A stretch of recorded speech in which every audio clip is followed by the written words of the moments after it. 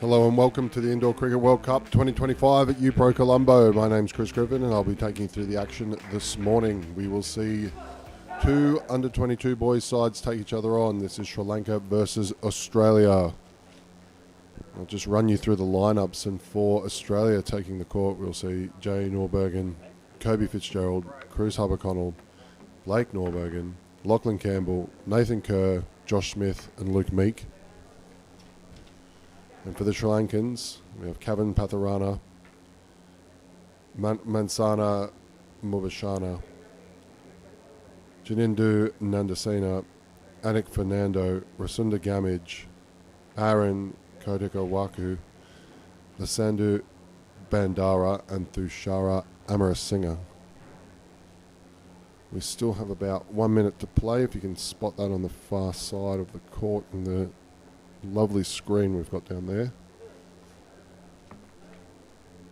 This is the second stage of this competition, which will see the top four play against each other. If you're looking to find out what is going on in terms of these matchups and how that competition is structured, there's a nice little article on indoorcricket.news which will be able to show you what we see in our manuals, which will give you a breakdown of how the finals work and every system depending on the number of teams that exist here at the Indoor Cricket World Cup.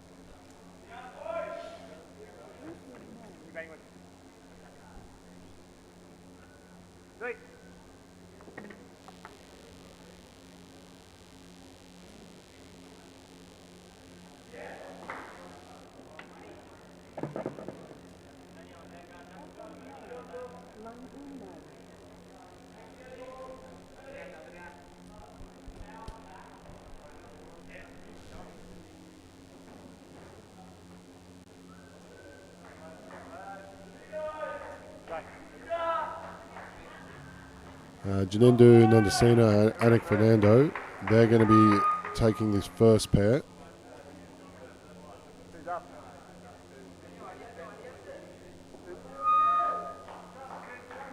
Josh Smith has been very impressive with the bat. He's on 109 runs for the tournament so far, but he'll be starting with the ball. He's been very good with the ball as well. So we all start to wake up here in Colombo, and we're about to get underway.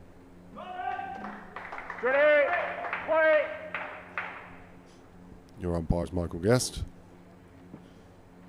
And this is the start of the match between Australia and Sri Lanka, and a good solid shot to start from Nandasena.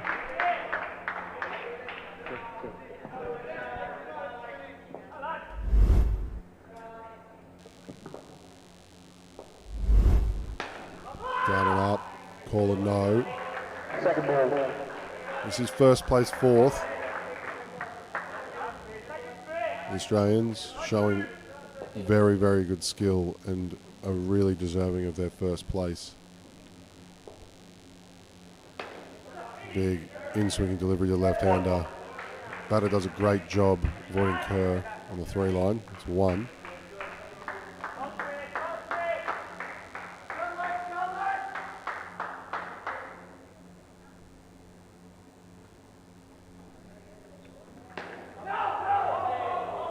It's a dot. Second ball. Nandasena, who you see on strike, he's one of 2 high run scorers for the Sri Lankans. Visanyaka doesn't look like he's playing, so a lot of emphasis on Nandasena. It's just 1. Onside. Kerr seeing a lot of the ball early. And last ball.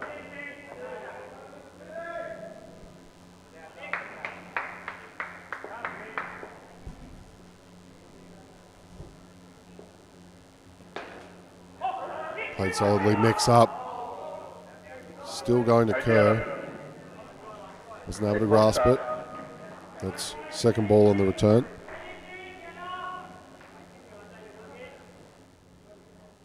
Play's ready.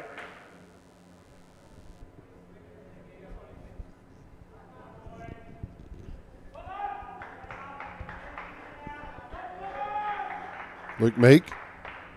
He was the chief destroyer last time these 2 sides played, taking 4 for -13. Play's ready. He'll feel confident. Second Does have a good off cutter that'll take it away from this left-handed batter. Play work. Second ball. 2 leg side, so he might try and go in behind the legs to start. Oh, a lot of action in the front, but not able to be clean. We saw this yesterday with the New Zealand 22 girls. The morning game isn't the easiest. Tough to get yourself up and moving.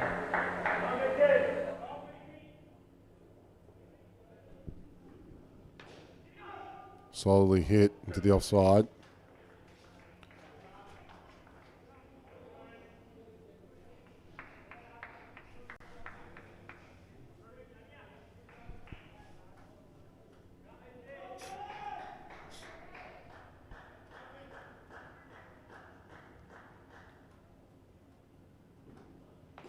Oh, that's a class shot. Gets it up and swinging, and absolutely quality too. And you can see why Nandasena, just how good he is.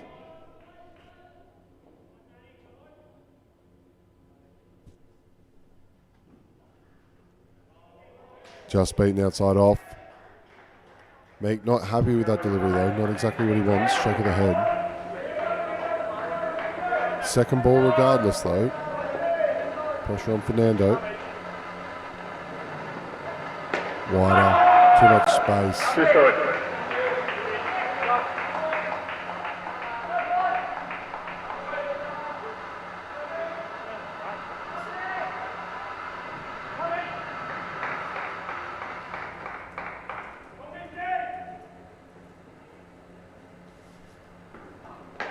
Up and swinging again. That's a quality shot.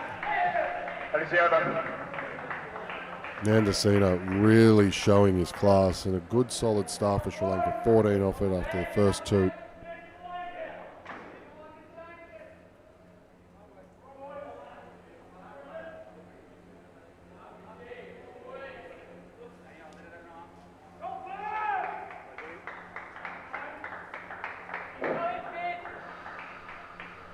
Play's ready. Fitzgerald.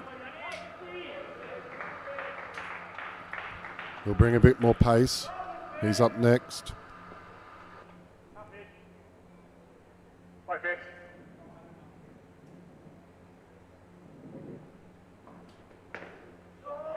Just low.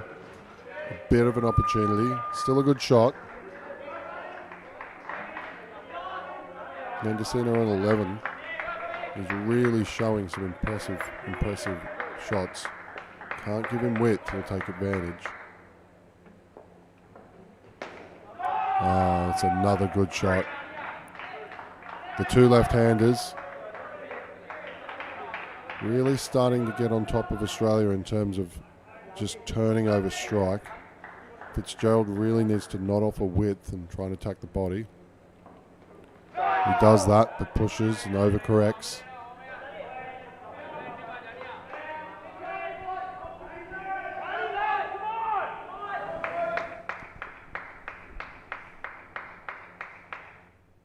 Still 2 on the leg side. We'll see if they bring that field into play effectively. Yeah, that's a good ball. That's what they're looking for. Just squares up the batter in Nandasina.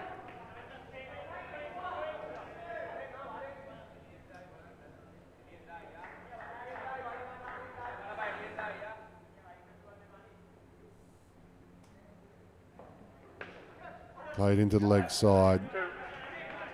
The 2 on the leg side, unable to affect anything there.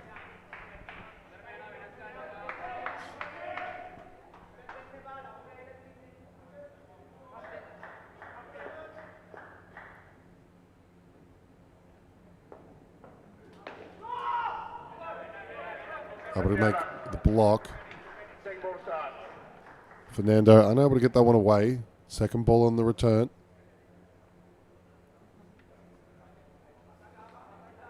From a chasing point of view, when Australia get out there, the 3 run scorers in their last effort when they played Sri Lanka, Norbergen, Jay and Blake, as well as Kobe Fitzgerald, they were the 3 top scorers and they're in the lineup here. Australia won the last matchup with collecting all 4 skins in 80-4.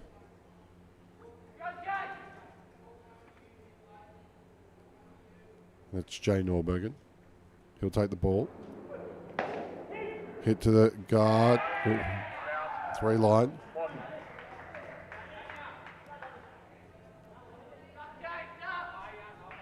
Still 1 though. Some very impressive running.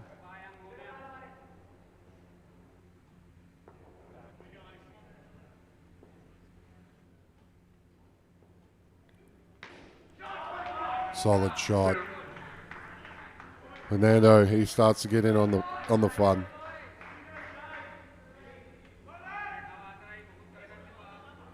Just appear to have some issues with the screen. They'll continue though. We haven't seen much of that where they've had to play off the legs, but showing they're up to it. Nandasina.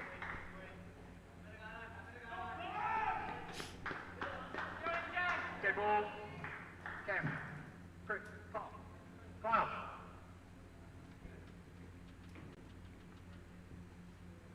We'll just see a slight delay. I think this might be to do with the screen issues we were seeing before.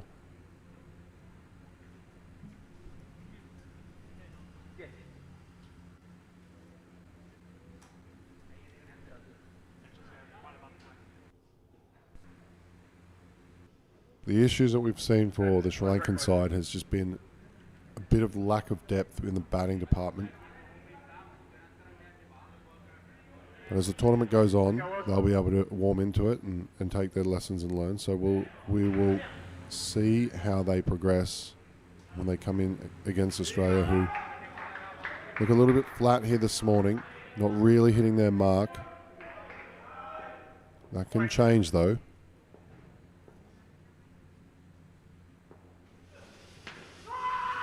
Call him no. Non-striker returns. Nandasina gets back. Second ball.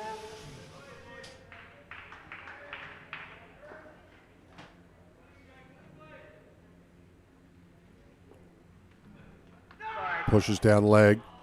They'll have the option, which they should most certainly take, and they do.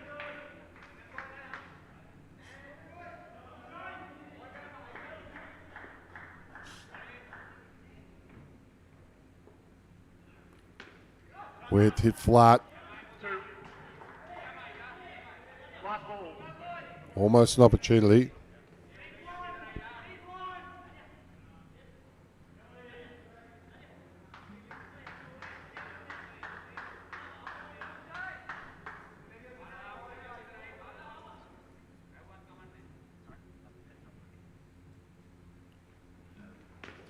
Hit solidly. If you're a Sri Lankan fan early this morning here in Colombo, you got to be happy with that. Your 22 boys, really solid pair against the team in first place. That's a total of 34.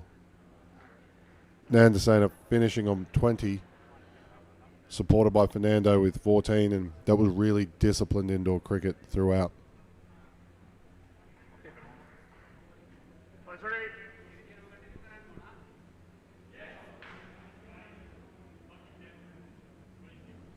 Sunda Gamage will be joined by Aaron Kodikawahu.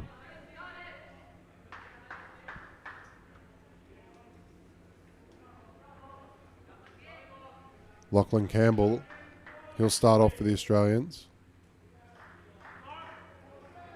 I have a feeling we might see a bit of a different attitude from the Australian side here in this second pair. Campbell starts around the wicket.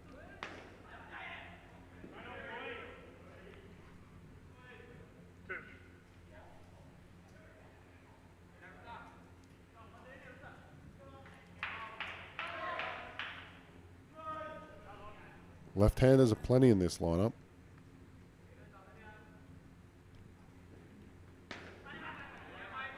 Just solid contact again.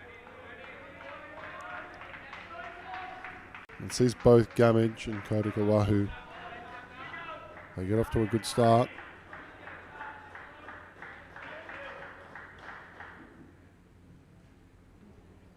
Fuller driven straight. Oh. Norbergen, if he hits, he's out.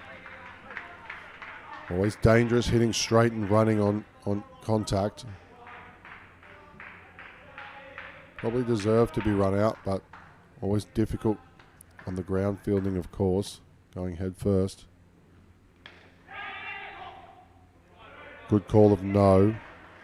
The two on the leg side, they had the ball coming their way. They'll be sniffing any opportunity they can find. Second ball now. Yet to see one of these converted.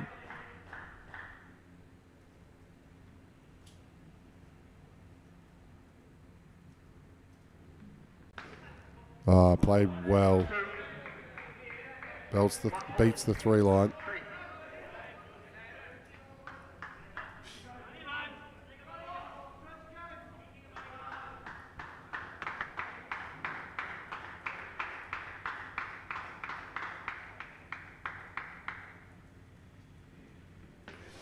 Played down and up.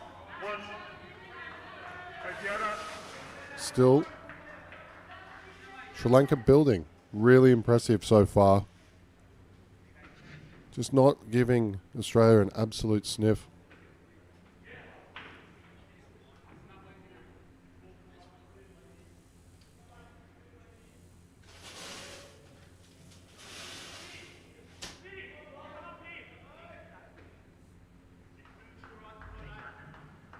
It'll be Blake Norbergen now.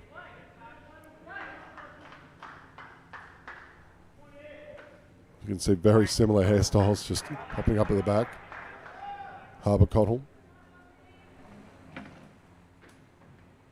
Push down leg. Oh, there's an appeal. It'll be interesting to see if they review it. Yeah, and they're going to review it. I think they might have caught them out here, and this might be a wicket. Clearly leg side, good call. Oh.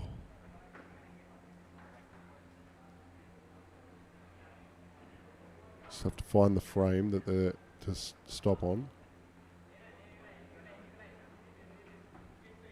He takes the bails. There. Oh. Maybe. Maybe he gets away with it.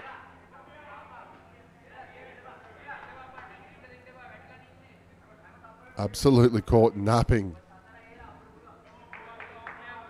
but still gets away with it. And when you're taking on first place, you've got to have everything go your way on occasion, and that one did. Not saying that the call was incorrect, but definitely shouldn't have been in that position in the first place. Harper-Connell just resetting the bails. Forgetting to clean up the mess.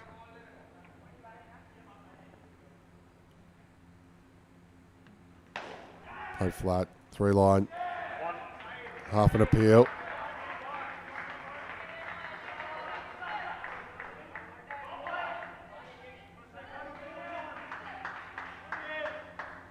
Sri Lanka 22 is really, really building here against Australia. It's a good shot. With only one on that side, he's able to just wait for it.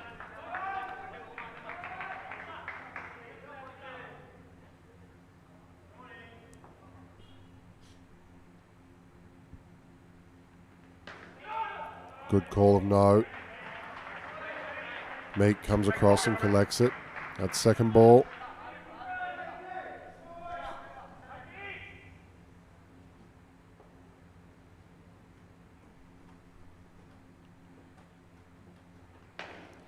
Played hard but flat into the offside. Meek unable to get a hand to it, but does keep it to 1. Boys play.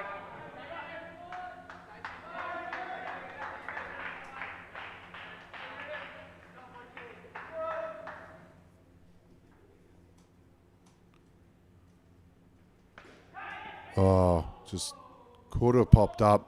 Sort of falls down. It was right on the mark, looking for that 2-leg side field. It's another second ball, 3 dots. Blake Norbergen, good over.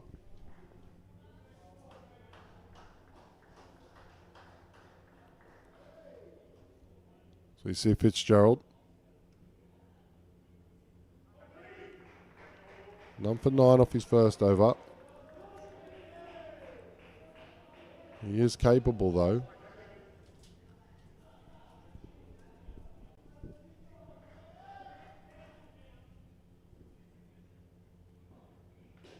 Played flat into the leg side for 2.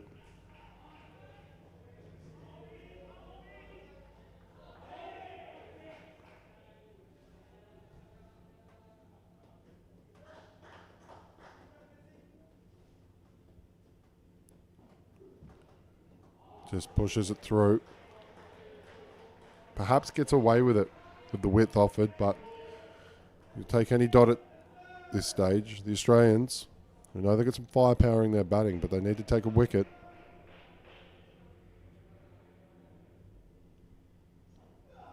Short, leg side, non-striker. Given out. Just have a quick look at this if we can see on the replay.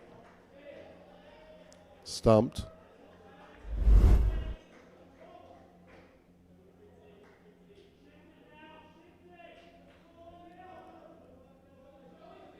Must have been called fair. I must have called it incorrectly.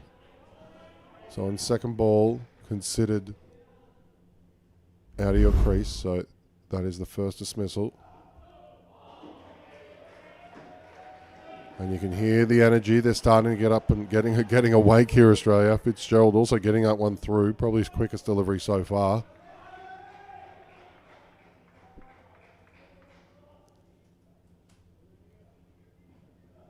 Up and swinging. Non-striker overcommits.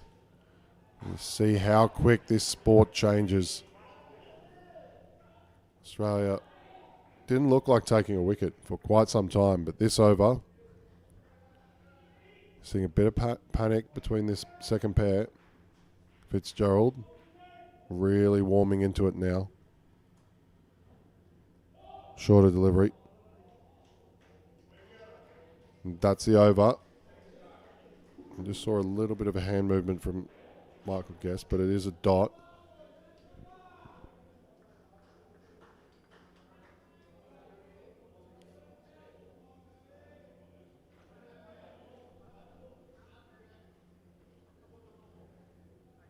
It's pair on 11 though. They're going okay.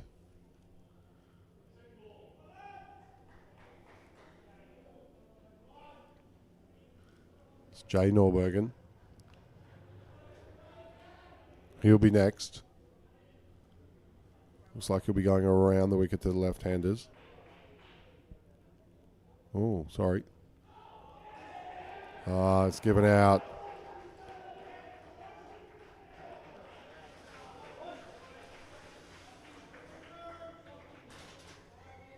Sorry, I might have just missed that it was Campbell. I think Norbergen might have warmed up with the ball just for. Oh no, I apologise.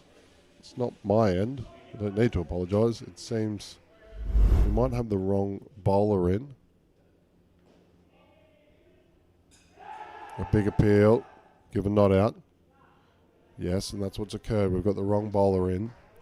So Lachlan Campbell's appearing on your screen. But I was correct. It is Jay Norbergen. See if anyone's listening around from UPro Colombo that can assist the umpire there. Otherwise it will be corrected after the game.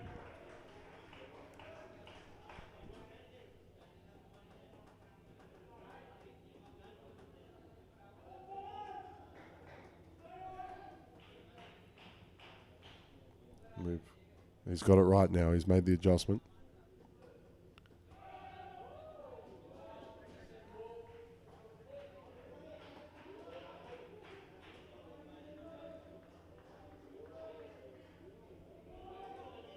You can see just the changes from Michael Guest actively. That's some good work. It's not easy to do that with the ball still live. Played to the leg side.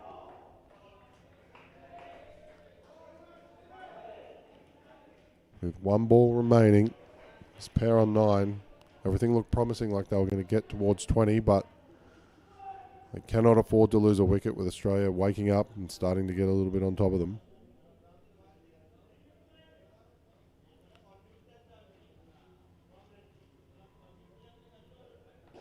Played flat down the wicket. And that's the end of the over, and Australia, that's a good comeback. It's what we expected. They weren't going to let 34 go easily. Just 9 runs from Gamage and Kodikawaku.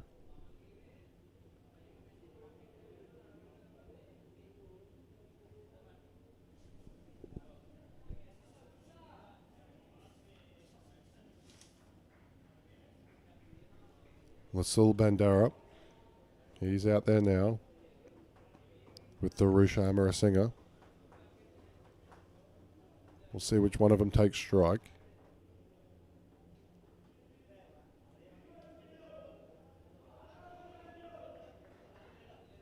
It's Bandara at the non-strikers, so it's Amarasinghe on strike.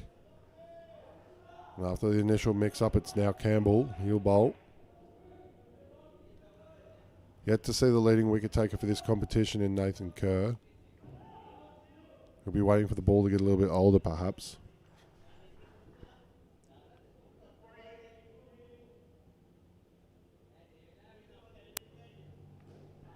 Down and up on the offside.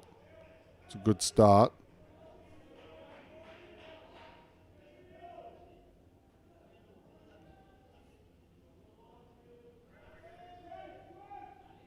Going around the wicket to the left-hander.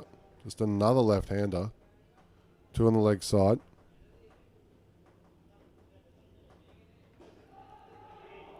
Oh. Goes on a little bit of an adventure. Smith keeps him honest and produces a second ball.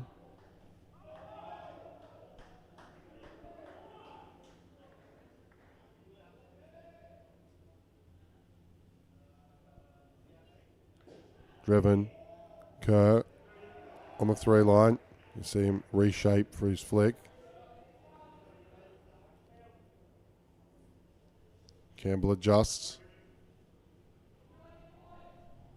Remaining 2 on the legs, no matter whether it's the right-hander or the left-hander on strike. Fuller, beaten.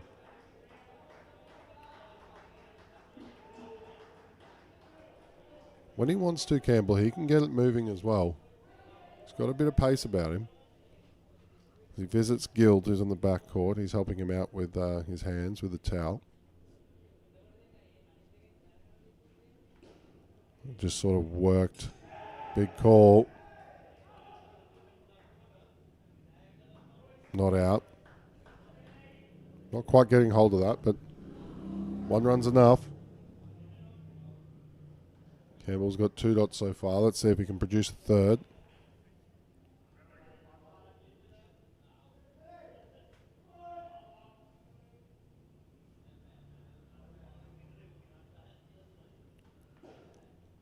Driven well. But that's a good start for Sri Lanka. That's 7 runs. Amarasinghe and Bandara. Not conventionally getting it up in the springs like we saw in the first pair, but doing the job. There's still chances, though, if Australia want to take them.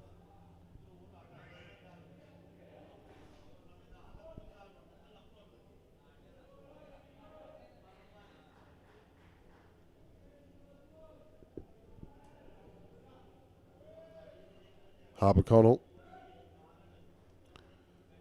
Yet to see him so far. This will be his first over.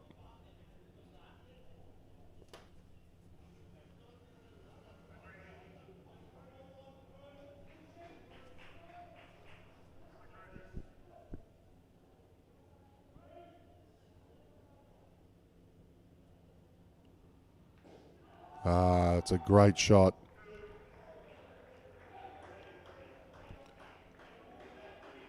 Bandara really wanted to make sure he made his ground too. Nice dive to finish it. Good indoor cricket all round there. Played into the offside. Sri Lanka just doing a good job to just try and keep the Australians at bay. Connell changes sides.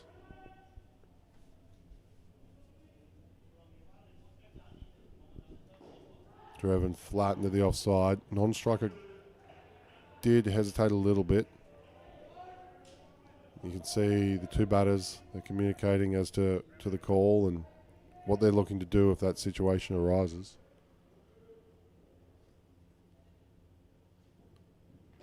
Harper Connell. He came in, but up to the challenge, Amarasinghe. Good down up 2 off the legs, just beats the field.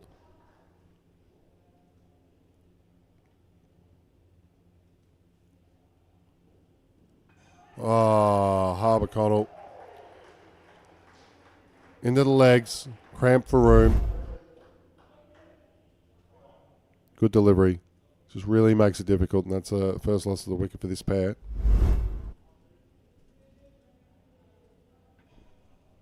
But if you're a Sri Lankan fan, as we said, the score in this matchup previous, obviously different players on the court.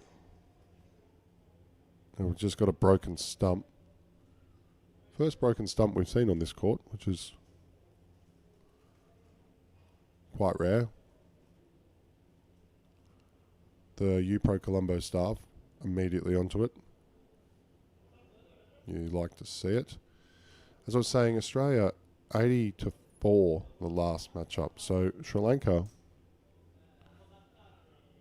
doing a really good job so far, but the leading wicket taker Nathan Kerr, we know he can be destructive. He's had 19 wickets, an incredible 19 wickets in this tournament.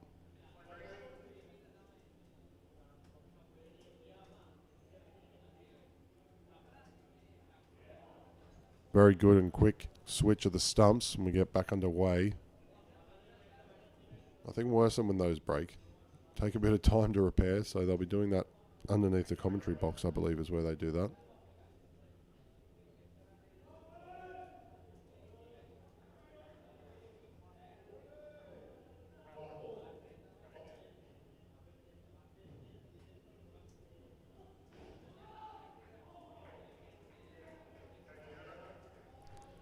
That's the over. And some good shots just before the wicket, but second ball now.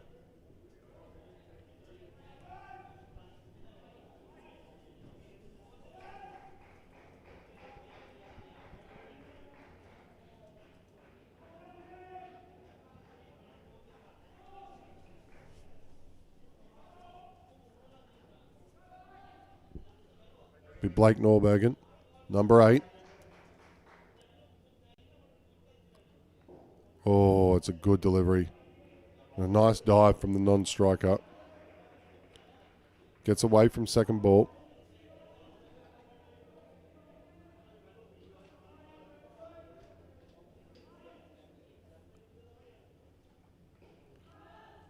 Oh, non-striker's committed. The Sri Lankan team has had some good calling and running so far, but they need to maintain that. It was almost a run out. Both very quick between the wickets.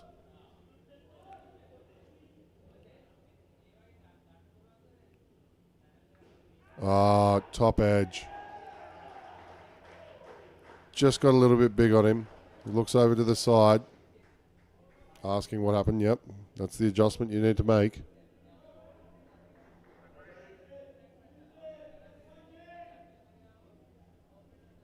That's just been earned by Blake Norbergen. Just consistent into the body. 2 on the leg side. And that's a good disciplined shot after from Bandara. See if Amarasinghe, you see him practice that shot again. He wants to go down on it, not get cramped. And he looks to paddle. Almost like that shot's in his head a little bit too much. Second ball now.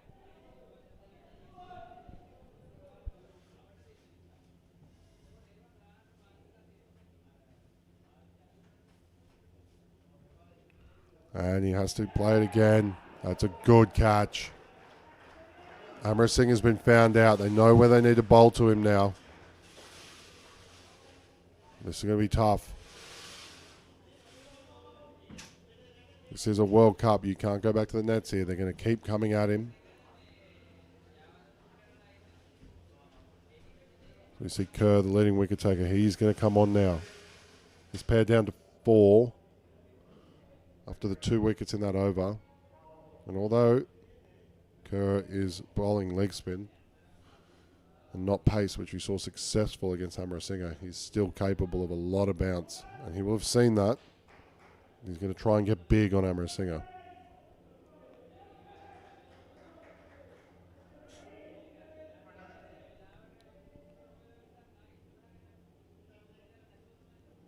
Jumps on Kerr. There's 2 on the offside there. Amarasinghe gets through. What I like about watching Kerr is that he's definitive with his plans immediately. He knows his pattern when he's right-handed, left-handed, first ball, second ball. He knows what he wants to do. Short delivery, bounces, gets over the top of it. High throw.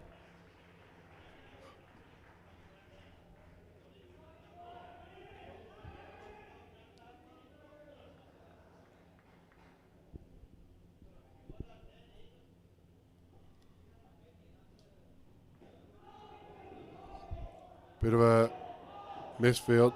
And they're going to... Oh, there's everything happening. You've got to be absolutely certain if you're going to run on the misfield.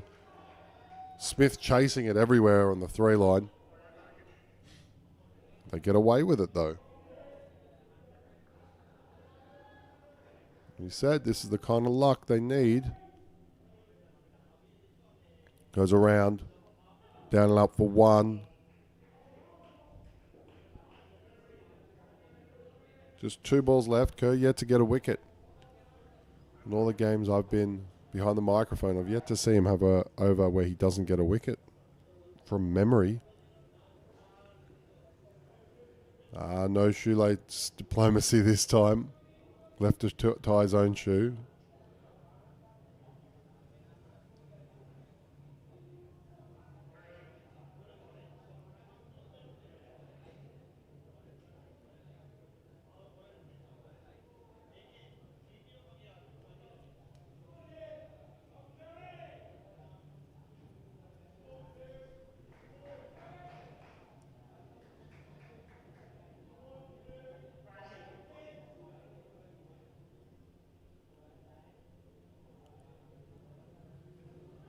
Down and up. They scamper through. Haven't looked entirely comfortable, Bandara and Amrasinghe, but they're on 10. Got one more ball to navigate from Kerr. Fended in the leg side. Really well fielded from Meek. He does a great job in that front court. And that's the end of the pair.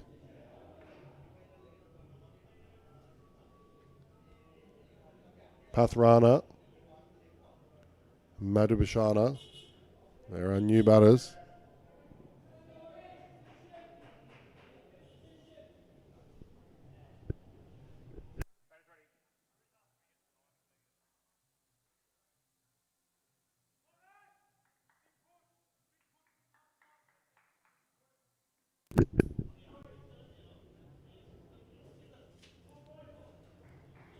And that man Meek, we're just speaking about the front court. He's got the ball in hand now.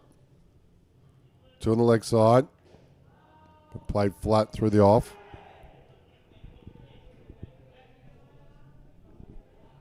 This Australian outfit really likes to have half a shout anytime the ball makes contact with the stumps.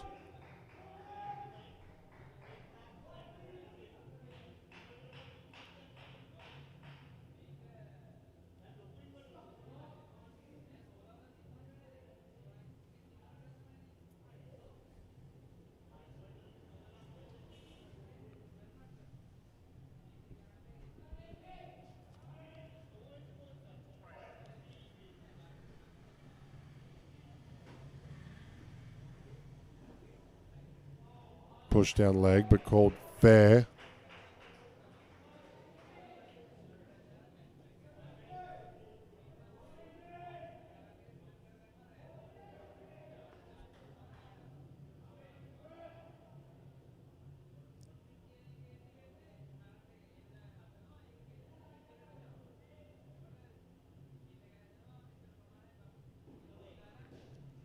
Just played flat. Kerr cleans it up.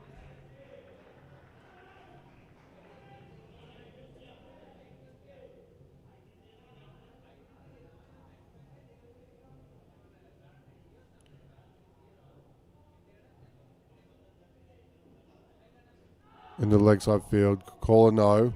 Good communication. As I said, Meek, he was a chief destroyer last time they played. 4 for -13. He's now none for 14. Big change in approach to his bowling. Second ball, though. Just a cover. Easy as you like. Fitzgerald, those long arms. Just reaches out and Meek picks up his first wicket.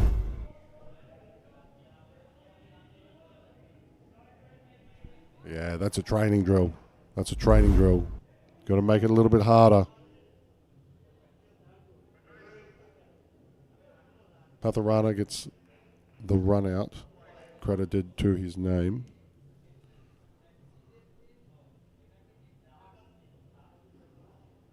Meek pushes down leg. And despite the wicket, considering he was the chief destroyer, a change of 22 runs in how the Sri Lankans have dealt with Meek between games. That's a big win.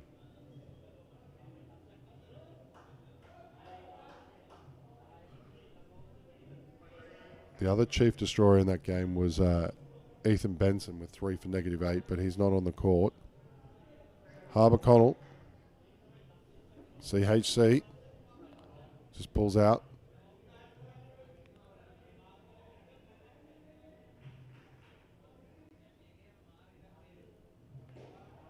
Down and up. That is a great shot. Nothing Campbell could do about it.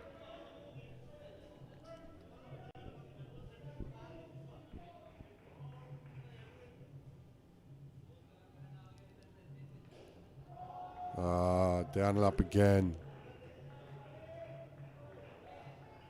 Just too much width from Harbour Connell here. He needs to bring his field into play. If he's got 2 on the leg side, he's got to make them work. Hands through. Campbell does well.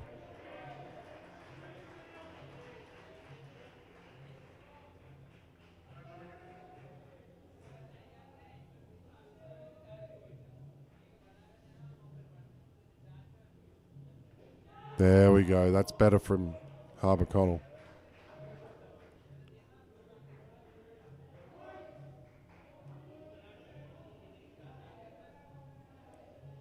It brings about second ball. Let's see if he can find that mark again. It's down and up 1. Kerr does the cleaning up on the 3 line.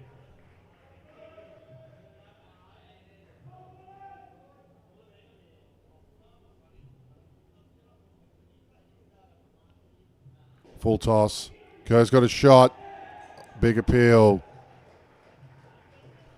Let's give it out. We'll see a replay. Harbour Connell, probably the loosest delivery out of his entire set. But sometimes that gets wickets.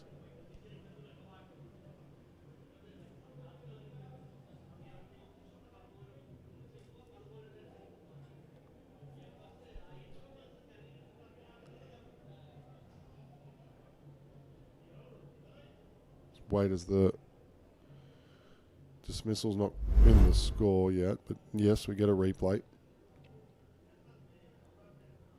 Throw a little bit wide from Kerr, but clearly out, despite the diving effort from Madhavishana. Smith. He's here for his second over. He bowled in the first pair, Josh Smith. Very impressive young cricketer. He'll lead the chase. Played in the leg side. Oh, wicket goes begging. Absolutely begging. Madhavishana just went wandering.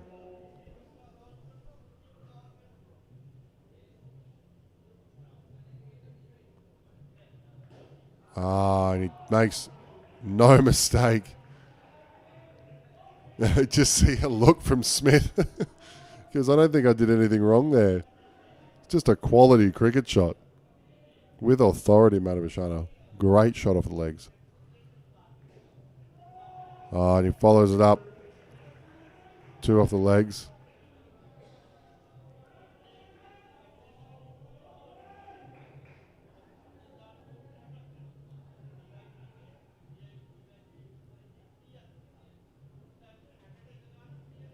Just paddled. Very difficult. It was squirting around there on the leg side.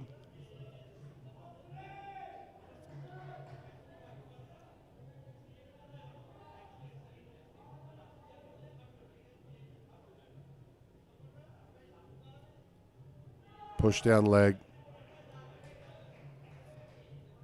Clap of the hands from Smith.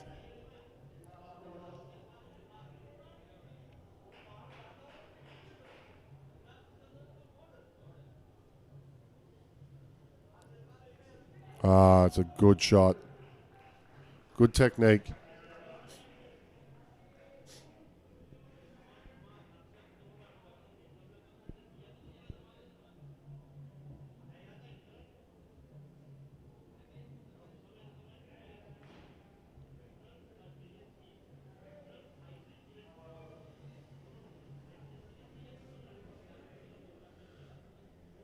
Nathan Kerr kept at bay in the first over, none for 6. Leading wicket taker.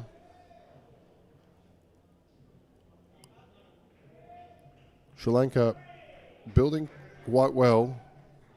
We did say most of their batting was up front in that first pair, which you can see.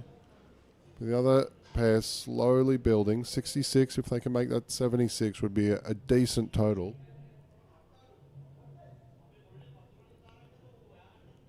Down and up. Just for 1.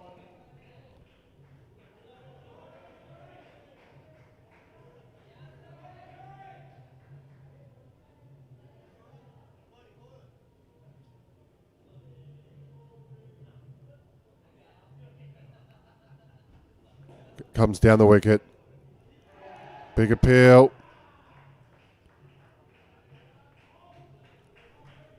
Good call from Michael Guest. Just 1. And the Sri Lankan running between the wickets gets it right. They are fast and they're difficult to run out. It's just the calling at times amongst all the teams for Sri Lanka that can be the problem. It hasn't been that bad here. It's been pretty good. Beautiful sweep. Dives. Always difficult to get back up after the sweep. And the 22 boys, a bit easier for them compared to the open men's at times, depending on the player. Good. That's a great delivery. Just too good. Just too good. That's the class he has. He'll look to go around. He does this most of the time. He changes the angle as soon as he gets the dot. We'll see if he throws one past him. Big turning. Oh, it comes down the wicket.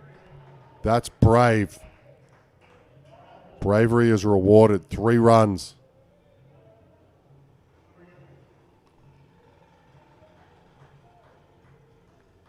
Last ball. You're Sri Lanka. You do not want to concede a wicket here. Keep the momentum with you. Yes, and that's exactly what he does. Very smart. The Sri Lankans, they have managed to keep the leading wicket taker, Nathan Kerr, at bay, none for 13. They've built a solid total for 73. Really, really impressive effort here in their home World Cup at UPro Colombo.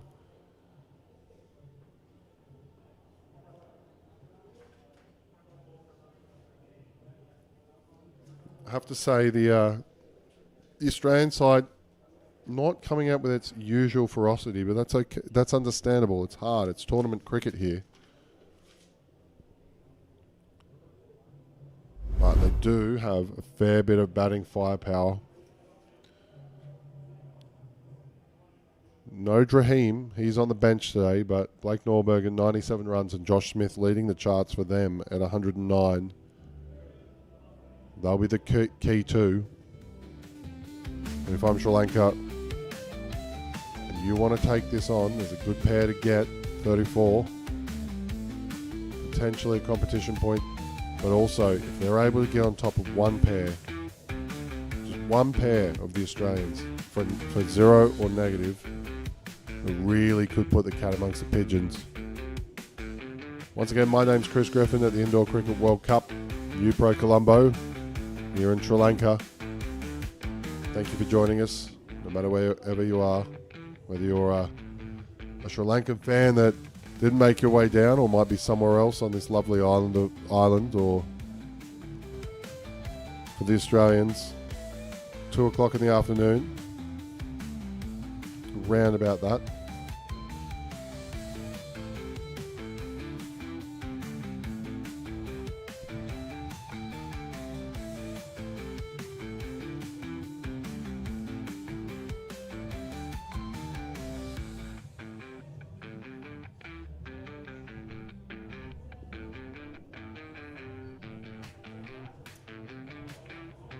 After this match at 10:15 local time, you'll see the under-22 boys division featured again. New Zealand versus South Africa, 2 versus 3 in the extra round, as we mentioned before.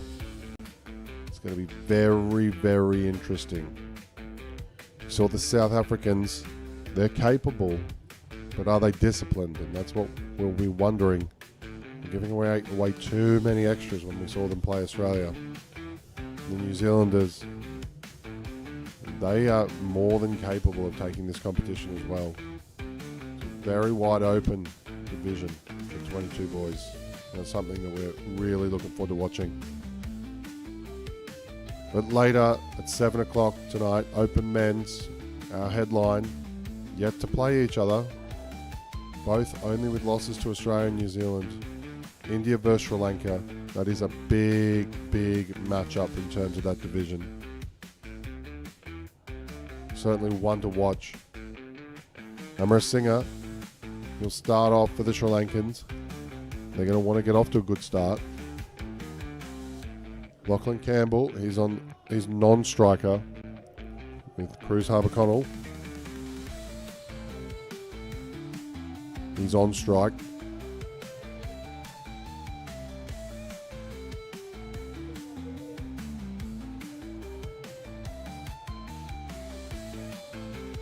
Sorry, just hold for a second.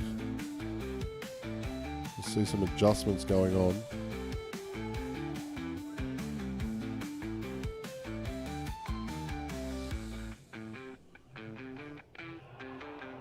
That's 2 runs. And there's -5 on the board for Australia. I must have missed this. I've had to have missed this. Which implies there's a penalty. I'm not sure what it's for. Oh, Amarasinghe. Straight through. If we could get some sort of information as to what the penalty was for, that'd be great. I'm not saying it wasn't deserved. It is early in the morning here at U Pro Colombo. I may just have missed it.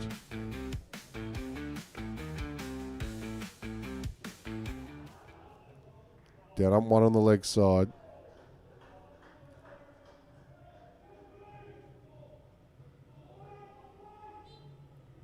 And that penalty is going to be really advantageous. That gets that total essentially to 78. As we said, Australia made 80. So last time these two teams played. Sri Lanka really need to get on top early and take wickets and get momentum.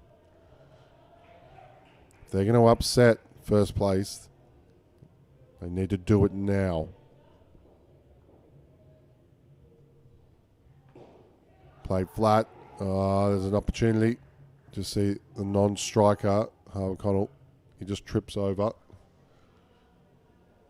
the Sri Lankan player in the front court. He's done what's right. He's trying to play the ball. It's number 25. So I just dropped my sheet here, sorry. 25, yep, Gamage. It's a class shot. Class shot. CHC all over that delivery.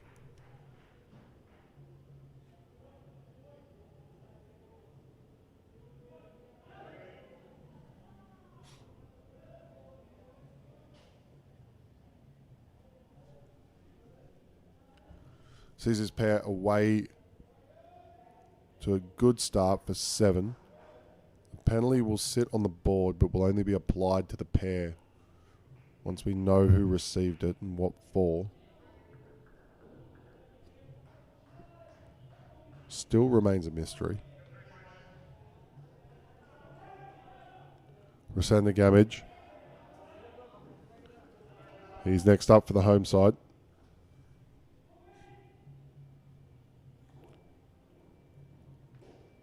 Gives himself space. 2. He can make good contact, Harbour Connell.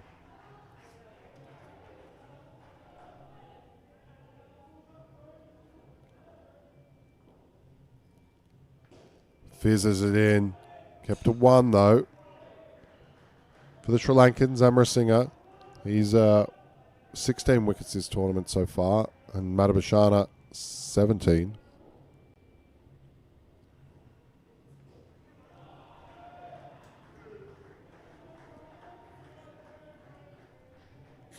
That'll be your 2 keys to watch out for to switch the momentum. Gamage continues. Just too much width. Gamage just letting the Australian batters use their hands through the offside.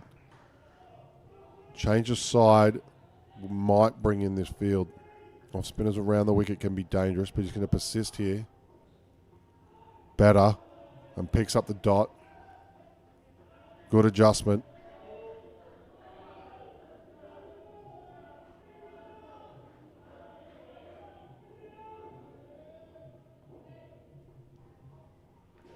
Down and up. It's 1.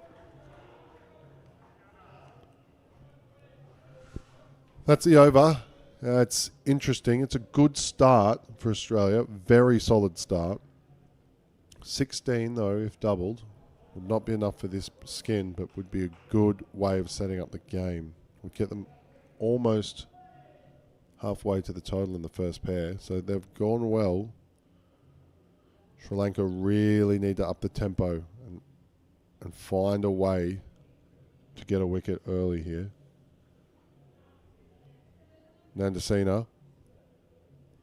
It'll be his responsibility with the ball to bring his field into play.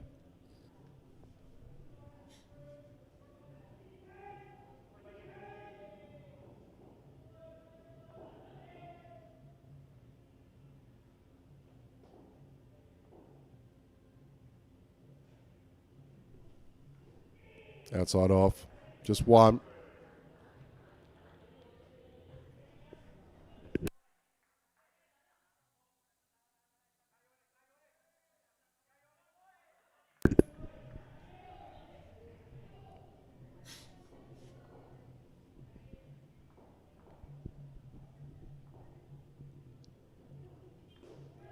Played well.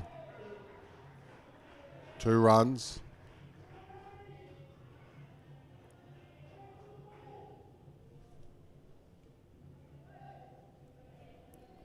Harbour-Connell and Campbell just working this total down here for the 34. Up and swinging. Gives him free hands. Harbour-Connell, he has good power when he hits. Makes clean contact. It's good 3. They continue to build.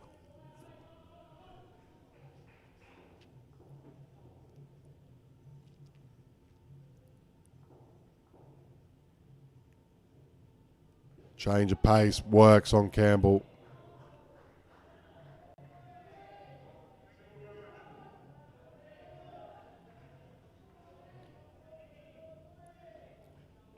Good change up from Nandesina.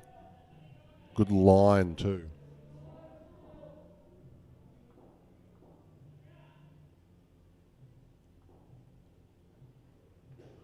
Down and up 1. Flick. You can see the South African side.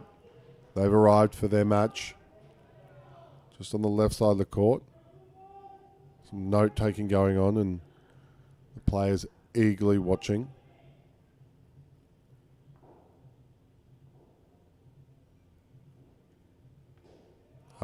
Just steps away and gives himself some room. Harbour Cruise, quality shot.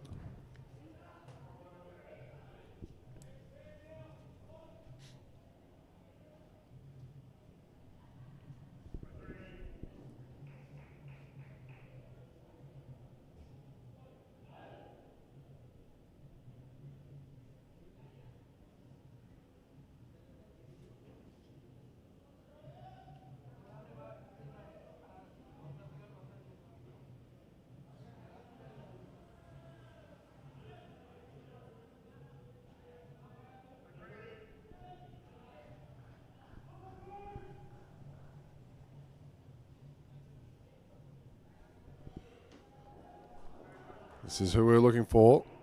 Madhubhashana is the leading wicket taker for the Sri Lankan side. They want this skin. Gets it down, straight up and down. Big appeal.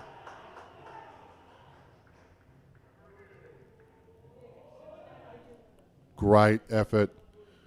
Diving effort, but just hit it too well. And that's what happens when you're powerful like that. We'll see the replay. You can see he was moving out of his crease. Would have been close. Thanks to the team in the truck. They're helping us out.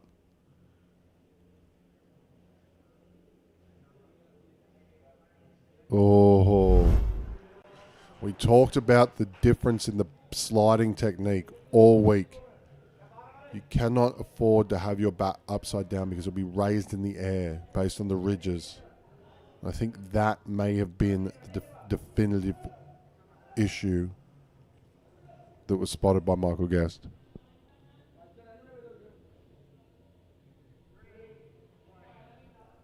Madhubhashana gets the wicket. That's what he was there for. Push down leg side, though. That'll help get this Australian pair back into the game. The ball will, of course, be taken. We see some instant field position changes. They really want this competition point. It's very interesting that they have made that immediate change because, oh, there's a misfield. Amrasinghe.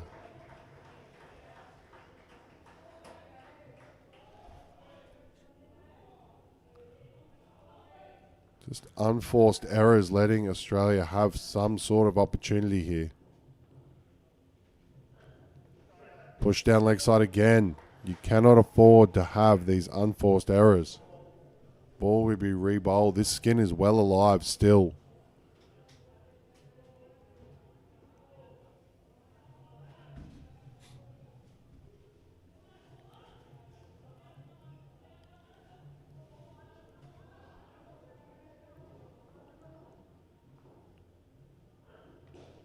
Played to the deep 3 line. Can see an adjustment.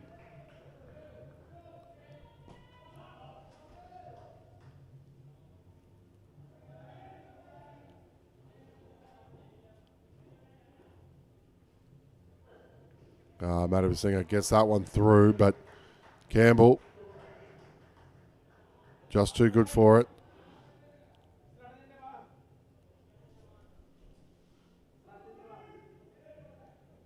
Australia, you think 5, even if they tie, would be enough, chasing the lower skin if they'd want to jackpot it. See a bit of moving around in the back. 2 more deliveries. He takes the 2. Campbell throws his hand up. He's just looking for instruction.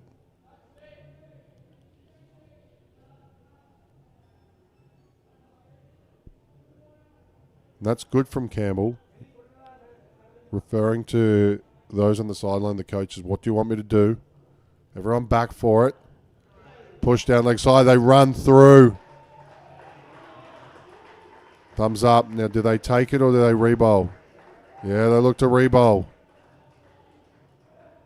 This is what happens when you overcomplicate things. Really made it difficult. And the game still is possible. Really let this pair back in. Outside off 2. Big cheers from Australia. Campbell and Harper-Connell, they've managed that, but I can't stress enough that the Sri Lankans let them back into it. And that is what pressure indoor cricket does.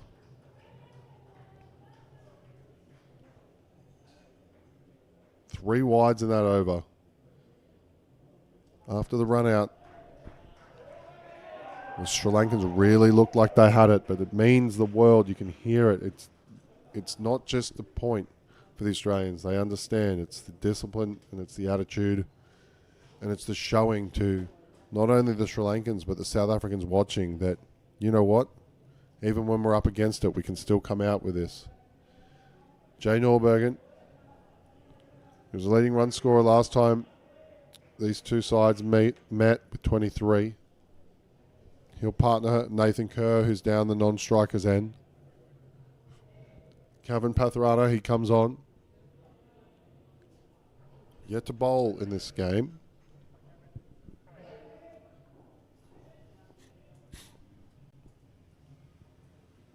Shoots it down leg side.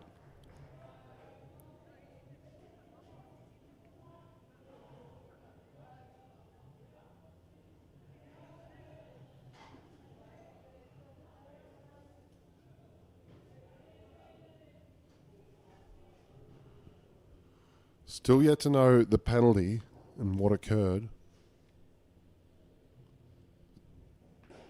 Solid shot.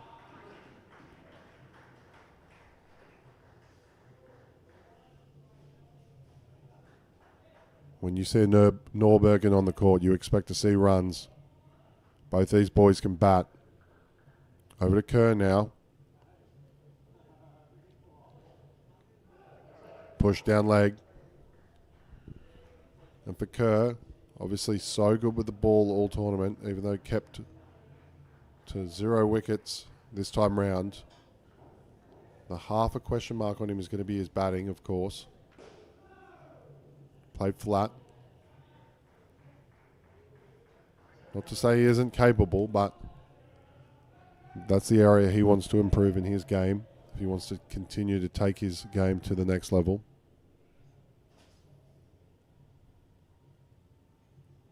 It's hard. That's next level. That's top level. That's a brilliant shot from Nathan Kerr.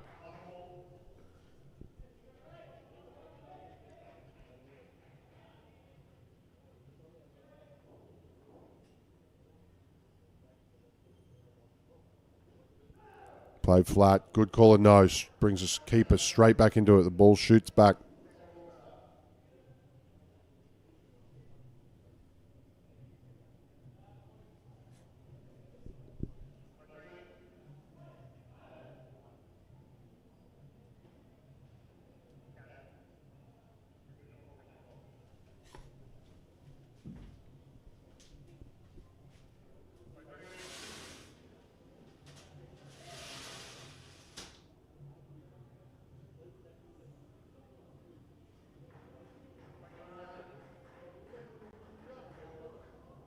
Go Dithawaku.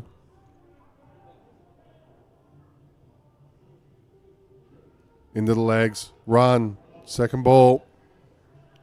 On the spot. Kota Kawaku. And should that pronunciation be incorrect, I do apologise, but I'm going to go with it anyway. Ah, quality. Absolutely quality. Just gives himself space. 4 runs. More than halfway there towards this total here in the 6th over. Bit of a false start. Shorter delivery. Too much time. Way too easy for Kerr. 2.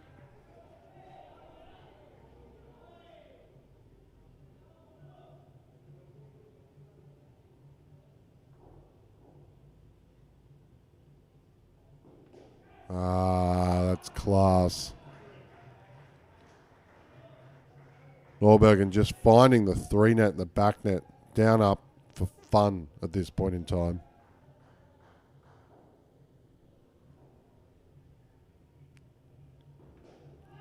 Kerr looks to match. They consider the run. Or half a chance if they went to the back.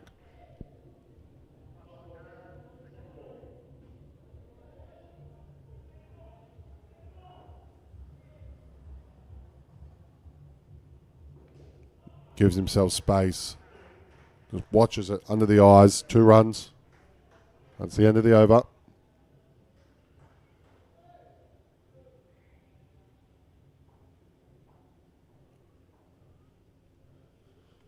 Big thank you to those at PO Sports. We are on their channel here in Sri Lanka and wherever you're watching around the world.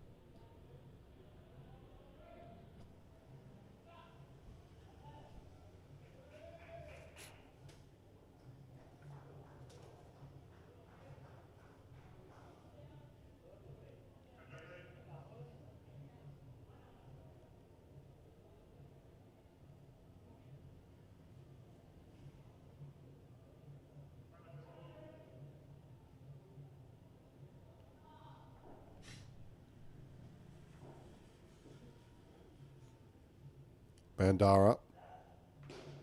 Big scream of effort. That's 2.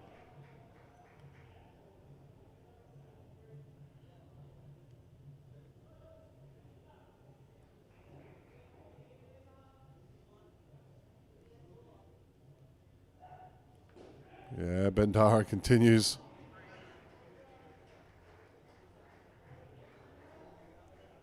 Let you know when he's letting go of the ball.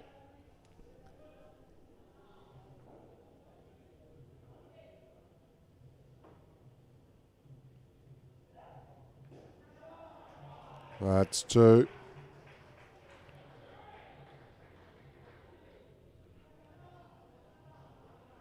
And even though they didn't look that great in the field, Australia, they are showing that they are a batting powerhouse. Oh. You see the apology. It's a dot ball. By good luck, not good management.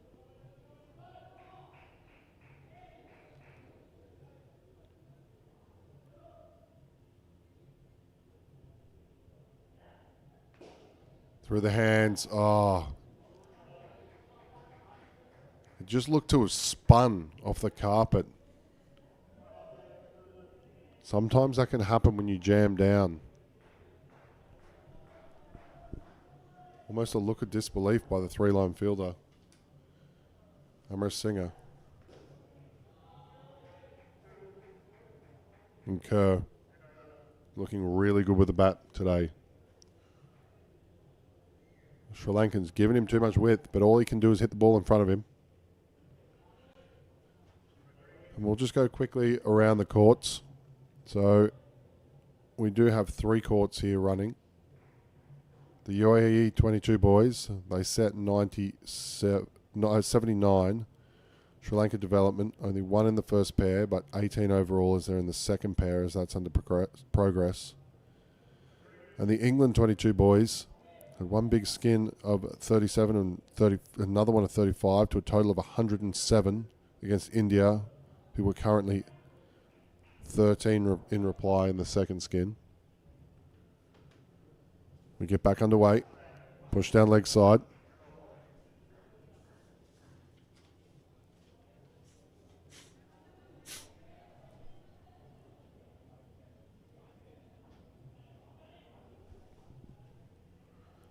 Nandasena, number 23. This is his second over. Just draws Kerr forward. Good solid call of no from Kerr.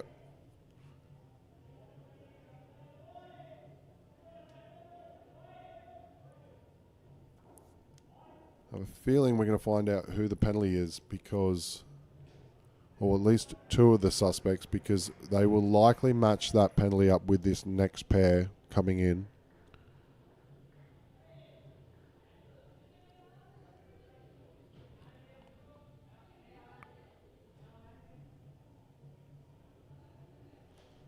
Just sense a lack of energy from Sri Lanka. Push down leg side.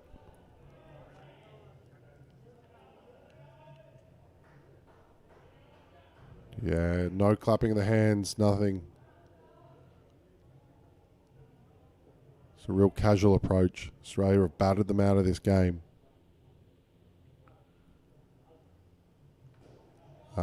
Variation.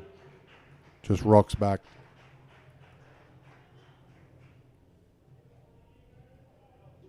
And tell you what, the future of New South Wales indoor cricket. It looks bright with these Norbergen brothers. Looks really bright. Campbell and Guild also from New South Wales.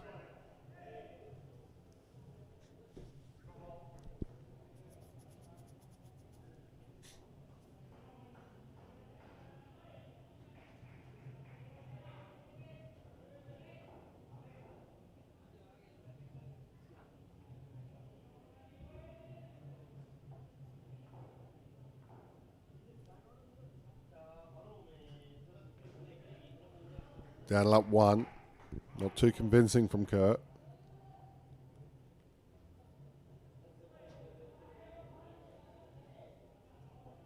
Just too many wides in this over. Lots of re-bowls. It's going to be a 9-ball over at this point. Could get worse.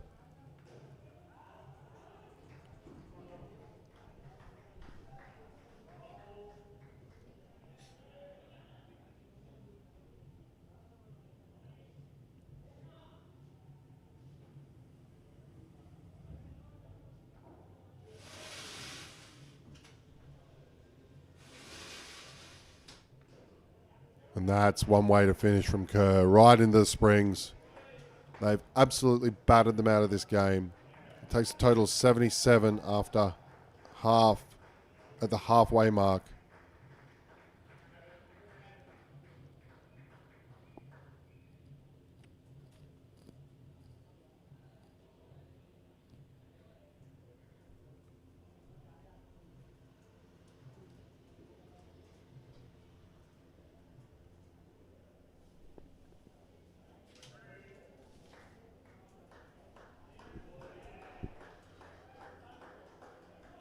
Blake Norbergen.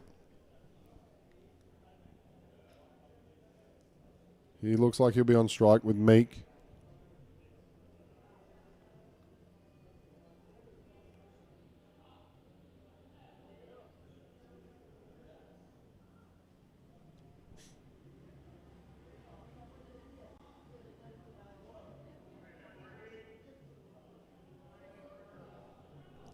And yes, as I predicted, this is where the -5 is. So it was either Norbergen or Meek it was against.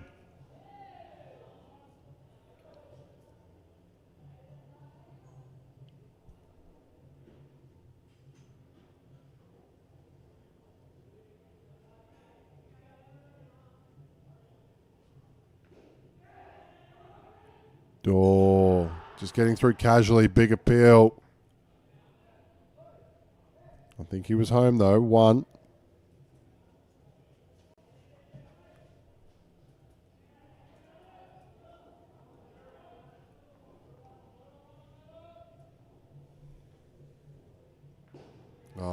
Solid contact.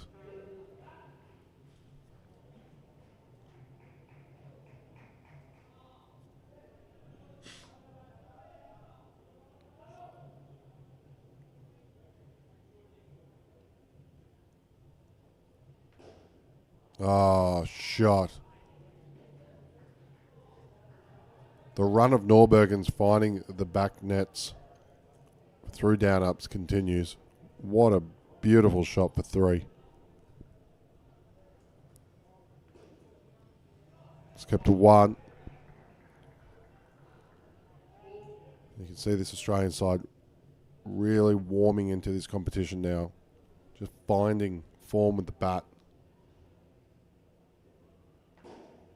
All of them looking very solid. No matter if there's any of the players on the bench or the players we're seeing on the court today. The South African side watching, they're going to have to be disciplined with bat and ball if they're going to really stretch this Australian side. But they're capable of it. They've got some speedsters. They've got some people who can find ways of producing wickets. But just being clean in the field is going to be the difference as well.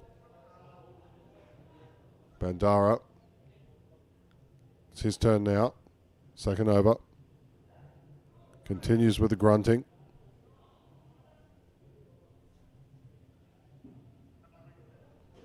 Change of direction. Coming back over.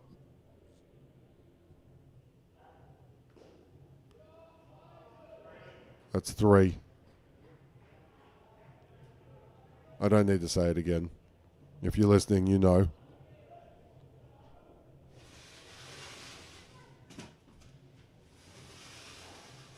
Push down leg side.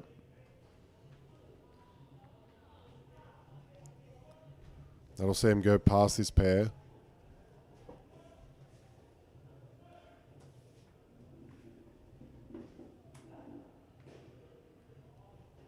Good shot from Meek. You can see just the energy lost for the Sri Lankans. Even the running between wickets for Australia doesn't look frantic or hurried. They're not being pushed.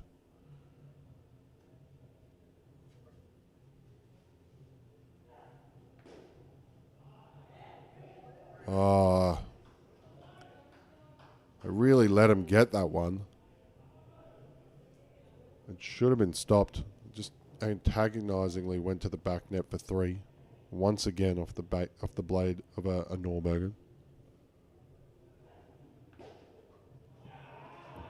Meek just steps forward with authority. That's a big over. Bandara finishes with none for 26.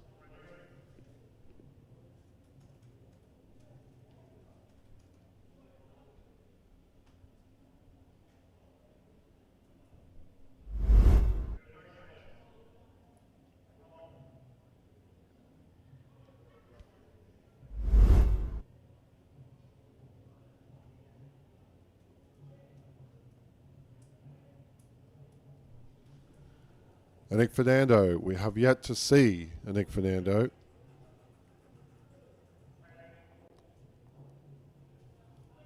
This is his first over, number 27. See some fielding adjustments. Advances down.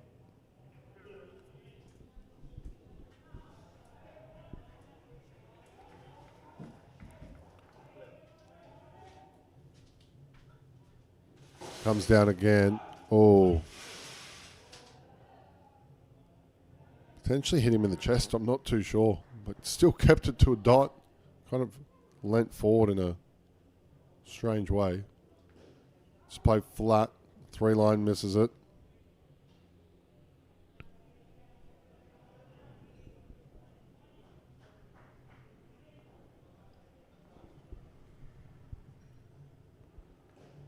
Ball does not bounce, but Meek does not matter. Still down and up.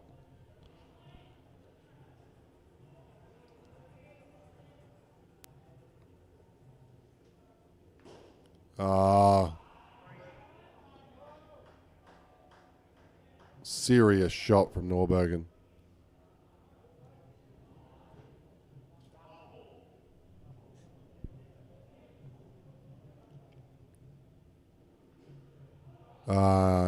Equally as good, not for as many runs, but equally as good from Meek off the legs.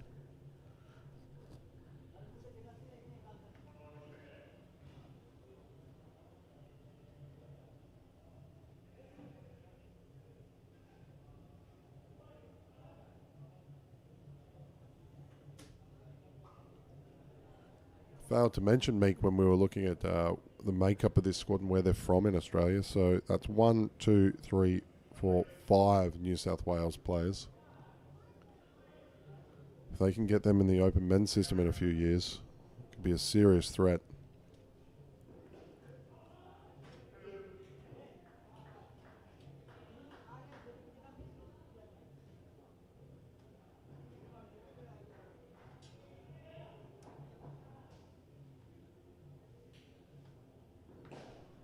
Oh, stop it.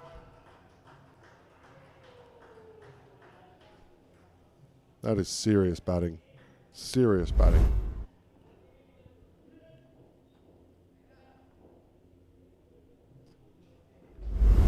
Played flat. I find it hard to remember when Australia have had to call no of recent memory. 36, 46, and this pair currently on 41.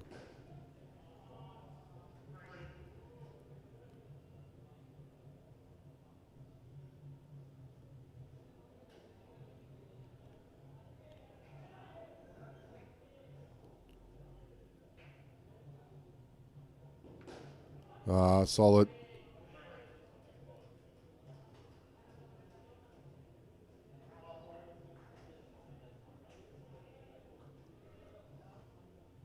See the Australian team around the back of the court, ready to receive this batting pair. Norbergen advances, a good adjustment, and that's 2. And sees them finish 1 short of 50. Fitzgerald and the leading run scorer will, not anymore, but potentially soon to be again, Smith. They're the next batting pair.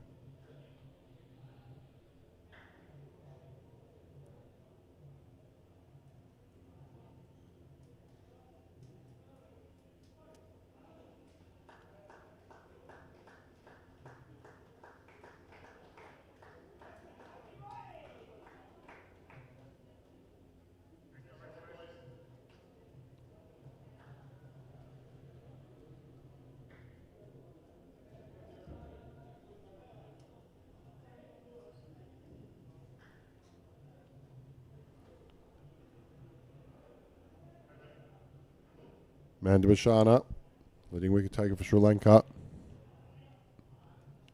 It's the right move to lead with him. If you're going to look to at least start and get some energy, he might be the one to create some. Fitzgerald called through.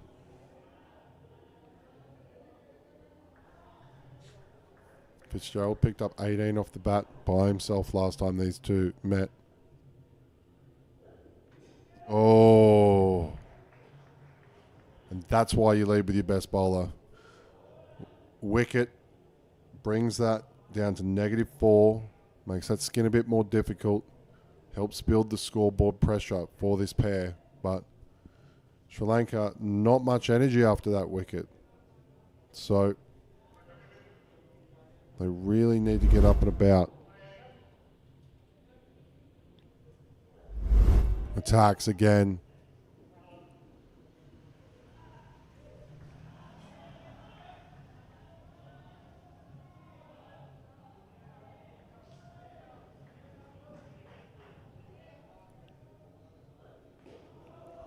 Played to the 3 line. I think might have been Benson on the bench, just got run into in his training singlet.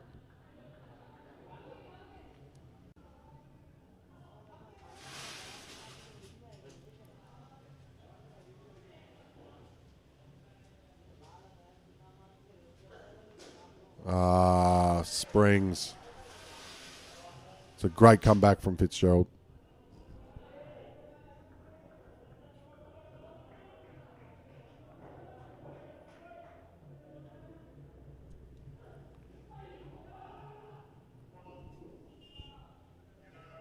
That's the end of the over.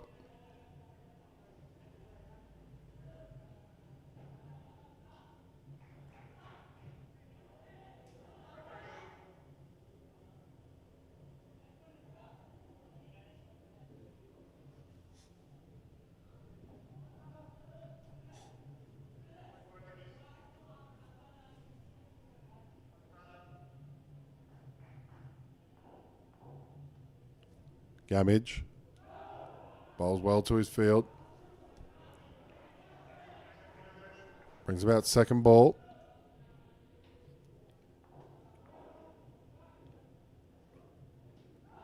Push down leg. Take it. That's out. And see the look of frustration from Smith. So just query as to who's on strike from Fitzgerald, but it will be Smith. Just see if we get a replay. So it's snuck on the inside, or maybe taking the leg just. You can just see the wicketkeeper not immediately taking the stumps. Whether that's potentially a hesitation from him from playing a previous rule in an instinct. But he just needs to take the stumps. Now, with the second ball rule, it's deemed out.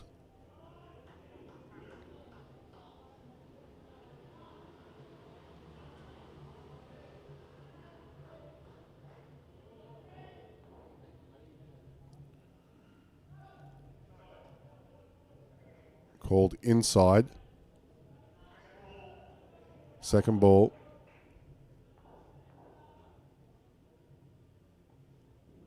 Full delivery. No ball, height over the waist. It's the over. Just a release of pressure with that no ball, 1. Smith on -3. Still need to do a good job to get this pair. Just 2 overs remaining in this match.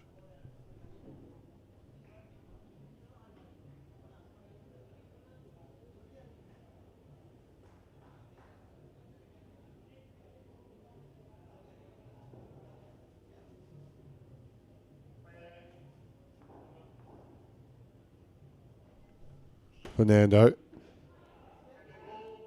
Dead ball called.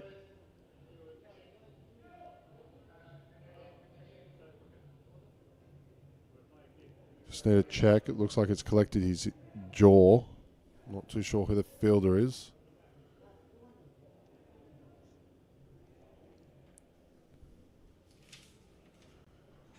Damage, I believe, with the damage.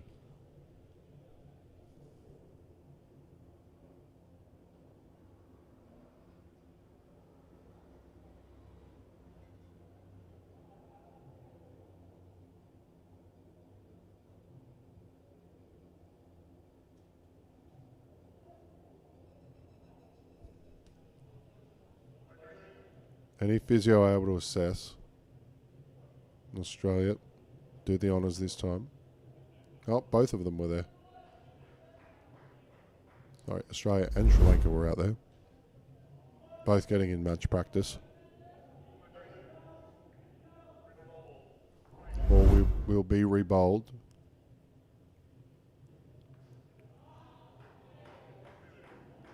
It's not to the advantage of Sri Lanka.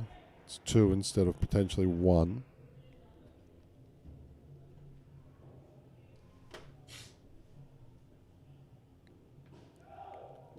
Oh, non-striker. Smith goes walkabout.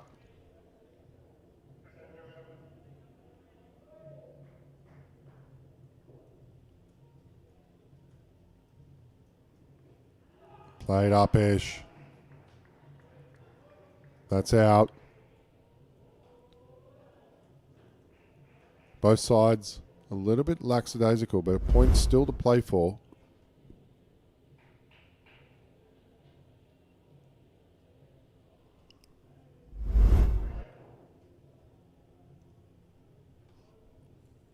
Advances hard. Caught.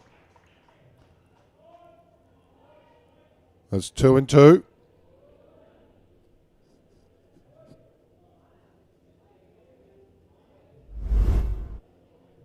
Just see this catch. Banashankar just makes it look easy. Yeah. Just a bit low. But he normally stays on the left side when going around the wicket. So he was there already.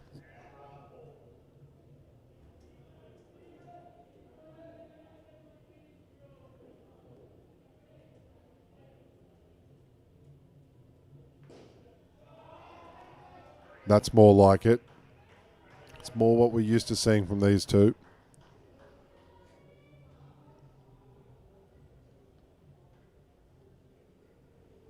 And with the game sewn up, they're going to try and attack this.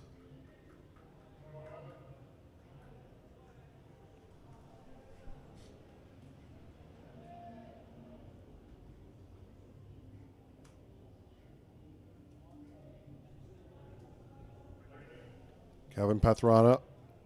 He's going to finish this game off.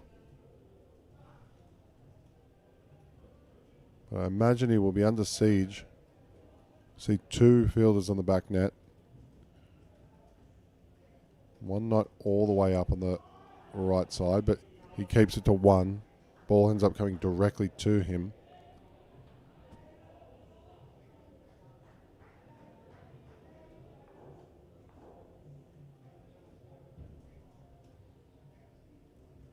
Oh, call of no.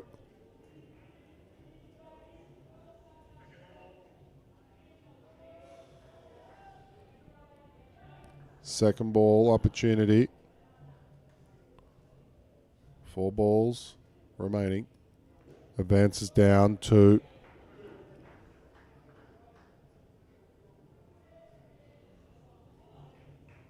They need some serious back net hitting if they're going to get this pair. Doesn't look like they're too interested in it, but you never know. Oh.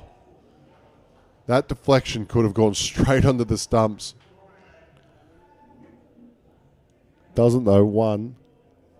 All we need is 2 legal deliveries and Sri Lanka will leave with a point. Which is a shame that they messed up the first one. They could have left with 2. See a delay. The Australian team making their way to the back of the court. They're ready for the end of the match.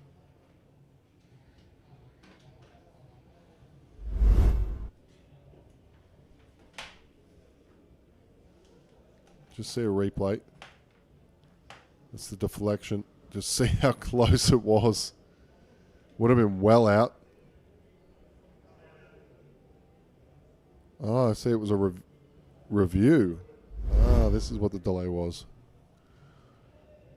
Thought it was so clearly not out. I didn't even put it in my head as a thing that is possible in this realm.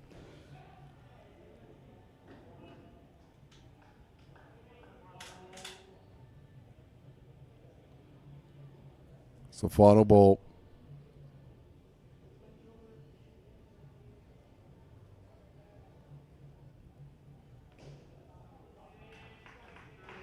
That's a good finish. And that is the end of the match. Comprehensive victory for Australia. 137 to 73. You must say, very impressed with the batting performance of Sri Lanka, considering they had only scored 8. I think it was 8 or was it 4? 4 last time. But Australia just too good. Plenty for them to continue on, but a good effort. So we'll have up next on this court in the 22 boys division. It'll be South Africa versus New Zealand. Both of them wanting to prove that they can be the ones to knock off this Australian side sitting in first. On behalf of Paul Bottrell, Cam Walter, and myself, Chris Griffin, thank you for joining us here at the Indoor Cricket World Cup 2025 at UPro Colombo. We'll be back soon with the next match.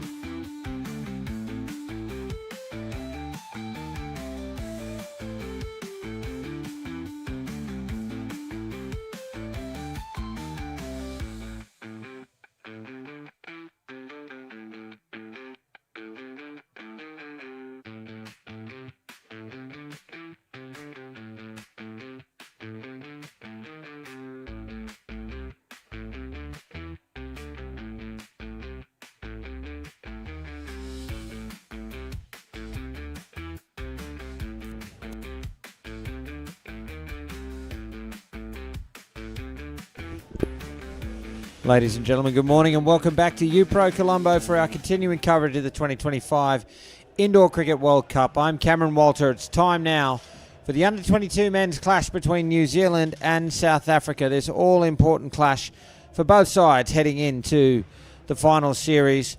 I'll take you through the team lineup. South Africa's captained by Carl Goosen, with him Cyril Vermeulen, Connor Hall, Adrian Wistow, Jordan Bowers, Dale Clark, Christopher Elston and Nico Stain. The New Zealand side is captained today by Jack Gaskin, with him Jacob Duka, Billy Syme, Tyler Anand, Charlie Pawson, David Kingham, Rakesh Patel and Ruben Carter. These two sides sitting in second and third respectively. New Zealand in second. They are on equal points. No chance of overtaking Australia in the first position, but for both sides, a win here will secure a spot in the finals. The loser may be exposed to being overtaken by Sri Lanka. So, critical match here for both sides. They'll be desperate to shore up a spot in the finals series, in the prelim. It's an 8-team competition in the under-22s, but it's only the top 3 that make it through to the finals. The top 3 in the finals, next 3 into the plate final. We've just lost our umpire. Scott Van Sype has left the stand. So they were just getting ready to go. I was getting all keen to start. And now we've got a delay. He's coming back now. So we should be ready to get underway shortly. It's day 6. Can you believe that? Day 6 of the Indoor Cricket World Cup. Once again, the under-22 men, South Africa up against New Zealand. This all-important second versus third clash. And we're underway. Driven in the air, fortunately deflected. It's Carl Goosen at the crease with Cyril Vermeulen. Tyler Anand is the bowler, and it will be second ball on the second ball. How about that?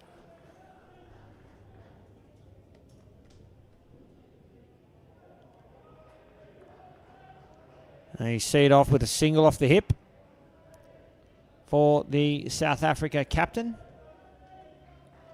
Hello to everyone watching in New Zealand and South Africa. It's really great to be with you.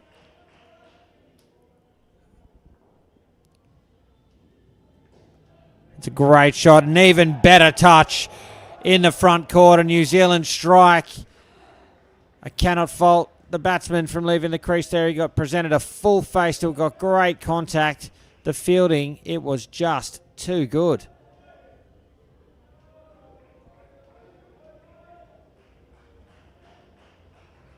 Jack Gaskin,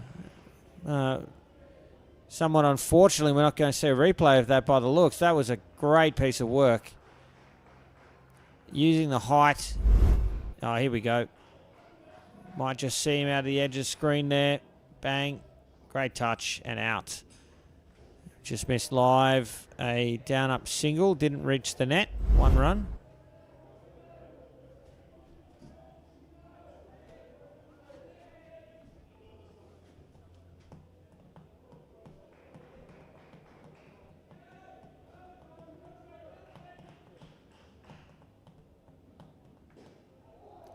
Misfielded into the net, but no run there.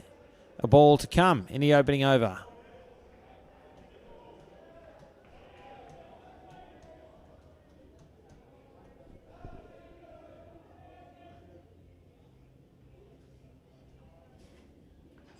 Oh, straight through, and a second wicket in the first over falls. The defending champions on top early here in their clash against South Africa.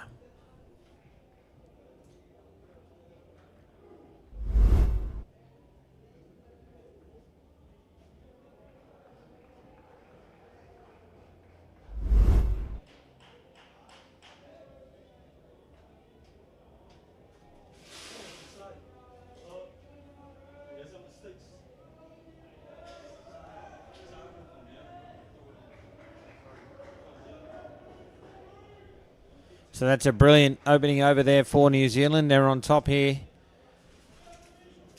-8 for South Africa, with Ruben Carter coming onto bowl.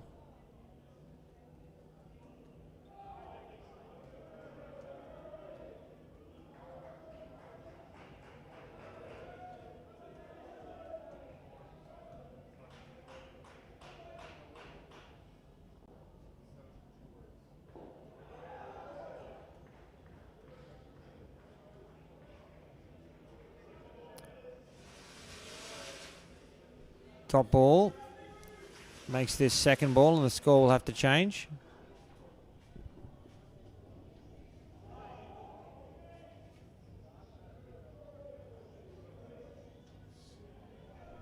And wide sees it off.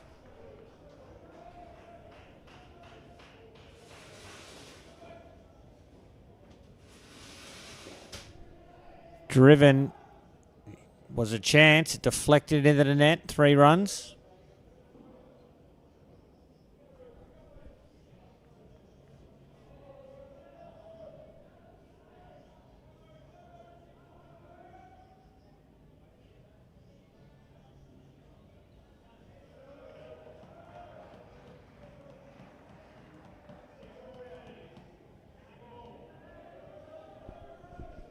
Another second ball opportunity here. It'll be the last ball of the over.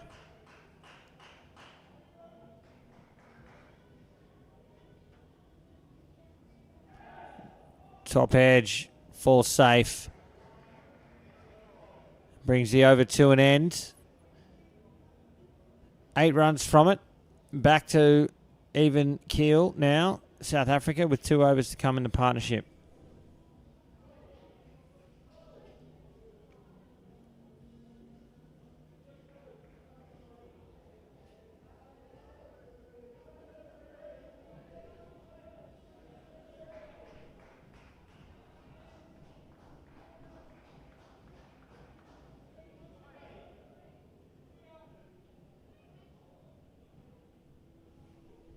Charlie Pawson to bowl. It's the 3rd over. Starts with a dot ball, and once again, South Africa on second ball.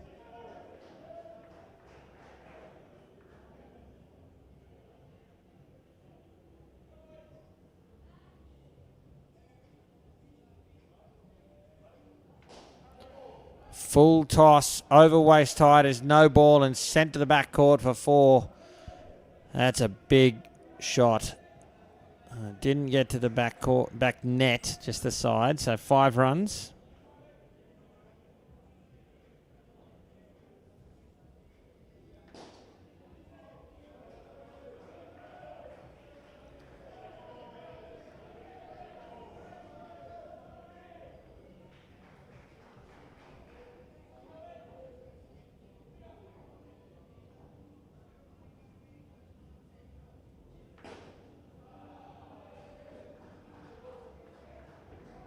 Great shot for 2 to see off second ball.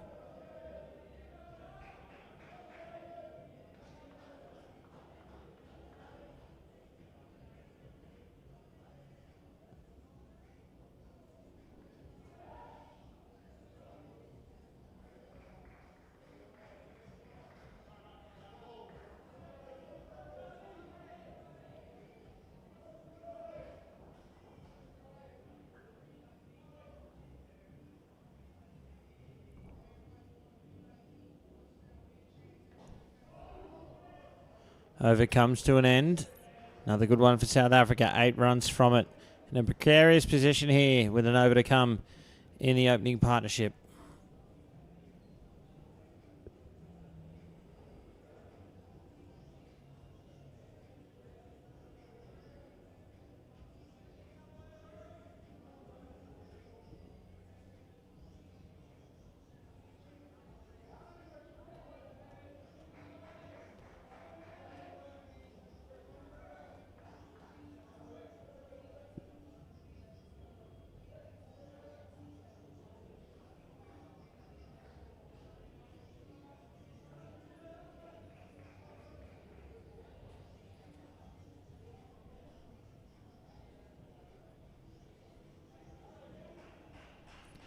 Rakesh Patel will bowl the final over of the partnership here.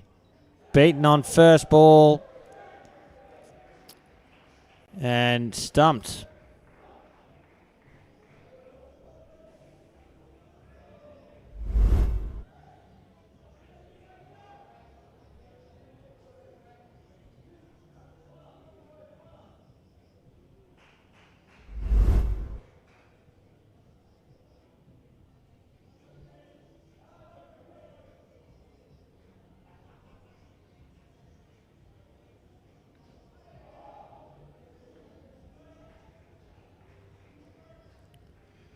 There's a single. South Africa in some trouble here. Cannot afford to lose another wicket. Would love to at least get to double figures. Driven to the back. It'll be 4.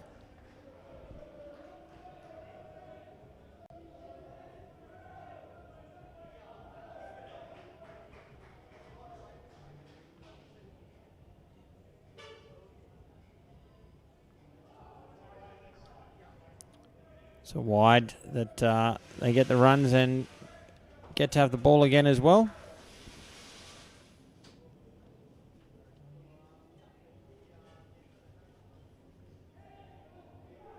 Through the gap, there's half a chance there. They didn't get it back to the stumps quick enough. They're through for 2.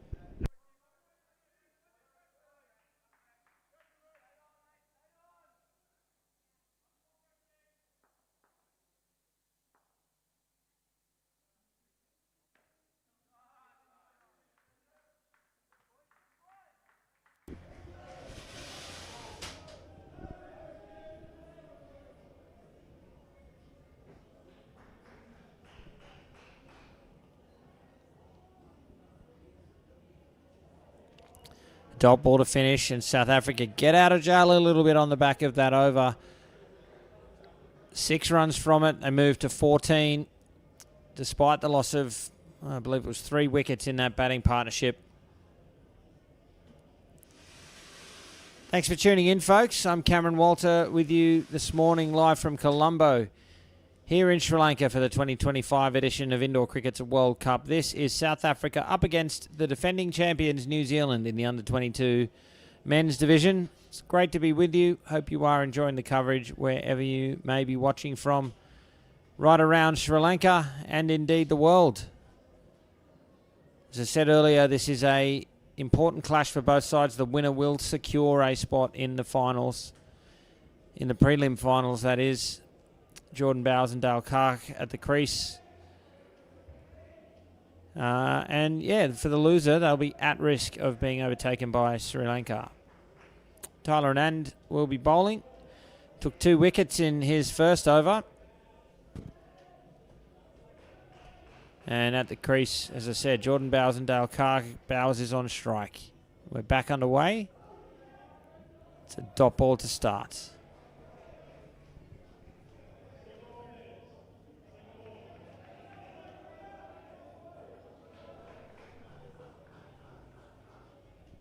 Second ball here, they'll need to score.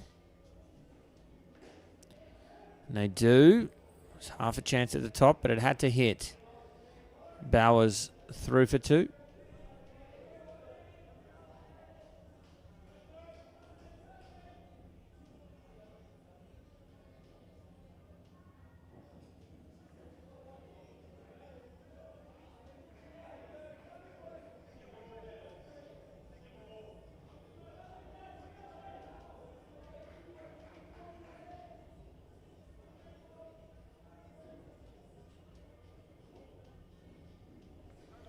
It was a short ball on second ball. Played well above the head, even though he leapt, did Clark, and down up 2 as well. So good value from that delivery. 2 balls remain.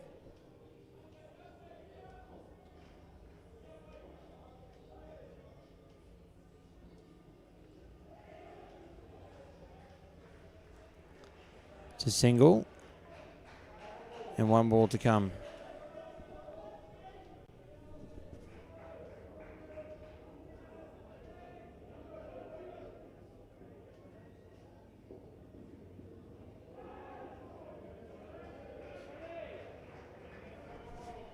Brings the over to an end. Good start for that pair. 7 runs from it.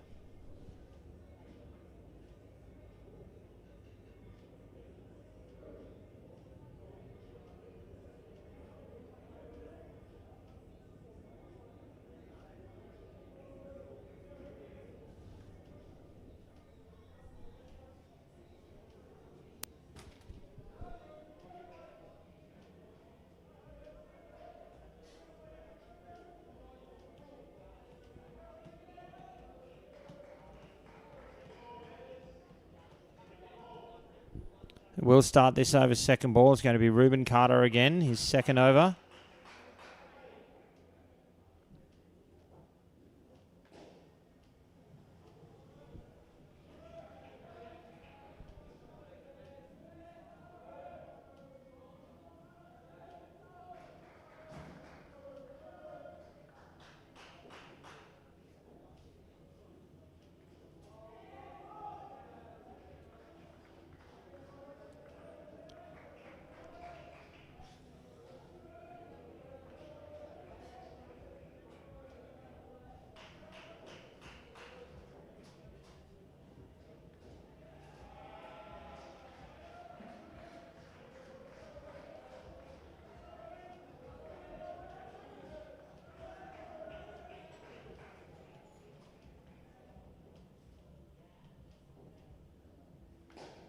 Driven with power.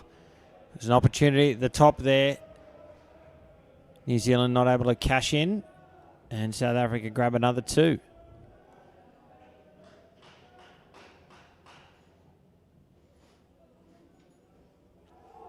Oh, should be out. It will be.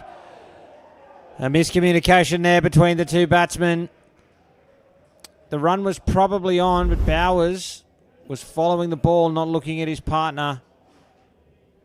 If he looked up, looked straight rather than at the ball and taken off, I think they would have been okay.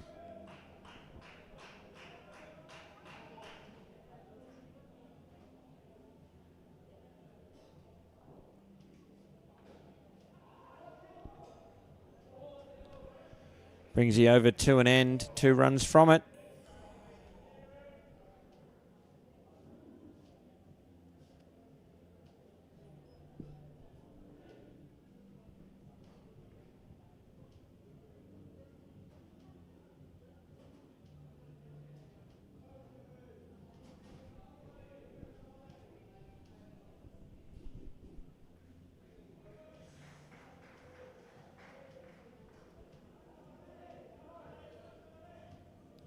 Charlie Pawson will bowl in his second over.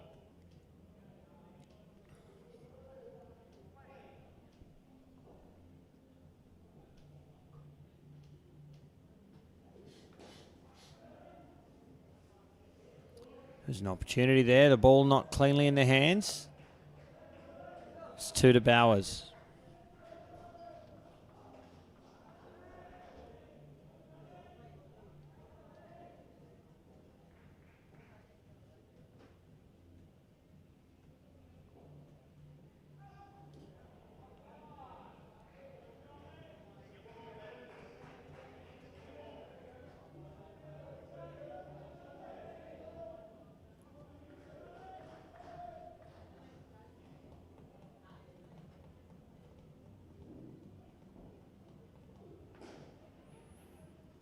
It was second ball and get through for a down up single.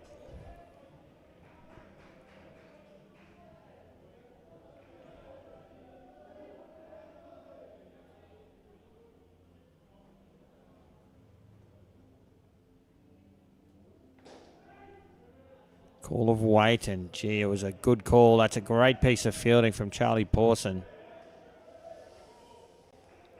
We've seen a lot of bats run off that contact into the back court. Smart batting from South Africa. They're on second ball again.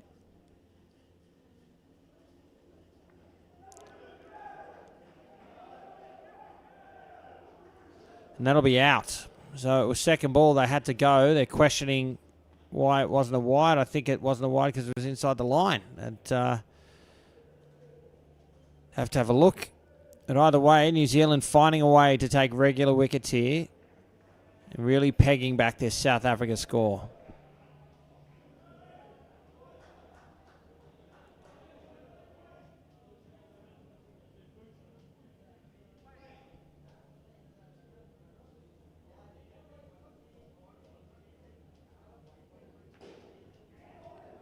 This is a great shot. Digging it out for a down up 2. Completes the over, but no runs from it. Huge final over of this partnership coming up now. They're still in the single digits. They will really need to press their case towards 20 here to give South Africa a bit of a base here.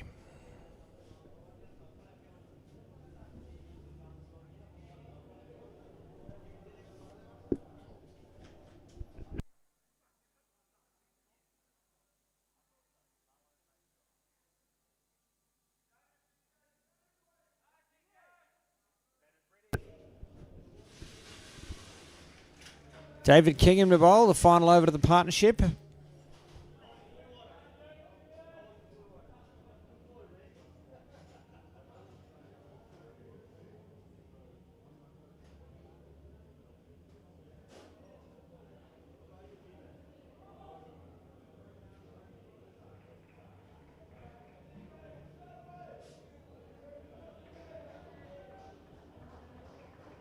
Single off the first ball. Back to double figures, this partnership. Driven, deflected into the 3 net.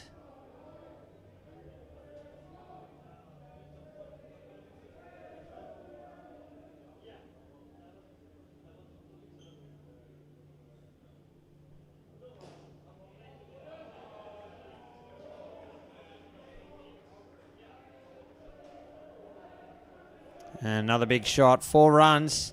Valuable runs late in this pair.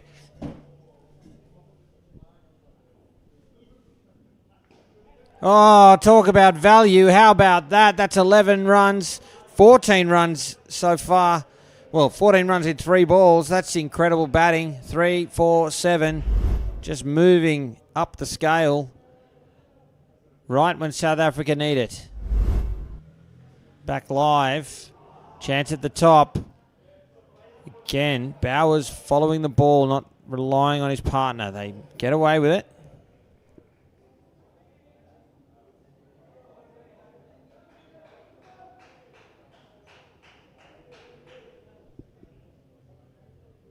Last ball.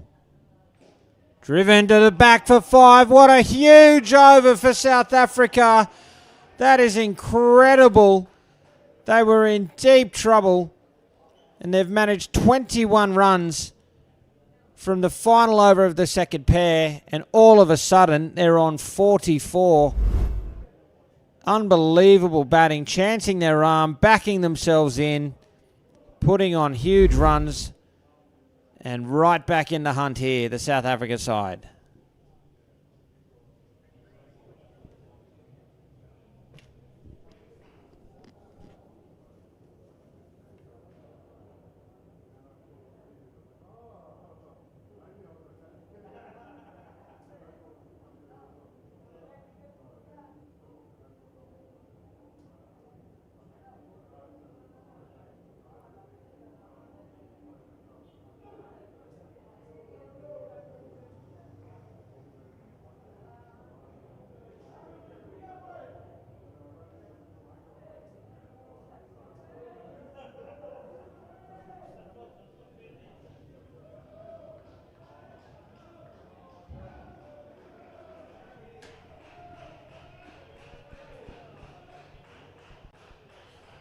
Billy Syme to bowl, Risto and Hall at the crease for South Africa.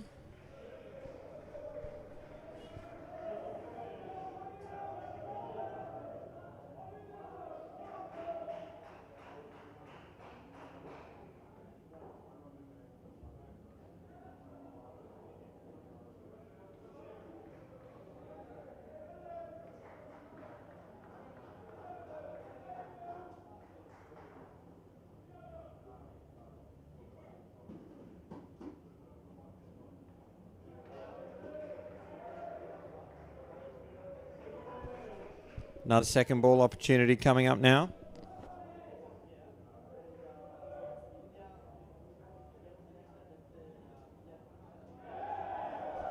And Syme beats the bat of Hall and cashes in here for New Zealand. Again, they're just finding a way to take regular wickets.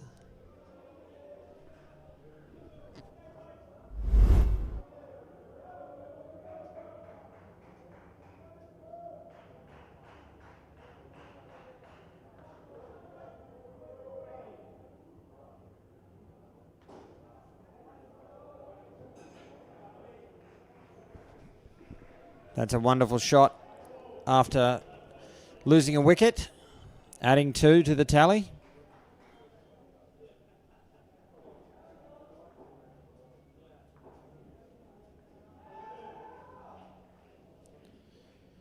Dot ball to complete a good over there from Billy Syme. 1 for -2 from it.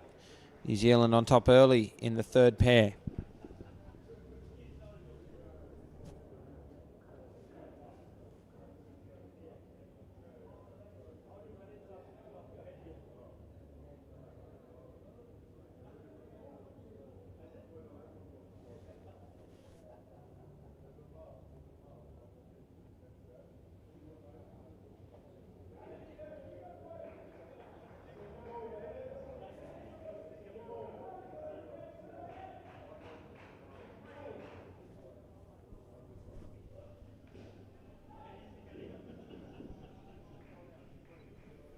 Jack Gaskin, the bowler.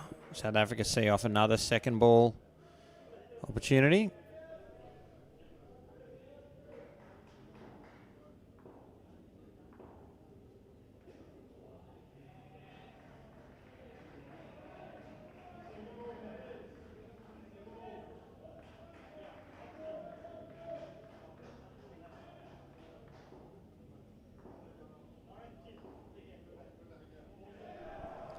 Another second ball and New Zealand strike yet again.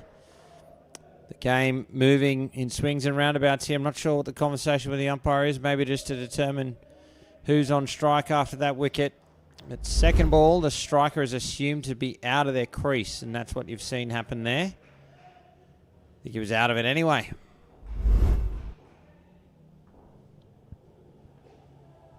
Deflection chance, it's a hit. Ooh. They're home.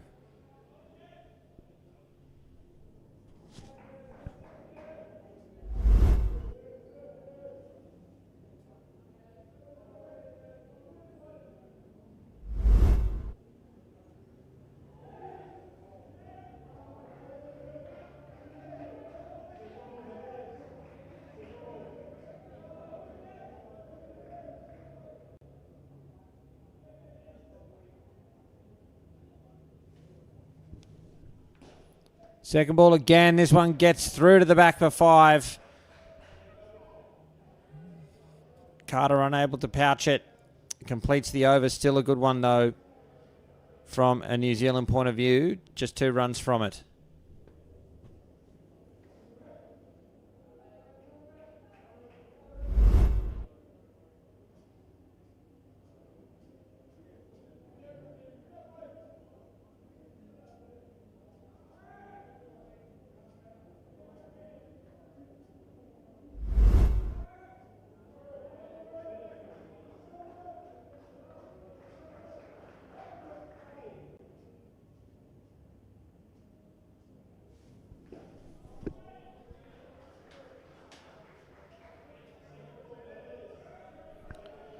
Well, here we are again, another second ball opportunity for New Zealand.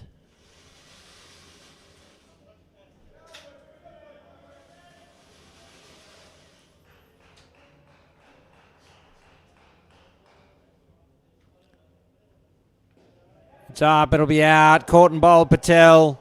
Another wicket, and New Zealand just keep finding a way. Let's have a look.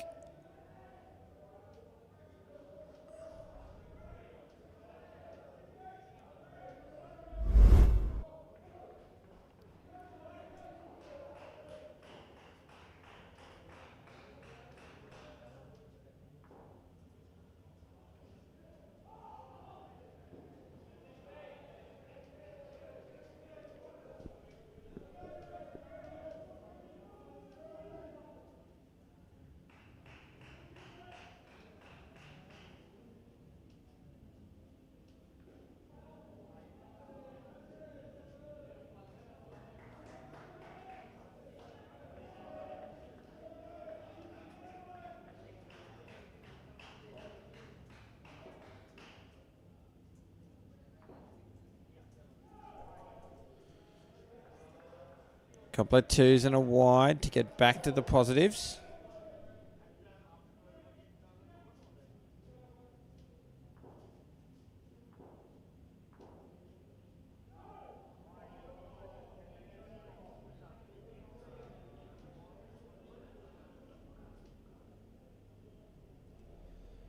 So Patel finishes with 2 for 9. A couple of wides at the end of that over. Giving a bit of a break there to South Africa, but a big over coming up here. The last over of the previous pair, they got 21 to get out of jail. I don't see history repeating itself. Jacob Duker, the bowler. But, at the very least, this South Africa pair need to get into double figures. Driven straight, no run. And once again, it'll be second ball.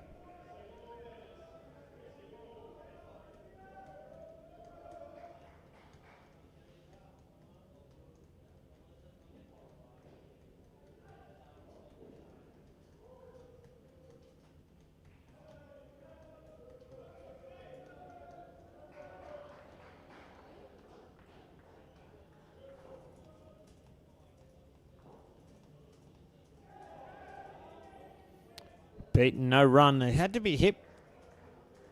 It had to be hip to the where that ball went. Then they could have scampered through for a single and avoided this second ball situation. Instead, they're under pressure again.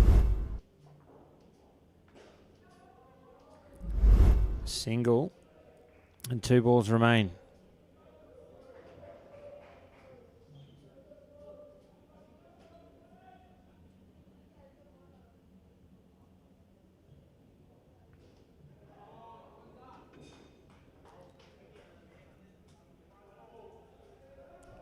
One ball to come now.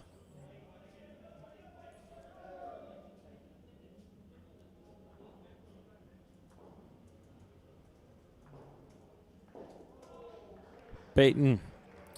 Brings you over to an end. 4 runs from it. Advantage New Zealand with just 7 runs coming from that third partnership. You'd think South Africa had gained significant momentum with 21 runs off the 8th over, but New Zealand immediately wrestling back control of the match.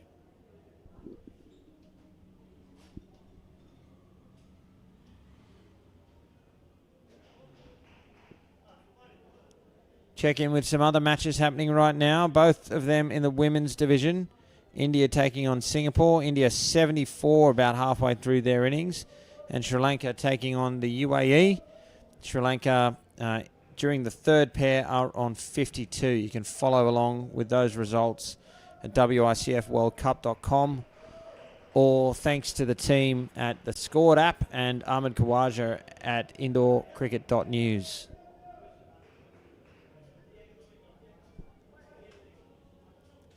Billy Syme to bowl. Nico Stain at the crease. His partner is Christopher Elston. And they're on second ball.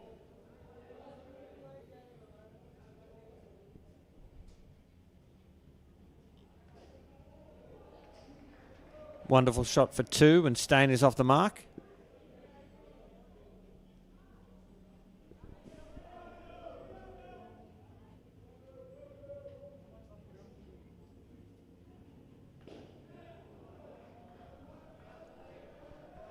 That's not a bad way to get off the mark either. Christopher Elson grabbing 2 on the onside.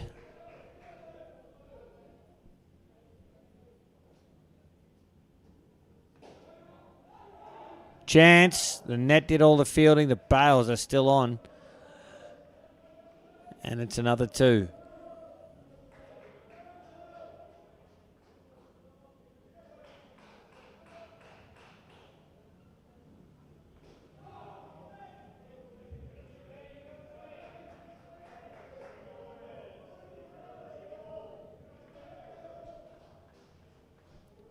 Second ball to complete the over. South Africa must score. Short and pulled into the leg side net for 2 runs. Completes a good first over for that pair. 8 runs from it. The score has moved to 59.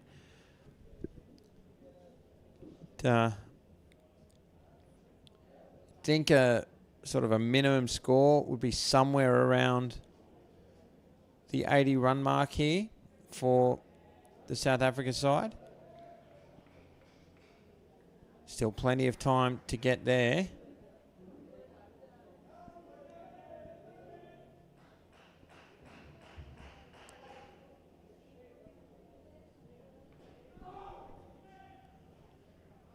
It's the second time these two sides have met. The first time, South Africa, just 20 runs. So they're certainly well in advance of that. New Zealand winning with 83. So there's an indication if South Africa can get somewhere around the 80 run mark, they are well and truly in the match here, as they say off second ball with another single.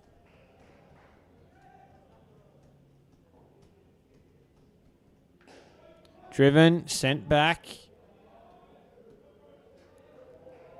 Be a dot ball and again, second ball. A lot of dots been bowled throughout this innings, particularly in the last 6 overs. Gaskin continues. They get through for 2. And it's those dot balls in the last 6 overs that have kept this score right down. So 80, although they're within reach of it. That's going to take some getting, particularly if the dot balls continue.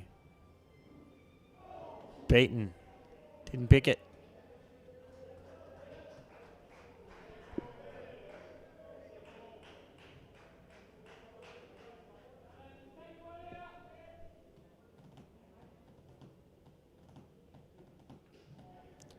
It's played up, but backward a square. There's no one there. 2 runs. Brings you over to an end. 5 runs from it. And that's an illustration there. 3 dot balls in the over.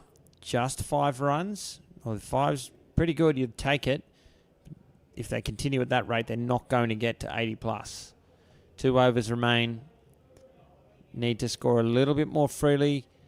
Actually, I cannot fault them, though. These 2 are being relatively cautious. They know that they want to try and get this as close to 80 as possible. They're desperate to not give up their wickets.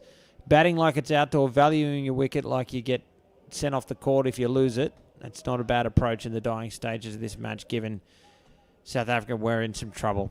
David Kingham to bowl. His first over went for plenty. How can he respond?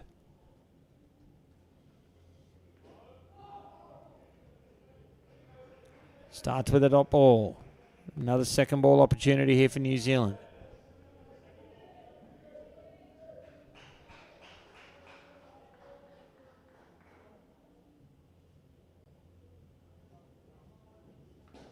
Driven to the back again. Another 7. South Africa absolutely targeting Kingham and coming off with the biscuits at the moment.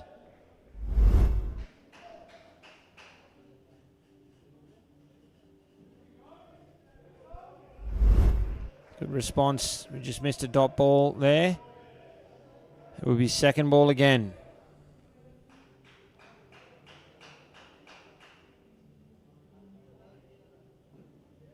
Beaten and out. Excellent bowling from Kingham. He's copped some tap. He's kept calm. He's found another wicket for his country. Let's have a look at the replay. Beaten in flight and in turn. And you just saw the fist bashed into the bat there. South Africa know how important that wicket was for New Zealand. 2 balls to come for Kingham. This time, Steyn rocking back, grabbing 2.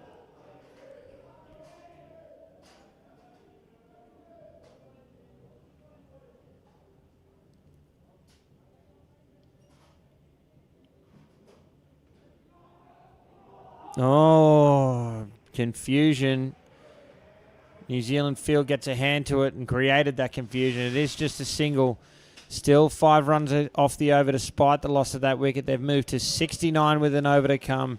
They're in the range here of a competitive score, South Africa. Such a crucial final over coming up. South Africa will be desperate to not lose another wicket. Get as close to that 80-run mark as they can. They'll know that they're in the game. Jacob Duker will bowl. Conceded just 4 runs without a wicket off his first over. It'll take some doing here for South Africa. That's a great shot. Wonderful shot off the first delivery. 3 runs.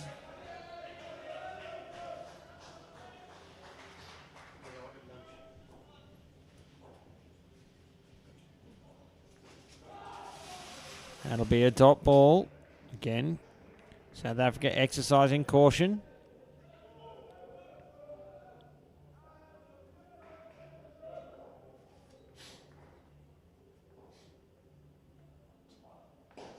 Full. And to the back for 7. Just over pitching and paying the price. 7 incredibly valuable runs there for South Africa. And what courage. Backing himself. Played it straight enough. Found the back net for 7. Back live. And a single. 2 balls remaining in the innings as South Africa reach 80.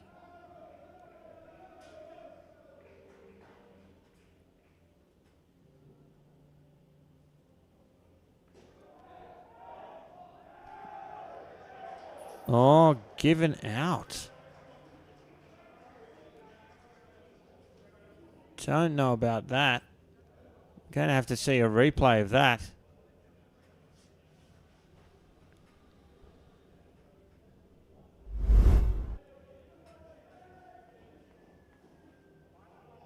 Oh, my word. They're saying it's come up off Syme's shoe and bounced that high. I don't know about that. Have to have another look.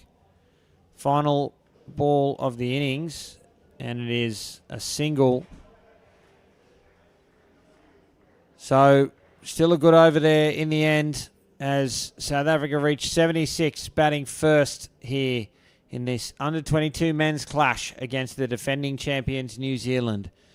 Thanks for your company, folks, right around Sri Lanka and the world. I'm Cameron Walter, and this is the 2025 Indoor Cricket World Cup here in Sri Lanka.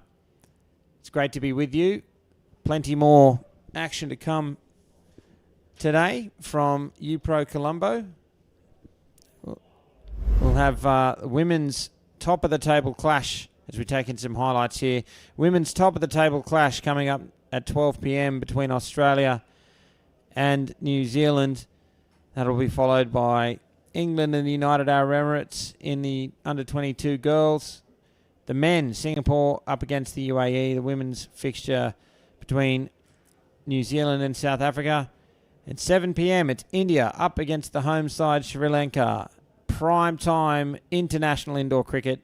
And to close out the day, 8:45 p.m. local time, it will be South Africa up against England, also in the men's division. So hope you can stay with us throughout the day for all of that international indoor cricket action. And might check in now with the other matches taking place right now here in Colombo. India up against Singapore in the women's division, 62 on the board. Looks like that's early in the final pair. Sri Lanka, 86 at some stage in the final pair, up against the United Arab Emirates. That too is in the women's division.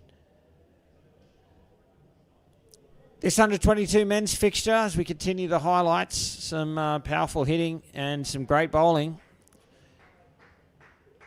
It likely will determine, lock up who will finish second. The loser will be at risk at being overtaken. Doesn't mean they will be, but that will be a risk.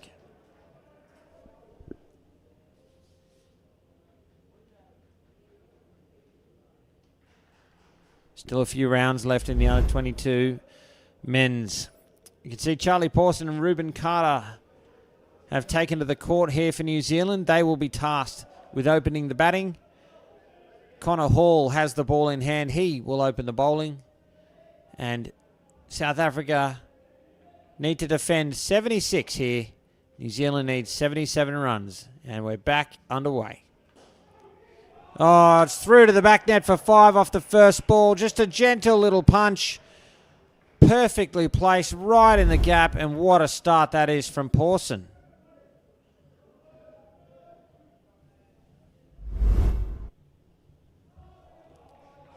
Followed up with a wide.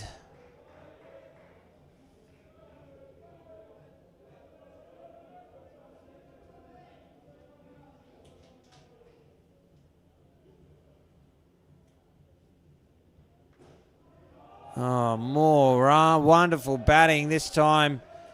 Reuben Carter finds the side net in the back court and grabs 3. What a dream start here for the New Zealand.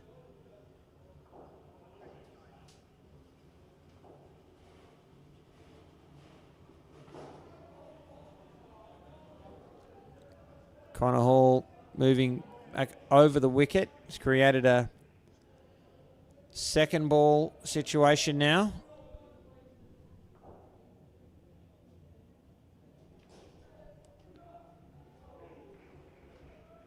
Pawson is through for 2 and a ball remains now in the opening over of the run chase.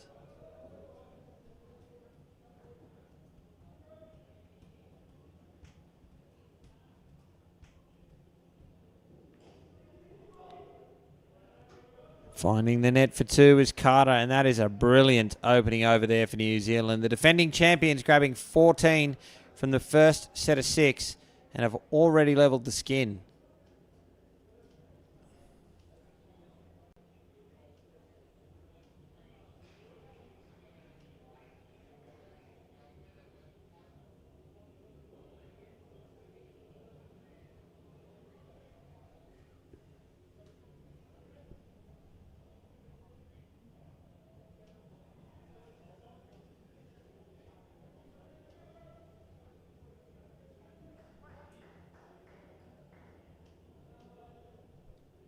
Christopher Elston bowling the second over. And just more fantastic batting there. Excellent shot, angle of the bat. Down and up 2 on the offside.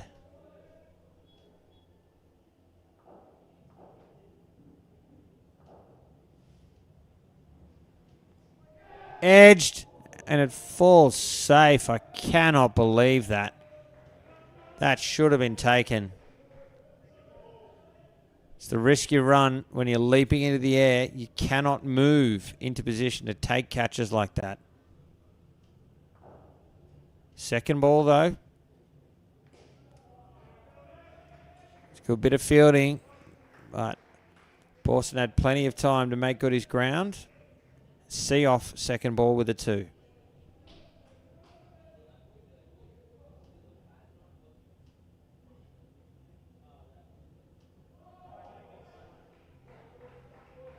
And there's a wide. It's a dream start so far here for New Zealand.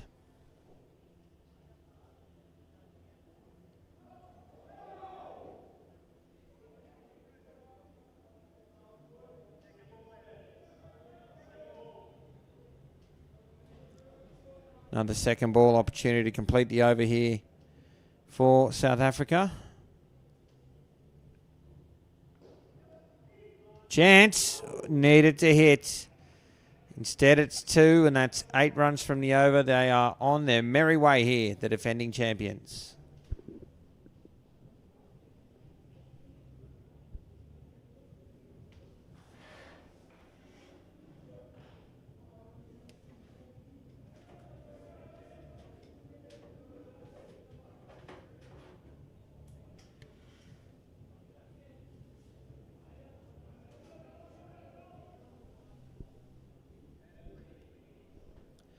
Dale Clark to bowl.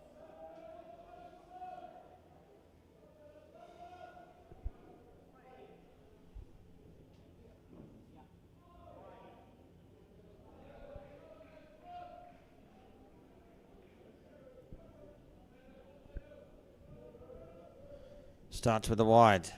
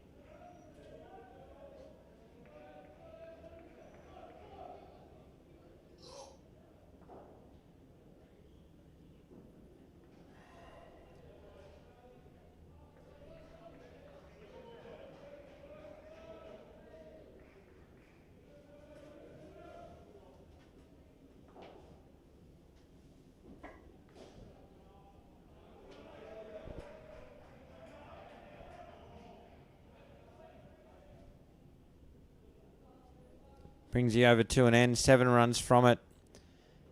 And New Zealand off to a flyer here, looking good for around about 40. And when you're chasing 76, that is just the perfect start. It's going to be the South Africa captain, Carl Goosen, to bowl with South Africa in need of wickets.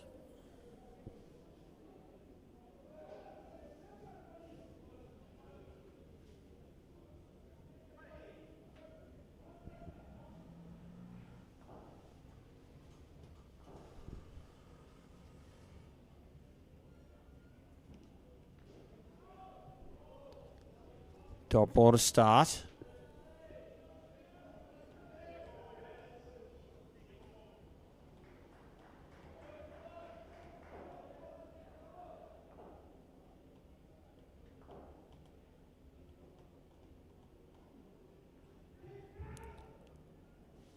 And get through for a single.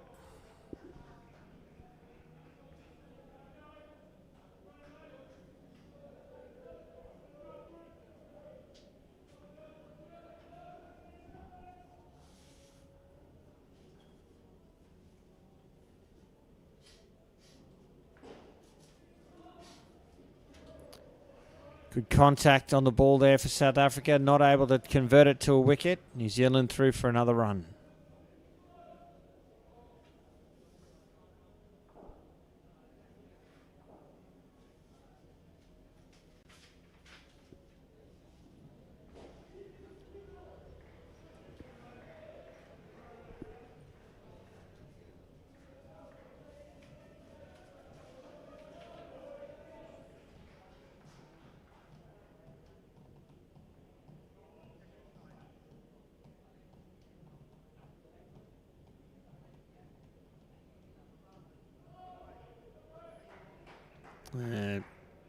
Goosen moved around the wicket and bowled a wide.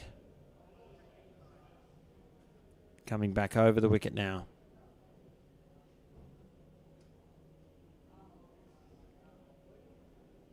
Full toss, that'll be a no ball. Goosen waiting to apologise. That's what I like to see. I've seen a few not do that this tournament.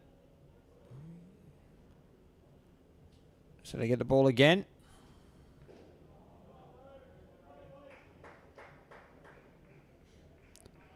Ball to come now.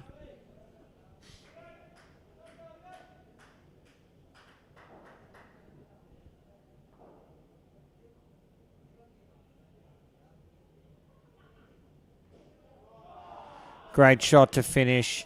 A brilliant opening combination here for New Zealand. 40 runs from Pawson and Carter to get them off to a flyer here in pursuit of South Africa's 76.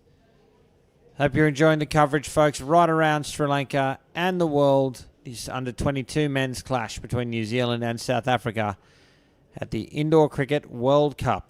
I'm Cameron Walter. Great to be with you. Live from UPro Colombo. And following on from that performance, we've got Jack Gaskin and Jacob Duker now. 37 runs away are New Zealand. Again, a win here will shore up second spot. If South Africa aren't to win, they want to try and get as many points out of this as possible to stave off the threat from Sri Lanka into their top 3 position. Nico Stain will get us back in action. Starts with a wide.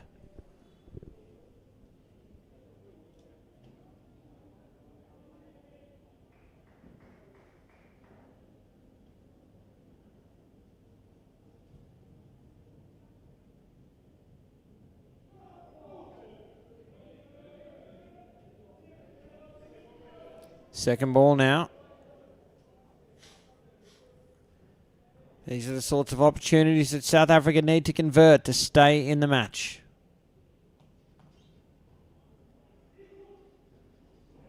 And just nothing hitting the sticks at the moment. I suspect Gaskin would have been safe either way.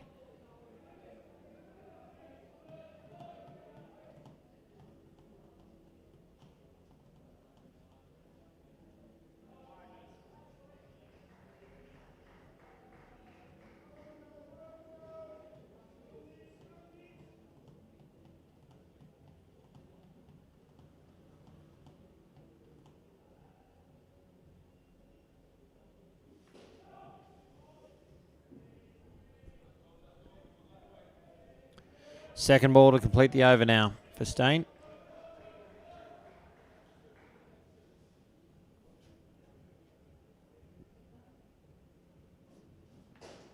Chance. Oh, wrong end. A little flick down. Needed it, the stumps. Instead, he's thrown to the keeper's end.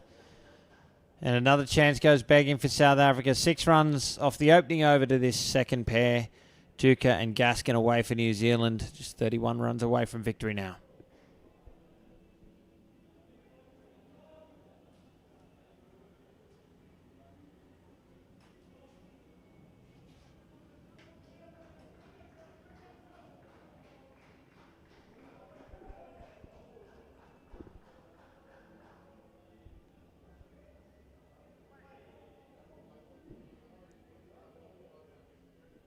Jordan Bowers to bowl.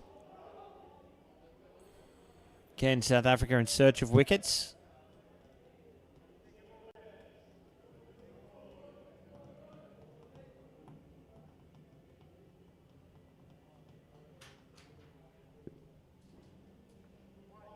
Oh, they cough up a wide and a missed chance here. It's just nothing going right now for South Africa.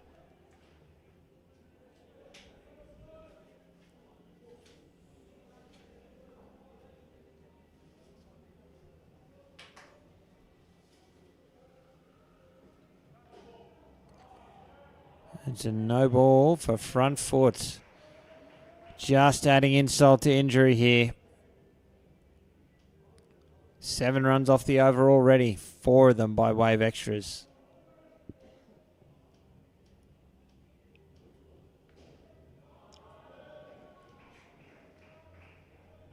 Too good.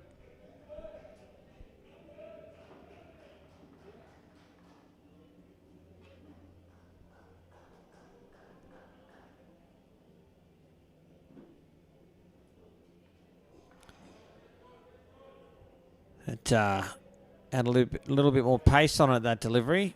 Beaten for pace. It'll be a dot ball and second ball once more.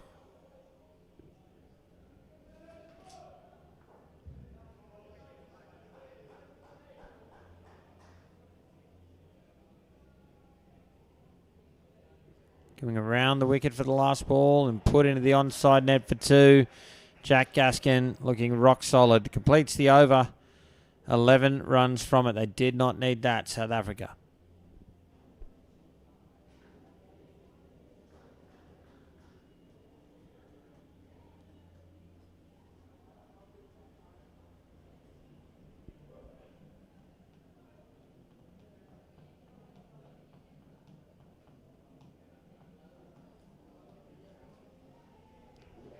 Sarah Vermeulen to bowl.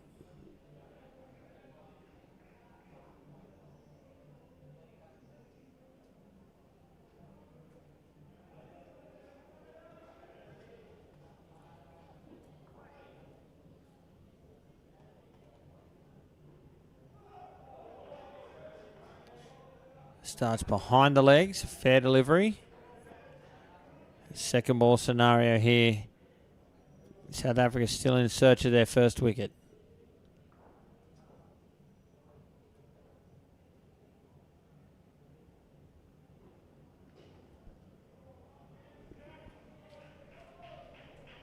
Gaskin finds the net for 2.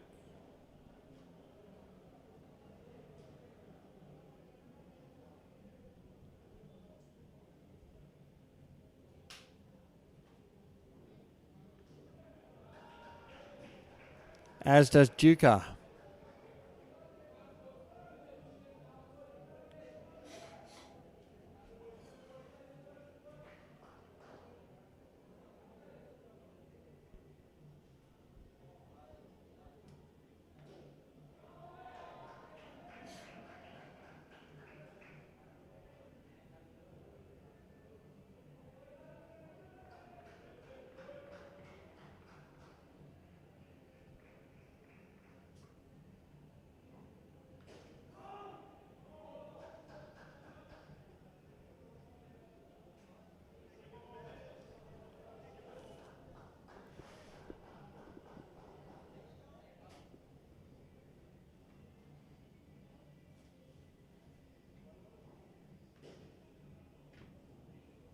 There's an opportunity at the top.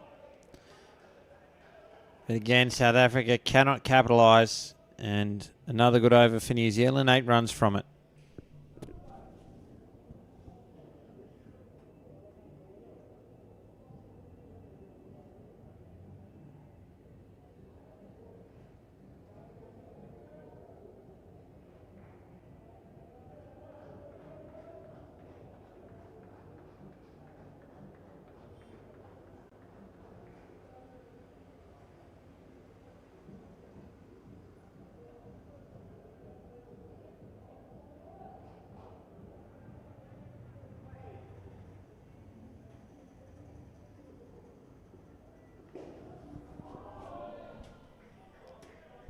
Excellent shot from the first ball.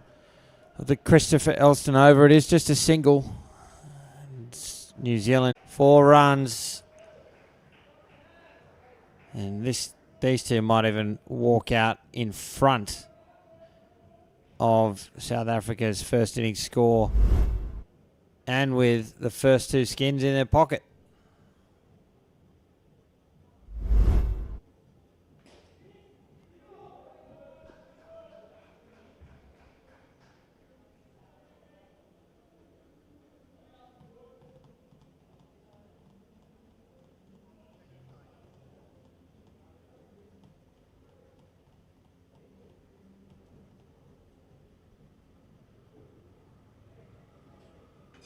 Oh, the first wicket.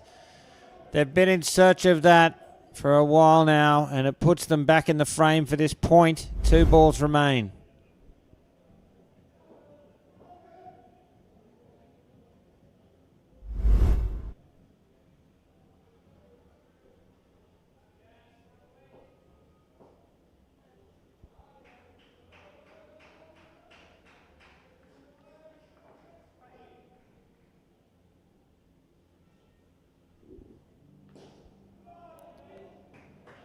It's 2.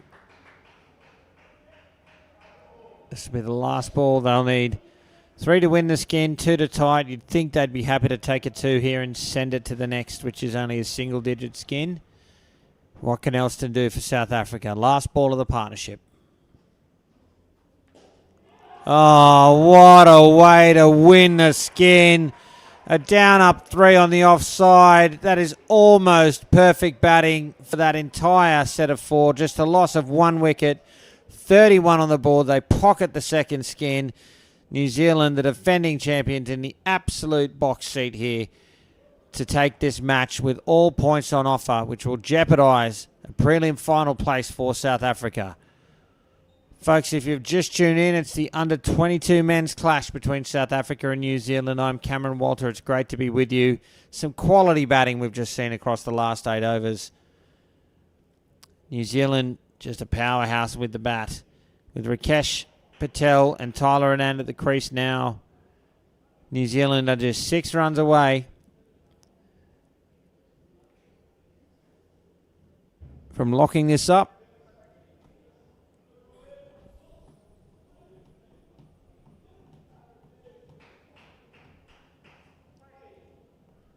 Jordan Bowers will bowl. We're all set to go here.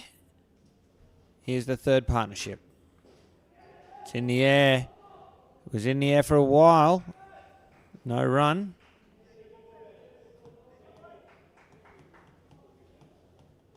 Second ball now.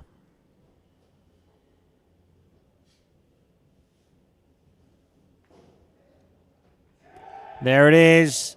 It's the first time South Africa have been able to convert that. Did it easily this time. Patel not getting the ball clear of the front court. The cover fielder, ball in hand, straight back to the keeper. And as easy as you like.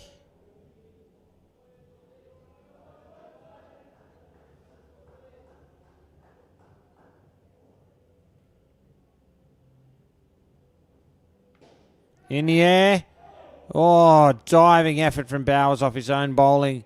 Not sure if he got there. Based on his reaction, I think he might have. In which case, $2.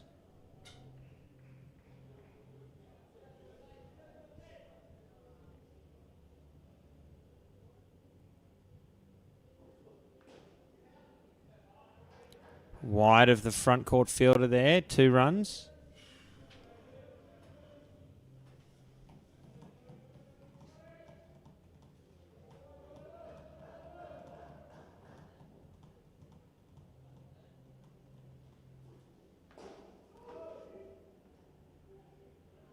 Another second ball opportunity here in the over.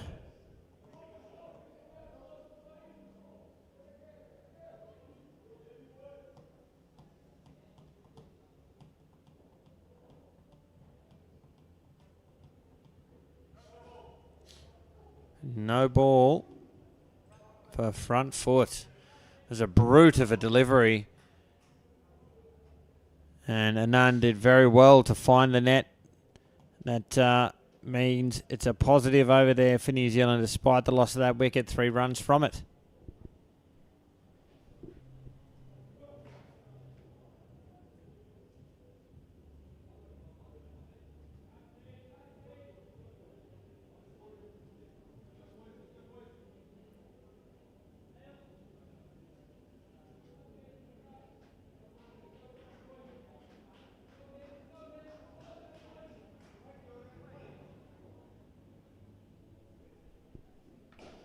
Straight to hand, should be out, and it is.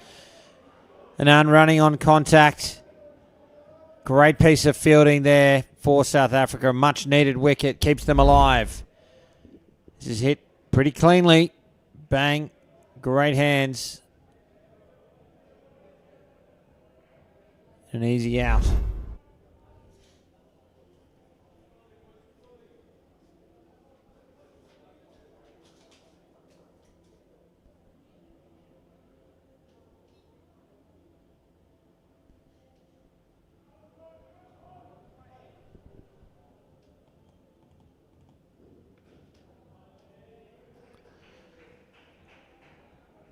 Too comfortable too there, using the length and the width to find the offside net.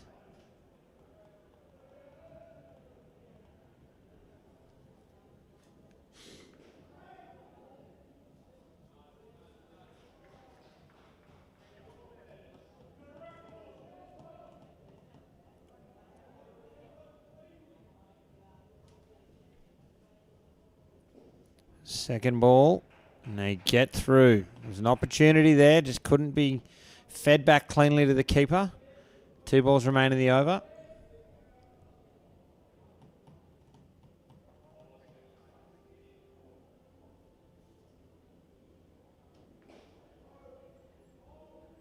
Straight to Vermeulen again on the 3 line, no run this time. And again, second ball.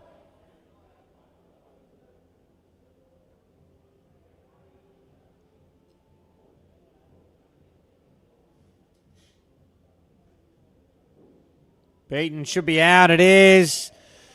2 wickets in the over.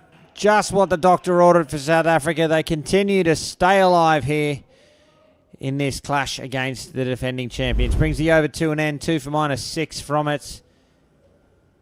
See, turning away from Anand, and keeper didn't glove it, but it falls onto the stumps.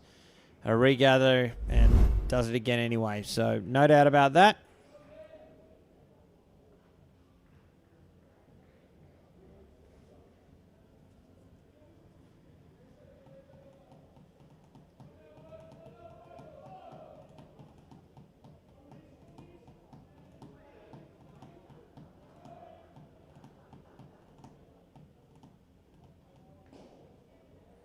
Good touch. Chance down there in the front court. They get through for a single.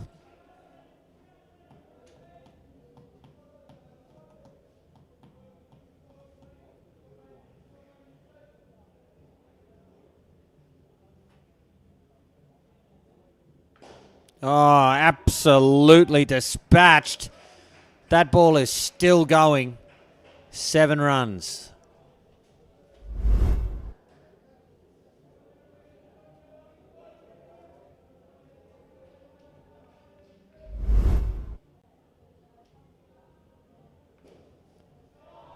Oh, 4 runs this time. It's 11 runs in 2 balls, and that's the go-ahead run. New Zealand move to 80.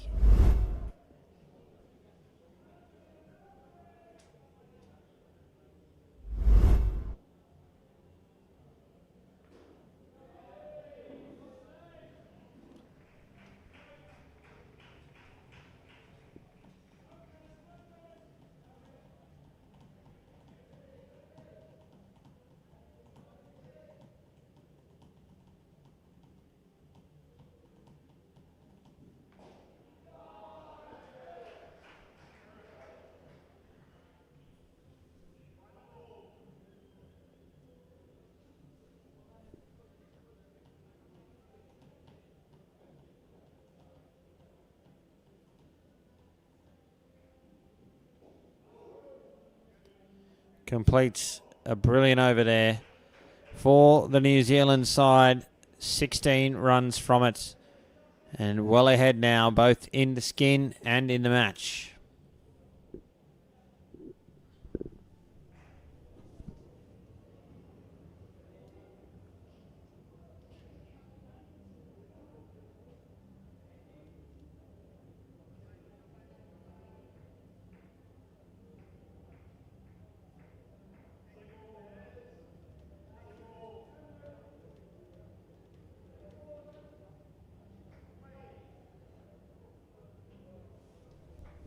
Second ball here, Risto the bowler. Patel finds the net. 2 runs.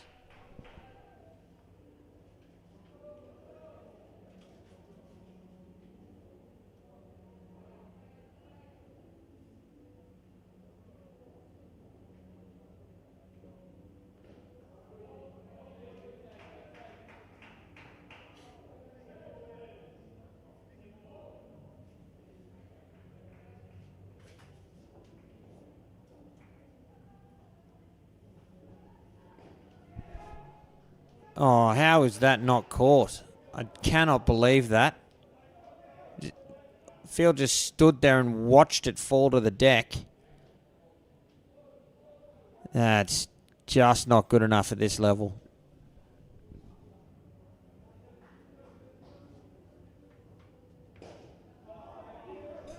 Oh, direct hit. That's out. Something from nothing. Might be on life support in the match, but they're still hanging in there, South Africa.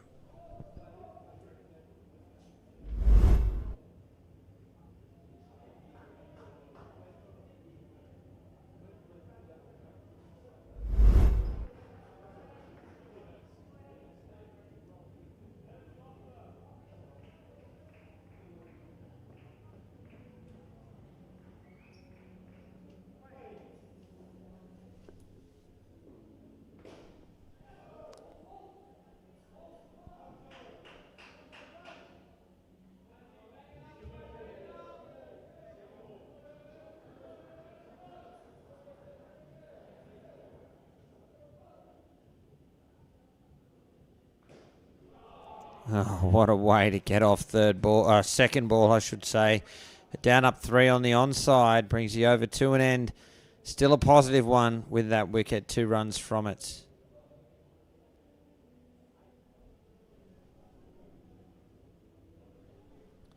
So the third partnership finish on 15 and put New Zealand 10 runs ahead of the total with 4 overs to come here in this clash. More indoor cricket to come. The Australia and New Zealand sides to take on each other in a women's division at 12 p.m. That's in just over half an hour's time. So stay with us not only for the conclusion of this match, but throughout that match as well.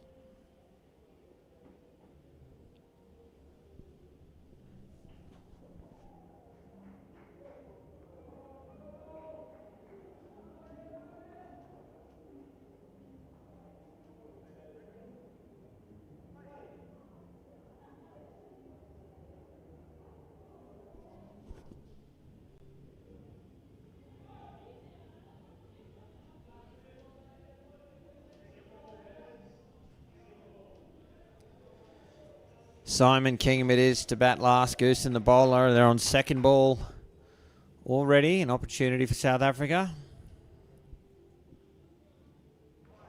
And it's a wide.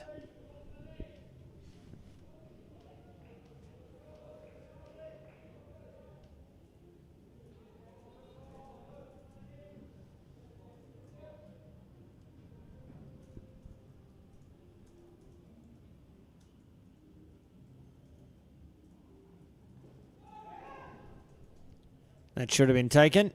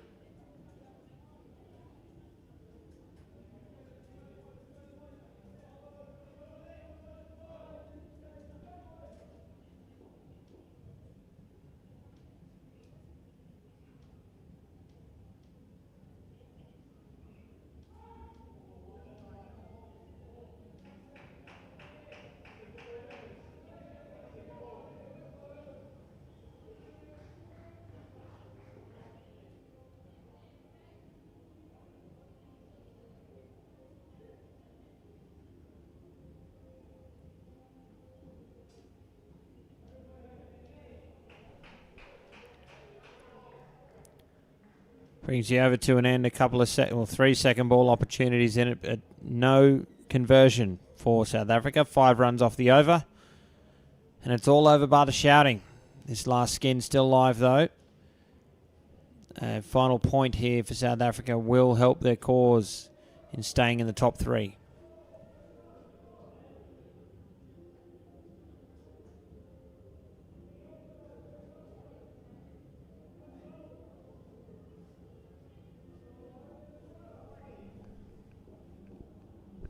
Here's Karg. And Kingham helps himself to 2.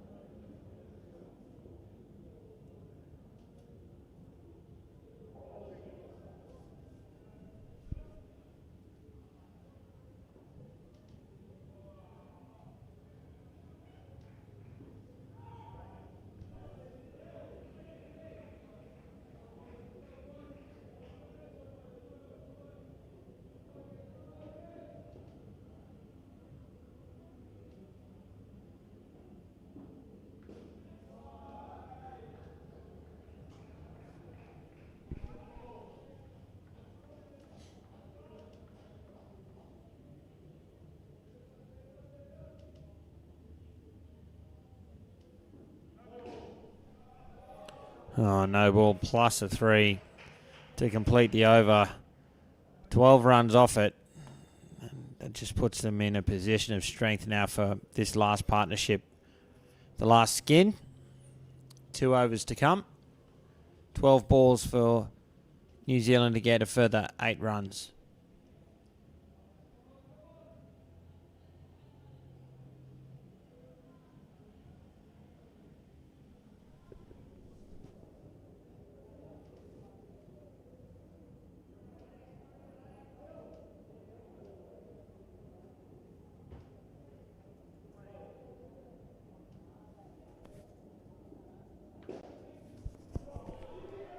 There's a dot ball after all that. Can you believe that?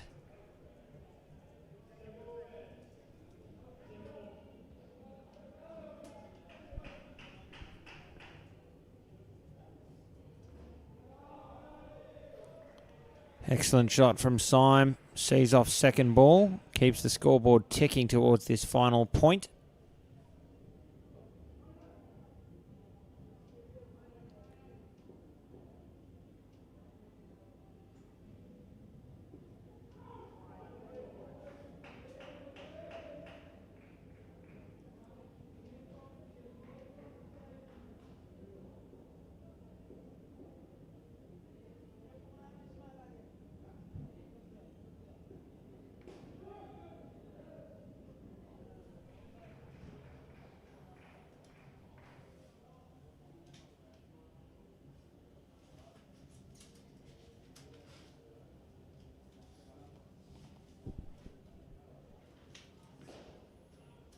Oh, a wicket out of nowhere, and that jeopardises this final skin now for New Zealand. 7 balls remain. They need 7 runs.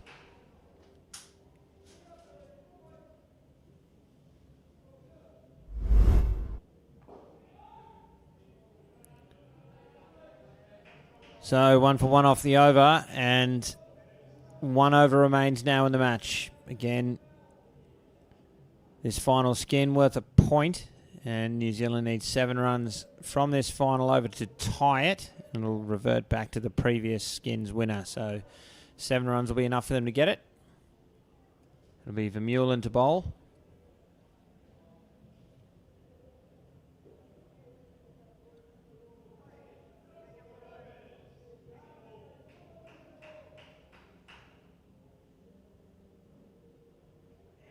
Oh, wicket off the first ball. It was second ball they had to go. And the ask just gets a little bit greater now for New Zealand. They'll need 12 runs from 5 deliveries. Given they're comfortably in front, I think they'd give this a shake.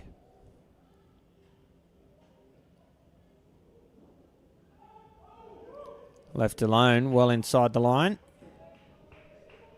4 to come, 12 required.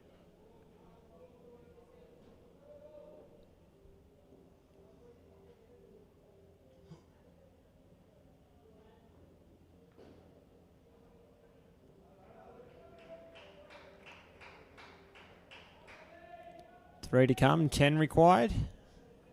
Have to find the back court.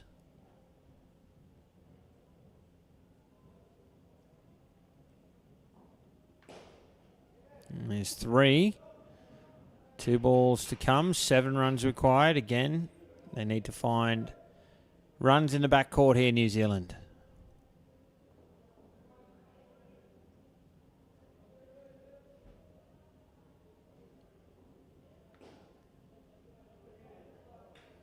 With that 2, New Zealand will need 5 runs from the final delivery to tie the skin and therefore win the point.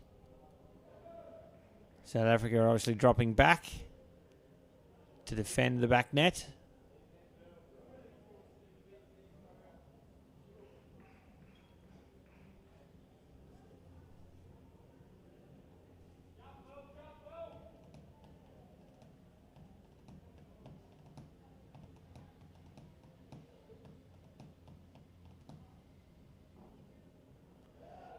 And South Africa will claim the final point, but New Zealand complete a strong victory here against South Africa here in the under-22 men's. With that, New Zealand are more or less assured of a spot in the preliminary final. South Africa will need to ensure that they win, well, probably at least one of their last few games in order to secure a spot in that prelim final.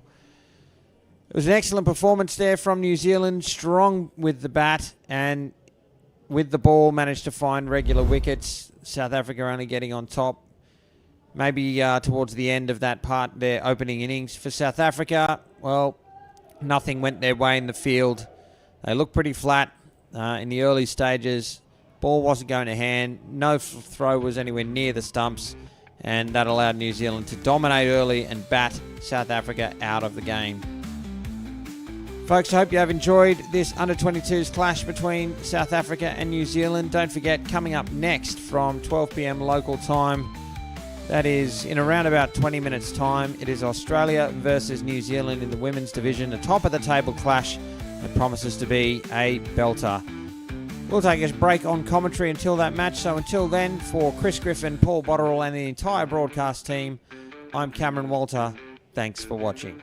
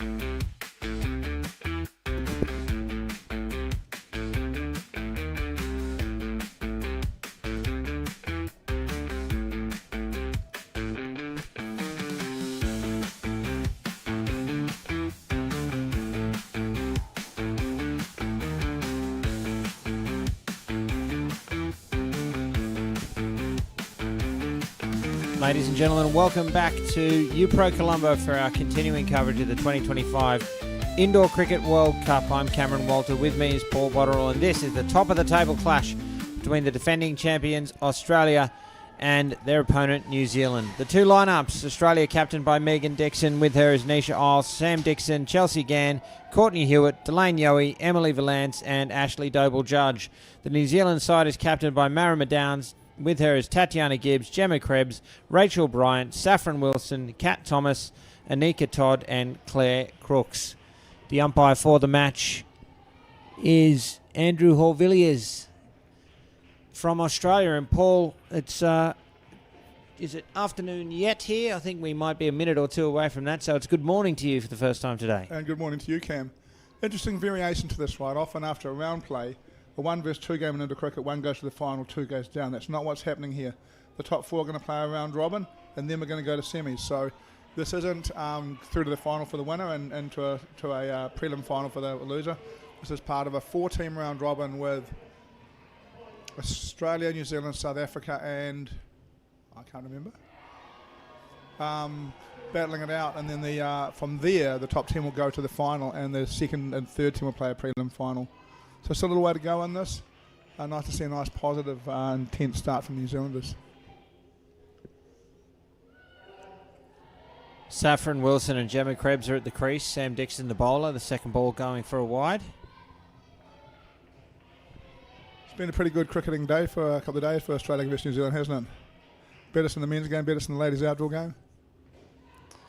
Yeah, I'm not complaining. An excellent shot there from Wilson.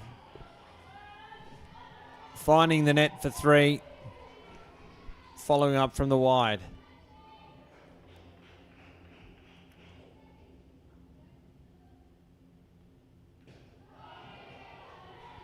So I think, got to stop saying, it's early in the day to start that stuff again. In the first round game, Australia beat New Zealand quite comfortably, I thought. And now the question is, have New Zealand found some answers? Interesting side from New Zealand. They've, there's the first, Ball put down, chance missed there for Australia.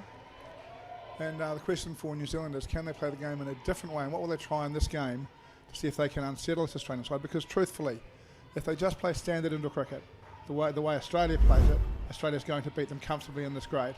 So the question is, can the New Zealanders find a different way of playing the game which allows them to compete? Well, compete they have in this opening over. 11 runs from it. That's a great start here for New Zealand. Yeah, look, a reasonably simple miss from Australia. It's unusual. We're not expecting to see too much of that. But a great start from New Zealand. What I liked about the intent, from ball 1, they've just hit it hard. I love the fact that the days of pushing it in the front half is gone. Batsmen in indoor cricket hit the ball everywhere now. It's a really good thing, and it shows a real confidence. That is Australia, first ball, bang. It's nice to see.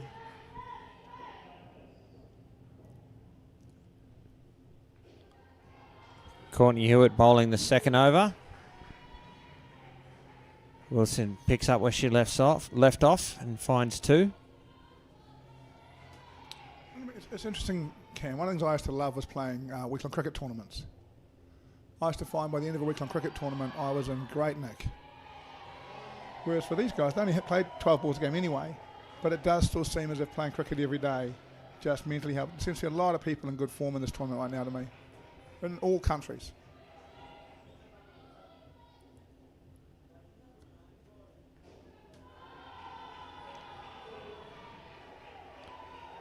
Another excellent shot. Wilson looking pretty comfortable. Yeah, interesting to see what happens here. They do look comfortable. It's the first one where Australia's really strayed from the line outside off stump. The line from Australia surprises me a little bit. It'll be interesting to see what they do about it during this partnership.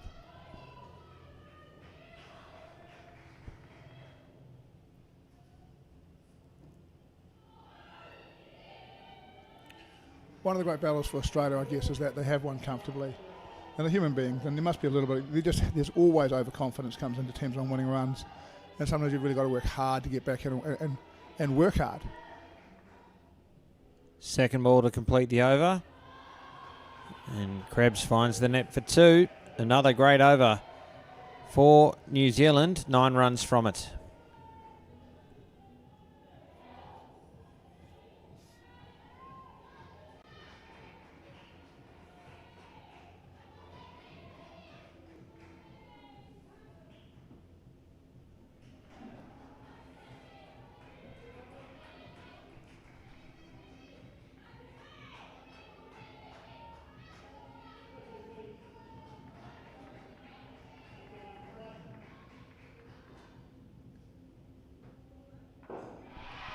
Delaney Owie finds the first wicket here for Australia, knocking over the leg stump of Gemma Krebs. Yeah, Krebs. Change of line is going like this. She has straightened it up.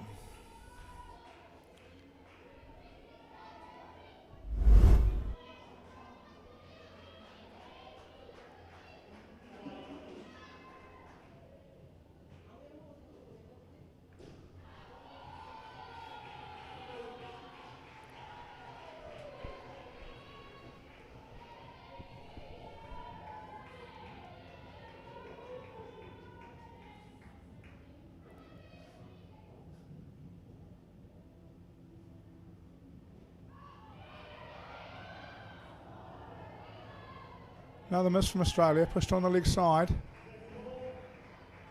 Wilson ran, Krebs didn't, but Wilson got back as the ball missed the stumps. It's always a bit tougher when your wicketkeeper's bowling.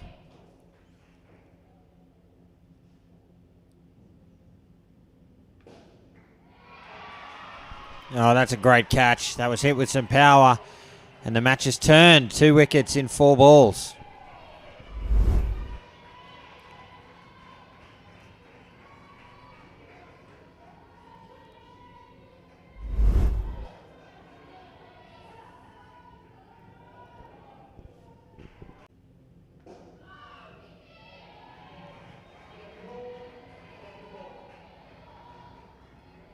Kiwis got manager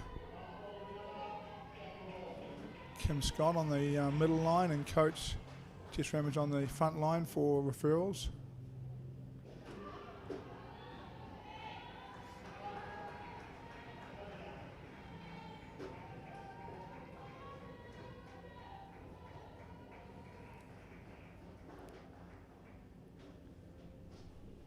So that brings the over to an end. 2 for -7. Delaney Yowie doing the job there for Australia. Still, New Zealand, 13 on the board with an over to come. Looking okay to get past 20 and just will not want to lose another wicket. Yeah, I think that'll be the goal for New Zealand in the 1-2, game of the round robin here. They need to learn stuff, and to do that they need to get, they need to give Australia a decent chase so they can have a decent bowl at Australia. They'll want to get 70, 80 minimum here and see what they can do.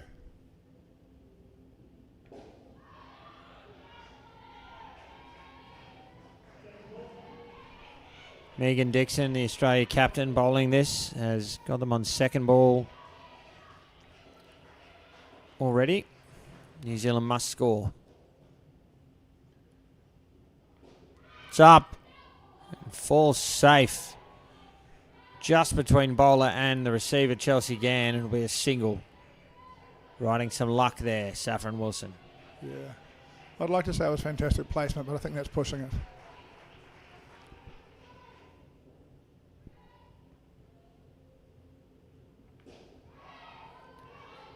Deflection. It'll be a single.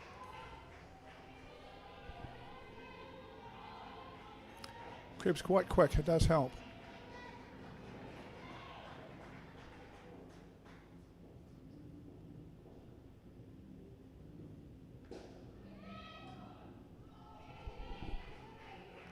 Collision between Isles and Krebs there.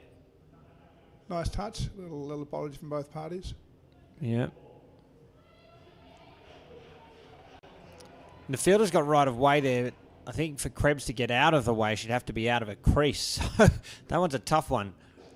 Driven straight back, that'll be out. Megan Dixon making no mistake. It was second ball and Wilson had to go. Dixon was on it in a flash and threw the stumps down at the top end.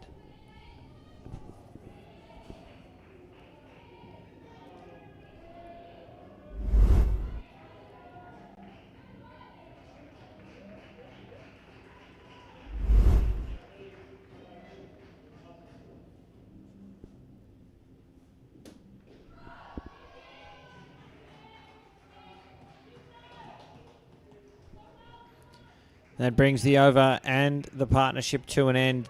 10 runs on the board for New Zealand. That is a wonderful fight back from Australia. They were threatening 30 plus at one stage, Bots. Yeah, they really were. Nice positive intent from the New Zealanders. They got their 10, but New Zealand dominated the first 2 overs and Australia dominated the second 2 overs.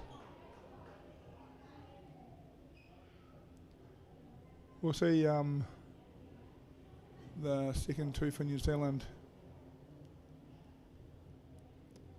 They've got a bit of a rescue mission to mount here, Bots, with just 10 on the board. It's going to be Claire Crooks and Rachel Bryant.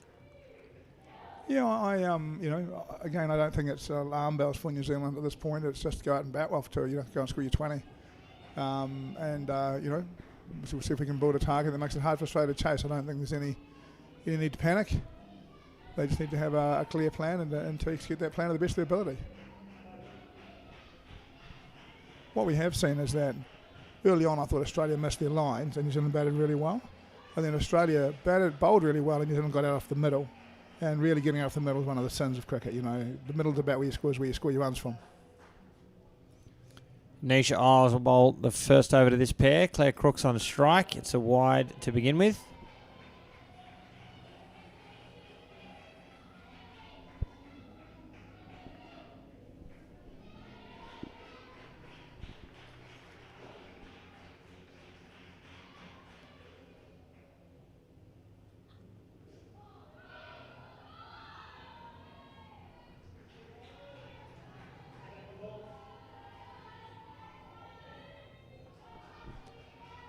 And second ball now, so New Zealand will need to score off this ball.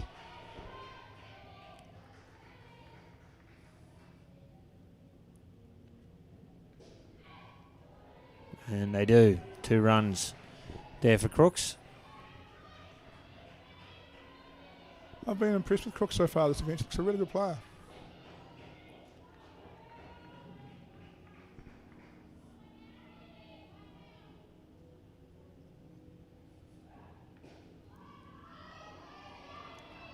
Ball not in the hand. New Zealand cautious. No run. Yeah, there's a bit of a mental process going on, I think, for New Zealand at the moment about when to and when not to run with the balls on the ground. It's a good collision there between the Dixon sisters. For those who are watching, second ball is seen off with a wide.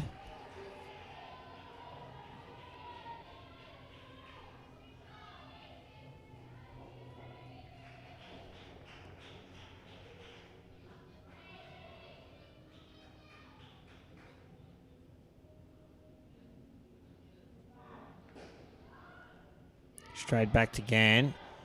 Thought for a moment that might deflect off the stumps, but no run, and they'll start the next over on second ball. 6 runs off that over.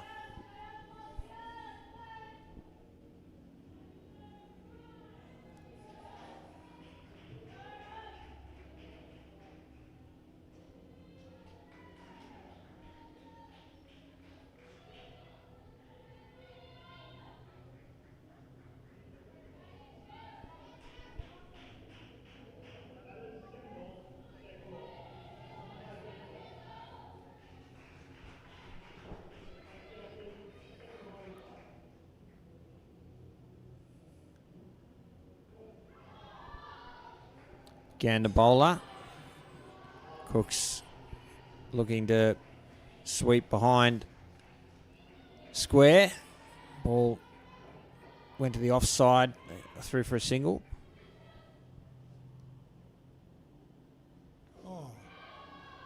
Marked difference in the flight between the first and the second ball, wasn't it? The first ball very flighted, quite slow through the air. Second ball flattened right down. Not a lot of turn that we've seen yet, but the wrist spinners are having a good event.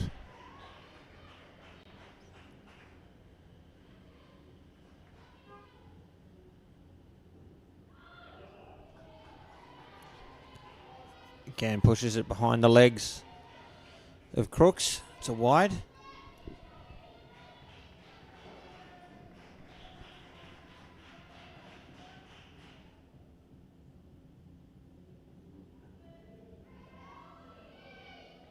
So, Cam, is it that the leg spin is slower and the other one's out at the front of the hand? Looks that way.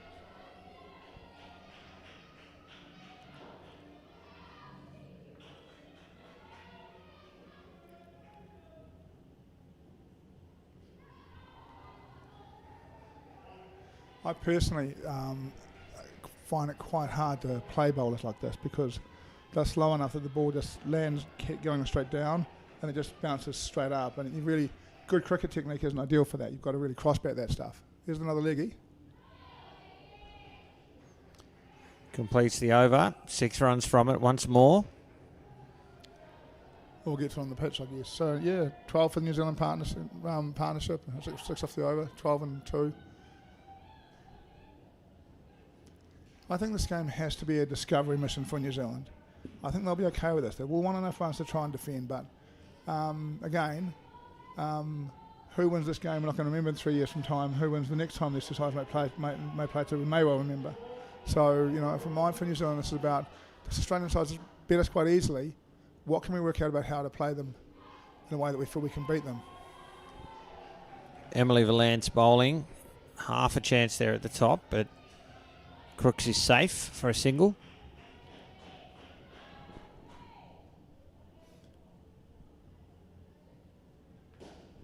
Driven, deflected into the net. Should be out. It is. The deflection caused some hesitation. Nisha Isles, the second effort, tidies up, and a run out at the keeper's end.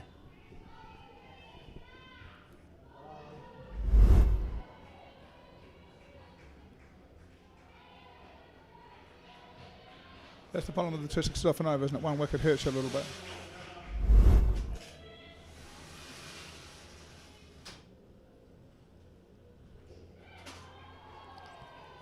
Great shot from Claire Crooks, having just been run out. To down up 2 on the offside. Another out off the middle of the bat, isn't it, where they are picking out line fielders. I think New Zealand needs to be careful about where they're hitting the ball flat and where they're hitting it in the air. Hitting it to a line fielder flat and running is a problem.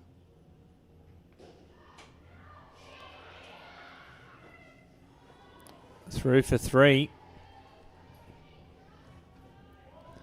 Was slightly miscued and in the air, but fortunately for Bryant, was in the gap.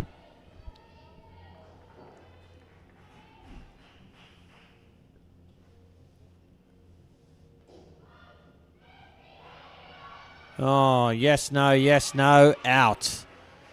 That's just bad communication there between these two. And they'll realise that, talking to each other straight away. Yeah, there'll be plenty to talk about for this side.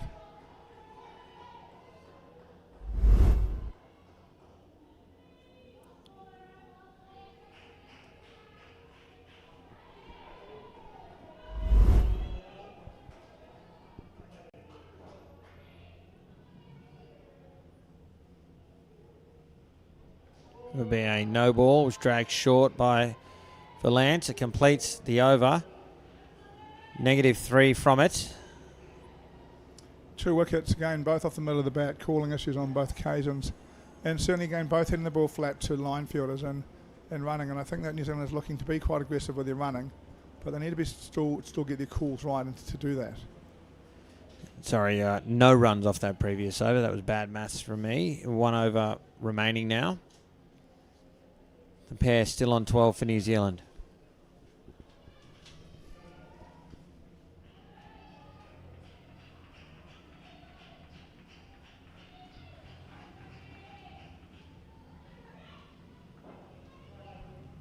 Ashley Doble-Judge will close out the partnership with the ball.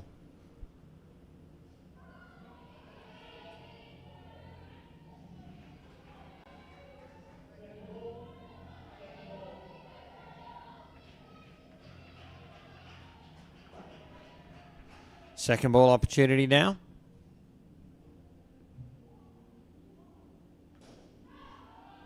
Oh, that's a good touch from Emily Valance. It's safe in the end, but oh, that's unreal. Brilliant bit of work.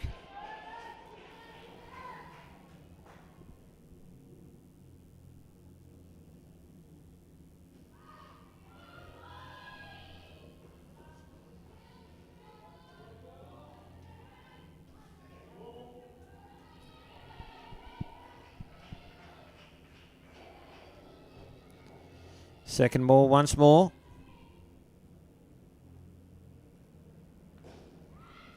Taken. Great return catch there for Doble-Judge. Another wicket down. New Zealand in some trouble now.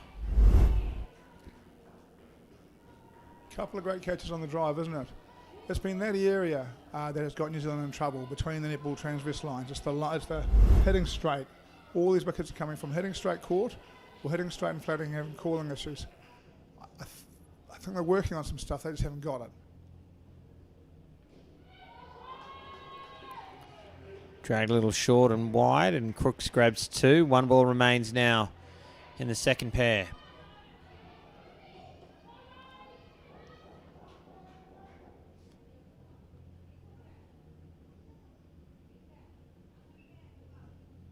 Full and sent to the back. Should be out. It is. Bryant playing from deep in the crease. It was there to hit. She sent it on a journey, but Gann had plenty of time to throw down the stumps. Let's have a look at this one. It just took a while to get going after it was hit.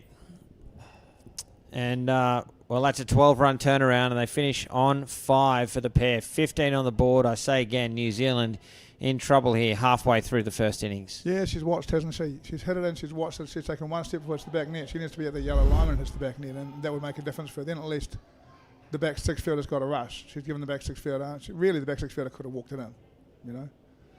Still nice intent. Tatiana Gibbs and Anika Todd will bat third for New Zealand. Australia right on top here in this top of the table clash. Interesting to see how Nika Todd goes. She struggled in the first game against Australia. She is a contracted outdoor cricketer in New Zealand. She's moved down from Auckland to Otago to join her brother, who plays for the Otago men's side. I imagine they're both at university down there. Looks like there's a bit of a migration south. Andre Adams is living down there these days. Wouldn't be all surprised to see Corey and Kim Todd down there not too far away as well. They say no, but I wouldn't be surprised. Fair enough. So Nisha Isles getting set to bowl over number 9.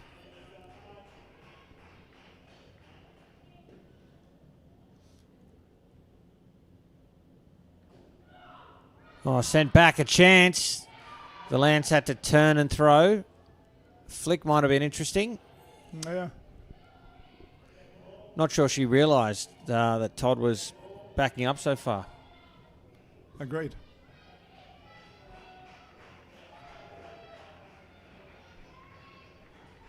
Second ball here, New Zealand must score. There's the flick this time, and there's the wicket this time. Tatiana Gibbs run out at the top. They had to go because it was second ball. And this time, no issues for Australia.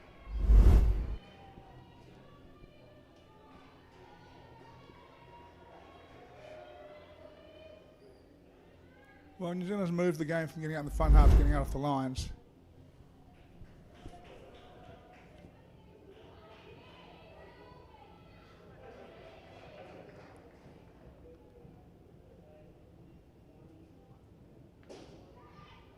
Todd round the back for 4.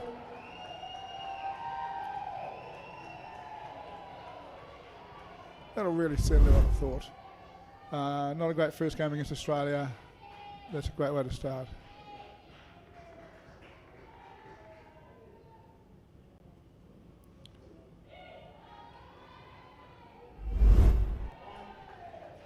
Gibbs gets one back.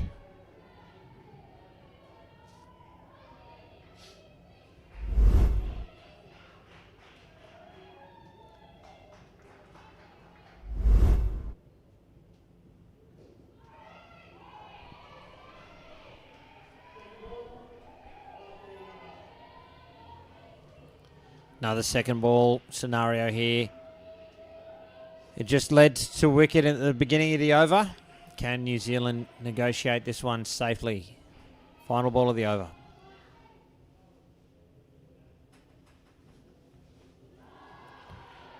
A backward of square. Believe it did catch the side net first. It did indeed. 2 runs. So still a positive over. 2 runs from it. This pair have lost their first wicket. I'll just go back to that run out. What I really liked about the response was not only the New Zealand whack of 4 the next ball, but having been run out, Gibbs ran complete opposite of that with some teams in different grades here. So I love to see it. Yeah, so many times, but it was great to see. And have a conversation, work it out. but also helps the confidence because you don't want both players thinking about what went wrong because really they've got to they've got to watch the ball, focus on that, So it is great work. Chelsea Gann bowling her second over.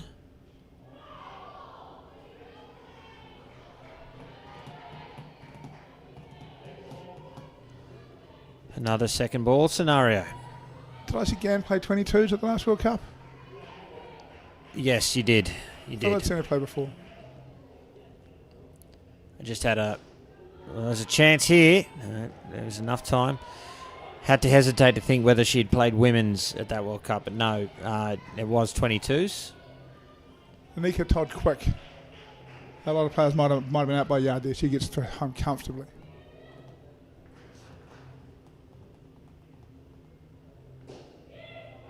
It's a chance. It needed to hit. I think if it had hit, it would have been as well. Oh, yeah, out by 1.5 meters.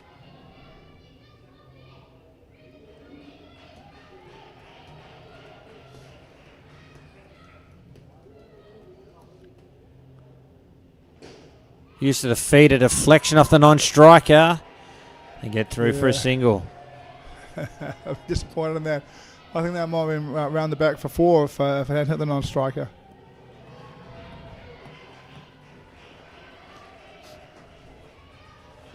Gibbs might owe Todd a drink.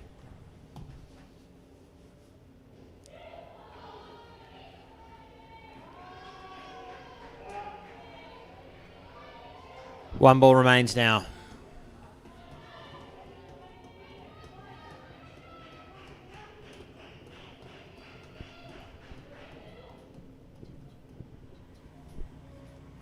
Full toss, and it gets through to the back for 4. This time, no one in the way of that. Completes the over. 9 runs from it. A better one there for the New Zealand cause. Yeah, and look, New Zealand will be looking for all kinds of little positives. And Anika Todd, who struggled in the first game against Australia, has come out and been quite dominant here. Showing her ability to drive, showing her ability to be quick, be selective. Great shot, this. That's floated. You can get that really early. She's waited for it enough, got it around the corner. It was patience. She waited perfectly for that. Didn't try and run at it. Knew she could play it from the crease. It was right in the slot and it went. Yeah, look, it's you are looking for one positive thing at a time as you try and build what your final response is going to be to this Australian side. Valance to bowl.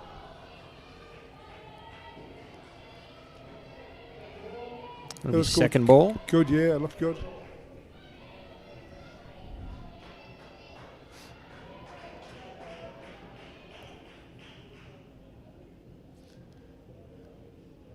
Cam, this ladies' side, this Australian ladies' side, we're not talking about one-time world champions, we're talking about multiple world champions. Have they been beaten in one? Did South Africa beat them in one? No. Australia have never throughout. lost an Opens World Cup in either men or women. So this is a great side you're up against, and they're battling away and trying to work out their method, I think.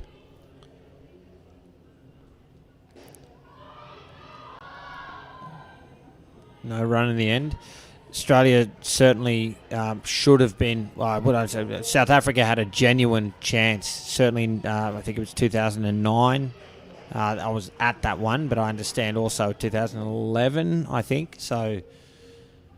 Definitely have been pushed, the Australian women, but not for the last couple of World Cups. Yeah, fair. And I think in those World Cups, South Africa had a very strong side. I think Donna Delby coached one home, maybe both home. I'd have captained one and coached the next one from memory, actually. But they were, 2 exceptional sides going hard at it. Wrong end there, Anisha Isles. Be another dot ball and second ball to complete the over.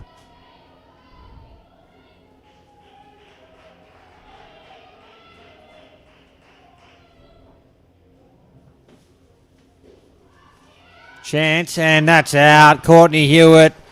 Great fielding, great position, quick release, throws the stumps down. New Zealand had to go because it was second ball and a wicket late in the over. Yeah, no one's that quick. Just feet in the right position, probably just moving around a little early, but not so much that the accuracy was compromised there. Great 3-line run out.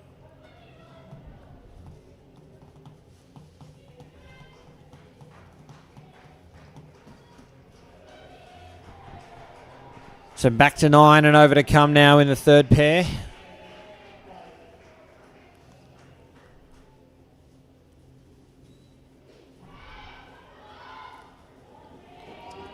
up and down and safe for one.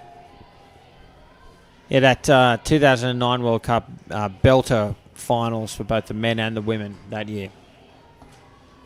Absolute cracking games. Two of the best games of indoor cricket you'll ever see. 2009 was where, Cam? Brisbane. That was the Rob Boyston coached New Zealand side where the ball went through back 6 feet when Australia were murdered, and they came back and scored 50 in the partnership and slaughtered us. That For was the final? Hopes and Nick de Grease, who they started terribly and then just came back after a misfield from a New Zealander and just destroyed us. I'm not sure that's the same one. Troy Gursky and Jay Otto batted last and got 20-something to win. Oh, really? Yeah. A low-scoring final, I think something like 40 to 50 or something. Yeah, I was like going to that. say in the 50s, right? Yeah. Scarily, it's some 16 years ago now, so my memory of it is a bit fuzzy, but yeah, it was a great final. As Megan Dixon continues here, another second ball opportunity.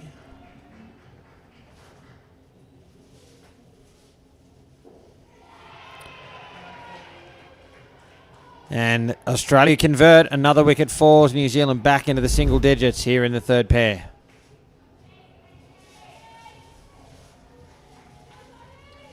Foot's got to go further than that, just foot up the middle and the arms reaching. You could be thinking of the England World Cup. What was that, 2007? No, I coached 2007. Right, so I wasn't there. That was South African Australia final. Right. We lost a very tight semi to South Africa. I still have nightmares about it. Yeah, sorry to bring that up. Only time I've ever lost to them. In my coaching career, only time I've ever lost to South Africa was in England, and that series lost them twice, I think. So that brings the partnership to an end. 1 for -2 off the over. They finish on 7. New Zealand remain in trouble here. And it's going to be Simple. Kat Thomas with Marama Downs closing out the innings. Similar patterns, right, where each partnership seems to get out a decent start. Then they tend to get in some trouble hitting the ball to a line fielder and calling poorly. There's some patterns there, and I think the thing that I've liked as a New Zealander, with the exception of the last one where Nika got beaten, New Zealand's hit the ball in the middle a lot. And again, all you're looking for at this stage is what are the positives we can find? How can we build a plan off those positives? What are our strengths? When you look at the Australian side, how can we play them in a way that works around our strengths instead of their strengths? It'll require, some hard thinking from Ribsy and Rob Hyman, and I'm not dismayed by what I'm seeing here. I think I'm seeing some attempts to do some stuff that isn't working, but at least I'm seeing some attempts to do some stuff. Yeah. Delane Yowie will bowl. Marama Downs facing the first delivery.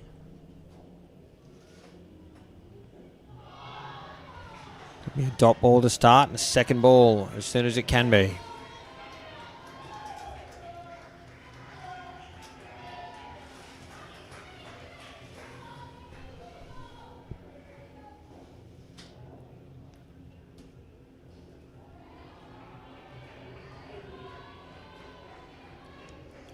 Seen off at a comfortable 2, full toss.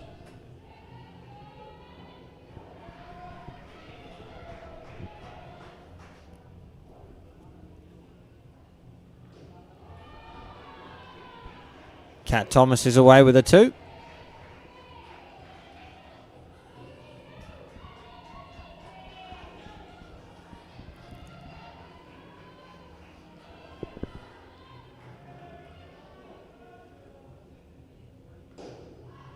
Straight to hands, no run.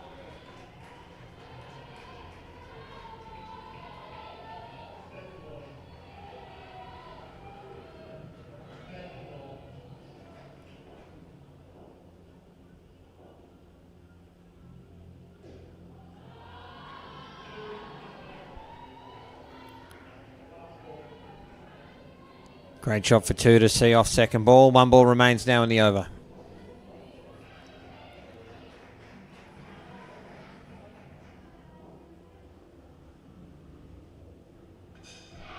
And Yowie goes straight through. Kat Thomas completes the over with a wicket and 1 run from it for New Zealand. Let's have a look at this one, Paul. Just looks straight to me, Cam. I think she just missed it. To be honest, I'm not sure she was sure. It looks to me like halfway through she might have changed her mind where she was going to hit that. I think she decided to try and hit it. She originally was going to the back, then she decided to hit it a little bit square, and it just missed. And yeah. I don't Yeah, think she playing was too- across the line as a result. Yeah. Yeah, she'd be a little disappointed with that, I'd have thought.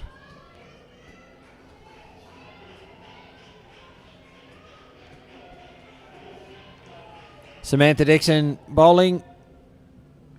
Full. No run.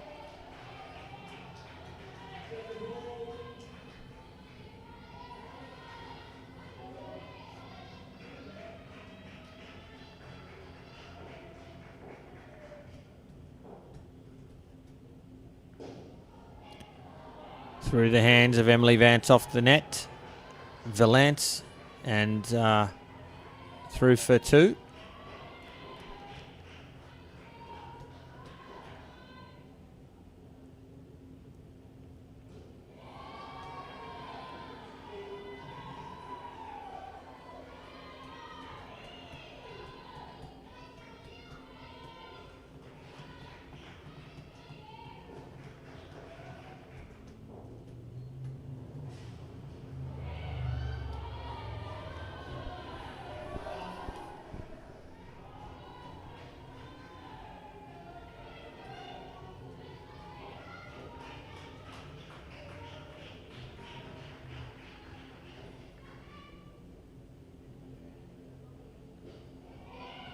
Chance needed to either hit the stumps or be in the glove there for Yowie, but Downs is safe.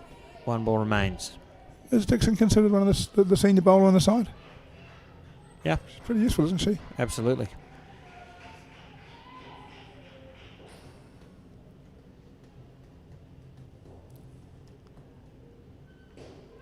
That's a great shot. What a way to finish the over for the New Zealand captain. 3 runs from that delivery and 9 runs from the over. Better showing there for New Zealand.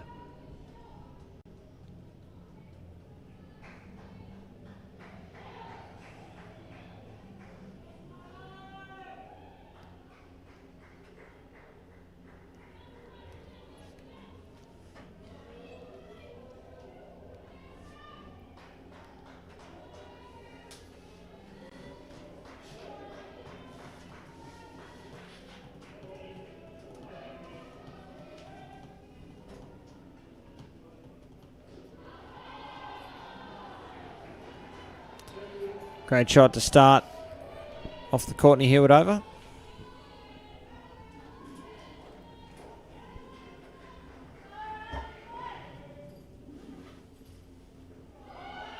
Should be out at the top. It is. Maribyrnow's running on contact there. Not sure there was ever a run there. The ball was in hand quickly. And Australia do the tidying up. Yeah, 2 errors from mine, running on contact, but it doesn't seem to me like there's ever been a call. Oh, no, she calls no.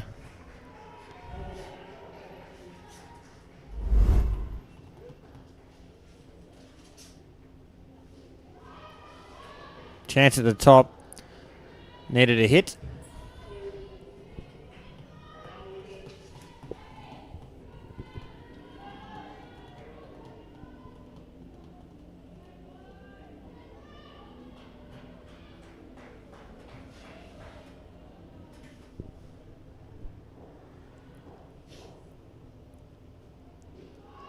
Straight to hand, direct hit would have been out.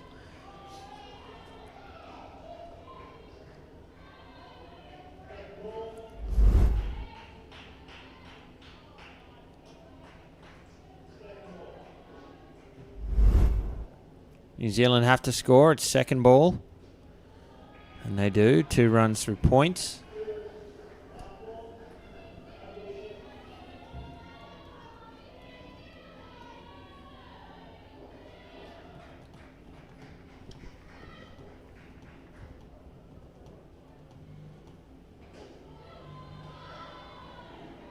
Australia doing an excellent job in this game of just getting a wicket and over and staying in control, right? They just seem to have a way every over to chip one out. Absolutely.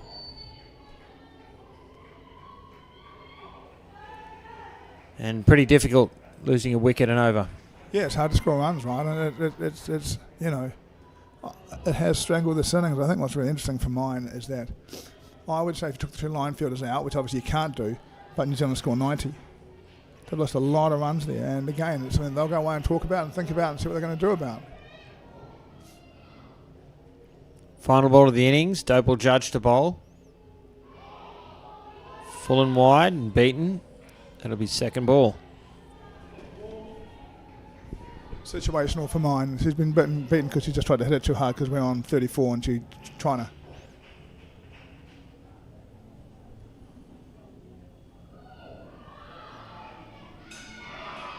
Oh, run out at the top. Trying to say it, Cam, getting in trouble for this, but late call. The wide call came a bit late.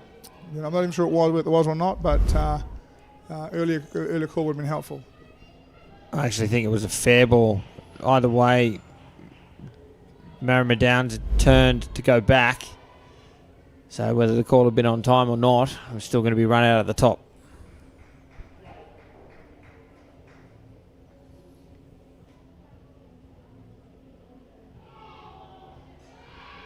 Yeah, good over.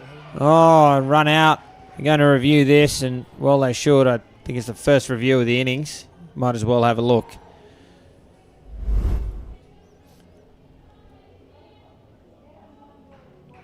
Comes the touch. Yeah, looks well safe. It really is a testimony to the quality of the umpiring so far, isn't it? There has been only one review in this 15 overs because there's been no dispute about any call. Both teams have felt they're right.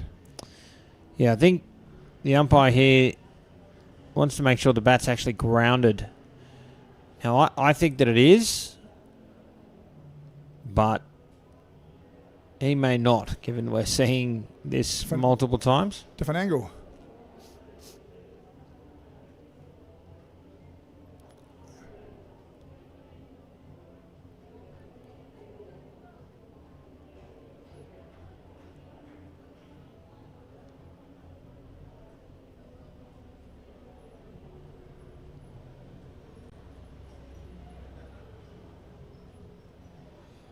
Seems a lot of replays for something that seems quite clear to me. What am I missing?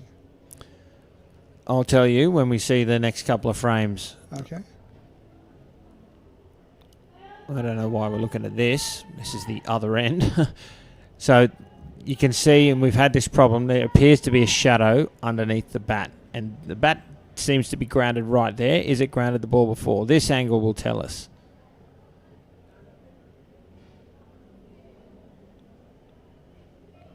Now, I don't think the shadow, quote-unquote, under the bat is actually representative of a gap between bat and ground. It's the angle of the lights here that create a shadow either side of the bat, but it creates an optical illusion when we look at these replays. Which is one of the things that's different for me about this. This isn't a player who's diving with the bat at the edge of the bat's in the air. There's a shadow because her hand has the bat a foot in the air at the handle end. Yeah. Part of the bat's in the air without question, Yeah. right? It's not the same as when the hand's down low and the bat's Sure. rolling along. Yeah. Andrew Horvilliers is satisfied that the bat is grounded. The decision reversed, and it is a dot ball. Not going to make a big difference in the end of things. Been a great performance from the Australians here. Their bowling and fielding has been super sharp. Full and driven to the back for 5.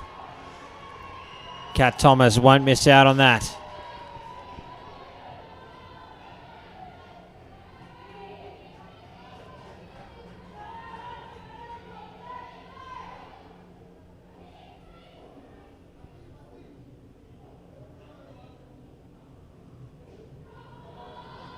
Shot.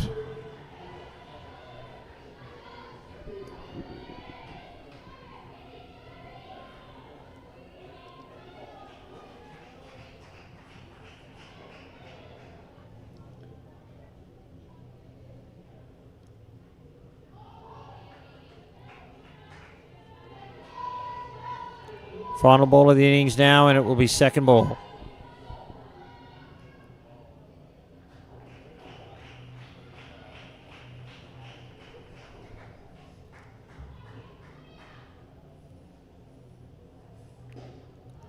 Chance at the top, the throw is wide. New Zealand through for a single and will finish on 37 runs nowhere near enough against this world champion Australian side. No, they're going to most likely lose this game. And Australia have bowled and fielded excellently throughout the 16 overs. There have been, I can't think of one bad over in the whole innings. They just bowled well, kept the pressure on, fielded well, taking the chances. There's stuff in New Zealand to look at and address. I think the shot late, which went through for 5, is kind of the answer for New Zealand. They keep punching the borderline fielders and calling poorly. Maybe they just need to be prepared to drive the ball through and back themselves to get it through. So there you have it, folks. The first innings in the bank, 37 on the board for New Zealand here at the Indoor Cricket World Cup. It's day 6. I'm Cameron Walter alongside Paul Bottle. Great to be with you for this clash between Australia and New Zealand. 2 other matches happening right now. One in the women's, South Africa taking on England. South Africa on 40 runs during the last partnership against England. So that's a good showing there from England. A bit of a roller coaster. Skins of 19, -2, 28 and -5. As we take in some highlights from this match, there's a men's match happening right now as well between the United States of America and Sri Lanka. The USA on 3 in the third pair. That third pair on -15. So a little bit par for the course at the moment for the USA. At least had 1 or 2 pairs that have struggled, and that's really made it difficult for them to post any sort of defendable total. Just great to see them here, right? Oh, 100%. Unbelievable, right? Yep. United States team playing international indoor cricket, that's amazing, right? Fantastic they're here, and again, we'll hope they're back in 3 years from now and better for the experience. Without question. There's also plenty more indoor cricket to come. International World Cup indoor cricket live from Colombo here in Sri Lanka. Coming up after this match, you'll see the under-22 women, England versus the United Arab Emirates. Then it is the men's turn, Singapore against the United Arab Emirates. We come back to the women at 5:15 p.m, New Zealand versus England. And then 2 men's fixtures to close out the day here on the broadcast court. India and the home side, Sri Lanka, at prime time, 7 o'clock. And to close out the day, South Africa up against England. Hope you can stay with us throughout the day for all of those fixtures. South Africa England women's game is a surprise. The news would be, the expectation would be Australia 1, New Zealand 2, South Africa 3, England 4.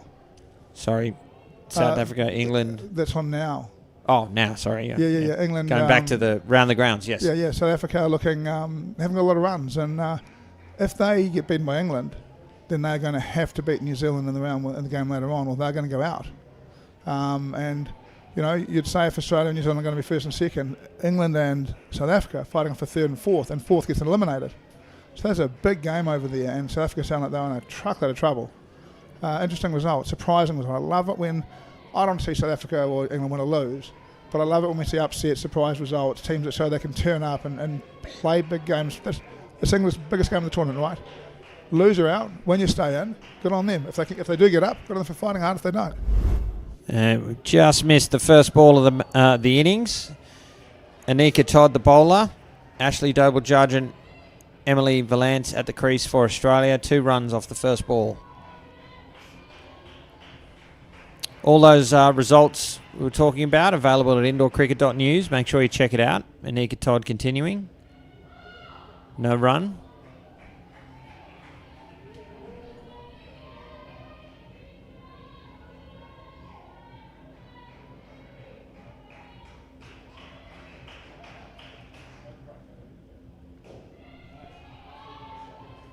On through to the side net for 3 for Valance.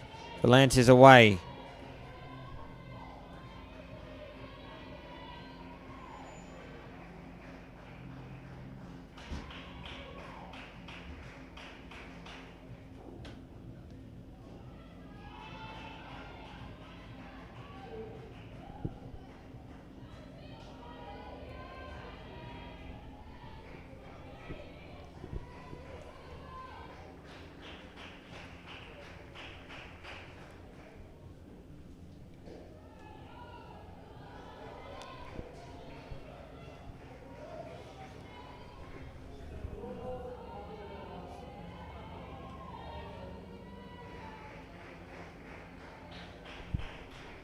Second ball for the last ball of the over.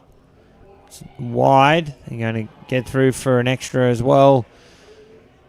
And 10 runs off the first over there, even on the first skin already.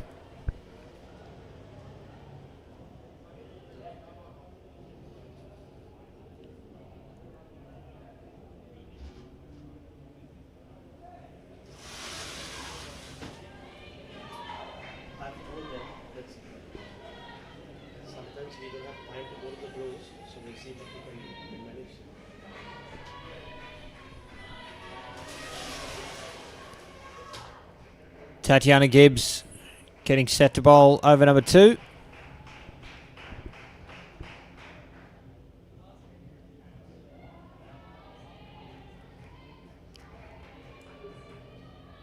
Easy 2 there for Valance.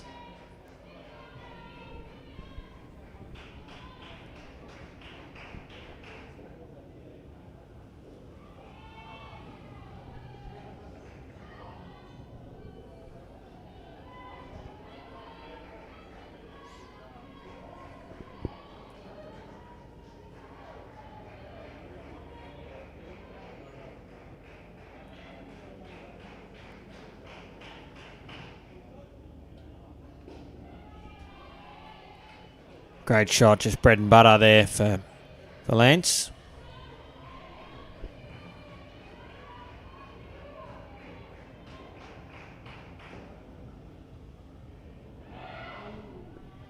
Edged and safe.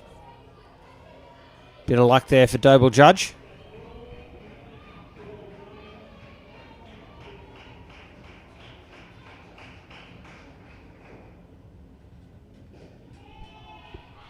Chance at the top. The throw's wide. Doble Judge through for 2 and a ball to come.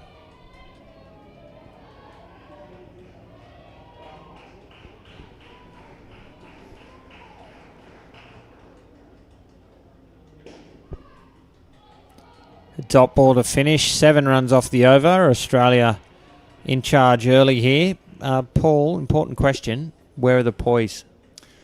It's the 22s that have got the poise. So is it just a 22s thing? Sure, I thought it was a New Zealand thing. It's a parent thing.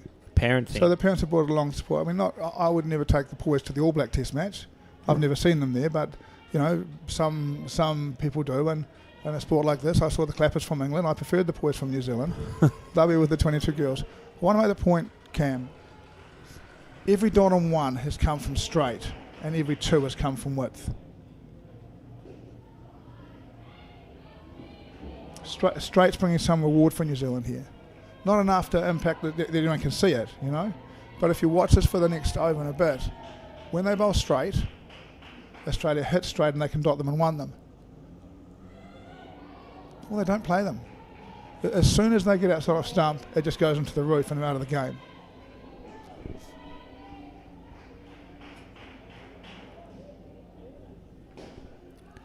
Driven to the back for 4. That was from straight.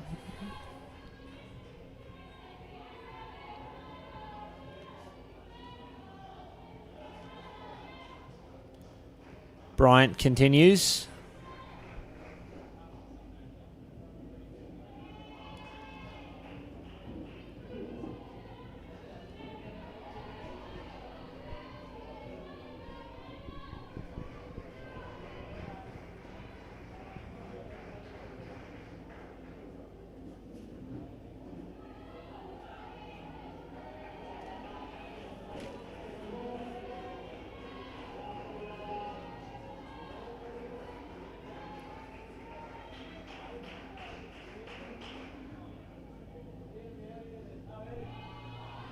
Good finish to the over. Australia seeing off second ball. 9 runs from it and an over to come now in the opening partnership for the Aussies.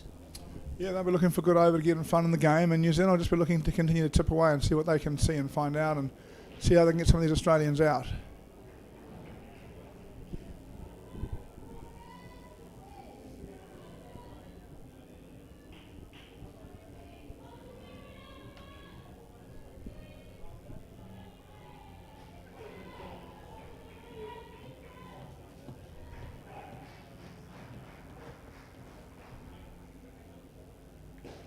Driven to the back, 5 runs. Yeah, if they're going to bowl straight, they're going to have to manage to plug that up. Well, they've got a deep and straight onside field, and the ball pitched, well, on leg stump, but Valance just gave herself some room to send it on the offside. Chance at the top.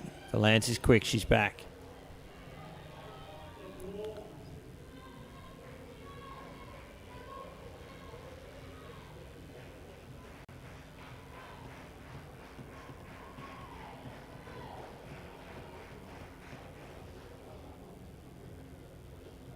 Can't bowl there.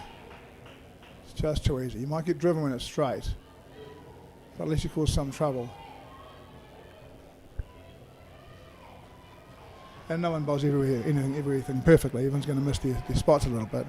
And you sort of may have way different plans to the ones that I'm talking about.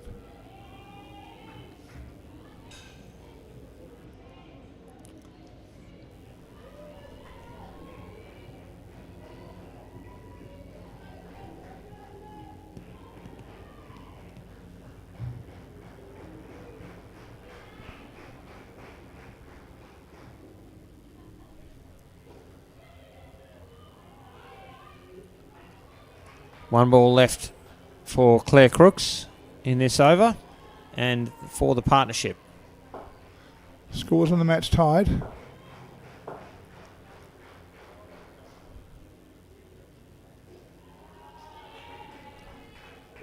And 39 on the board for the opening pair for Australia. Already in front of the New Zealand total. This is shaping up to be a dominant performance from the world champions. The perfect start for them here in this clash against New Zealand. And Delane Yowie and Samantha Dixon head to the crease now. And I think you said early in this match, Paul, that it's a discovery mission for New Zealand. That's certainly true now. The game well outside of their grasp. It really just is an information gathering exercise from here. What can they try? What plans will work against batters of this calibre?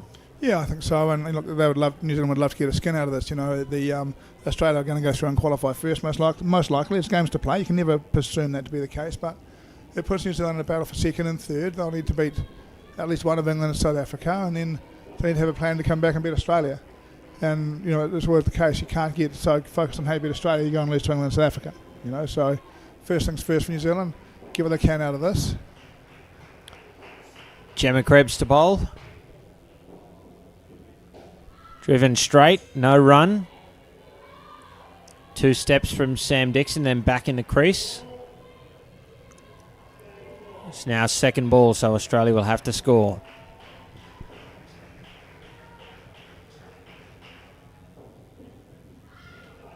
Left alone, a wide ball.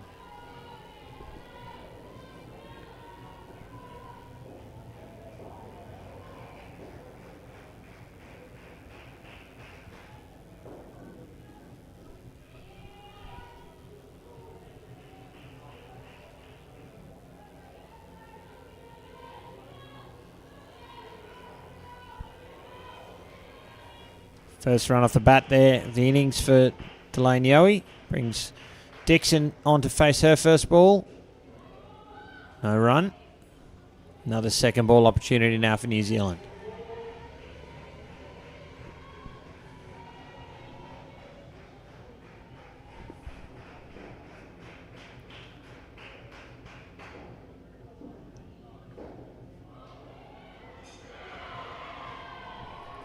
And there it is, a wicket falls, the first of the innings.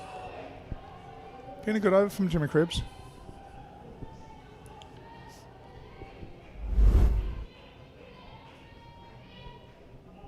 A bit of a concern that we can't get this to be a bit cleaner. It's great that it's out.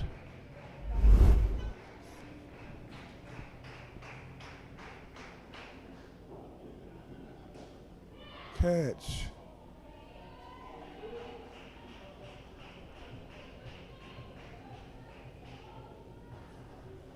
Brings the over to an end.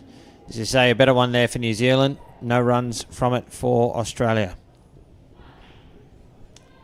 The evolution of the game is an interesting thing, Cam, for mine. You know, we saw our run out overturned early on today.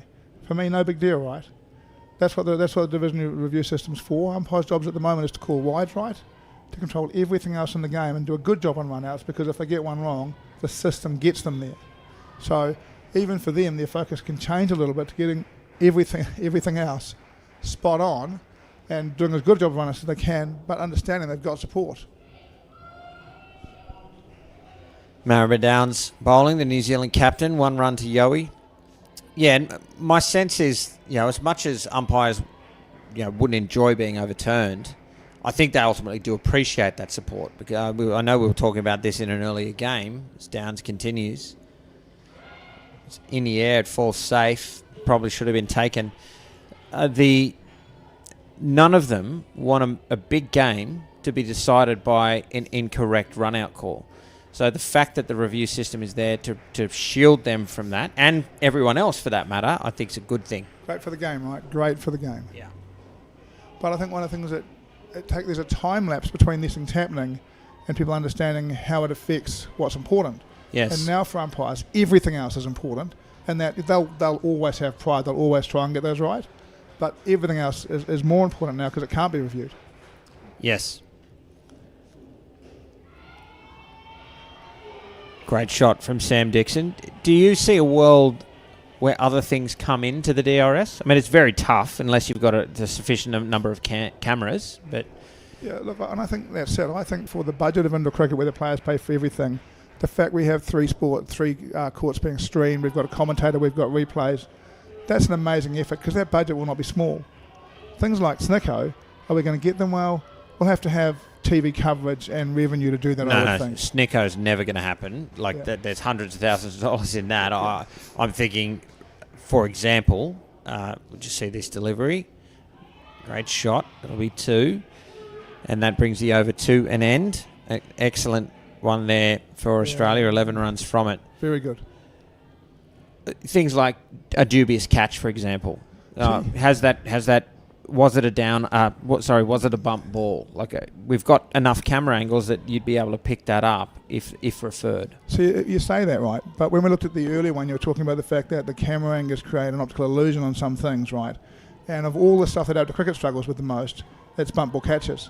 It's not really clear quite often. So I don't see it being used for bump balls. But then I think it'd be great as an example. They can, did the player interfere?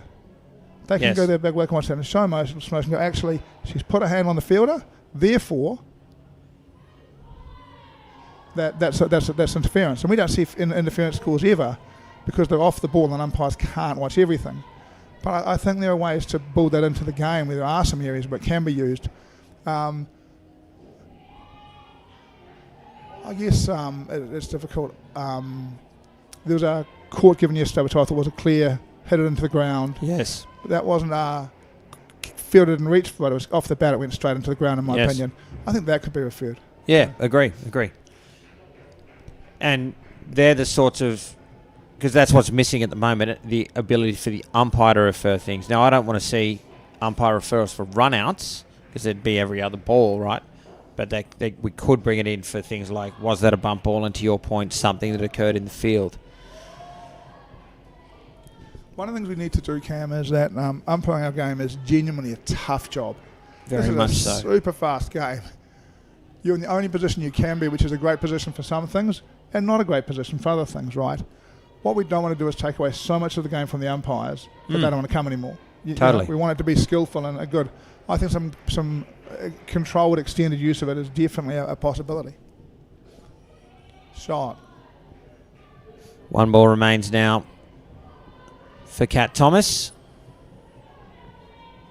A lot of 2s in this partnership. Australia just building away now.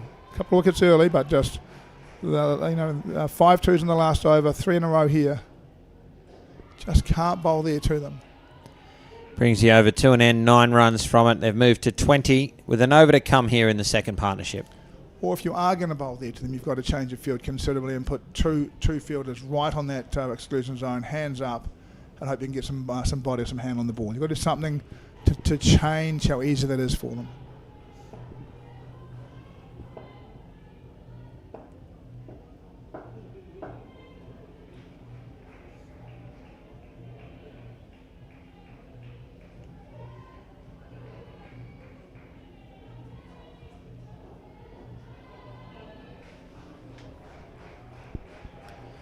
Final over the pair, it's going to be Saffron Wilson. Drags it a little short and put into the springs for 2.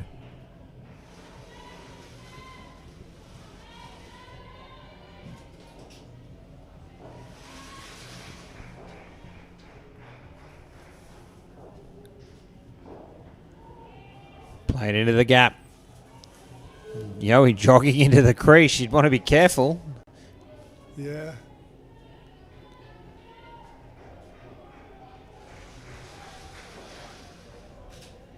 Full chance. Oh, it needed a direct hit. That's a good bit of fielding there on the 3 line. Is that Gemma Krebs? Yeah. Didn't take it on the first grab, but followed it quickly and got the ball down to the keeper's end.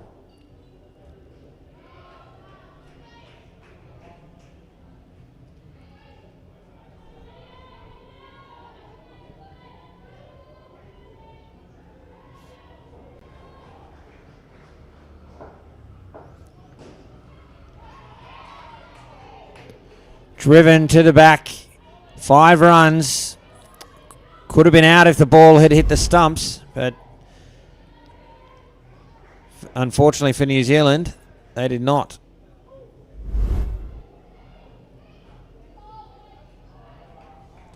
That brings the partnership to an end with that 12-run final over. 32 on the board for the second pair, and 71 is the Australian total. Dominating here at the moment, the world champions. Yeah, and complete cruise control, aren't they? We might check in with the games happening elsewhere. To your point, Paul, critical game over in the Austasia complex right now between South Africa and England. Be fascinating to see where that's up to. South Africa finished with 63. There's a reasonable recovery there. England are 12 in the first pair in reply, so that'll be a cracking finish. Yeah. The United States finished with 29 and Sri Lanka well on their way, already past that total. So they're the 2 other matches happening right now. You can follow along at wicfworldcup.com or indoorcricket.news. And don't forget the match following this one, the under-22 women, England versus the United Arab Emirates, here on the broadcast court. Good to see the USA back in positives, right? 29 may not be a match-winning score, but, you know, it's not a demoralising -70. Good to see them back in the positives. Nisha Isles and Courtney Hewitt batting third here for Australia. Anika Todd is going to bowl her second. Yeah, I saw Krebs walking into the stumps. I thought, oh, hang on, the wrong name's in the system here, but that was just her walking back to a fielding position. Got some chalk on her hands to see if she can dry them out. Yeah, it is indeed Anika Todd. Chance needed to hit. Through for a single.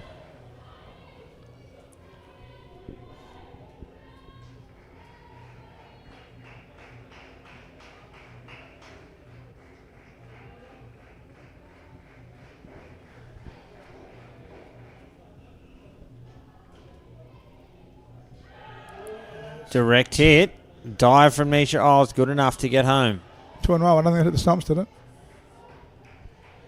Was that just the keeper's hands? Keep it. I think Yep. keeper took it off. Yeah, I think it would have been out if it had. Could be wrong.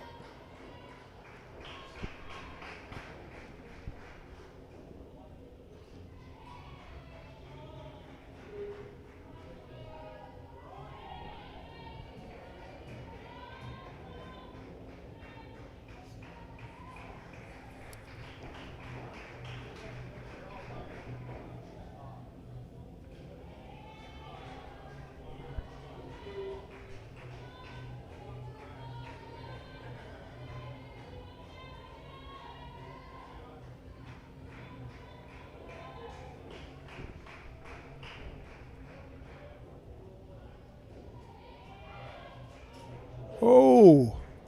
Bit of friendly fire there. Yeah, keeper knocked the ball off with the glove, and she was watching that and not watching the fielder. He flicked it straight past her face. Oh, that hit her. We'll have to have a little stop. Yeah, it has. It's hit the top of her head, so... Possible win from the ball going past her face. I like this, right? Physio on the outside. How you doing? I'm doing fine. Can you count from 5 backwards? Yep, I can. 5, 4, 3, 2, 1. Great, off you go. Yeah, I mean, I still think there's room for improvement with these protocols. What, did they refer that? I don't think that was the keeper's. I don't think that was the keeper's glove. No, they've not referred anything. Interesting. Can we see that again? I'd love to see what took the bail off.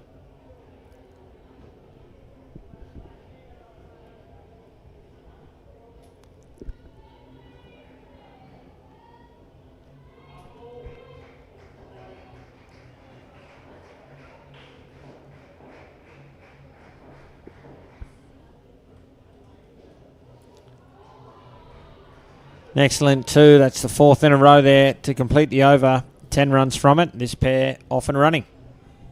Yeah, the fact-finding mission for New Zealand will be a lot about how we stop the 2-2-2-2 thing. You just can't beat a side that's scoring 4 twos and over.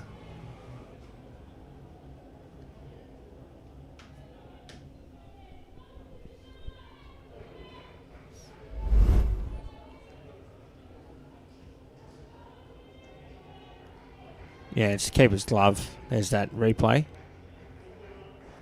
Okay. That bail that came off.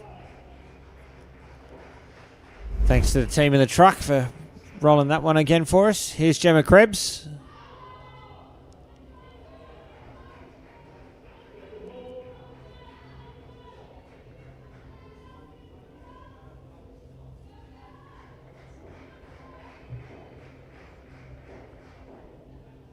Second ball here. Comfortable 2 to see it off.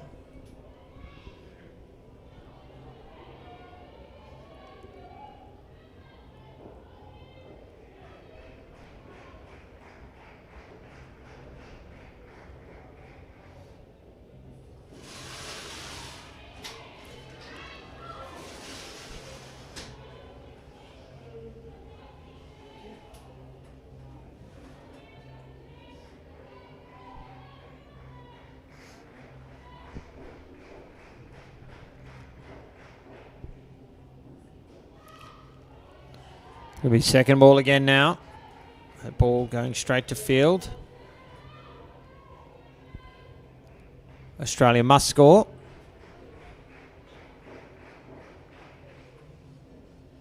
Drag short. And Hewitt finds the net again. 2 runs. 1 ball remains now in the 10th.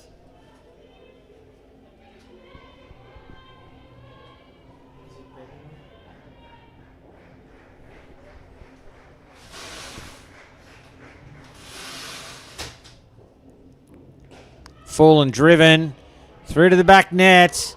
Introduced an opportunity for Downs to hit. Oz would have been out, but it's 5 in the book and 11 off the over.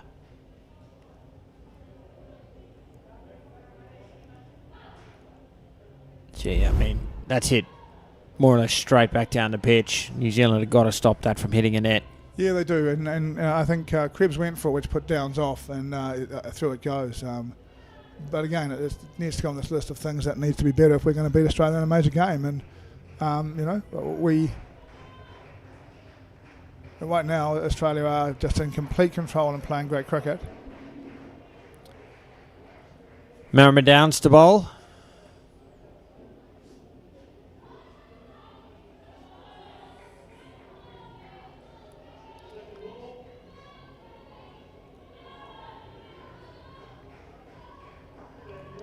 Second ball once more.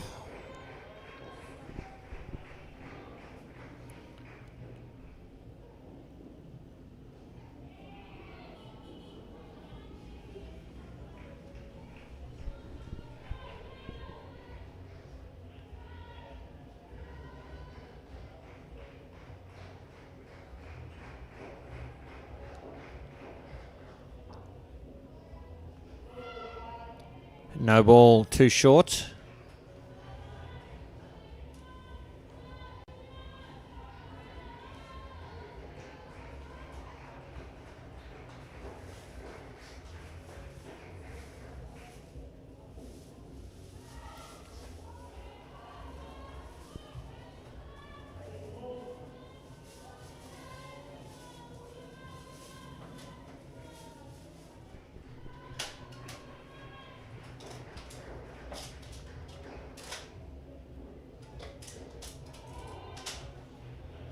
Downs falls after bowling. That gets a smile. Yeah. It's nice to see. Final ball for the Downs over. No run. 6 runs off it.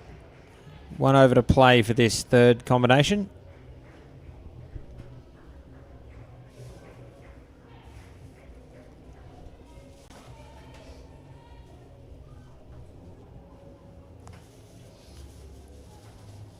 Looking like another partnership heading to the mid-30s for Australia.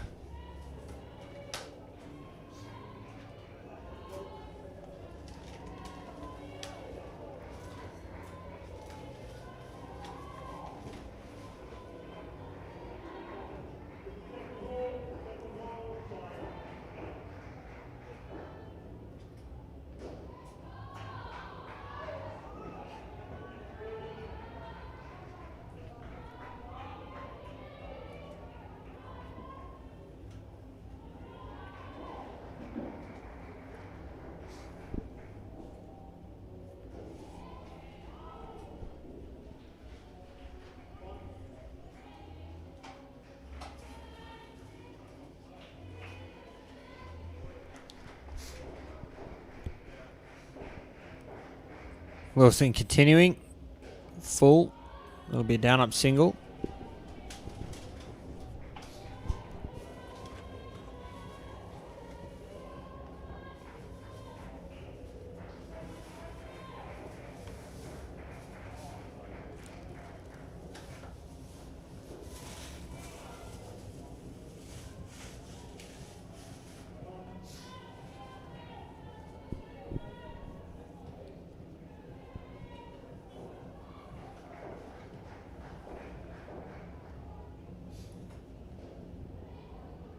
That's well played. It's a decent delivery. It's well played.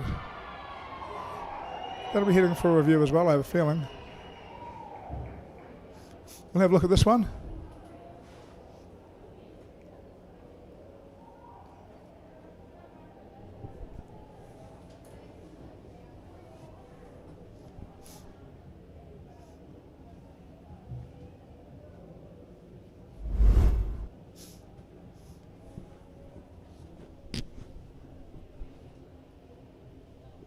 Across the line. Again, it's just this bat in the air question. Yeah, it's a different thing from mine. Oh, that it.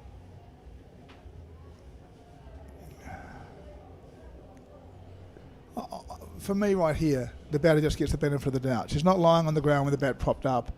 She's holding the bat. She'd have to be holding the bat just off the ground and skimming it along, not quite on the ground.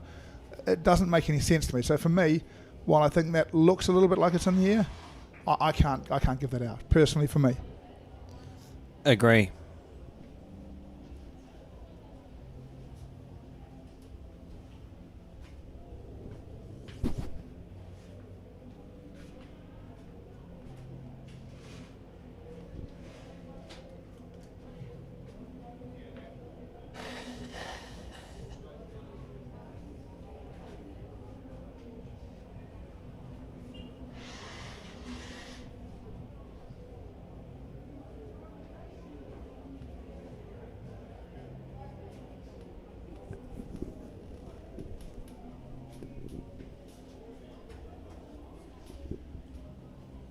One of the really good things, Cam, is at this end, isn't it?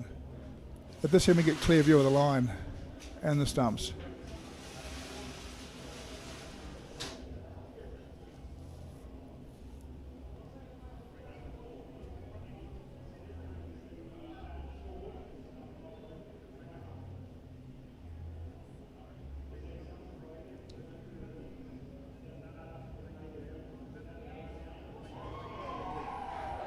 Wow.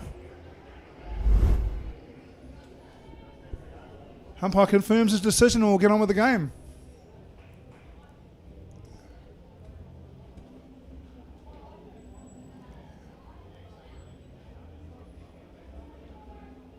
So just Australian captain asking a couple of questions, I think.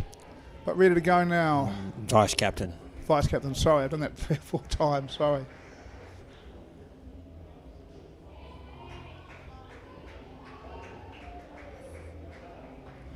Brings the partnership to an end with that wicket. 1 run off the over, 2 runs off the over, and a partnership of 29. Australia on 100 with 4 overs remaining. And looking good to take maximum points from this match with Chelsea Gann and Megan Dixon, the Australian captain, at the crease now.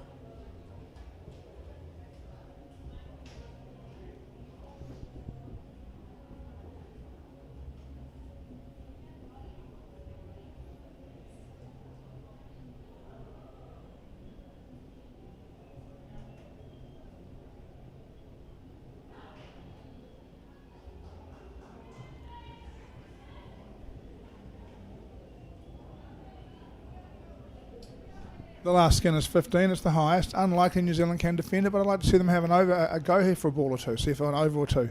See if they can get a couple of wickets. See if they can build a little bit of pressure. See if they can steal a skin at the end. Tatiana Gibbs will get us started.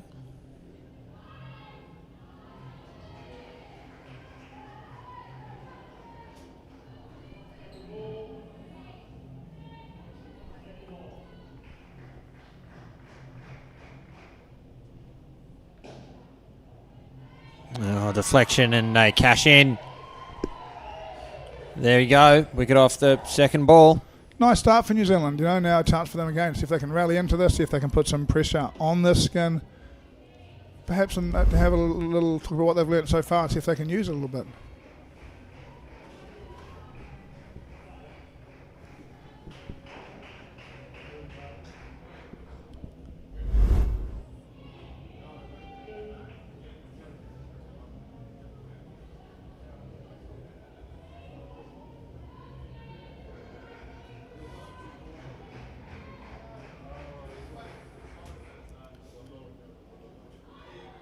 Never nice, Cam. Megan Dixon -5 off 1. Doesn't matter who you are. No one likes to be -5 off 1. Right, everyone should dig herself out and score lots of runs probably, but right now she's just thinking actually I see about well for a couple of balls.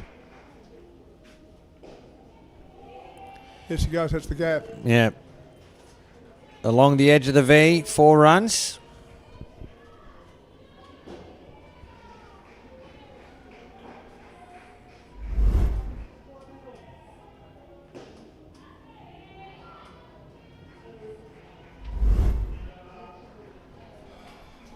Brings the over to an end. 3 runs from it.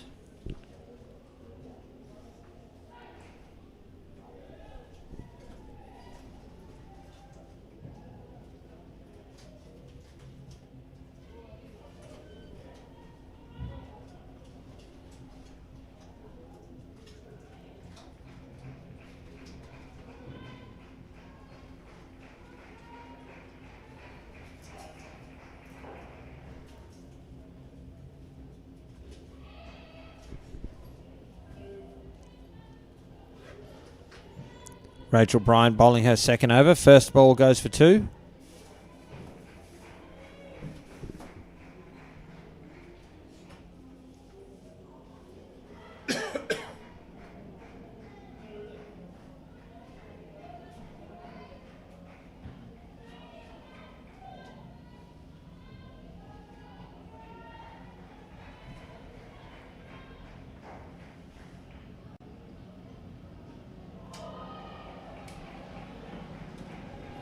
Is that a chance? I thought it bounced in front of it. Right. Yeah. Sorry, it was sort of half away. Perhaps could have dived forward, but Use the feet. Lovely drive on the offside. 2 runs and 2 balls remain.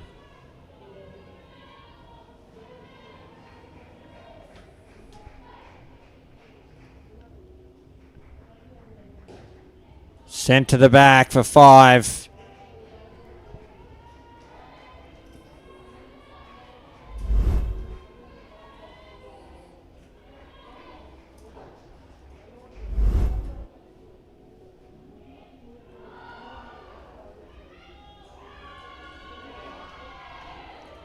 I reckon we're reviewing another one here. Given out, and we'll have a look at the review.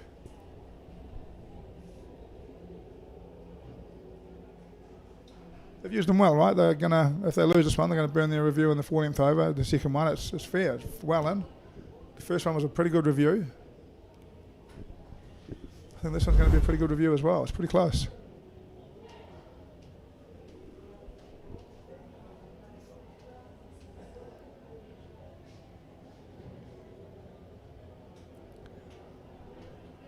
Clearly across the line. It's just a case of whether it's bounced. So if I mind the bat's down there. Still down. I think that's in. I think you can reverse that now. We'll be interesting to see how long it takes and what they look at and whether they... He's reversed it immediately. Yeah, great. I think that's a good call, you know. We don't need to spend... When it's clear, I think we need to make the decision, don't we? Yeah. Well done to umpire. And again, this is what the whole rule exists for, is to make sure that stuff's covered.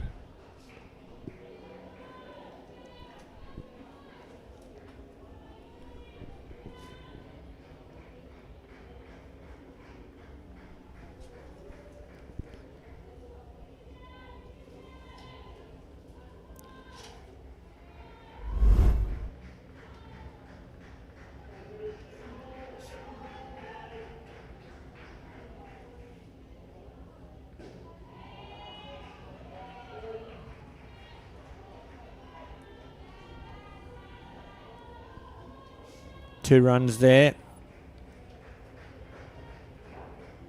Beg your pardon, was it 3? That one certainly is 3. A great shot from Chelsea Gann.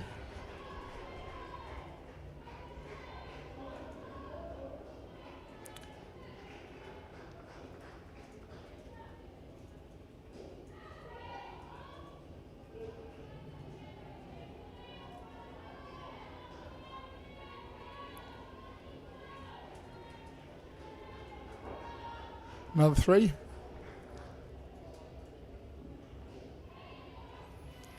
Well, yeah, I suppose the only thing worse than a team going 2-2-2-2 in an over is when they hit a bunch of 3s in a row.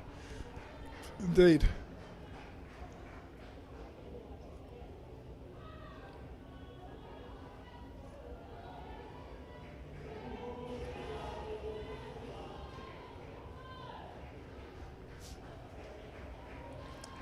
Last ball of the over. Great shot from the Australian skipper to close it out. 12 runs from that over and 6 balls remain now in the match.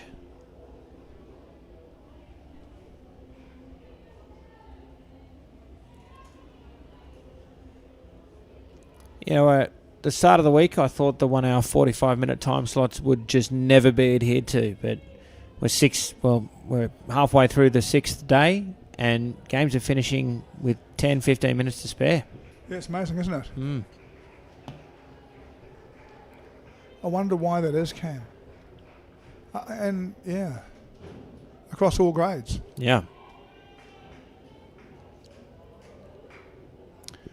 I guess New Zealand hasn't got a lot of wickets in this inning, so there hasn't been a lot of huddles and that kind of thing, but still it's a lot of time. It is interesting. Claire Crooks is bowling the last over.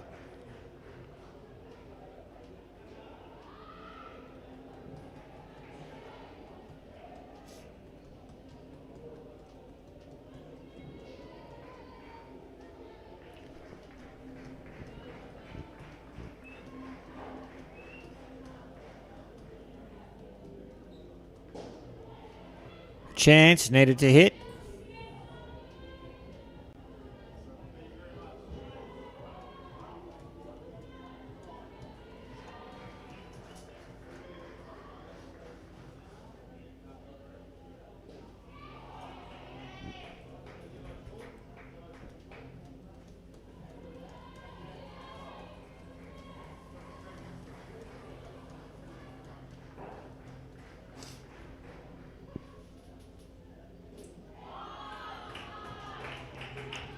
A little bit like clockwork at the moment. 1 ball remains now in the match. 3 for Australia for a 100-run victory. It's a wide. Will Australia have it again? Looks like it, yep. Yeah, well, as I always say, you have to get your money's worth. Megan Dixon wants to face one more legal delivery. And of course, we have to wait for the bails. New Zealand don't really commit enough people to that process, do they?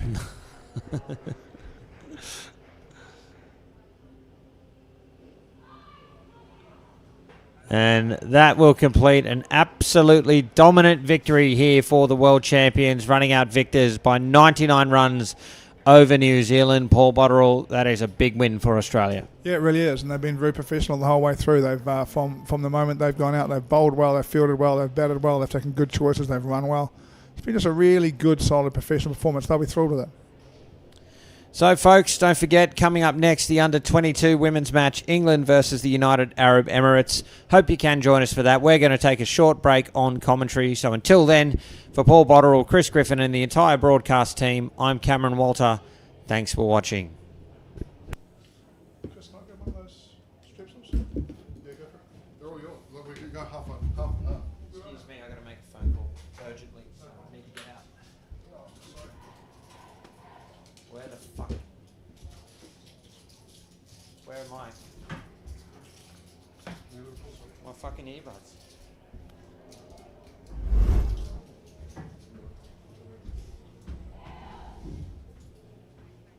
Start this week, if not back, Cam. What was it, me, Chris? Oh, cool. You okay?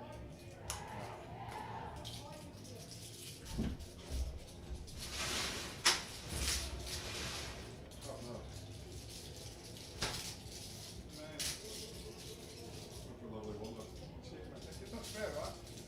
Oh, you're not mad. Yeah. After those, just a weird looks.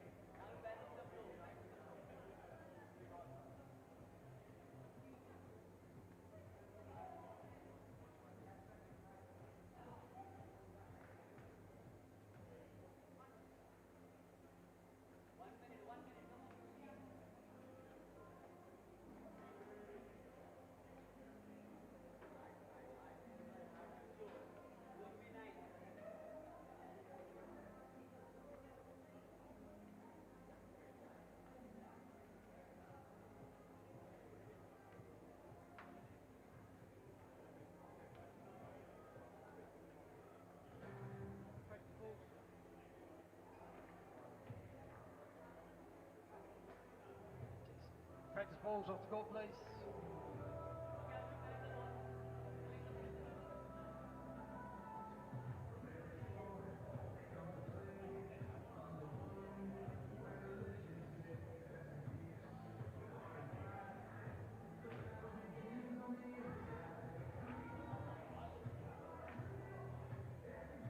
Mr. Potts, can I have my pen, please?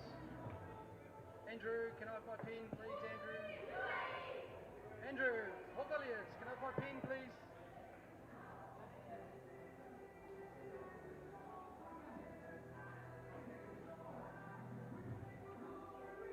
Two-minute call, team, 2 minutes.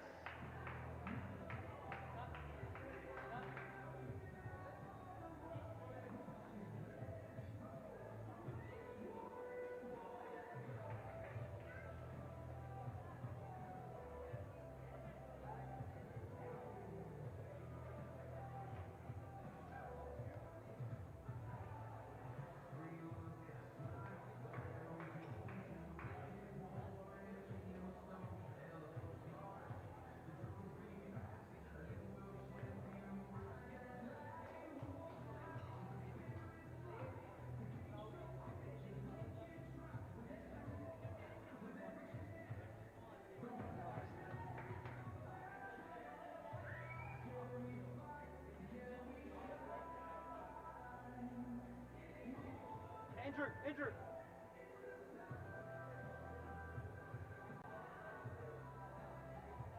Can you get the gigs? I've got no screen, I've got nothing. I've hit start game, I've got nothing loaded. Yep. Can you get the power? I've got nothing on my dashboard.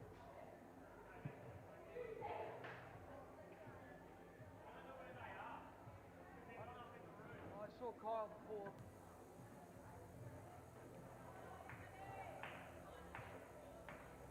Someone please see Kyle.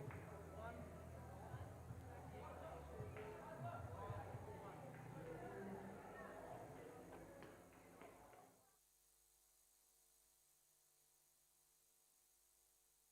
This game.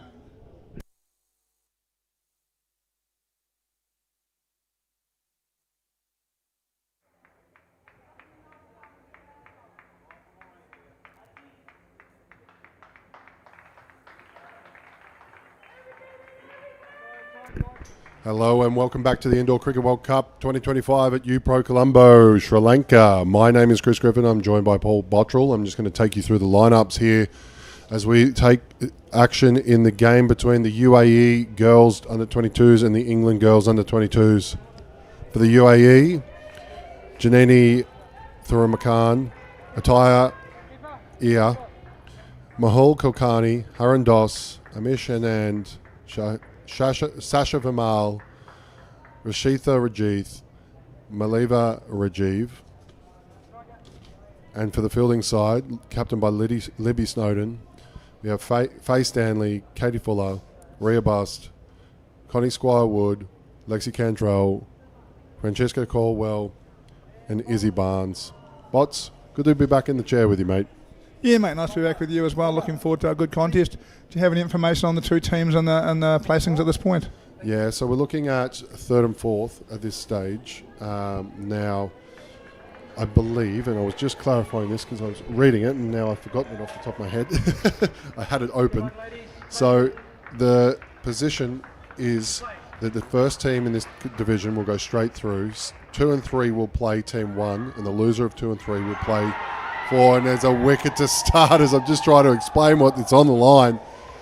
Oh, sorry, guys, sorry. So loser of second versus third will play the fourth in the plate final. So third and fourth, it's an important match. That's a great start. Fuller, we've seen her take wickets. Pushes down leg side though now.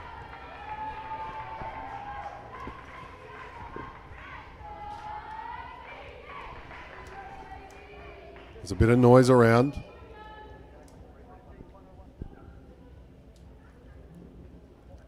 Pushes down leg side once again.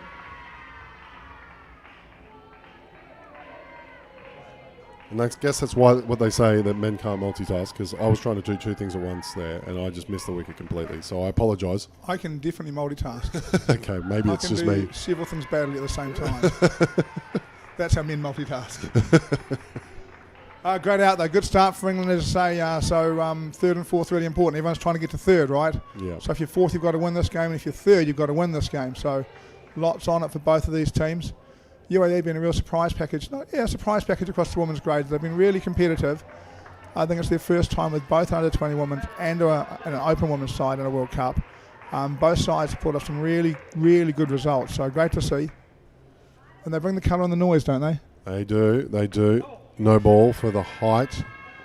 You and I bring this up. It's still my game of the tournament. We did UAE Sri Lanka 22 girls, and it was a wild one. An absolute wild one. It took me a couple of hours to recover. Yeah. It was just adrenaline everywhere and massive plays and direct hits and sevens. Oh, it was fantastic fun. Yeah. Yeah, game of the tournament for me as well. So just so everyone understands, so the UAE currently positioned third on 21 points. The English side, after 9 games, the English side after 8 games, they're on 15 points. So they'll play again. I'll just check who that will be, who they play again. And it does look like it's Sri Lanka. So it's a bit of a tough position. Might have to see the UAE flying around the court, but it's an awkward one for both teams. But points, they matter. That's all that we need to know. Yeah, and still for mine, if you're third and you're 5 points in front, you're going to win this and be 10 points in front and believe you're good. And if you're fourth, you're going to believe if you win this, you close it up, you're going to win the last game, you're going to be third. So I think this game's still important, and a good out, sorry. Yeah, and look, England, they know what they've got to do. They're the ones trying to play catch-up. They need to scrub the UAE. They need to scrub the UAE. Yeah, 7-0. I don't know if that's maybe that's a Australian phrase. We haven't used the new phrase going on the youth TikTok world at the moment. Oh God. That's a bit of a 6-7. Oh, what? A 6-7. What's a 6-7? Sounds good in your accent. Well, it means nothing. Or it I means, stand 6'7". Does that mean I am 6'7"? Well, that's how it started. Some guy who was 6'7", it started talking about him. Yeah. And it's become this TikTok thing where 6'7" means a variety of different things, including that means nothing. How have I never heard of this before? Maybe Well- because I'm 36 now. Clearly because my flight was longer than yours. I'm going to have to look this up after. I clearly found that bored out of my brains reading something on one of those flights. Oh, dear. All right, we need to get focused here because the English girls, they're putting on a bit of a performance and we've got to give them the justice. They're flying around the court. They really are, aren't they? Bust continues, pushes down leg, considered fair.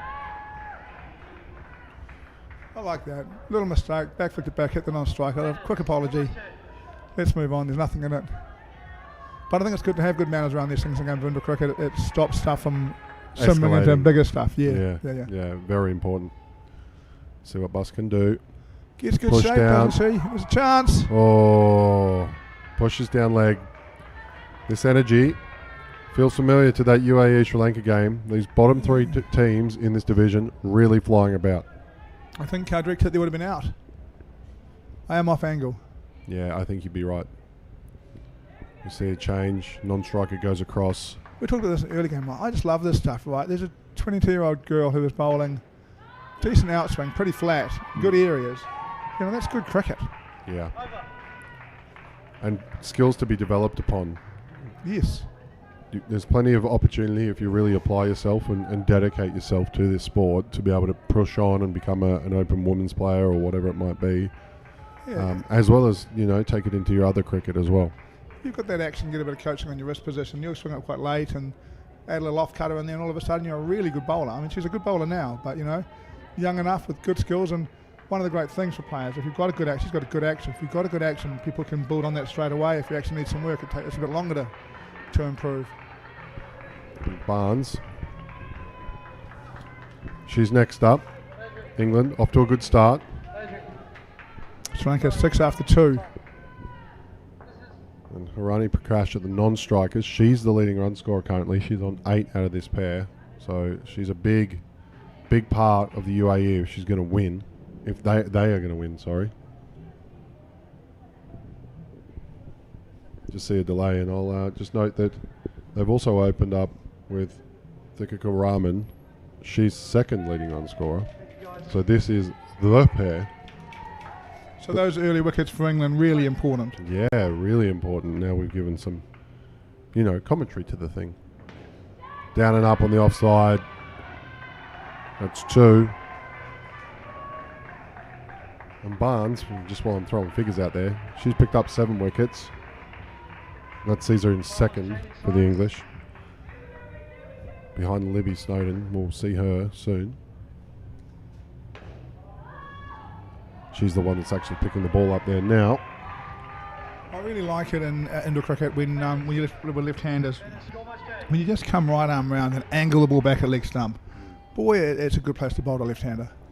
We've seen a lot of left-handers this week as well. Chance. But misses. But there honestly has been a significant amount of left-handers. I was incredibly surprised. More left-handers, more wrist spinners. The game's definitely developing in different ways. Barnes pushes it full and wide. Flick.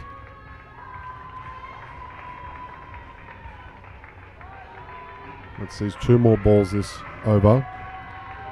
England bringing a bit of noise.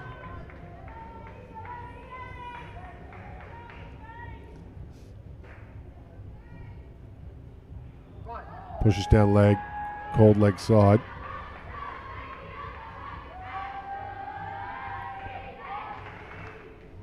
It's the UAE bench that's chanting along as well. You were saying before around when you're batting, potentially, this may be about a few days ago now, it's been a long tournament, where if you're batting and you're making all those noises, that's completely different to when you're bowling and you've got people doing it on the sides and you're trying to potentially calm the batters. Yeah, for me, when I'm coaching, I want all the noise in the world while we're fielding because I want all the adrenaline in the world because I want my players, the fielders, pumped up, ready to dive. When we're batting, I want quiet because I want my players' heads clear. I don't want any distractions. I just want them to watch the ball, hit the ball. Yeah. So we keep talking about the little nuances of this wonderful sport of ours.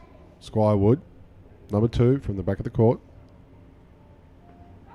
You know, Chris, there's a chance. Oh. Too slow. Sorry, go on.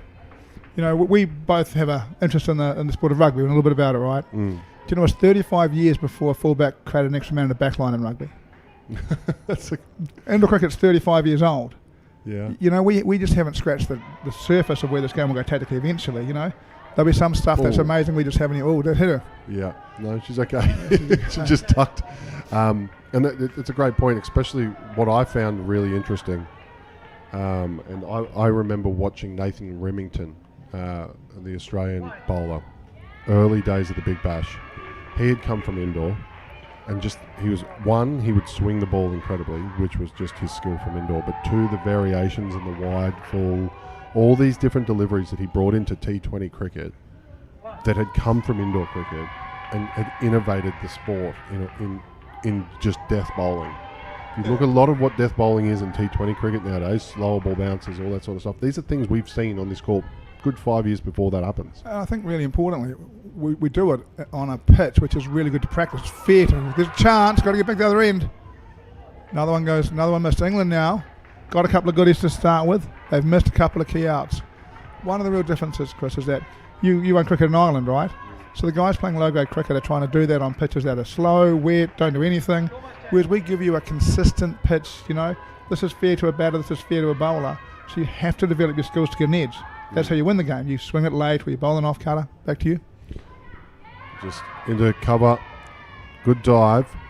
But yeah, so my job essentially is for the seniors, but I do work running the operations essentially. But with the pathway manager, I work closely with him as well. And we talk about that endlessly, about clubs in our area putting kids, young girls, on turf wickets, and it just does not help them. It does not allow them to play a back foot shot. It does not teach them how to deal with a ball up around the chest area. it doesn't encourage the bowling, and it doesn't help overall. And indoor, you can see a ball's flying around. You now know how you have to play a ball off the back foot. Oh, that's a wicket. Mix up between the batters. They were really building their UAE. That's set them back, and that's the end of the pair. Yeah, England really needed that, right? They really did. And a bit of discussion going on between the batters, and a bit of unhappiness too. And it's fair enough too, right? Didn't they, as they do in the subcontinent, they verbalise very clearly about how they feel about it, then they touch hands and get on with it. And that is the end of the partnership. Yeah, I think UAE they can't be referring that, I wouldn't have thought. Something's going on, right? I think they did. Potentially. We all just There's got- one ball left. Oh, No. that's the out, so there shouldn't be one ball left. Yeah. I think What is going on? we'll get back to our conversation, but I think that's the end of the over. It's called time.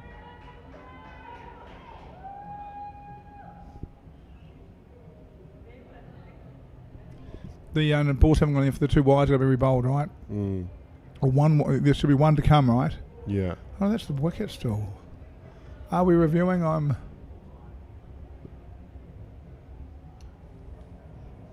There we go. I think he's just entered another ball in, so it appears that we still have one ball left. Oh, it's a good shot. And that stop between the wicket and just allows the batters naturally to just get themselves under control, side back 4. Yeah, look, a weird over because there was two wides and there's 1, 2, 3, 4, 5, 6, 7 balls in that over. So there must have been a ball where he's pushed a dot by mistake or Yeah, there's I something think that's has what it happened was. and he said to fix it up. And fair enough too, if he's got it fixed up, that is fine. Interesting partnership, right? England started with a couple of great wickets. Sri Lanka starting back quite well. England miss a couple from cover. They'll want those. Good contest. 22. We always say 80 is about the score. Yep. And so just to finish off at the point, with all those things that you see that lead to deficiencies and lack of development, I use this example all the time when someone talks to me about indoor cricket. And when I was working back in Australia, I had a parent come up to me and say, look, he can bat well, he can bowl well. This is the feedback we got from your coaches, but he can't field. He needs to work on his fielding. Like, it's a liability. It's just not something he's really focused on. And I said to her, I said, go play indoor cricket for 6 months, and I guarantee you they will be sorted out.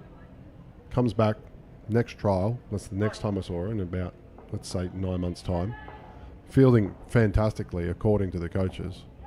Problem solved in the rep team. Nice.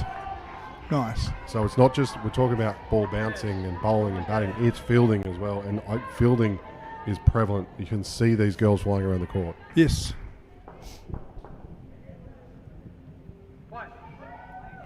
It's a wide ball.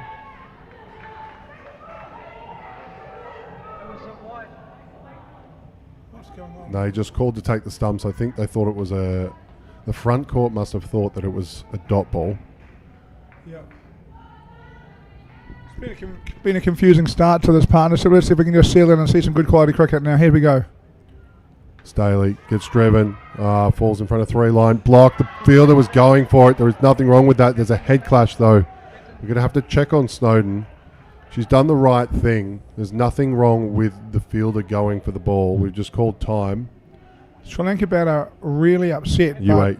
UAE batter really upset, but it's her job to go around the field fielding the ball. And that's a jaw. Looks okay. We'll see if there's a replay potentially. Let's have a look at it, eh? That'll be great. I just want to see the run out and just to...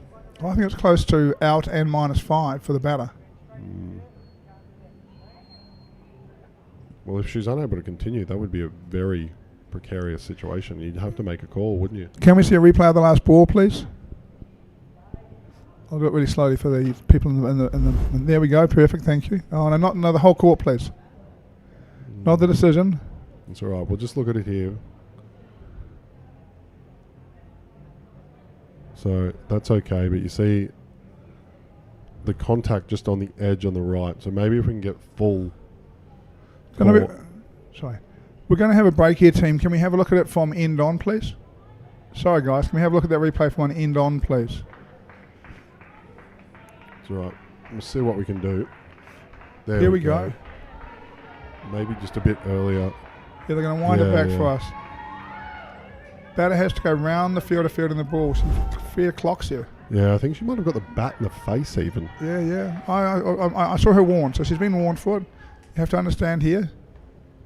Fielder fielding the ball has right away. Oh, to the top, big appeal, given out. That'll be referred. Oh, so much noise, instantly referred. Oh, it's all happening again. This division is just, Bots, you and I and this division, we get on well. Yeah, it's been brilliant fun, and I like that the South African batter was a bit upset. The UAE batter was a bit upset early on, but English batter just gives it the bat. And We'll see this we move review. on. Yeah.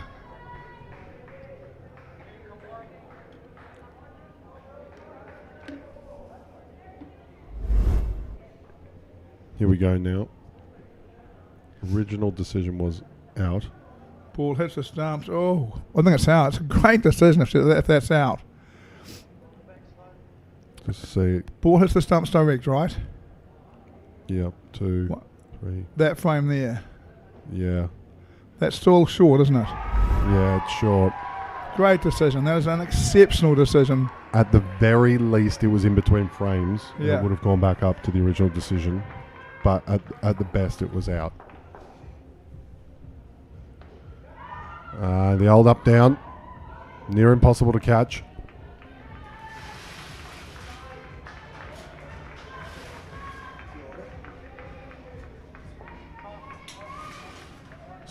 Stanley. Just see the English side in the pitch. Might have been a delay again with the scoreboard potentially. That's good game control from the English, by the way, as well. They hear the hold and they all walk straight in the middle of the pitch to stop the play. That's doing the right thing by everyone. Got a few England fans starting a clap. We're going to get back to it. It's one of the things for the umpires here. New scoring system, new information being added. And I think particularly when you're adding in fielders and you're doing different teams, so you don't know who the fielders are, you've got to go and find out in the middle of the game when there's an out. So there is going to be some delay while they get used to this, right? If you were doing the same people all the time, you'd know them and the fielding stuff would be easy. But when you're doing different grades and different people, it'll take them a little while to get used to this. No problem for mine. Get it right. Yeah, so new system, great point. New technology, another point. Having to adapt to all of that. If we compare it to the outdoor game, that's a 4-person job in an outdoor game. 2 scorers, 2 umpires. If you really want to make it, it's maybe a match referee and a 3rd umpire as well. And in the middle of it, he's just made a millimetre perfect run-out call, Yeah. right? And that is good. That is good officiating. Yep.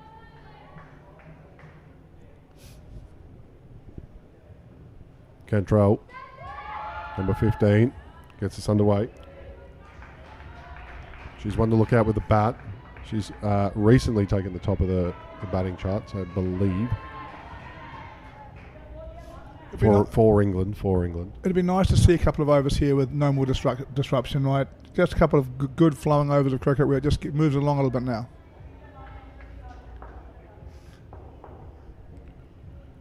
Pushed. Oh, into the leg. Good call of no.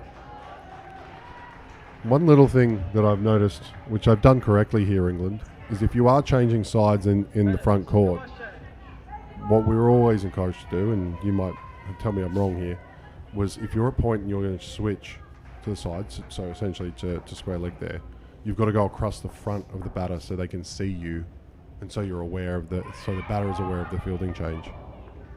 Because often they'll be, potentially organising their gloves or messing with their bat, and you see someone run behind, and all of a sudden you hit a shot, and you're like, oh, there was no one there, but there was no one there before, now there's someone there. It's very similar, right, to outdoor cricket where a fielder can't move so as to deceive a batter once the batter started running in. So you can't have your fine niggle all of a sudden running around to a deep square because you're bowling a bouncer. Yeah. I think it's reasonable. That's wide ball. We talked about it earlier, the lead batting pair for the UAE, they were the top run scorers, so that 22 that the England have kept, that looks strong, and you can see why, because they're still on 0, this second pair. Called fair in behind the legs. As I've said on commentary, I love that call if it's right. I think it was, but too many of those are just called because they go down leg. That's inside the line. That's a good ball, well called. Played Great flat. shape from Cantrell. Nice skill. And you can really hear, like, there's a few England fans here, but they're making the noise, and they're going along with the girls as well. They're on top at the moment, the England women. England 22 girls, sorry. England just having a few occasions where there's what Cam calls the disposal is a bit slow in the field. You know, they're getting the ball in hand, they've got plenty of time, and they're just taking a bit too long to take a full arm back and let it go. Whereas they just need to get in the hand because they're close enough just to pop it out of their hand quickly, and that'll be fast enough for the run out. Barnes. Good solid shot. That's a good on drive. That's a very nice technique, but for no reward. Score change.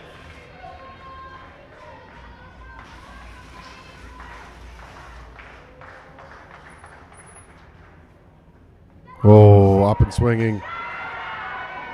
Gives it out. They're Review instantly. I think you have to because it was almost a delayed signal from the umpire. Now that's considered, but that's let the UAE batter think there's some doubt. The problem is, it's their second one, isn't it? Yeah. And, Oh. oh gosh, I think he's got that one right as well. Look at that. No, oh, close. Yeah, It's a bails bail up. up. Yeah. I think the bail's up. Keep going, please. Replay. Knock and roll back and forth. We're going to see for another angle. I think it's going to gain from here. Bails are down, bails are up. I think from that angle, batter gets the benefit of the doubt. We're going to see it from this angle, and from this angle, it's out. Yeah, that's a good angle. Retain your review. Square bubble. And we think that means that UAE have burnt both their referrals, right? Yeah, I believe so. And interestingly, they're one of the few teams in the competition at the moment where the players are making that decision on the court. Yeah. There's not somebody off the court giving them an indication of whether they should review or not. Yeah, that's a very good point.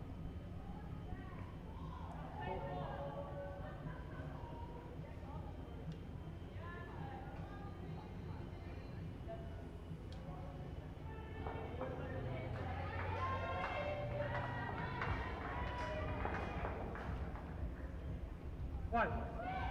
It's called wide. Better. Better. Sorry. Sorry. Well, everyone on the court having a good game so far, including the umpire up in the stands. He's had a ripper, hasn't he? He's had an absolute ripper. Good contact, called through.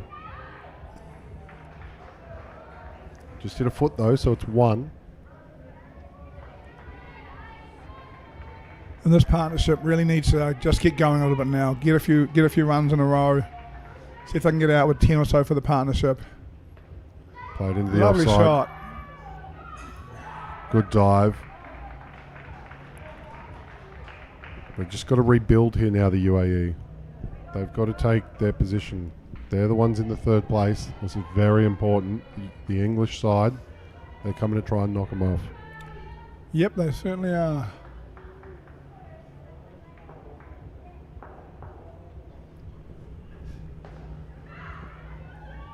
Big swing into the leg side for two.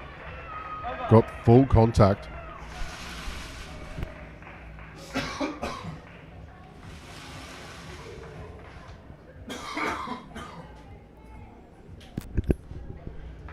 One over left in the partnership. Second partnership 4, total is 26 for the UAE under 22 girls. Been another ripping contest, as you say. Yeah, they've got off to a flyer. Still plenty of action to go, though.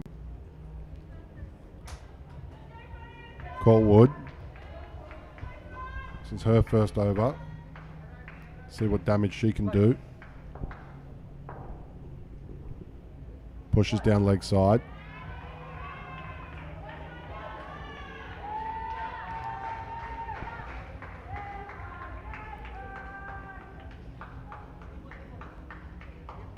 She's bouncing in that back net. You can see it moving while she's waiting. Pushes down leg side again. Because it's the last over of this partnership, the wide will be re-bowled plus 2 runs. Yeah, this is a big Bowlers change your sides. situation when they're looking to rebuild. She goes around the wicket now. Played into leg side. Diving catch. Look at the celebration. She's away. What a grab. Yeah, beautiful bit of work. Great anticipation of where it's going to pop out. Full length dive. Here it goes. Clipped off your legs. Upish. Comes out in front of the fielder. The last one came out behind her. Gets a hand up and grabs it one-handed. It's one of my favorite, one of my better celebrations so far this tournament. Flick. Big appeal again. They are up and about, the English. No referral available, I don't think, but I think that was comfortably out as well. When I say comfortably out, I'm thinking, 6 inches, maybe a foot. Yeah, and that's the situation they're in right now, the UAE. If you're an England fan, as there's a few I'm sure watching, things are going well.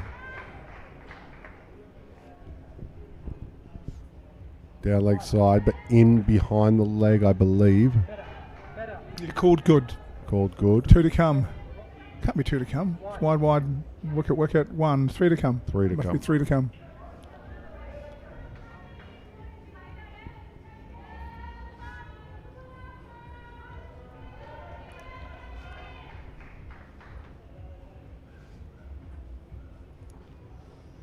Advances, just plays it back down the wicket. Drop ball.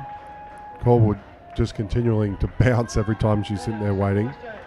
I remember, I haven't seen this in a long time, you can't push off the back net.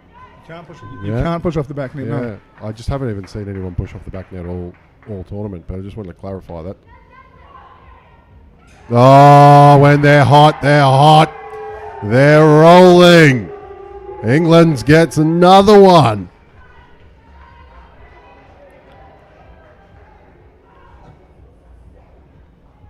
This division. Direct hit, right? Direct hit.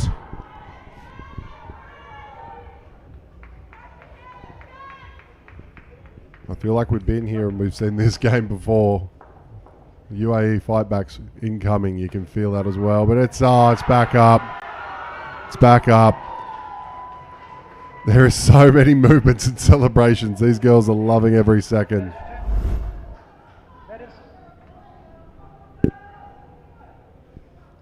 Nice catch. Yeah, it came a little bit slower. Sometimes that's harder. You love the excitement, don't you? Yeah. Unreal. To be fair, she's only bowled one ball on this over. That's a ball that's not a wicket. That's not a wide. Yeah, and she's... There's another one. Oh, that would have been close as well. Missed. Yeah. So 4 outs, 3 wides, and 2 dots so far. Oh, wow. That's the over. 4 wickets, 2 dots. Negative 14 in the total. So I think the around the wicket change really worked for her action and the way she moves in. And that has seen, since she did that on the 3rd ball, 4 wickets and only 2 runs. So yeah, well done. And yeah, look, it's one of the things that at some stage when they're sitting around tonight, the UAE coach will say to them, look, one of the things your job is as a batter is to make sure the next batters come in on to calm.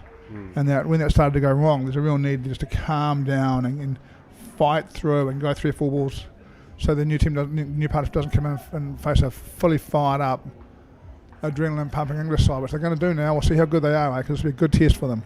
yeah, Mehul Kilkarni, Sasha Vimal Raj, they're in next. Snowden, we mentioned her. This is a great bowling choice, I think, putting on their strike bowler. She has a bit of a delayed start. You just see, I think Michael Guest sneaking up there, is it? Just sneaking up there. Umpiring, microphone issues for the umpire major. I'm sure they'll sort that out. But as you said, with that partnership, when it was all flowing, if you're the batting pair, I mean, I did this all the time, you just step away. You just take time. Yes. You feel like you're taking 20 seconds and it ends up being only about 2 or 3. Yeah, it's not long, but you do. You slow it down, you take your time. And that's what you do. You, even when you're doing the messaging, you would be at the non-striker. Say if someone's struggling, you'd be pushing down to the ground, going slow down, slow down, slow down. Get underway again. Just left outside off. Why don't you have a look? Snowden lands it perfectly.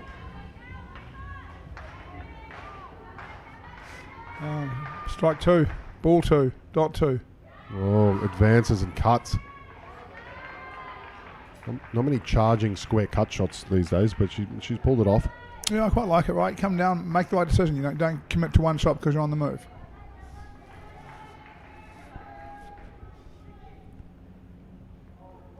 Big swing. Doesn't get the feet across. Really wanted a piece of that. Minutes. Score must change.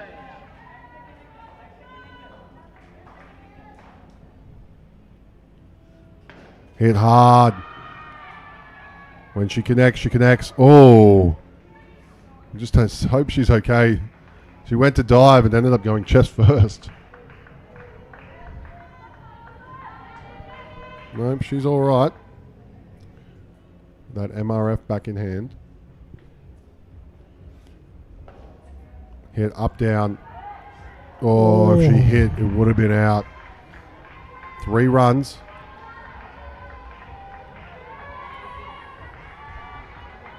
So we see a good start. Just in behind the legs. Well bowled from Snowden. She's got a good line with her action. Yes, she does. And that was the premier bowler for the English side, according to the lovely indoorcricket.news stats that we're finding through the new app. But they've navigated it, and 8 runs. That's what you want to see if you're trying to rebuild from the UAE. Indeed you do. After a -10 partnership, 14, -14 last over, come and be solid. Build some momentum. See if you can push forward from that. Batters. Score must change. Play. Faye Stanley, number 27. No ball. Balled. No ball height called over the waist.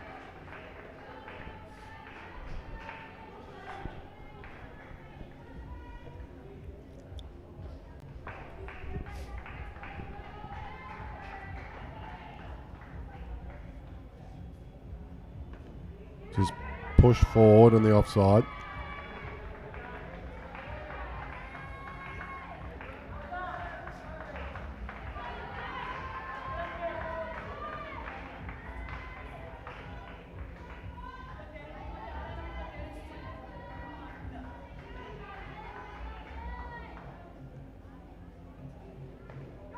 Played in the leg side now. Flick, high.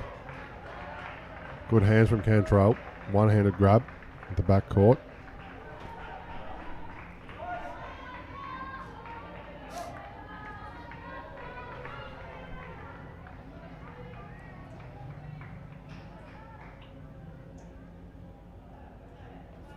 Just played in the leg side. Slap. Oh. Would have been interesting if she managed to grab it. Not too sure. To the far side for us.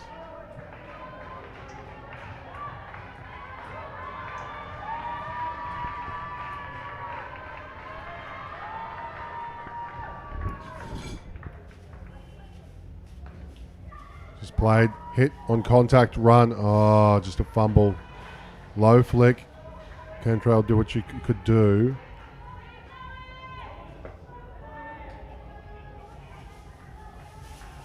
This pair progressing, undoing the second pair slowly but surely. That's 2. And that's the exact rebuilding you want. No dots in that. Moving it on to 21. Yeah, good over. Well done. And again, recovery well in place as these under 20 ladies games swing and swing and swing.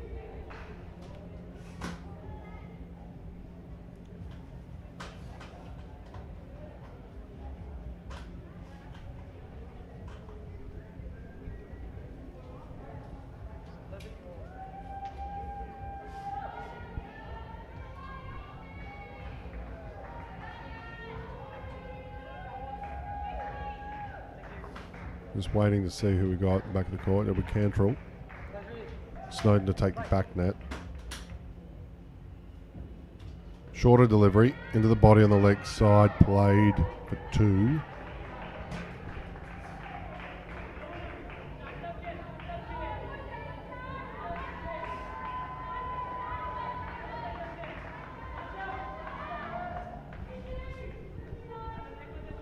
The recovery continues for UAE. We just hear some calls. Cantrell just discussing with the captain Snowden at the back of the net, moving fielders around. That's good. That's what you want. You want your bowler and your captain communicating to the plan. And it's clear why she's pushed down leg. It ends up being leg side, but there was a clear plan there. Yeah, the coach going down and organising the positions exactly where they want them. Don't like dead square in the cricket because the ball will bounce back and the net will field it. So you don't need to be there. You can be either side of that. Pushed. Three line. That's the English coach Finley Moore. You can see on the sideline. He's the one that came down and was instructing the fielder. Through the offside. Only one fielder there. Big appeal. Given out. They hadn't had one for a little while, but the England girls, they're back.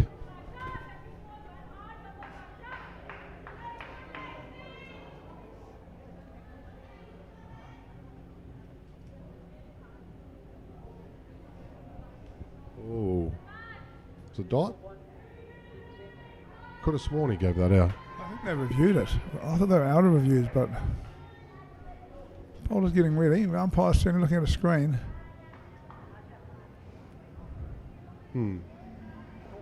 This is a good decoy. Good goose step here. Left me hanging. Here we go. We go to the replay.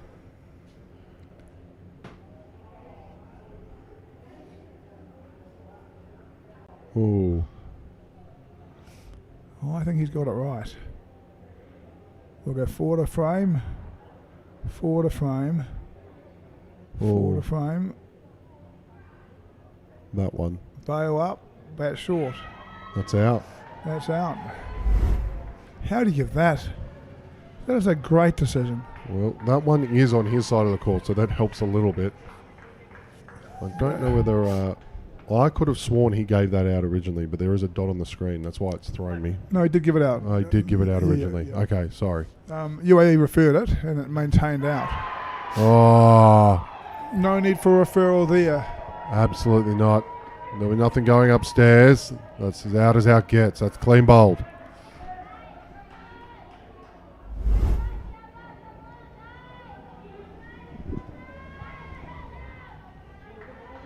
You see it just into off stump. Gets that thing swinging.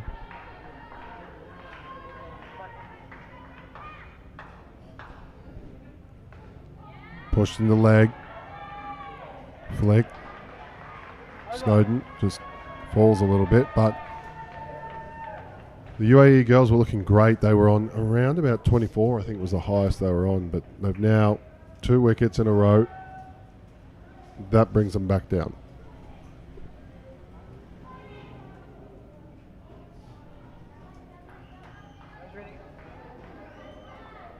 Squirewood. This is her second over.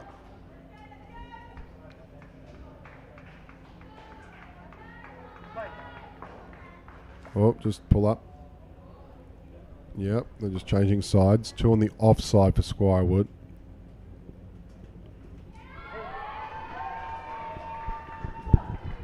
And what do you think of this one, Bots? And they might not just go back straight here, but a really straight fielder on the offside and then a point with cover sort of open in a way. And that's where the ball goes. Jeez, I'm proud of that one. That was good. Just for me, there needs to be someone there. It's too easy to just lean forward and push it through. Yeah, clearly they've got the cover because they don't want them to be able to play straight. They want them to have to play through there. That's extra runs, but it's extra risk. Oh, well, if you don't do it just right, it came into the hands. Maybe that's what they wanted to do, draw him into the shot. Yeah, possibly. I don't think they can review that one. I think that's their 2 reviews gone.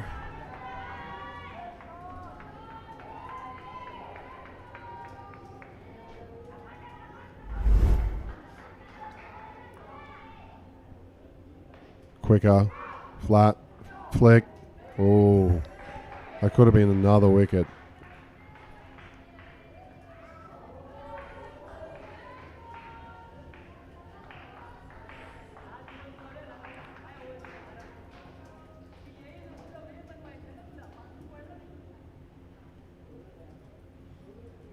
The UAE girls, they come around the back of the court. They'll receive this pair and send the next one on their merry way. Oh, bold. Big swing. Oh, takes it. Takes the stumps about 3-4 times there, Cantrell. Make sure the job's done.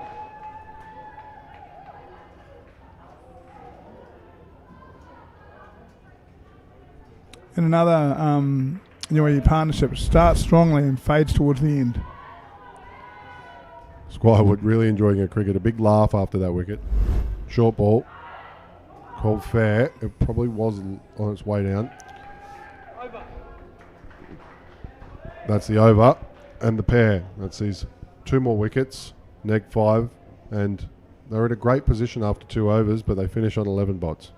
Yeah, it's important too because they look like they were going to set UAE up for a decent target and they've pulled back and now really everything relies on this last partnership. We need to get at least 30 here to have a target that has any chance of holding on to this powerful English side. And Aya and Rajiv, they'll come out. Very good form of them. They just ran out and turned immediately backwards for the umpire to be able to see the shirts. The minute has been added That on. was good form. Time is correct.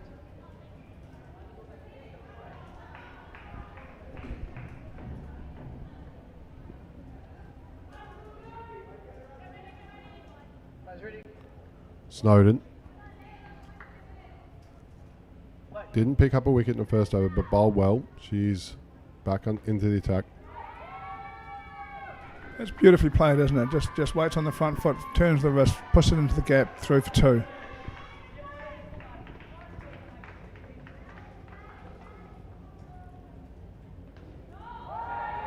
Just fended away. Batters, score must change. Advances. Oh, just put the hands through it. Didn't really get much of it. She has a good look at the bat. Only one.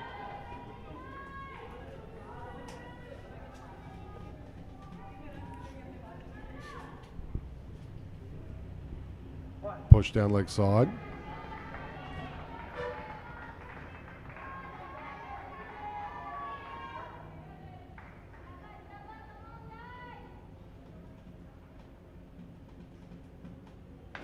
Hit solidly. Hand. Oh, there's nothing that deflection.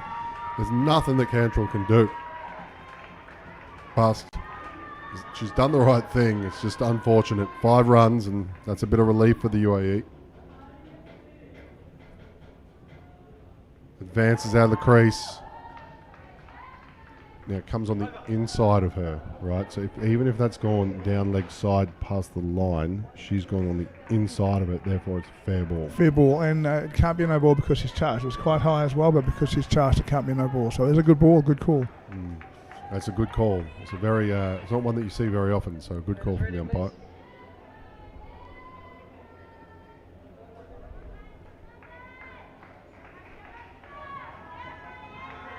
Batters, score must change. Play. Corwood, number 9, coming around the wicket. We saw her so successful there. She took 4 for -14 in the mayhem that was that second pair. That's right, Hickman over that wasn't it? Starts with a wide.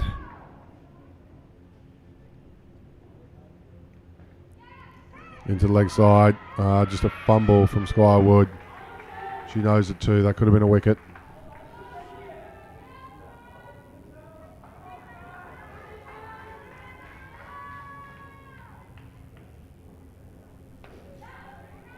Oh, through the hands. Rajiv continuing to look at that bat. She's not too happy with it.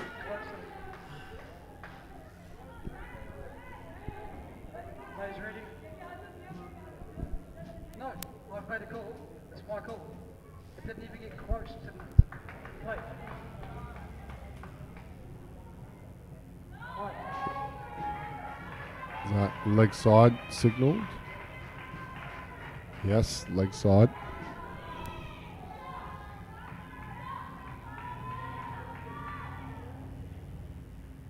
Into the legs.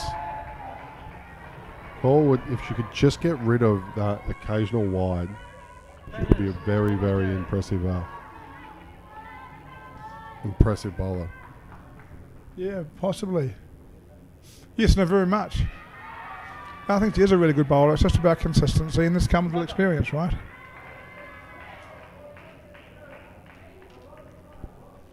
It's the end of the over.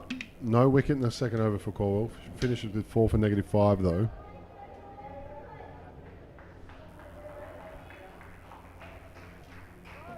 There's 2 overs remaining. Katie Fuller. I believe she took the first over.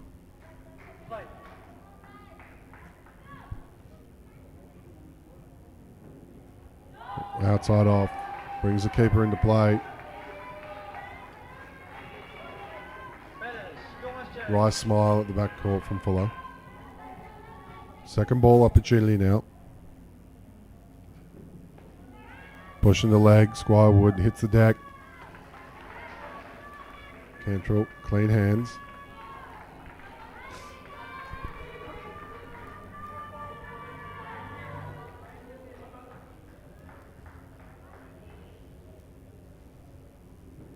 Advances.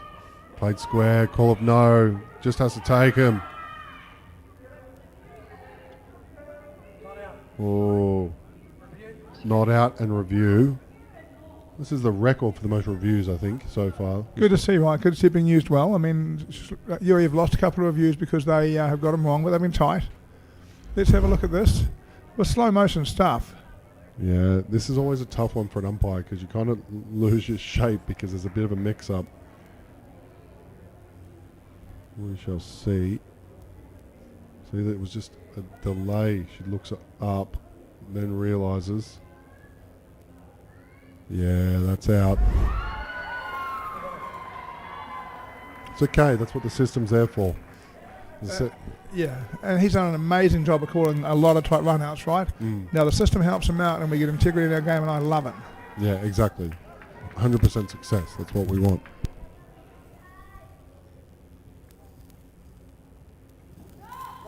Pushes down leg side. 2 balls remaining. And as I said, it's tough because it was a bit of a stop-start. If you're an umpire, you're sort of in different positions as you're waiting for it to all sort of settle. Oh, straight through everyone. You're going to take it anyway. Big appeal. Not out. Instant review. It's going to be reviewed. I thought that was out by about a foot. I thought that was out too. Cam Walter in the back agrees with us.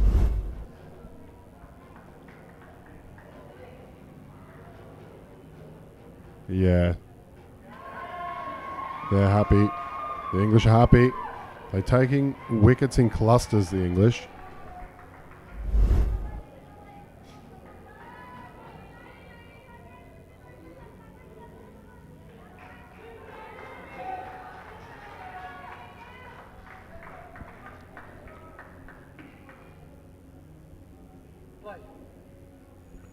Fuller.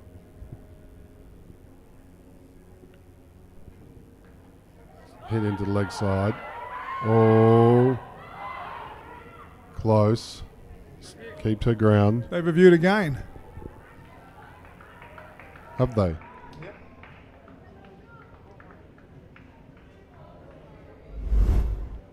A world record set for the amount of reviews in a game of indoor cricket game right now.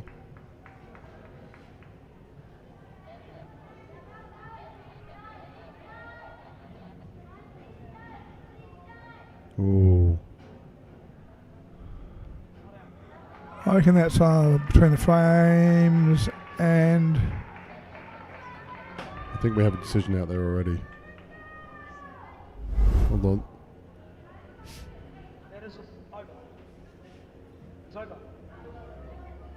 Has he given it out just then? No, I don't know what he's done, to be honest. I think he just said, hold on a second, please. I want to see another angle. And you'll have to forgive Oh, us. No, it's a dot dot ball. ball. Dot ball. No, that's okay. I think that's the right decision. You have to forgive us. Our screen is not directly in front of us through to the court. So every time there's a review, which we've experienced a few of, we have to turn to the screen to focus. So then we lose track of what the signalling is going on down with the umpire. The English start a bit of noise. But she was impressive in her first over. unfortunately, loses the momentum because she forgets to turn her shirt around, turn around to see her shirt. So they start the clap again. Oh, into cover, low. Direct hit would have been close potentially, but not out. 1 run.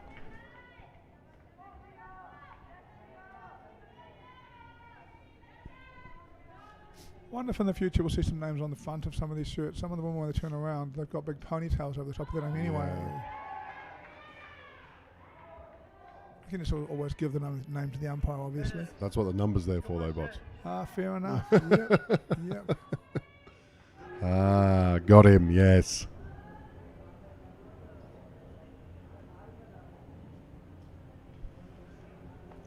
Down leg side, called fair. I think that's a great call down the leg side. Yeah, I agree. They run. Oh, Said a few days ago, when you're batting in indoor cricket, you've got to offer a gap somewhere, and so either you're going to accept your leg gap behind you, or you're going to offer somewhere full and outside off.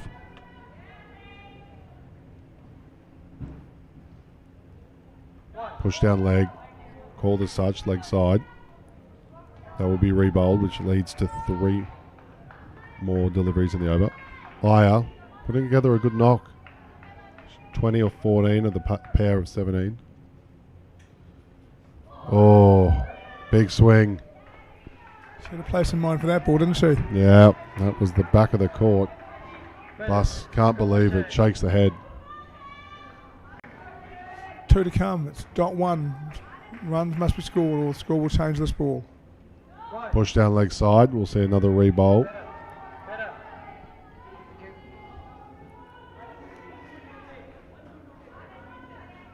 We see Snowden just giving some advice, looking after us, her bowler. Right. Push down leg side again. That was good from Snowden. She had hands on hips very quickly for 1 second and then quickly started encouraging again. Hit in the leg side. 2. Good shot. They've worked their way back to 23. Bus just giving away a few too many free runs. 1 ball remaining. Push outside off, called fair. That'll see the total of the UAE girls to 46 as we get to the end of the innings, and some really impressive energy in the field from the English. The UAE, good batting up front, really withheld. 22 could have been much bigger if it wasn't for a great effort from the English side. But we'll see. The girls, they need to take every point they can. This is 3rd versus 4th here at the Indoor Cricket World Cup 2025 in the under-22 girls division between the UAE and England. UPro Colombo here in Sri Lanka. We'll just take a brief moment. We'll be back to you with the second innings.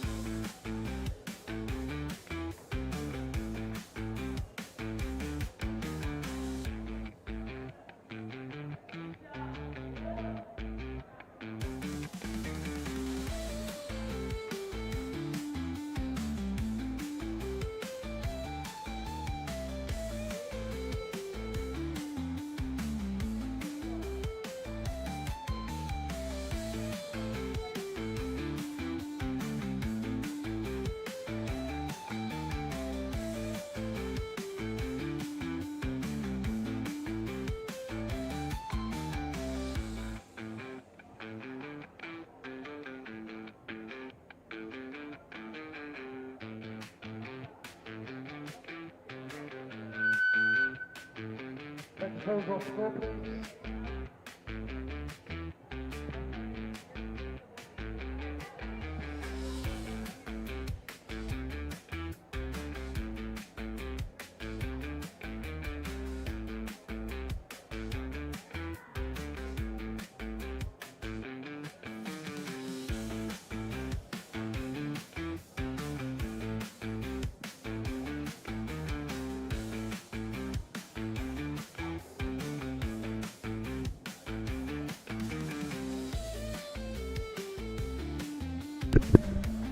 All right, we're back underway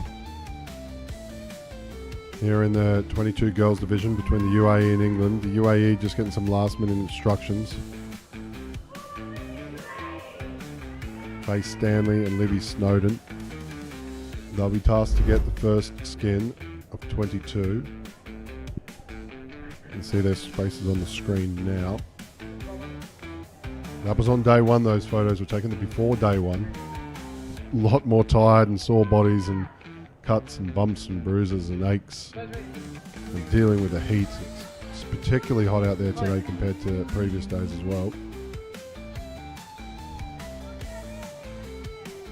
Rashida Rajith, she'll take the first ball for the UAE.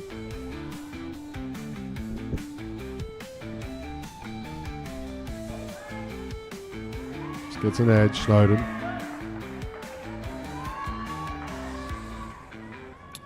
Another one with a very good looking bowling action. It's nice and high.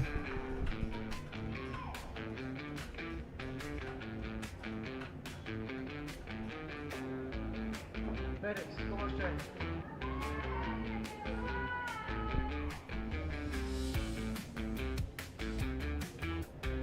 Push down leg. Just one off the back net. The keeper's net, not the back net, sorry, the keeper's net.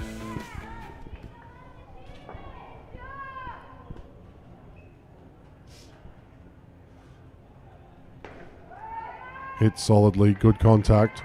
Straight to the 3 line though. Medics, score change. UAE just slowly trying to get into it.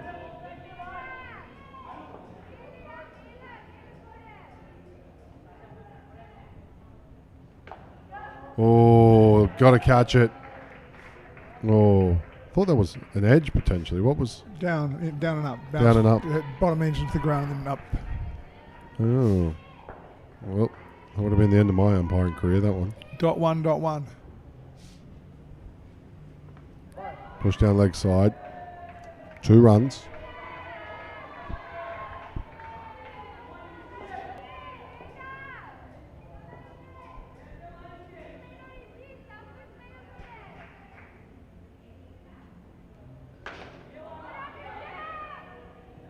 Big swing.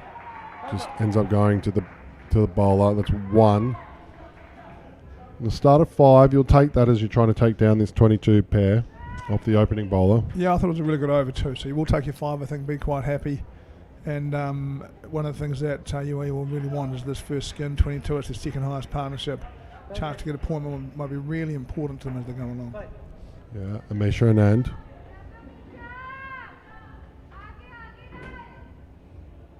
See what she can do with 2 on the offside. Beaten outside off. So I'm really trying to put the hands through it. Probably just need to relax a little bit there. Score change. The ball was there to be hit.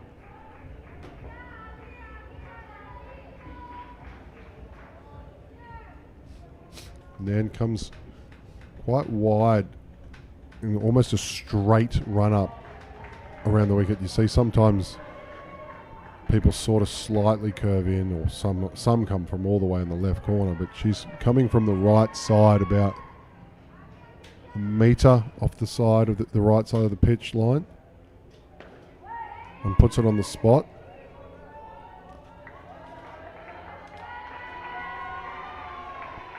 Medics, score change.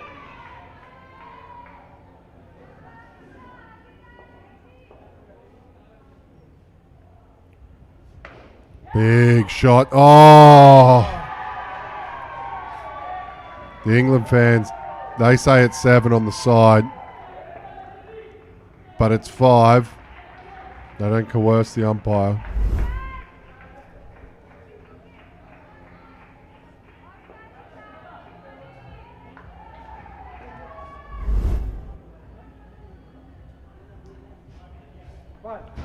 Push down leg side. 2 runs to the total.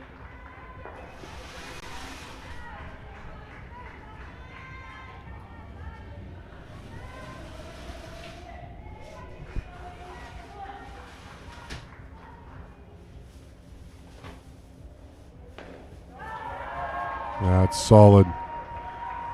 It's more of what we're used to seeing from Snowden. That's the end of the over. No wickets from it.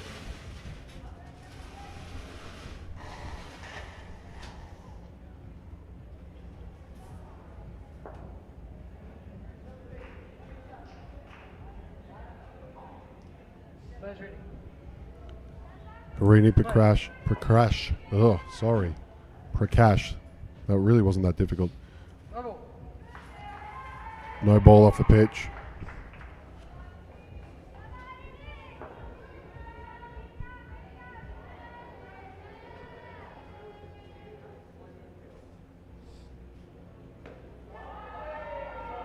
Just two in the offside. The UAE just need to get a bit more energy about their front court. Really need to try and earn a wicket. It's what you want to do to back up your fielder. Try and get one. Get one that you don't see coming. Yeah, it's time, isn't it? England strongly chasing the skin.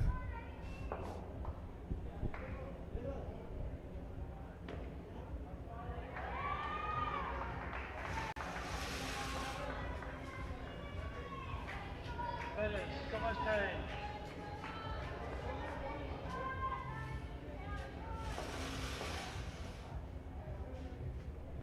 Just worked in the leg side.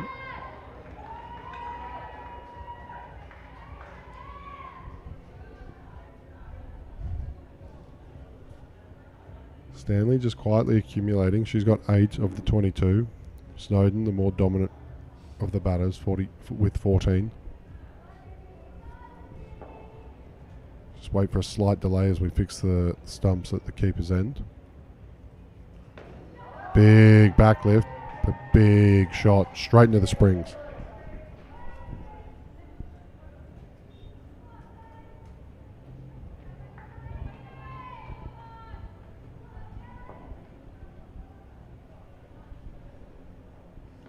Gets it up. That's a good ball. Over. It's the end of the over. The English side, they've already got this skin, but we've said it before. One loss of one wicket. Who knows? Yeah, 2 runs in front, 1 over to go. They're going to need to get a wicket from here, UAE, if they're going to get it, possibly 2. A nice, really solid performance from these English batters coming out and chasing this this total of 22 for the first point. Mahul Kelkani. She's up next. Just played. Call a no. Considers running after a fumble on the leg side, but doesn't. Second ball.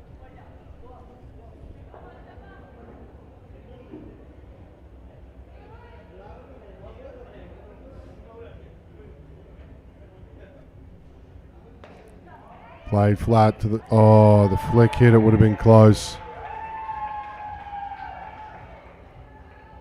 You just see no energy from the UAE in the field.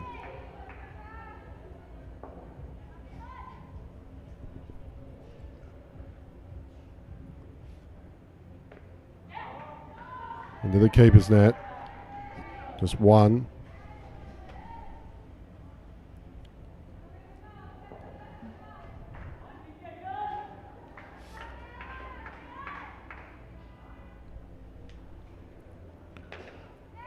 Lots of quick hands again. Big swing. Only one though.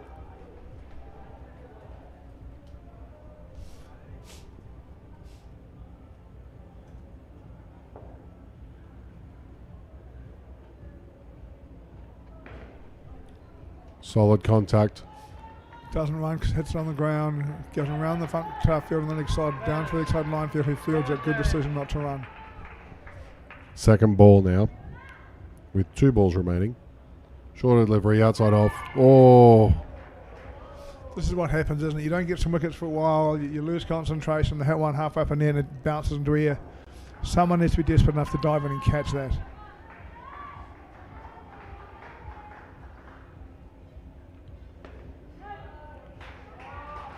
and that's a good chase. That's that first point to the table. We talked about these sides being close. 3rd and 4th. That could be important.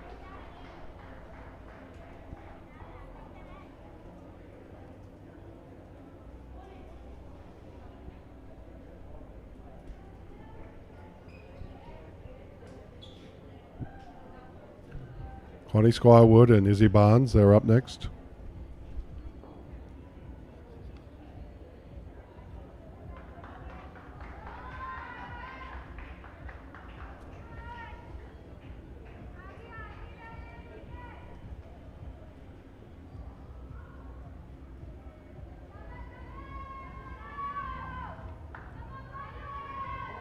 Players ready?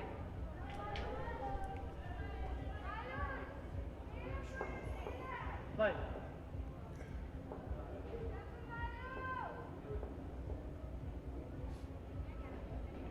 What? Oh, that ball, it came straight back down. Skywood, good contact, but the non-striker just not ready. Wasn't moving. An opportunity for the UAE. Would have been tough.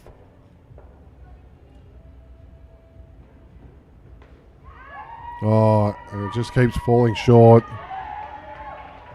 Potentially even 2 chances inside that ball. Malika Rajiv, she's your new bowler.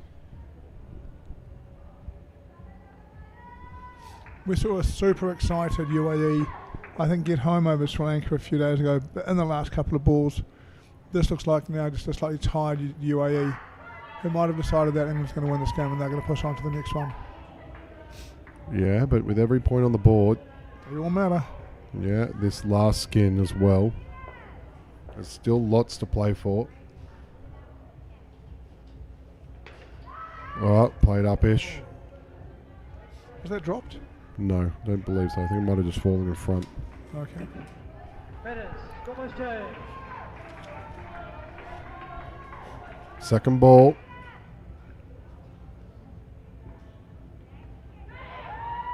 Well bowled. Unfortunately, the keeper missed it. I think it was nicked as well, so it could have been a stumping or a catch. Yeah, Barnes. You can see by her body language, that's not what you wanted to do.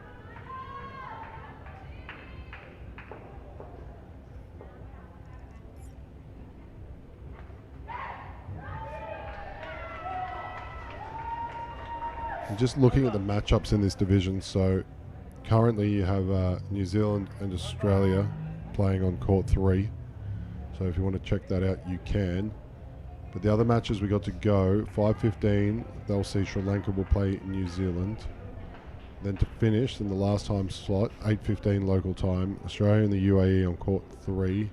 But Sri Lanka and England, which could prove really pivotal.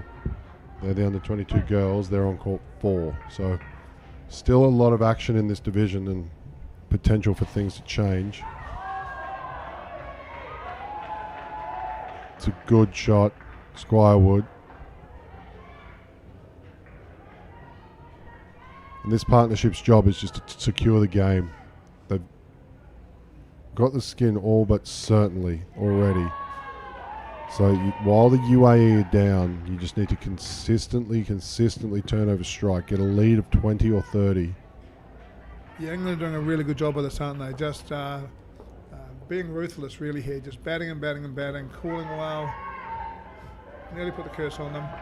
But just building this lead out and making life harder and harder for Sri Lanka in this game. And what that does is allows the other pairs to play with freedom to get those other skins.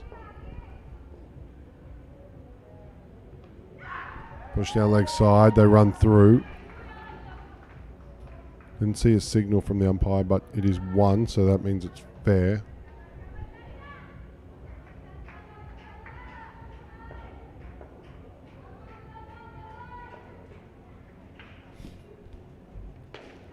Played full into the offside, call a no. Those flat deliveries that are just straight into the fielder's hands, I feel like day 1, day 2, we were seeing these teams running on them. They're watching and being careful. Forces second ball. Constance, she gets through. Barnes, no problem. That's the end of the over. 2 second ball scenarios, but no wicket. Spare moves on to 15. 3 away from passing the UAE total.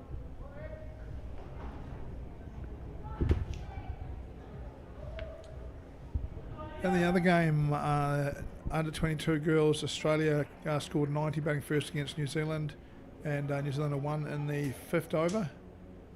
Wow. Players ready? Tara Iyer, she takes the ball. And I've Play. And England 22 boys scored 101, and UAE boys are -7 in the second partnership of the 2 matches in progress. Oh. I mean, it's not going well for you. It's not going well. We see a drop catch. Scores change. Just sort of dove. Could have stepped forward. Just move your feet. Second ball now. Advances. That's a proper indoor cricket shot. Down up 3 from Barnes off the legs. That's a really good shot. Always looks amazing when they play it well, doesn't it? Just looks like a really good, you watch and think, wow, how do they do that? Connie Squirewood misses outside off. Batter. Second ball now.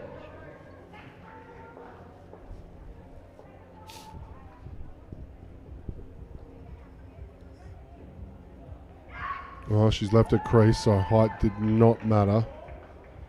They make it through for 1. Little yelper, she missed it.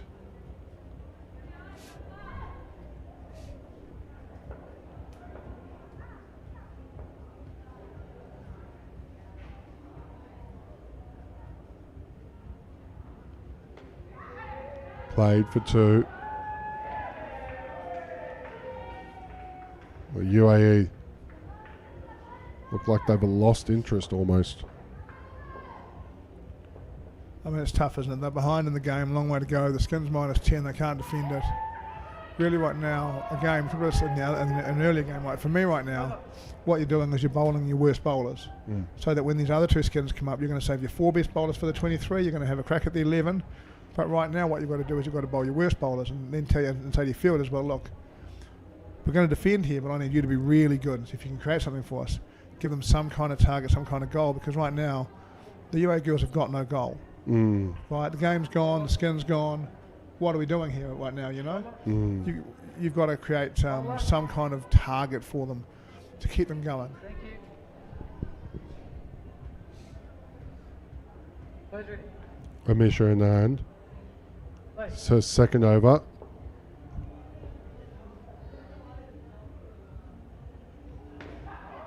That's a solid shot for 2. And that doesn't help, right? When you're out there and the game is a bit of a struggle and the other team keeps bashing it out of the middle into the roof net so you can't touch it, it gets a bit demoralising. Just watchfully bats it back down. Batter. Scores change.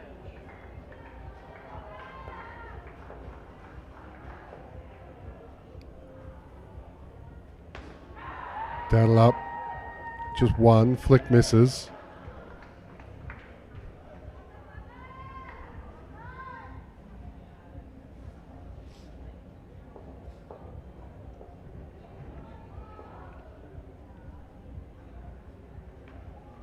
Paddle down leg side.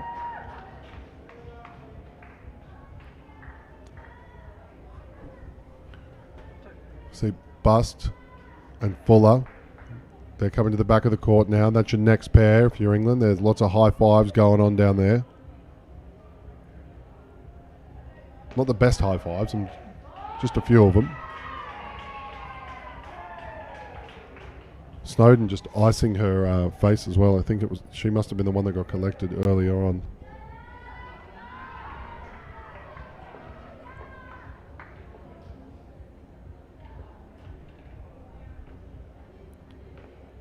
Paddled around.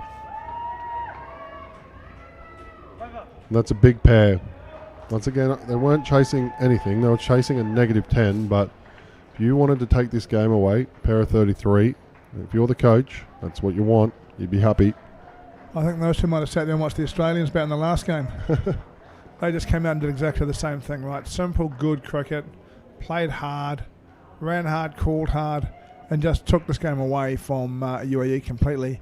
And now the question for UAE is what can they do? Will they chase this 3rd skin? Will they chase this 4th skin? Or really now, and this is quite legitimate, is it just let's use as little energy as we possibly can because this is a long tournament, everyone's tired. Let's just not waste energy here because we'll need some later on. Katie Fuller. She's on strike.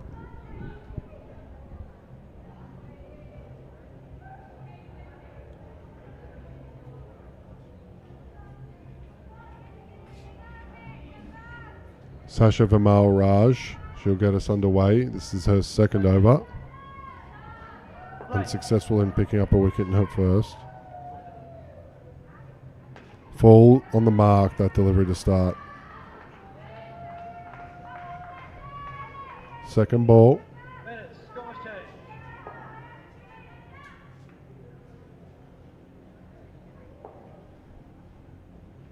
Runs at it. Oh, that would have been the perfect start for the UAE. The keeper, not too sure who's down there, but just misses it. Had a clear view of it as well. Didn't come through the legs. Another unforced error from the UAE.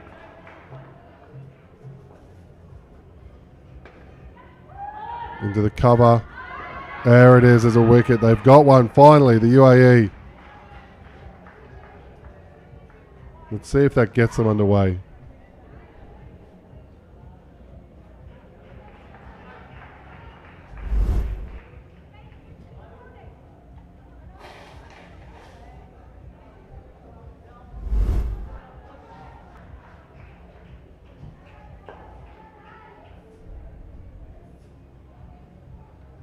Oh, just shoots through.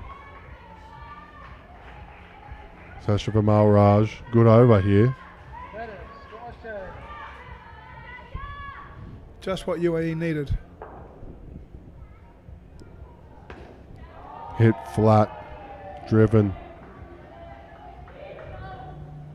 It gets Fuller back up to -2.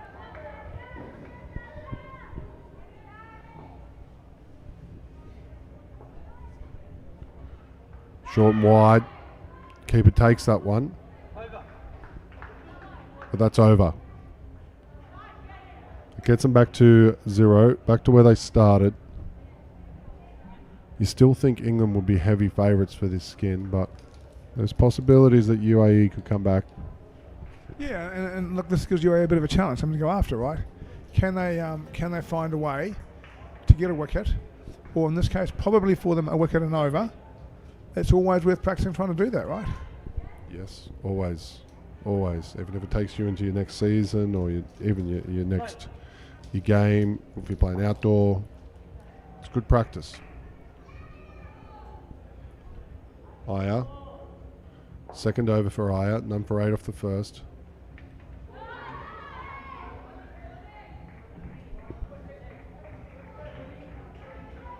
Batters, score change. Time.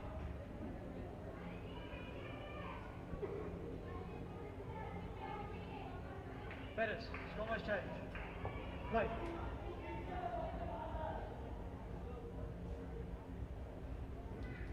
Runs at it, runs at it. Just can't run down the wicket. If it's going to go wide, we saw that earlier in the start of the game.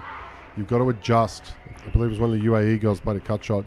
Fuller just runs and just gives up halfway through. Yeah, keeps playing straight and the ball just goes straight past her. Yeah, she's slightly moved towards the offside, but if it's over there, get over there. You've got time. Play. Get in front of it and make it harder for the fielders. It's a good shot. It's more of what they're looking for, England. 2 there.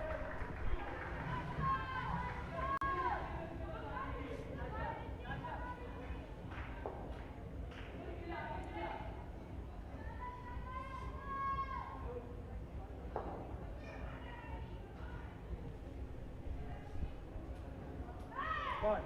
Good call. And a good leave. I love when you put the leg out there and show the umpire the line. Indeed, that's right.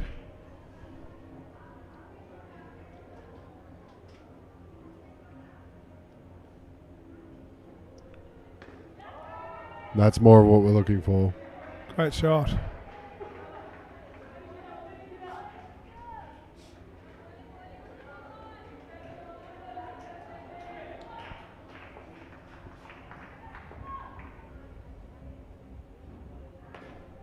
Played back down the wicket.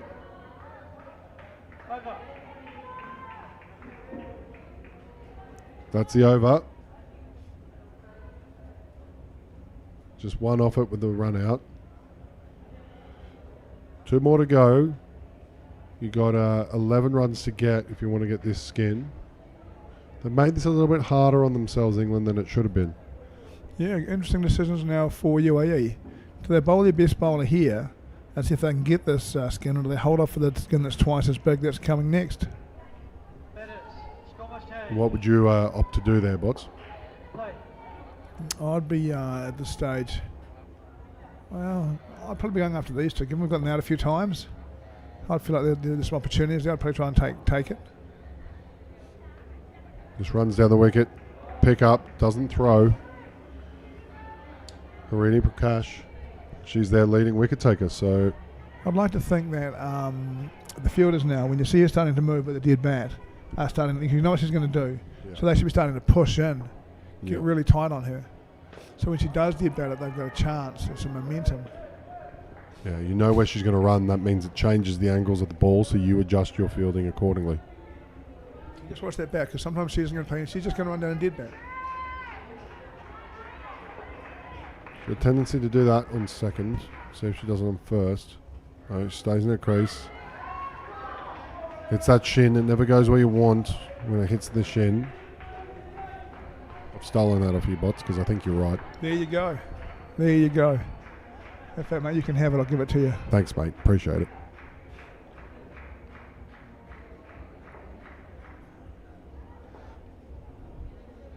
Oh, full delivery. Kept off at the back. That's a good bit of fielding. And the throw. She's frustrated. See her grimacing, but that's still one. And that made its way to the back. England would have had all the leverage, but keeps the UAE going.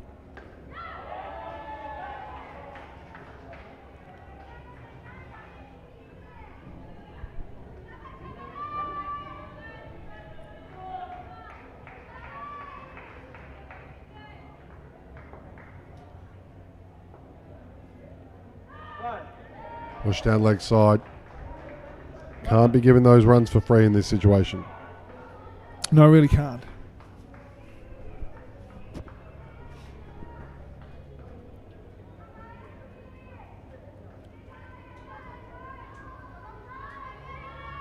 Very deliberately marking out her run up. Thirakuman. For the record, now I'd be giving up this skin. Yeah. Not giving it up completely, but I'll be bowling someone and I'll be trying to tuck someone away for the next partnership.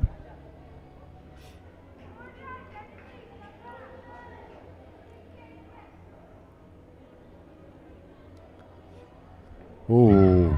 That was a good ball. That nearly went through, didn't it? That was a great ball. Yep. Might even have got the foot instead of the bat as well. Got that back foot right in front of the stumps. Yeah. And after cricket, that might have been a problem.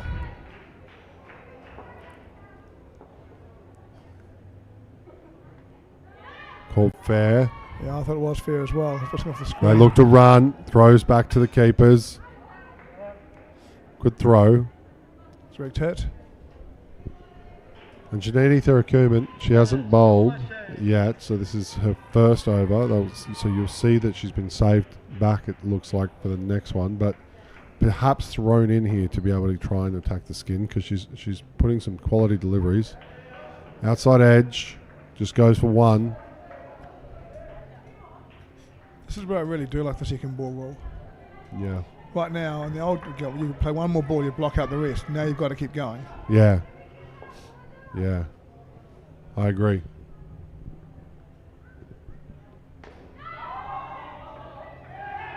It's two. You hear the cheer from the England fans. 2 balls to go. The UAE need a wicket. Thirakuman, more than possible. Oh, good ball. She's a tidy little bowler. She really is. Batters, score must change.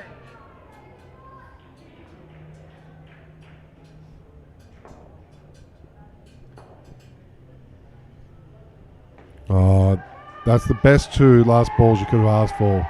But it's still, England do enough to get the skin, and you can see it means a lot about to it. And Fuller, they're happy.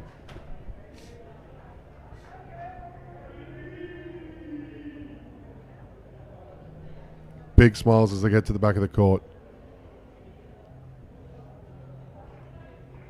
Cantrell and Corwood.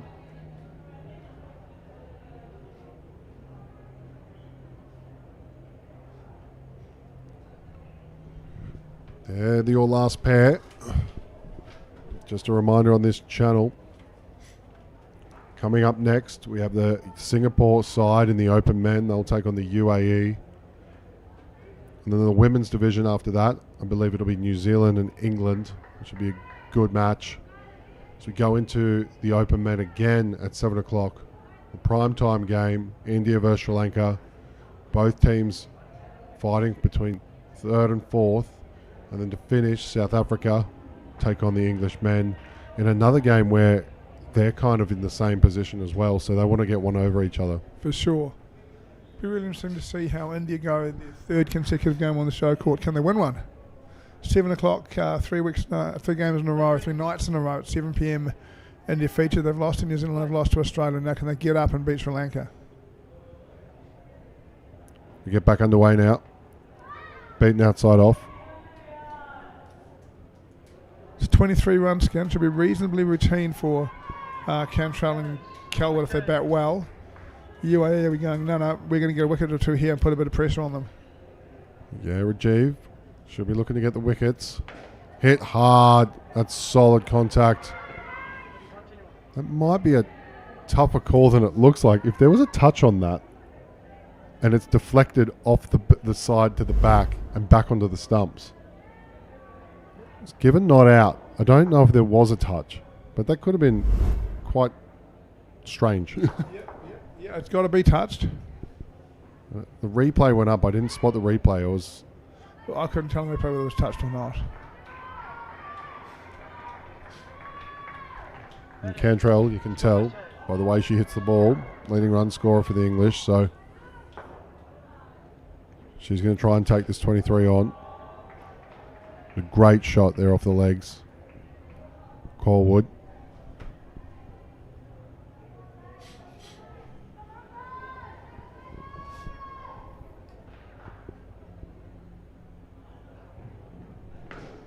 Solid strike again. She really hits that ball hard, Bots. Yeah, and with control, like keeps her shape. She's not bottom hand smashing that. She's just full control. Hits it hard, hits it late.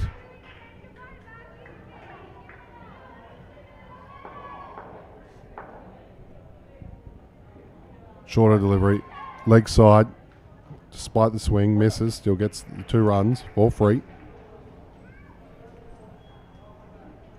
That brings about the end of the over. Halfway there after the first over, the English batters. Batters ready?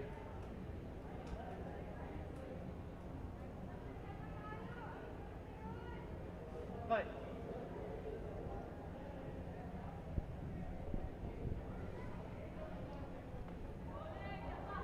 Called fair. Earns a dot. Batters. Sky change. Kilcarney needs to take advantage and get a wicket for their team if they're going to try and take this skin. Hit hard. That's 7 bits. She's taking no prisoners, Bots. Absolutely taking no prisoners. No, she's batting the house down. I think England here as well, you know, they're aware of things. They'll be keen to make a statement saying, hey, we're the 3rd best team in this competition. Play. Pushed wide. Called as such. 2 runs.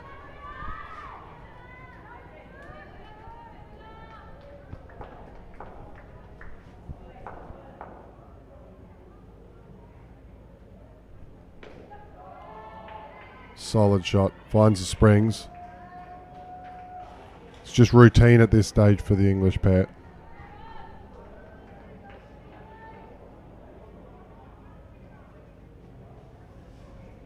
Yeah, it's one of the things about these kind of games is that it's just batting practice for England. It's called wide. That'll be enough to get past the pair. Now past 23 and 2 overs. In the legs. Non-striker nearly caught napping. Over. That's the end of the over.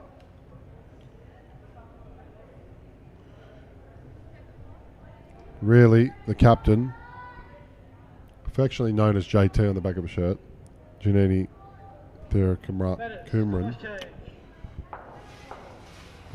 she could have bowled there and would have put them under a little bit of pressure.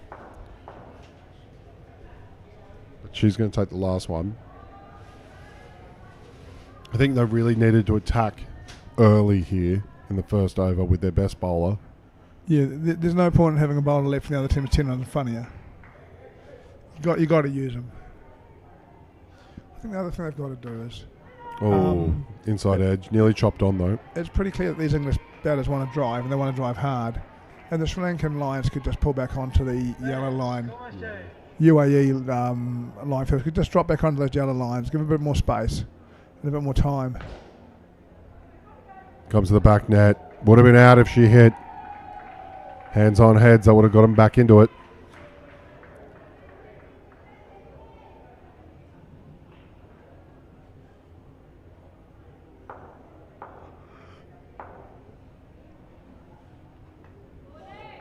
Misses outside off.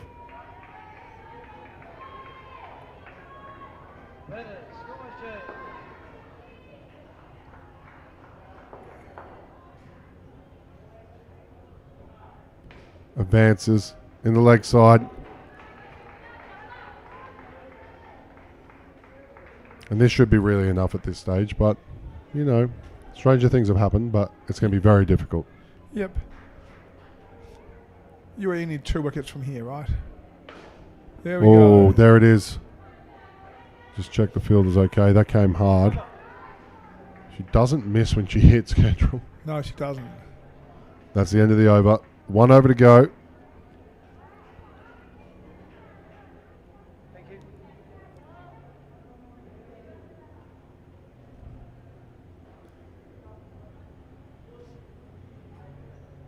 That is score must change. Play.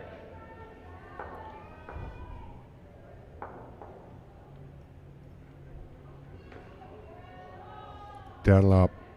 Over the offside. Easy as you like from Colwood.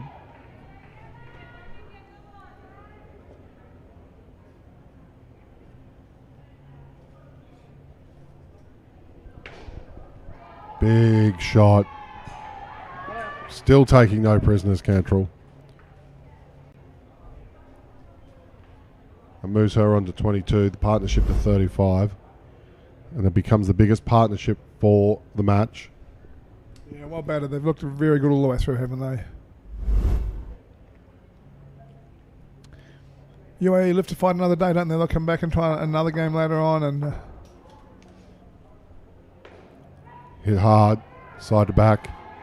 And yeah, that's the kind of way it's worked. So it's been one game apiece so far when these two have played. So England 133 beat UAE 53, and then the UAE 90 beat England 69. So advantage 2-1.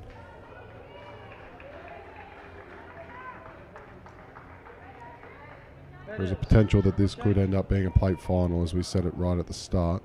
yep.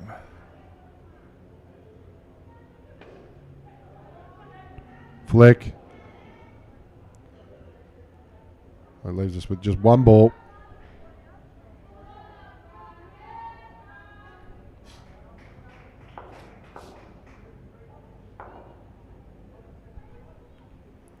No ball. Pushes. What's rebound? We'll see if they take it. Rebowl. Got to get those stats up. Got to get those stats up. Yep. Got to use every dollar value, as Cam would say. Again, I'm not quite sure what the hand signal was supposed to be. Yeah, that wasn't not the rebowl. I don't know. Maybe the rotating ball coming at me again. Oh yeah, they do that in Ball, please. 2020 cricket for something as well. Same signal, right? I can't think what it's for. Oh, well, regardless of our being stumped in the commentary box, that's the end of the game. 120 to 46, the UAE girls, they go down to England, and we keep going back to that second pair. The England girls were really up and about. We saw some great overs, lots of wickets. But for me, I think the England side just too classy with the bat. Yep, too strong today, and they'll continue on in the competition. They will start to move towards third in the position of the competition, and the advantages that brings. And well played to them, and congratulations to UAE. They've had a good tournament. On to the next one and see if they can get another win. Alrighty, and next up at this court, as I said earlier, it'll be Singapore taking on the UAE in the Open Men competition. Singapore, they'll be coming out hard. They're yet to get a win in this competition. But on behalf of Cam Walter, who was not with us on the comms, Paul Bottrell, myself, Chris Griffin, thank you for joining us, and we'll see you soon, probably in about 5 minutes.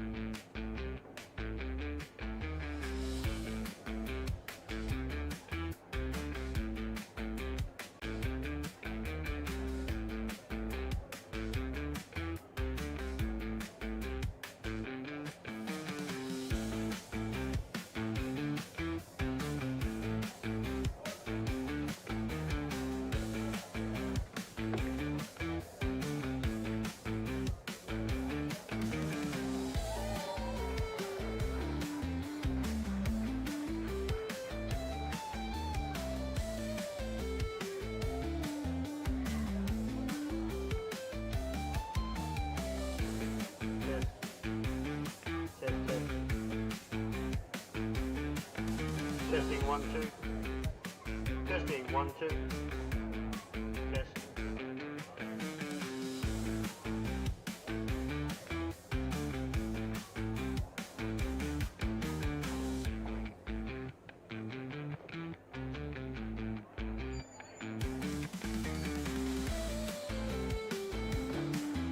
Testing 1 2.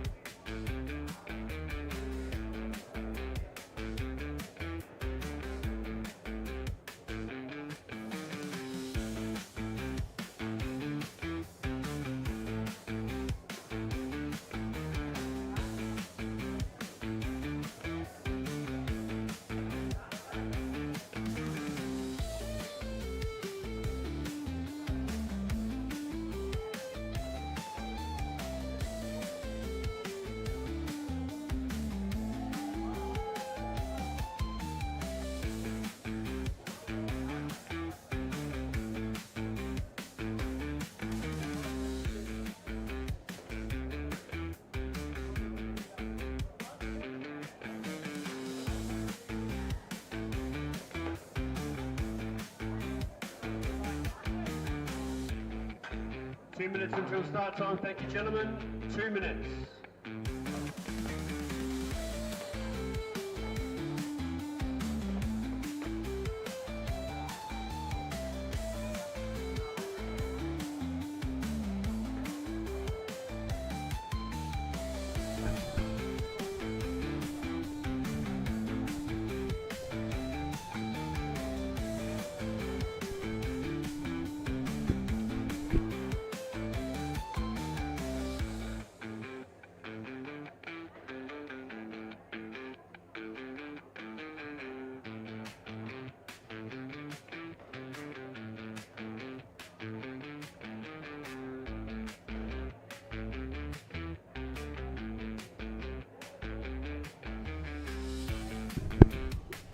Well, ladies and gentlemen, good afternoon and welcome back to UPro Colombo for the 2025 Indoor Cricket World Cup. I'm Cameron Walter with Chris Griffin alongside. It's time now for the men's clash between Singapore and the United Arab Emirates. I'll take you through the two team lineups, starting with Singapore, their captain Ankit Maheshwari. With him, Gaurav Parashar, Karl Naroha, Shahan Viswanathan, Vipul Sharma, Raghul Rajakabalan, Sagar Puriel, and Ninay Vasui. The UAE, their captain is Hariharan Gurumurthy. Joining him, Nadir Hussain, Ruksha Malik, Shijas Bakar, Sahel Kazi, Krishna Chandran Karate, Nufal Bashir and Rishi Ramchandani. The umpire for the match is Shane Rook. Singapore yet to win a game, looking for their first win. The United Arab Emirates, well, this is an important match for them to see if they can push through to the top four. They need some results to go their way in a full points victory here in this clash against Singapore. Singapore won the toss and elected to field. And you see Nadir Hussain and Rishi Ramchandani will be opening the batting for the United Arab Emirates. And it's Niraj Vasni. Now, apologise, I just couldn't read the handwriting on the team sheet. So I read that as something completely different. But Niraj Vasni is going to open the bowling. We're just about set here at UPro Colombo. This men's clash at the Indoor Cricket World Cup between Singapore and the United Arab Emirates starts now.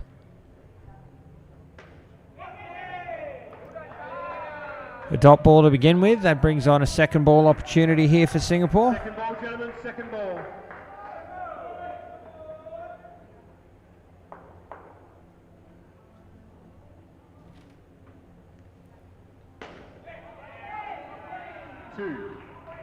Two runs and Ramchandani is away.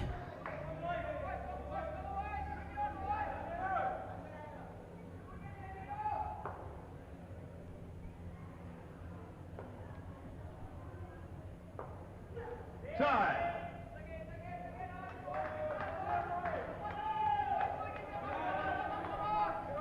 First ball to Hussain is a wide.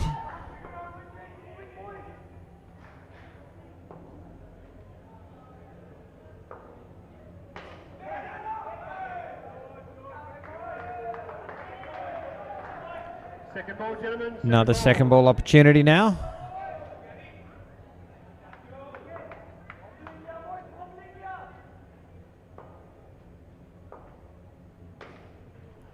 Use to the feet. Great angle of the bat, presenting the full face into the offside net for two, and a ball to come here in the opening over.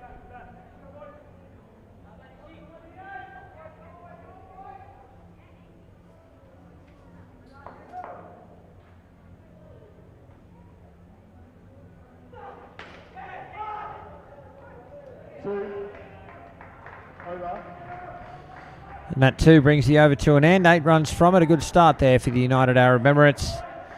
As I mentioned earlier, this is a crucial clash for them. They're currently sitting in 5th position, 8 points behind Sri Lanka. So they're looking for a full points victory here, which will close the gap to 1 point. And Sri Lanka will take on India later tonight, and that will be a huge clash as well. So Boys ready. some important fixtures here, really, in the context of the final series that begins on Friday. Play. Sagar Punjal to bowl.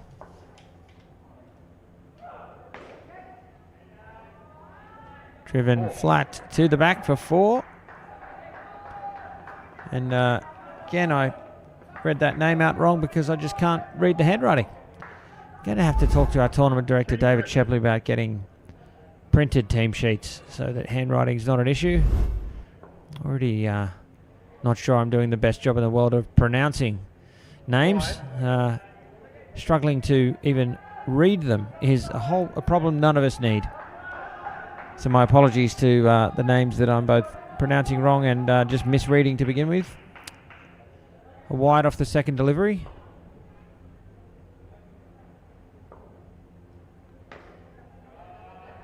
Two. 2 runs.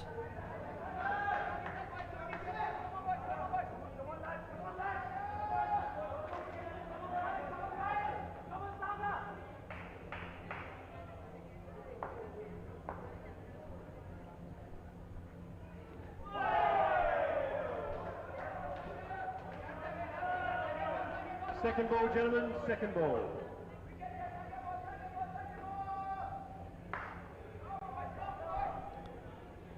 Second ball scenario now. UAE must score after that dot ball. Left alone, that'll be out. The ball was fair. Back, thank you, batters.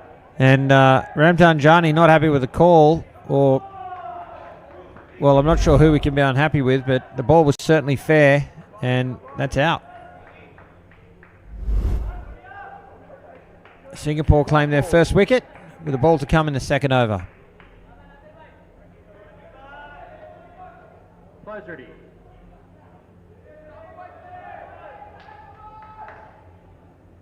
Play.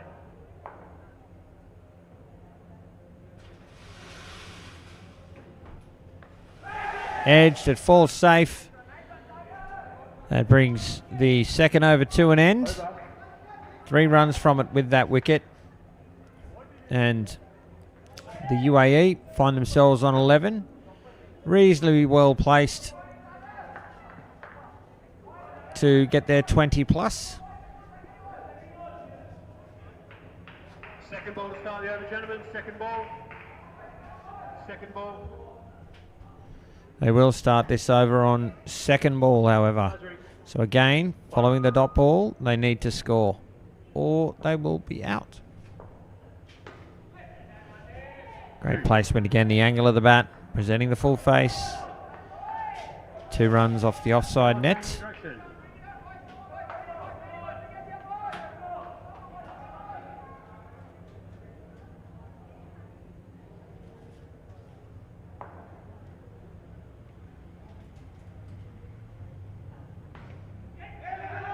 Oh, direct hit and out. A great piece of fielding. Followed the ball off the net. A good touch. And knocks the bails off at the keeper's end. A brilliant wicket. The second in the pair. And Singapore are on top. Let's have a look. Follows it well. Read it off the net like an open book. And that's classic indoor cricket fielding, Chris Griffin. Yeah, it is. Singapore side yet to get a win in this competition, but I feel like they've got some really good bowlers at times, and they're capable of producing those moments if the field's able to execute, and they did just there. Changing direction. Play. Just a small tweak to the field. It's funny, he moved them, then as soon as he moved back, so did they. 2. Short and wide and put away for 2. What sort of a score do you think will be a good score here, Chris?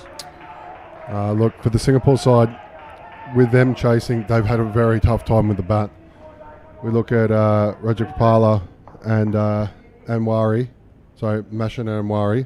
They've scored 44 and 31 in this tournament, with every other batter currently under double digits. So a small enough total could be enough, but, you know, pressure cricket, we'll see. Wide there, leaves 2 balls remaining.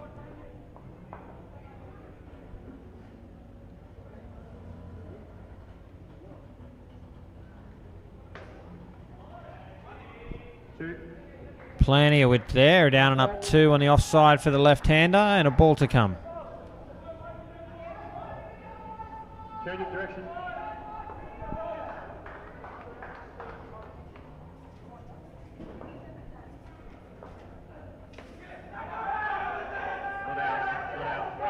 Big appeal for the catch.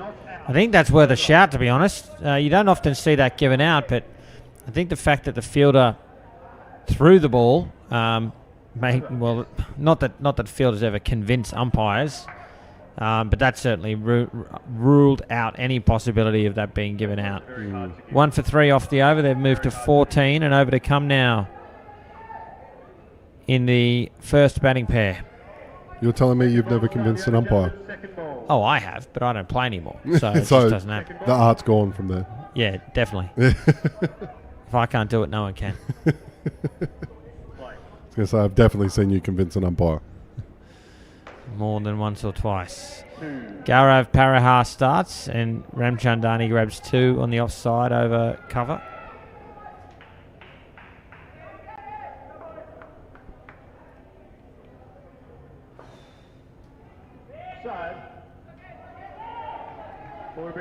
There's a wide. It's the last ball of the pair, so they do get the ball again. Of course, they take that chance.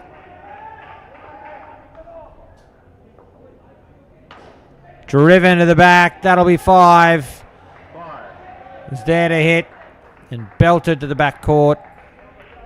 Valuable runs here late in the opening pair. Yeah, just big swing. Puts the arms through it. No fielder's going to get to it. Well placed. Back live. It's 1 off the legs.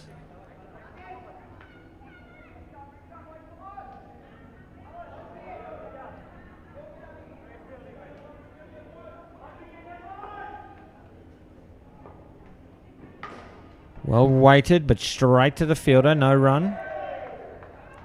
2 balls remain in the opening partnership here for the United Arab Emirates.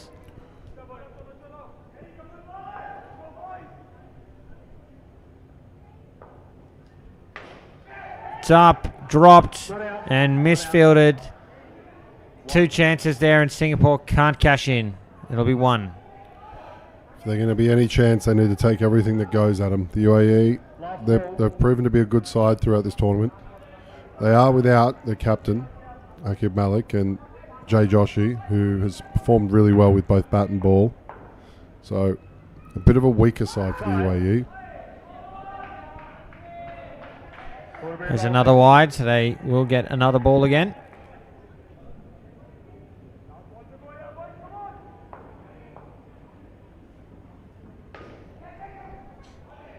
Oh, direct hit, that's out. A run out to finish the over.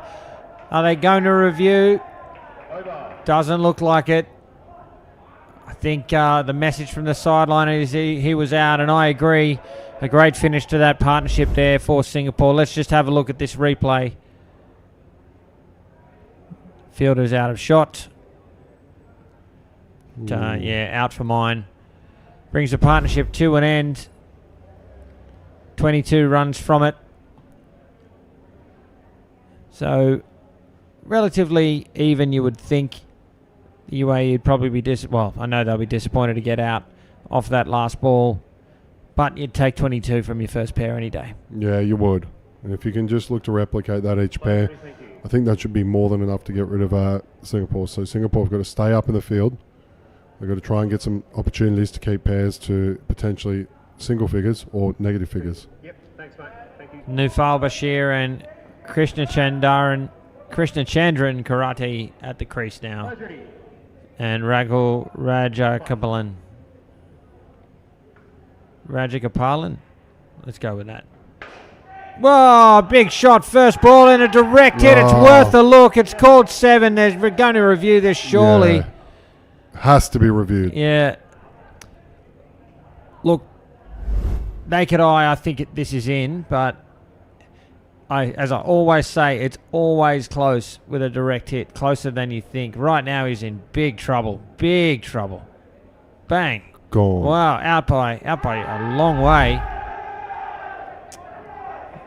Yeah, is that interesting though? To the naked eye, to me, I thought that was in as well, but I think I was guilty of looking at the stumps and then flicking my eyes up to the crease after it hit, which is obviously time, and you see the bat over the line. I was watching the bat, so based on my angle. Felt out to you? Felt Yeah. out, Yep. yeah. Because I was listening for the noise while I'm watching the bat. Yeah. So a big turnaround off the first ball, 12-run turnaround. That's huge. Massive. And that's what we talked about. If they're going to get in this, these things need to happen. Yeah. I do want to go back to the other run-out consideration. You talked about using the line decisions correctly. They don't really have anyone in position, the UAE. That's a missed opportunity for me. It suggests they're probably happy that their whole bench is sitting, or just the camera side here of that netball transverse line, so they probably feel like they've got a good enough view, but yeah, you never know. Well, sorry, you mean Singapore? Who were you talking about for the review? UAE. UAE, yeah. Chance. Oh, given. Will this be reviewed? Again, naked eye to me, that looked in. They're thinking about it. Yeah, he They're shaked not- their hands, didn't he? Yeah, they're not going to review. This will be a great replay, and another wicket falls. Let's have a look. Ooh. I think that was in. Yeah, potentially. I mean, again, we just had a full-speed replay of it. You'd need to have a Proper look, Yeah, yeah. proper look.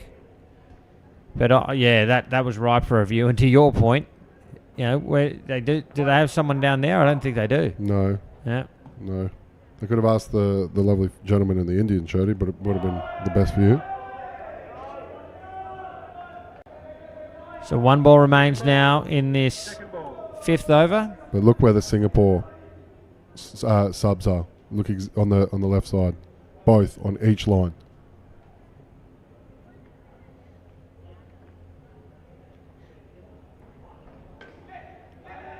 And that's what we're asking developing nations to do. Do the little things right. That's one part. They're doing the little thing right. That's good. That should be absolutely recommended. Like, that's what they should be doing every time. And we saw the UAE potentially 5 runs difference because of it. 2 for -4 off the over. What a great start to that partnership. Rajat Gopalan doing the job there for Singapore, but the field backing him up. And -4 after 1 this partnership. Singapore on top. Sagar Punjal to bowl rather. And up in the air. Up in the air and taken. Another wicket. That's 3 so far. Let's have a look at this. He just threw the shot early. Just shorter length than he thought. Driving on the up, paying the price. When I looked at this matchup a few hours ago, I sat there and I thought, I really hope Singapore get off to a flyer. 22 from the UAE, I was a little bit concerned, but this is brilliant.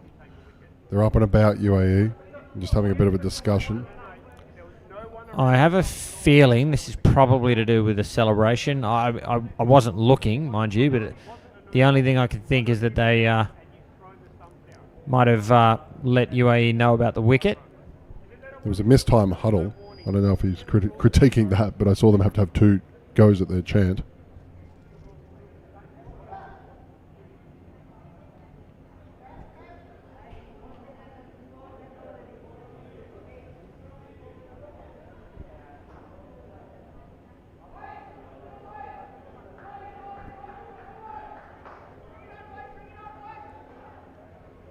Sure, taking their time.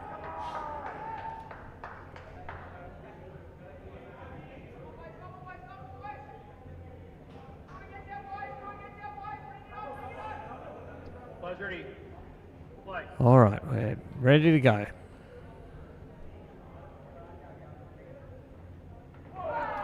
Beating that side off. I'll tell you what, Bashir would want to be careful. He's backing up a long way there.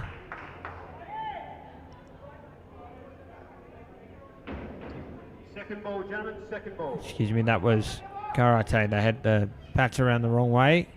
It's now second ball to Bashir. Waited well. And trying to drive on the up. This time playing through the covers for 2.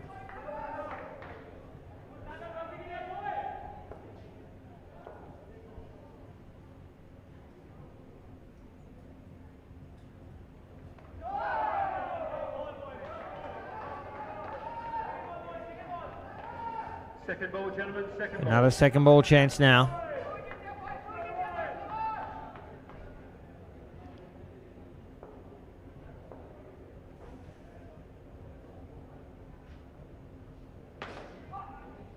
It's well kept off the net. It'll be a single, and there's a ball to come. Ball.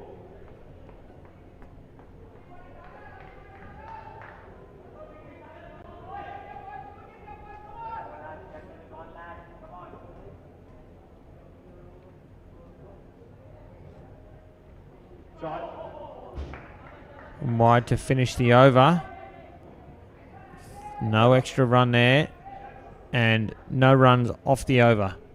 The pair remains on -4. Yeah, it's a good spot there, Chris. You just pointed out there is a penalty against Singapore. Now, I have no idea what that was for. We did see that conversation for the excessive celebration, but I don't know if it was specifically for that. Well, and again, I'm speculating that it was Yeah. an excessive celebration. Maybe it was caught, wasn't it? Maybe they threw the stumps down. Potentially. Yeah. Because that strikes me as the only thing that Shane Rook would actually just automatically ping them for. The celebration you'd probably give a warning for, unless something was said or a swear word or something. Not sure. Oh, Niraj Vasni goes through Krishna Chandran, and another wicket down. Singapore right on top of this second pair here against the UAE. Straightened a little and kicked up a little and knocked over off pole. I'm really upset that I pointed that out because it took away from what I was going to say, which was I think we should put Vasni on here if you're Singapore. He's not in the charts, but when we watched him bowl, he looks impressive and great start. Great start.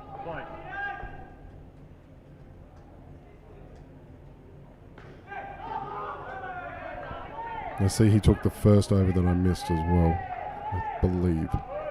Second ball, gentlemen, second ball.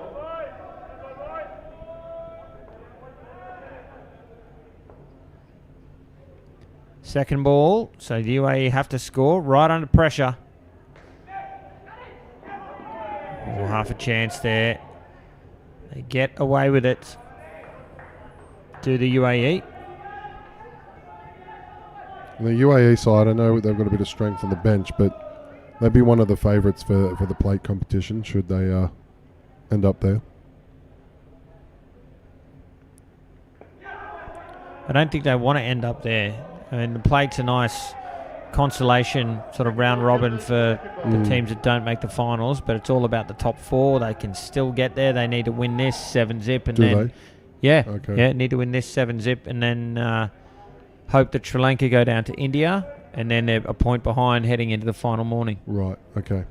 Okay, I wasn't sure. Smashed its chance, but the deflection falls safe into the 3-net. Gee, belt the cover off that, didn't he? Jeez, yeah. Is the ball okay? Is anyone going to go check on the ball? 1 ball remaining.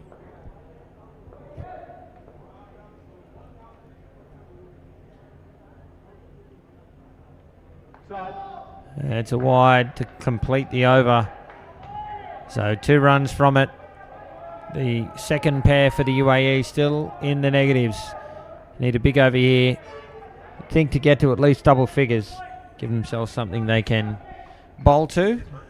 Again, that point may prove crucial heading into the final day of the round robin stages tomorrow. Yeah, and the penalty is interesting as well. We saw this in the Australia 22s game. Because you can choose where the batters go, you get to essentially pick where the penalty exists in the skin. So that'll be a tactical decision. And Depending on who it went to, of course, as well. Ankit Maheshwari to bowl.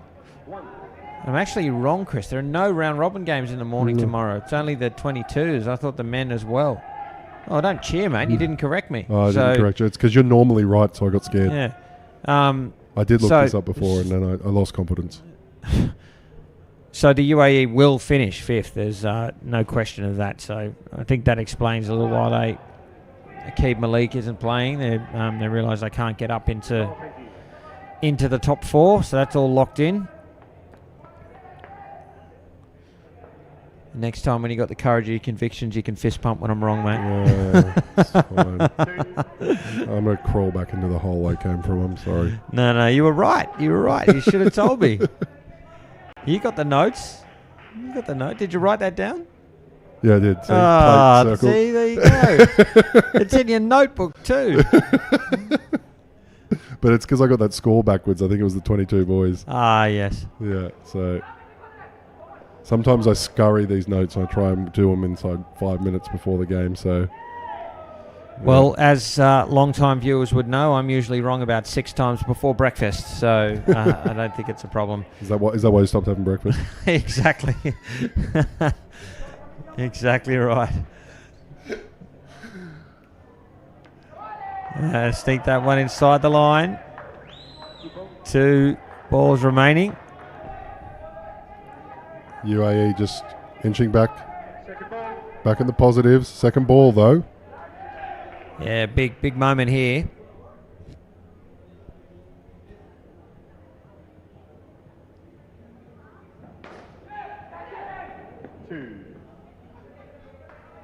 Last ball.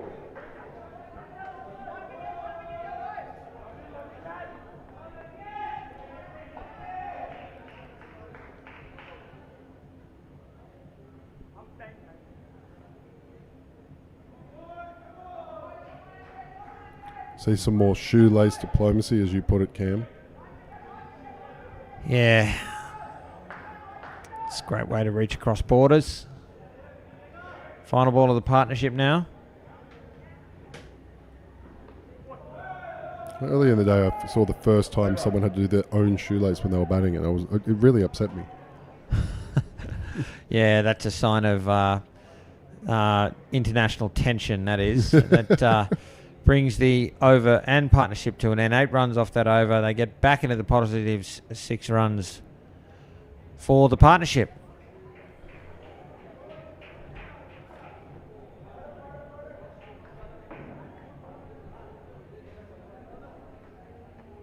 Advisory, thank you.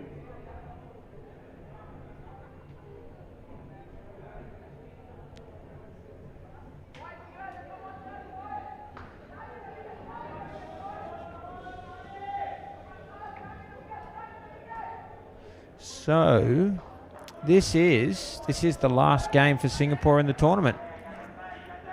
That is correct. Thank you. No, they still, the format for finals, they still have an opportunity to reach the plate. Right, do they? So it looks like as Sahal Kazi and Shijas Backer at the crease. So there are actually 2 qualifying finals tomorrow for the plate semis. So slightly different format for the top. So 7th versus 10, which is a bit strange. And then 8 versus 9. And the 2 winners of that play 5th and 6th respectively. So that's a bit quirky, that one, but whatever works. Gets everyone another game though. I see where they're going to work from that. 2. I mean, really, Singapore, if they is doing as well as they can here against the team that will more than likely end up in 5th, 7th, they could upset them as well on any given day. 1.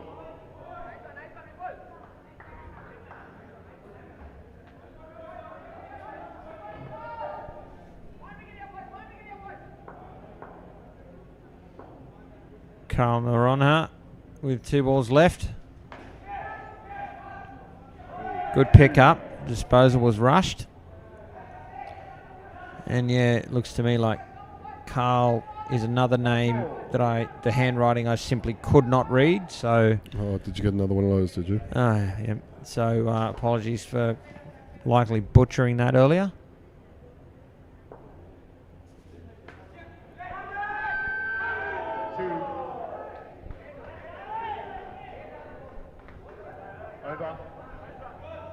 That brings the first over to this pair to an end. A good start for pair 3, 9 runs from it.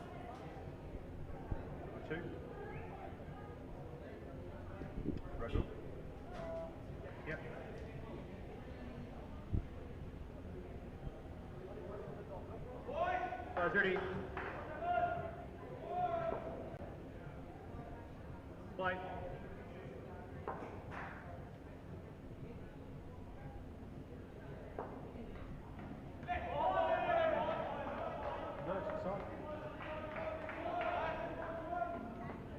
Second ball. Second ball.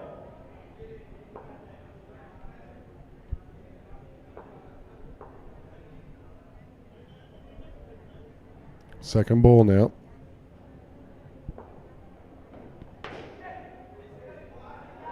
Five. And that's not a bad way to get off it.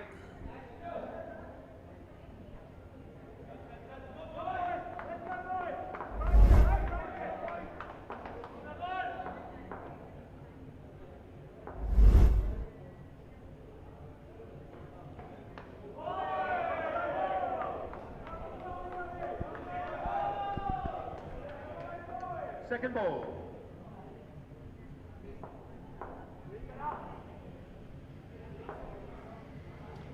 Another second ball.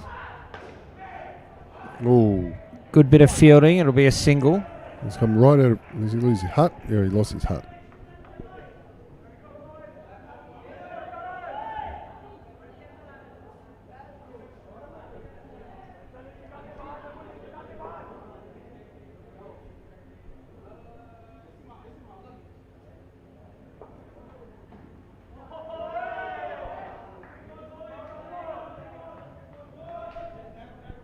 Second ball, gentlemen. Second ball.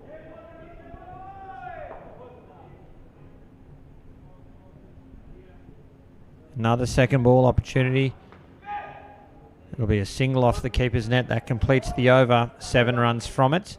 Another good one for the UAE, but 3 dot balls in that over. 3 second ball opportunities. It's that back net shot that really helped out the UAE there. And that hurts. If you're producing second ball, you need to take one of those. We've seen that a few times for teams that are able to produce the dots but aren't able to genuinely finish off the play. For Paul Sharma, he's up next. He's already bowled 1 for 3.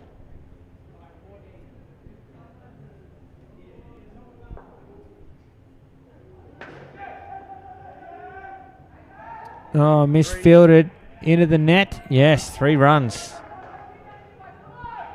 Just thinking about throwing the stumps down before he had the ball in hand.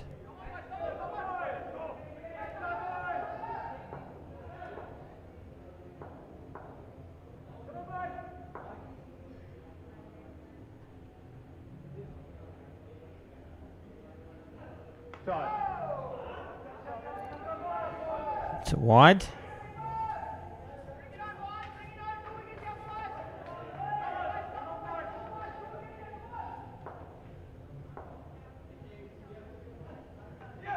Oh, it's a good ball. Second ball, gentlemen. Second ball.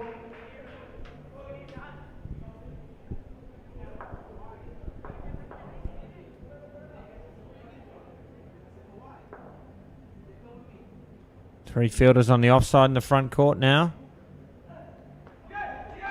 And that's the perfect ball for... the perfect ball for that field. Executing nicely there, Vipul Sharma, and claiming a wicket after second ball. Yeah, three on the off, and still perfect delivery. Nothing Kazi could do. He was looking. You could see him looking for the wide, but well in. Yeah, Well definitely in. inside the line. Eyes ready.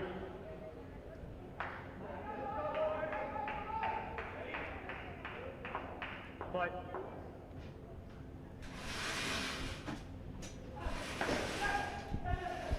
One out. 2. Last ball.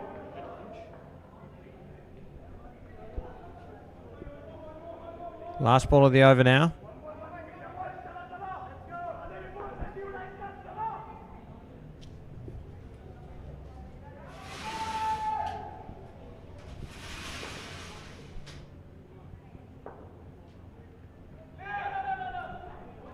Brings the over to an end.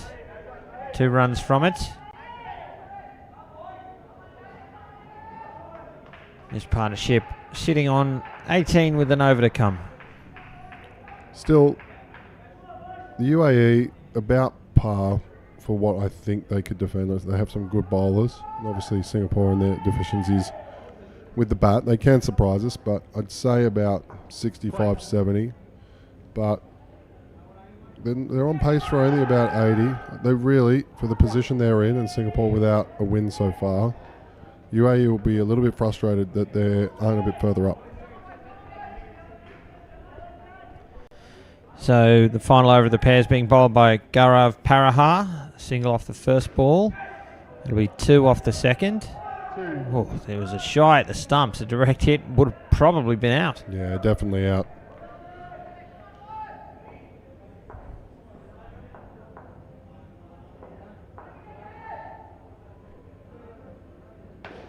Driven Oh. off hands. Oh, what a grab. What a reaction from Sagar. I thought the deflection was going to send it for 7 for sure, and he stuck the right arm out. What a reflex catch. Let's see if we can pick this up. We're going to have to take the wider angle here, folks. Yes, look at this. Oh. Oh. Great reaction and a massive turnaround. Advisory, thank you. A wicket there for Singapore. Is that a double touch into the catch? Was that hand to catch? Well, hand from the bowler, and then yeah, I think a bit of a juggle from Sagar. No, I think. What do you think? Hankett got hands to it too. Yeah, potentially, like even a finger. He looked close. That's one for the replays. That's one for the footage. When they get together and they have their function after this World Cup. Oh, they're going for it. Oh. When they get together and finish this function, you put down the highlights together. That's in it. Last ball. So got through for 2. Running that up to an extra.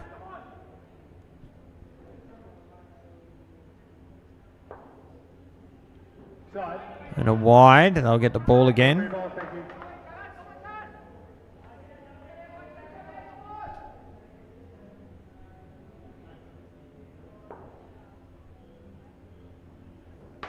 Driven to the backcourt for 4. And that will complete the partnership. 24 runs. And 6 runs off the over.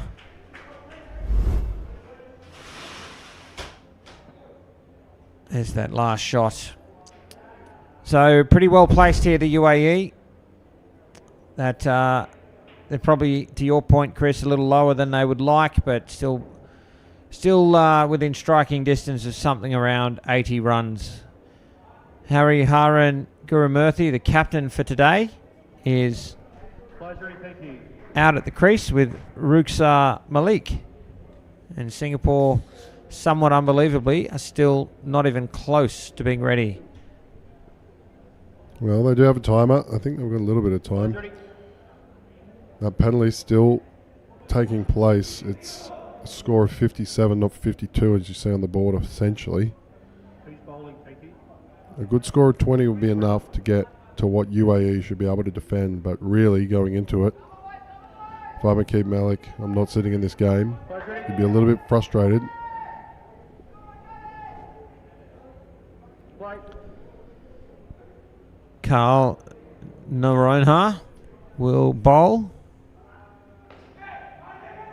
Finger spin. 2 runs.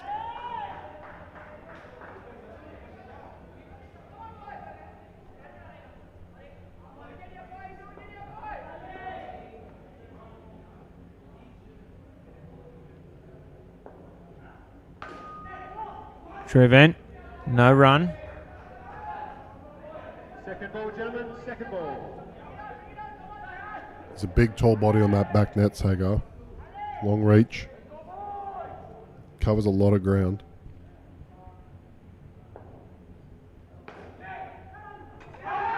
Did not have the ball. Ooh. It's worth a review. I guess the question is whether the ball came off him and onto the stumps, but naked eye certainly didn't have the ball. Let's have a look.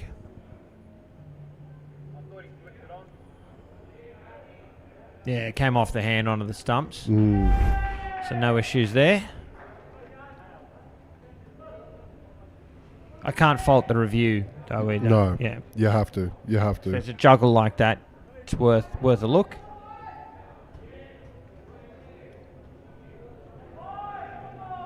Play.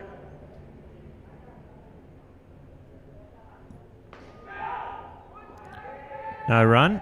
And a good call from Shane Rook as well. Second ball, gentlemen. His eyes will be on where the bat is, and he'll be using his peripheral vision to see that while listening for the noise, as we talked about. So, Oh, I don't know about that. The umpires are taught to use their peripheral vision for things like the bat, not to watch the Right. bat and listen for sound. right, okay. Yeah. At least that's what I understand from the conversations I have with them. Okay. Shows why I wasn't a very good umpire then.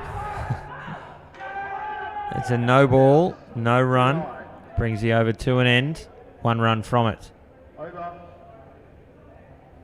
Yeah, it's for that exact reason that they're taught to look, at sort of the center of the action, Yeah. so that they Yeah, can okay. see things as Called over. Thank you. looks like. Have they just reviewed that?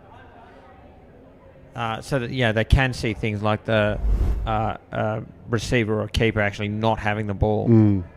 So they're in between and they can see both. Yeah, okay. Yep. Don't think they have reviewed this. It's good. Who's bowling, sorry?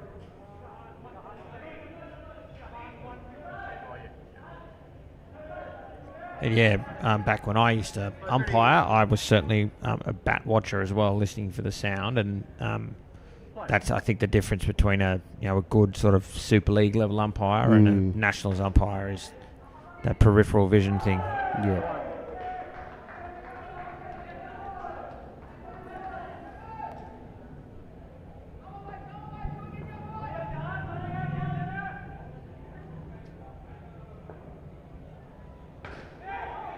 Chance, no run. It'll be second ball.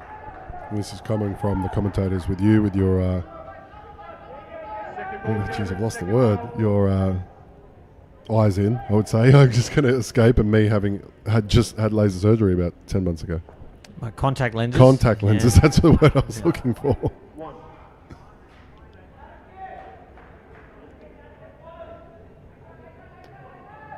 Not sure that any measure of contact or laser surgery will make me a decent umpire. Good catch.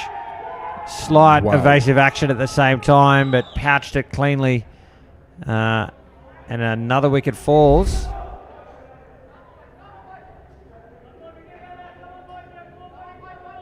It's probably too harsh on him. He didn't actually move to turn until he had the ball in hand. So Play. great catch. 2 balls remain. Low and hard, always difficult. Good pick up. Spilled into the side net for 3. Last ball.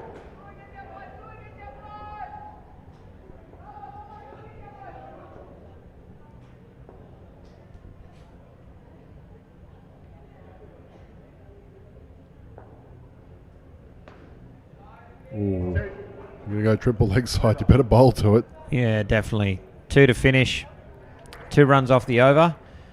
And 2 overs remain now in the innings for the United Arab Emirates.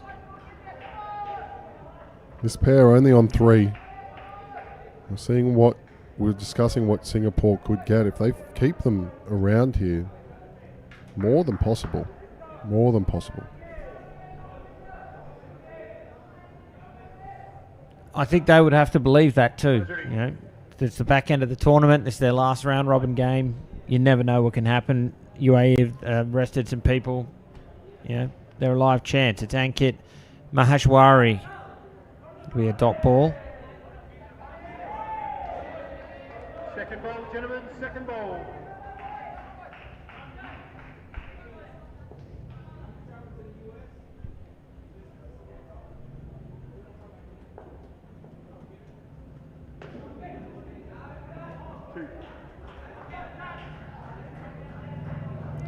There's 2 runs.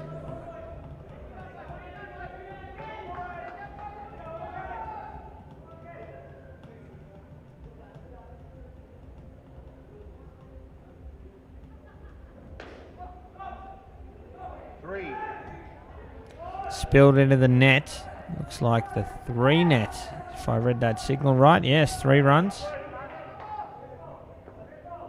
It's getting a little sloppy. Can't afford these. This could balloon up to 70.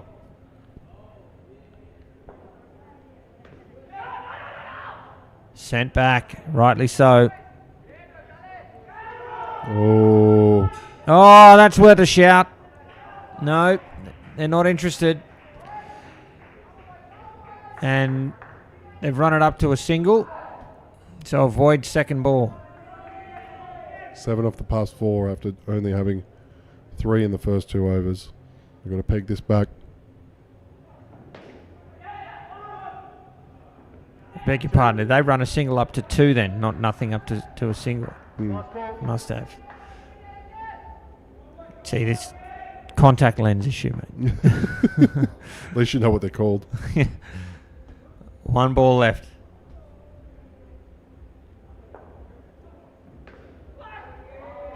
Two. Brings the over to an end. Over. 10 runs from it. And an over to come. They're now... 11 runs from it. And they're well within striking distance of 70, potentially even 80. Yeah, they are. And that's a really disappointing over for Singapore. They could have really got some potentially good, close target for them to chase. Now, I don't know the bottom of the table too well, Closing. but would a win even potentially get them off the bottom, Cam? And that could mean they have to play 8th as opposed to 7th, which could be a big factor. Singapore would have to 7-zip. Right, okay. Yeah, so, so- unlikely. Yeah. But Close ready. Play. Shahan Vishwanathan.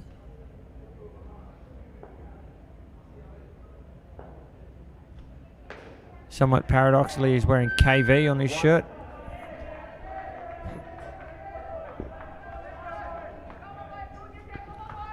leading wicket taker for the Singapore side, so a good one to finish. Let's see if they can get 1 or 2 and take momentum in.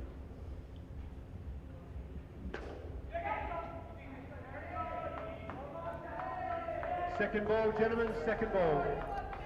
It'll be second ball now.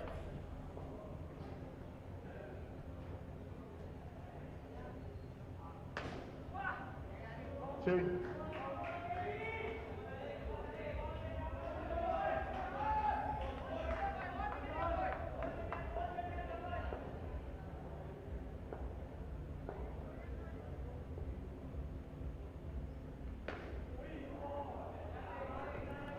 That 2 takes the UAE north of 70. 2 balls remaining in the innings. Yeah, the energy's just dropped from Singapore. You gotta- They move 3 fielders in the front court on the onside, right in close. And he puts it full and wide outside off. It's a carbon copy of what happened last time, isn't it? Yeah, 3 on the leg side is strange to me. 3 on the offside, obviously a bit unusual, but you've got a bit more space to hit your mark, so it's easier to execute. 3 on the leg, that's tough. Oh, I like the innovation nonetheless. Last ball goes for 2, and the UAE will post 75, batting first, and that effectively means Singapore will need 81, given they've been penalised, we believe, for throwing the stumps down after affecting a wicket. That brings the first innings to an end, folks. Hope you are enjoying the coverage. I'm Cameron Walter alongside Chris Scriven for this men's clash between the United Arab Emirates and Singapore here at the 2025 edition of Indoor Cricket's World Cup. There's still plenty more action to come here today. Following this match, it will be New Zealand and England in the women's division. And then 2 men's fixtures to close out the round-robin stages of the men's competition. India and Sri Lanka. Prime time international indoor cricket here in Sri Lanka. And the last game of the day here on the broadcast court, South Africa versus England, will bring day 6 to a close. We'll also check in as we take in these highlights with the other matches happening right now here in Colombo. Sri Lanka development batting first against Australia, 42. Yeah. 29 run second skin. Can you? That will be amazing if they are able to win that skin against the world champions for a development side. Have a look into the bowlers that were in the last 3 of that pair. It's quite impressive. Our viewers can do that at indoorcricket.news. And the other match in the women's division, Sri Lanka taking on Singapore. Sri Lanka batting first have posted 118. Singapore's run chase just getting underway. Again, those fixtures, those live scores rather, as well as fixtures, results, standings, all the news and analysis at indoorcricket.news. Thanks to Ahmed Khawaja and the team there, as well as the gents at the Scored app, powering all of those results. And not far away from the run chase here. You've, I think, mentioned a few times this might be statistically beyond Singapore based on what we've seen so far.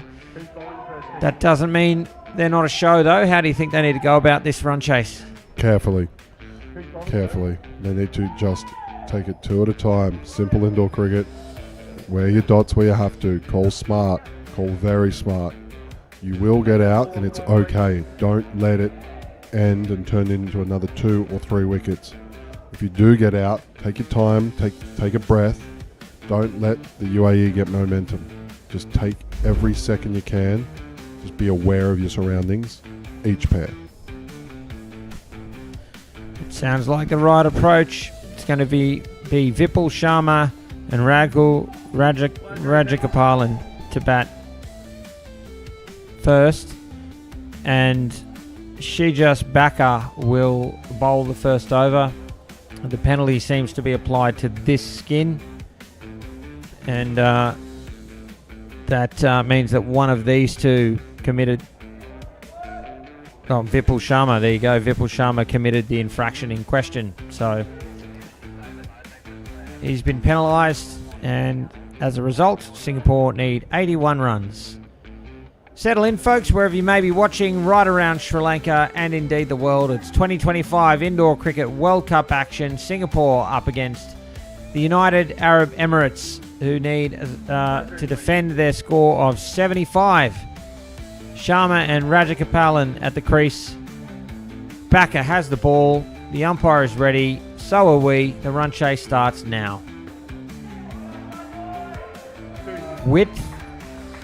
Kind of hung the bat out there, but it was effective. They got 2 runs off the offside net in the front court.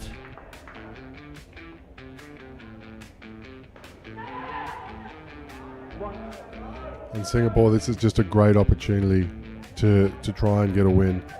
I really was hoping they would keep it down a little bit further than 75, but this is the right approach so far.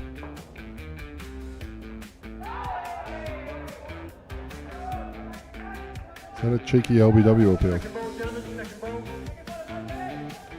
Not sure. Second ball.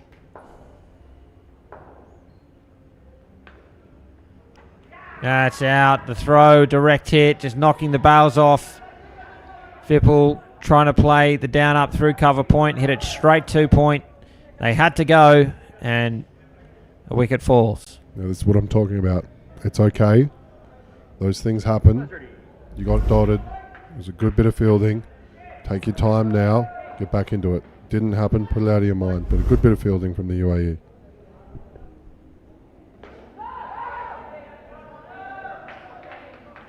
Second ball, gentlemen. Second ball.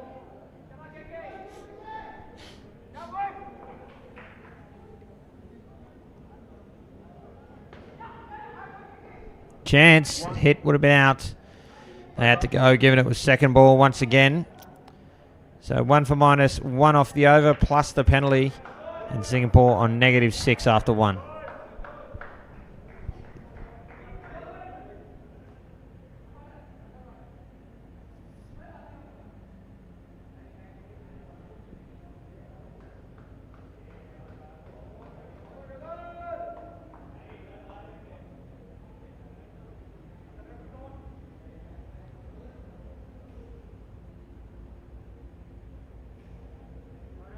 Players ready. Play. Rishi Ramchandani bowling the second over.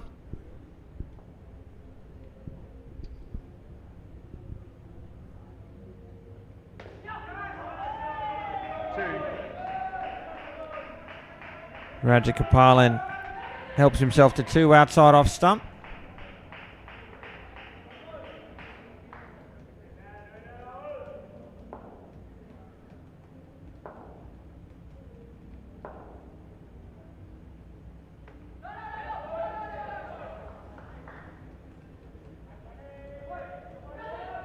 Second ball, gentlemen, second ball. Another second ball opportunity now where Singapore must score after that dot ball.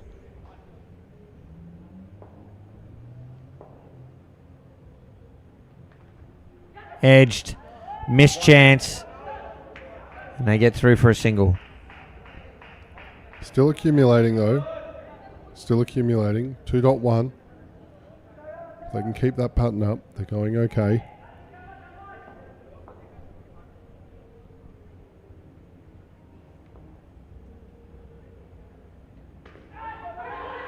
Oh, this will be out. Miscommunication. No need to take off there. The ball went straight to the leg side fielder. UAE aren't going to miss out on that. That is what you call a gift-wrapped wicket. And that's what's killing Singapore throughout this tournament. Things like that. Non-striker, C-ball hit ball. Actually, not C-ball hit ball because the striker maintained. No calling. Wicket. That's going to take you a lot if you're going to hit 2s and 1s to get back. 2. Last ball. 1 to come in Ramchandani's over.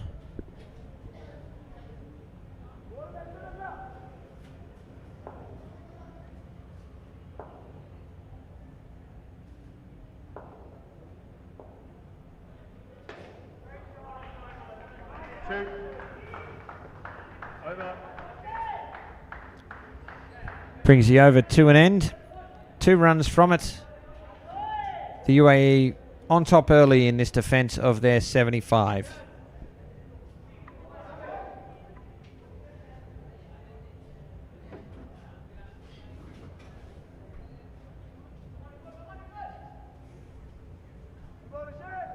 Advisory, thank you.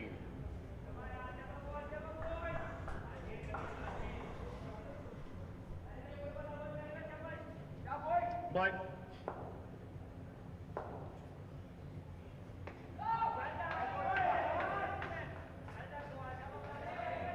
Second ball, gentlemen, second ball. Bots and I were talking about this one in the earlier game. In that leg side, if you really believe it's there, you've got to show them where the umpire where the leg sideline is. If you think it's there and you've got your judgment right, you put your leg there, and it goes down, they've got no other opportunity but to give it. I think they might have just snuck in. But that helps you learn how to read that line. It helps you make the right decision if you continually get it out. And plus, if it does come back in, you're already in a prime position for a drive as well.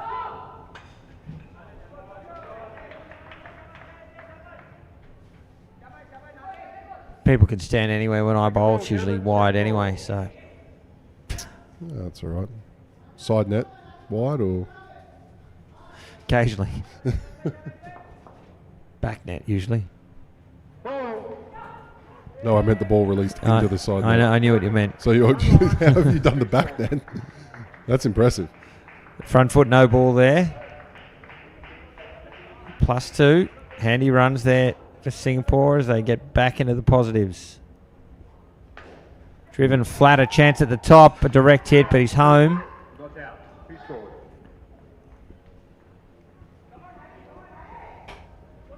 Last ball.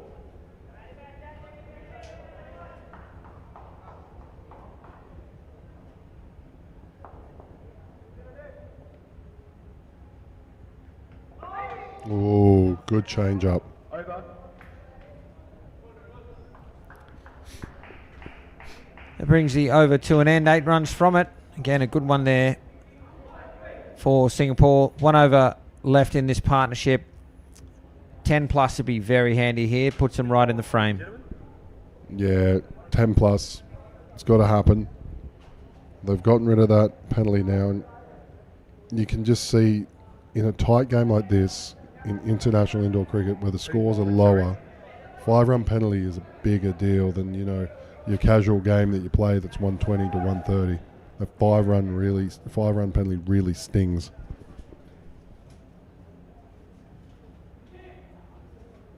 Second ball to start the over, gentlemen. Thank you. Second ball. Krishna Chandra in karate, and he'll be bowling the final over to the pair on second ball. Pushed backward of point for 2. The Singapore combination just strikes me as hitting basically anything outside off stump. They're trying to play it through cover point. So I'd let them do that. They've demonstrated they're not really hitting it, getting high on the net. So I'd quite comfortably have my 2 fielders there, keep putting the ball out there and back the fielders to get, as they have done on at least one occasion, to get the ball in hand. Just like that. 3 for 1, but I'd be okay with that. Yeah, especially if you believe they're going to have some mix-ups in communication, right? So your fielders have just got to stay calm and pounce and just wait for the error to occur. That's a great shot. Good bit of fielding too. And then through for 2. Proves you wrong. Absolutely bangs it. Well, that was just too full. I don't mean be full out there so they can drive. I mean more like it'll make them play a cut shot. Yeah. As rather than getting high on the ball and playing a down and up cut shot, they just seem to like hanging the bat out there. Now that one, too straight. So that's what I mean. Ordinarily, I'm not an advocate for short and wide, but it just seems to work. Yeah, seems to work for these guys.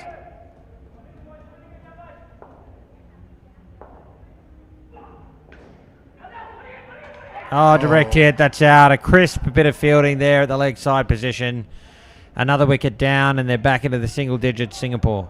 Yeah, Niraj I just spotted him coming to the back of the court with the Singapore players, head up in the sky. That shows you how big that wicket is. They were getting to that 10.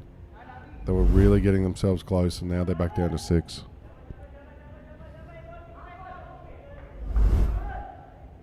Mike.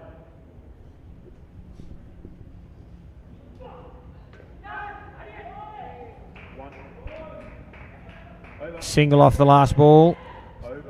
3 runs off the over with that wicket. And the opening partnership for Singapore will finish on 7 runs. So box seat at the moment, the United Arab Emirates. Might just take a quick look at what the finals format actually looks like for the men. We did talk about what the plate format looks like. That is 7th versus 10 in a qualifying final. 8 v 9 in a qualifying final. They take on 5th and 6th respectively in a semi-final for a plate final appearance, if that makes sense. The top 4 though is a major minor prelim format. So 1v2, winner straight through to the final. Loser takes on the winner of 3v4 in a prelim, and the winner of that prelim takes on the winner of the major in the World Cup final. So that seems to be, of all the 4 divisions, the only major minor prelim finals format. The other formats are first straight through, second 3 playoff to take the other spot in the final. So that's the format. We'll see those finals begin from 1:45 p.m. tomorrow. And we're set here with the second pair, Narona and Viswanathan at the crease. The bowler is Rukhsar Malik, and second pair away with 2 runs to Narona. And I think that format's the fairest. It rewards the positioning on the table. Look, we all know all other sports these days, they're about getting as many games on broadcast as they can, etc. I think that really rewards good performance in the round stages, and from me, from a bit of a sports nerd, I love it. Yeah, it's a tried and tested format. Top 2 deserve 2 bites at the cherry. It's in use everywhere, certainly in Australian competitions for any division with more than 5 teams. So, yeah, I'm not shocked to see it here. I am surprised that we don't have it in the women's and the 22s, because they do have enough, but they've opted for 5th to 7th as a plate division. Sorry, 4th to 6th as a plate division. Whether that's just because there's too many games, because it's a pretty jam-packed schedule we've seen. Oh, it could be. I'm not sure. I haven't spoken to David Shepley or WICF President Tony Watkins about that. But yeah, no doubt there's some thought behind those decisions, and it does make that plate finals a good opportunity for developing nations to have a shot at a world title, albeit the subsidiary title. So more teams involved with finals, I suppose, is always a good thing. One ball remains now for Malik.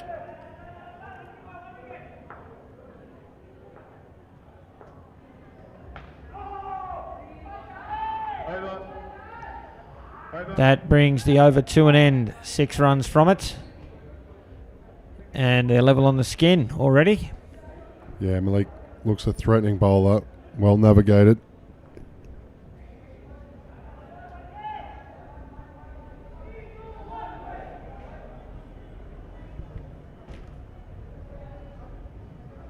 Second ball to start the over, gentlemen. Second ball. Shijas Backer will bowl over number 6. Players ready.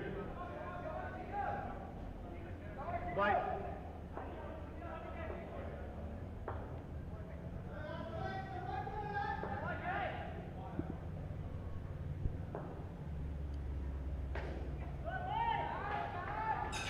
Gee, that's an arm, isn't it?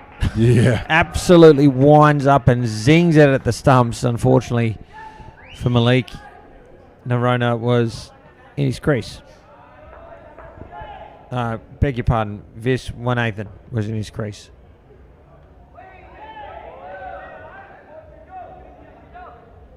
Second ball, gentlemen. Second ball.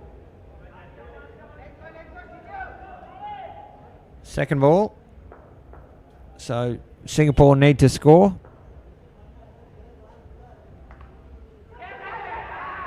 Edged and out. UAE right on top here. You don't need that, but it's better than a mistake in a way. Look, it's just not quite there. Look, should have gotten a bit further forward or across, or just some defined movement. But at least it's not miscommunication or something, a basic error like that that's led to the wicket. Really want to see Singapore make sure they get this pair. Leading edge. Couldn't get the hand underneath, and gee, Backer is unhappy with that. Yeah, It's a rough chance, wasn't it? yeah. It's I mean, it's $2, but still. yeah. Let's have a look. Oh, it's dropped. Yeah, Oh, in fair term- enough. Yeah, Fair enough. Yeah, but it has gone. Sometimes that can go up and sort of out, and then that's gone more straight down, really. So it's Oh, he should have got 2 hands to it. Yeah. I was always a classic complainer when people drop catches off my bowling. So I'm right there with him. I didn't know you got opportunities. Made more than many. More Yeah. than many. Yeah, it's usually side to back. I was absolutely petrified of getting out to you.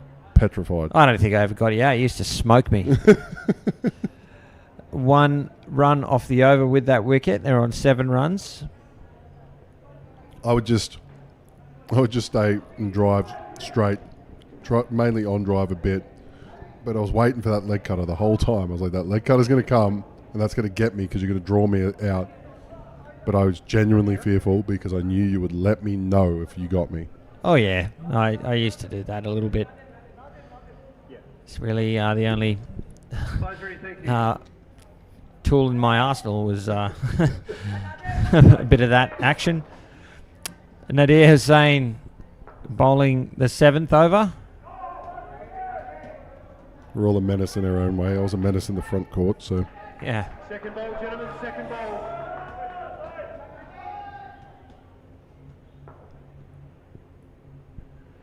You know, the strangest thing I've ever seen in an indoor cricket centre actually got me in a bit of trouble because I was captaining, was that against a Lynham side for those of you in Canberra. At the centre I ran, actually, Canberra, and someone hit a ball while we were in the field and it went out of the court because there was a hole, and there's a spectator trying to be helpful, picked the ball up and tried to throw it over the net, thinking that there was no top net. So it's just thrown it on the roof of the court, and I have absolutely lost it. As we see this review here, Ah, dear. What's happening? Is he in? Where's the ball? He's got the ball there. Yeah, I think that's fine. So, yeah, I got in a bit of trouble for that. But, yeah, I look back on that now as a much older man and think, what was going through that guy's head? No, I just don't understand. But anyway, plenty of good memories in indoor cricket centres. Oh, there's some stories. I'll get one in. So we were playing a social game, six-a-side. We used to play six-a-side social on a Friday night. And my good friend Brock Winkler, who was bowling, decided to man-cad.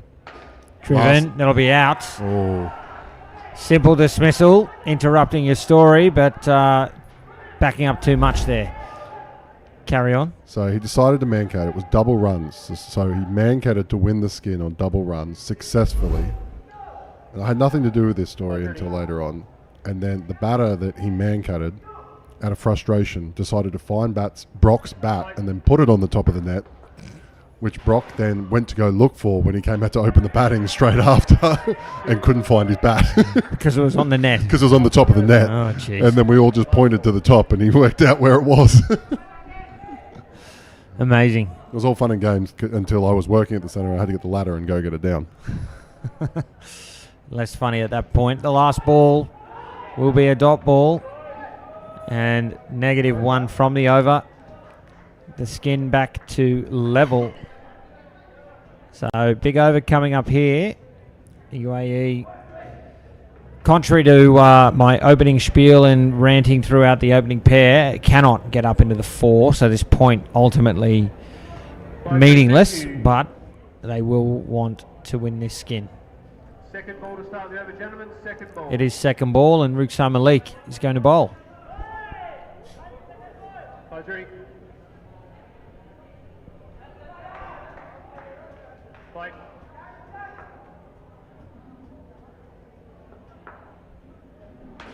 Driven. Chance. Oh, 2. hit would have been out. But, 2 runs instead. And Singapore go ahead of the skin. UAE will need at least a wicket from here to take this point. Whoa, Oh, that's done a bit, hasn't it? Play that. Yeah.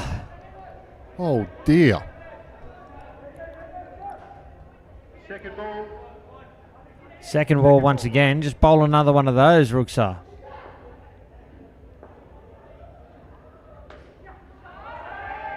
2. Comfortably put into the net for 2. 3 balls remain. That really took off, didn't it? Oh. Spat off the pitch. Cut away.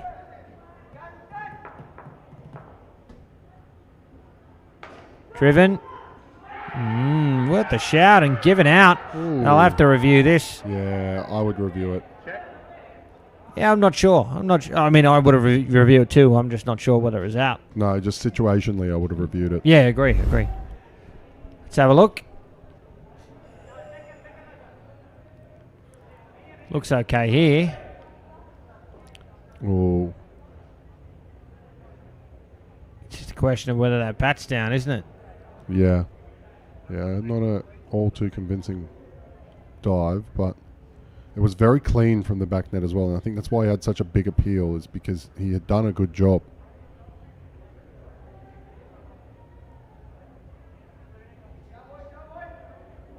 I think it's okay. Yeah, I would say. Oh, that next frame suggests maybe his bat's still in the air there, doesn't it? I think the call is still out. No, it's dot ball, so he's changed his decision. Second ball. That's a very tight one. Yeah, it is. Driven again, should be out. Oh, has a zing, doesn't use the receiver, Last ball. and he's blowing up at the receiver. I don't know what for. No, He's blowing up at Malik. he's blowing up the bowler. What'd the bowler do other than create the chance? Bowler did nothing wrong. Yeah. Maybe he said something to him. Yeah, I don't- that's probably fair. That's Yeah. probably what's Yeah. happened. Malik's probably chipped him for not hitting, and yeah, he's like, "What do you want me to do, brother?" Last ball.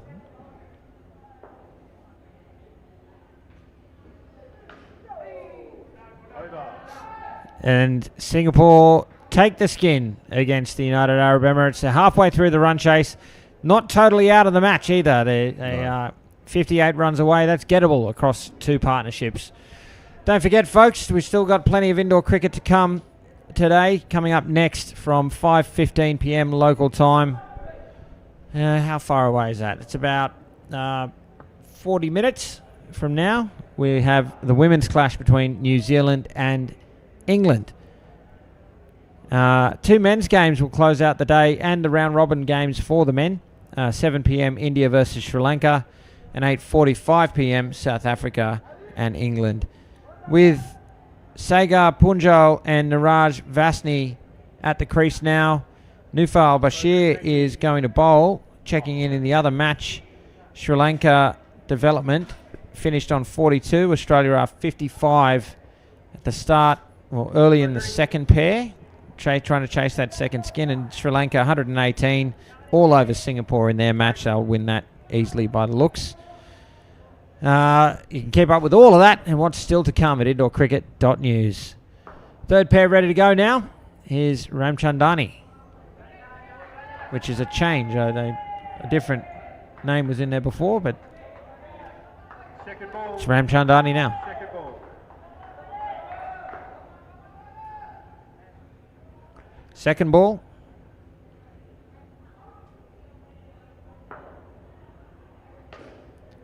Oh, for a second I thought that was going to go to 5. The Yeah. receiver hadn't moved across to it, but reacted eventually, kept it to 1. And I keep thinking back to those last 2 overs of Singapore in the field where they sort of just lost energy, where they had this side at 50-odd, 55, and it could be a totally different game. And not just that, and the penalty. So shows you've got to apply all the way through. 2. That's a wonderful shot to get off the mark, isn't it, for Vasni? Yeah, you'd be happy with that. I think Vasni's a pretty good player.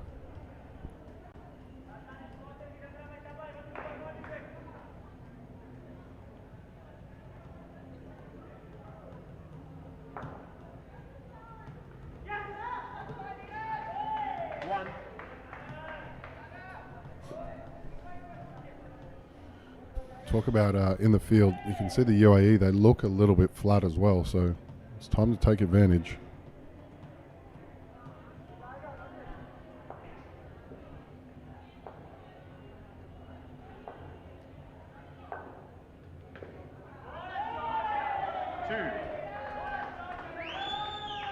Last ball.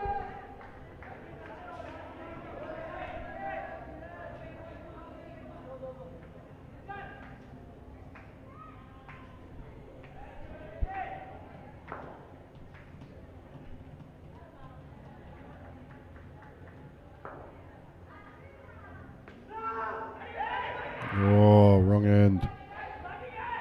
Over. Brings you over to an end, 6 runs from it. Third pair now off and running. Not a bad start for them, remembering they're still in touch here in the match. 52 runs needed across 43. Well, I don't think that ball count is right. 42 balls. That's very gettable. It is, and you're seeing little touches of miscommunication. Oh, shooter. Got to have a word, get it cleaned up. Second ball to start the over, gentlemen. Second ball. Play.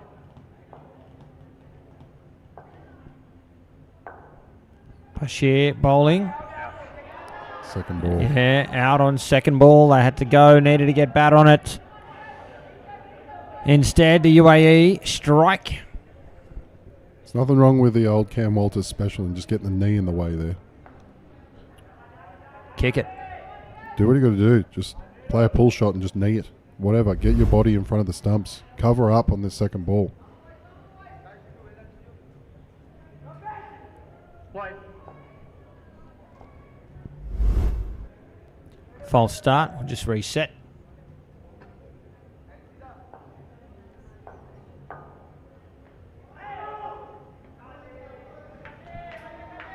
Because second balls are so much more common, obviously, than a Second third ball, ball, second which ball. makes perfect sense. It's often that you're seeing more often a second ball on the first ball of an over, right? Chance. Needed to hit. And that is a very difficult situation to be in because you're getting it doesn't even matter if you face them before. It's your first look at that bowler. So because that's happening more often, I feel like we're seeing a lot of wickets on the first ball, second ball, continually. Change direction. Yeah, true. Just 1 moment, sorry. Thank you.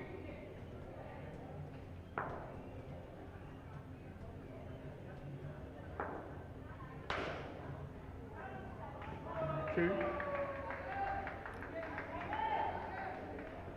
Once again, the stats crew could tell me I'm completely wrong and go and look that up now that we've got such good coverage, but...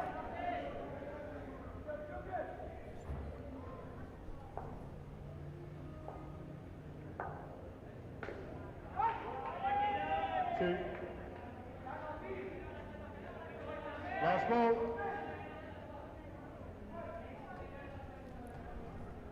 Changing direction.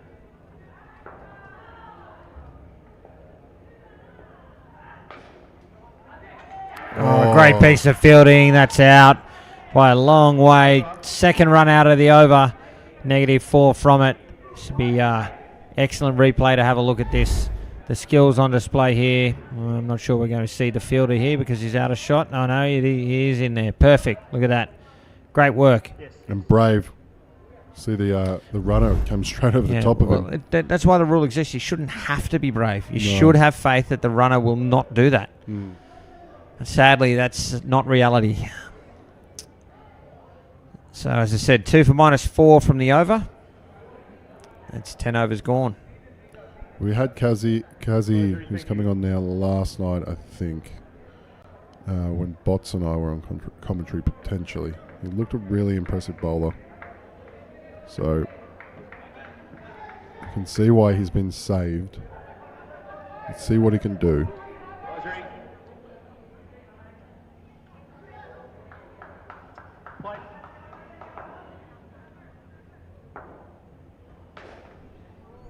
Deflection off the non-striker will be 1. Shoulder. I was just thinking, finals day, obviously sneaking up. What are some of your, I guess, little things that you enjoy about finals day? Like, obviously tensions in the air, moments and excitement. What are some of the things you might have even seen? See Kazi's delivery. Chance again. Oh, I went without it. What I like is teams have usually held something back, whether it's a combination or a trick up their sleeve or whatever it is. And so usually finals results don't conform to expectations. So the results might, but the distance between sides is very different. And the best example of that I can think of was India very nearly beating New Zealand in the prelim final at the last World Cup.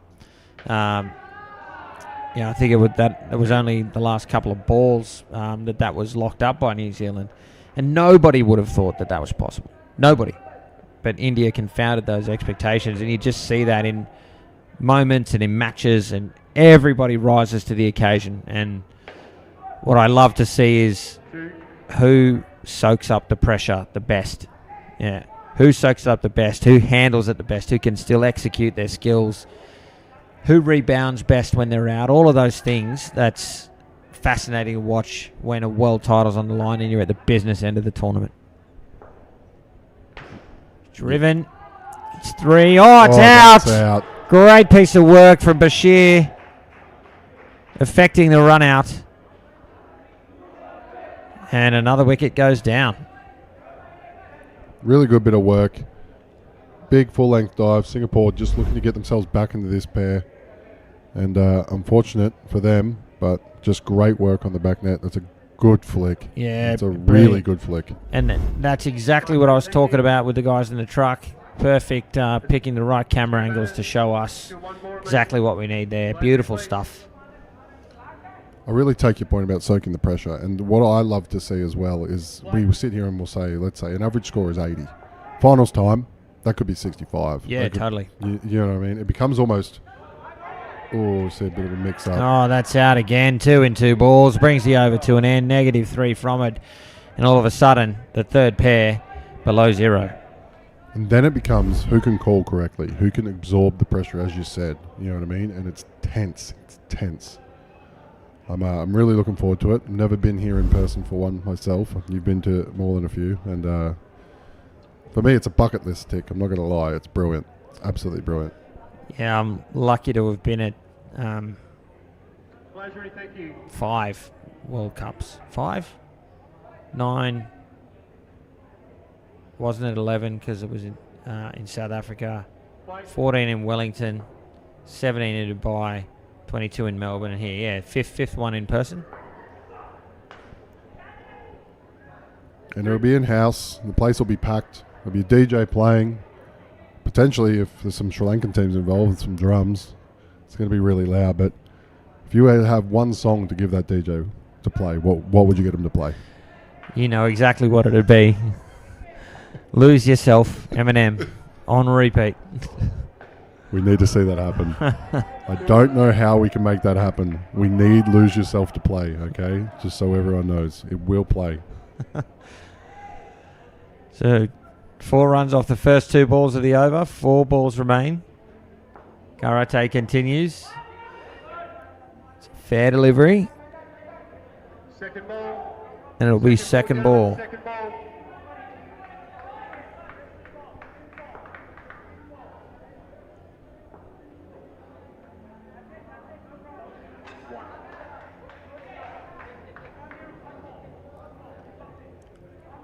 They see it off with a single. Still 2 to come.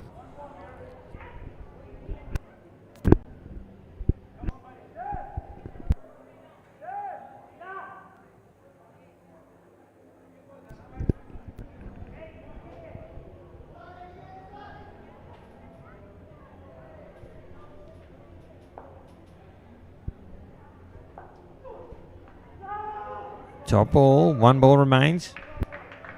Second ball, gentlemen, second ball.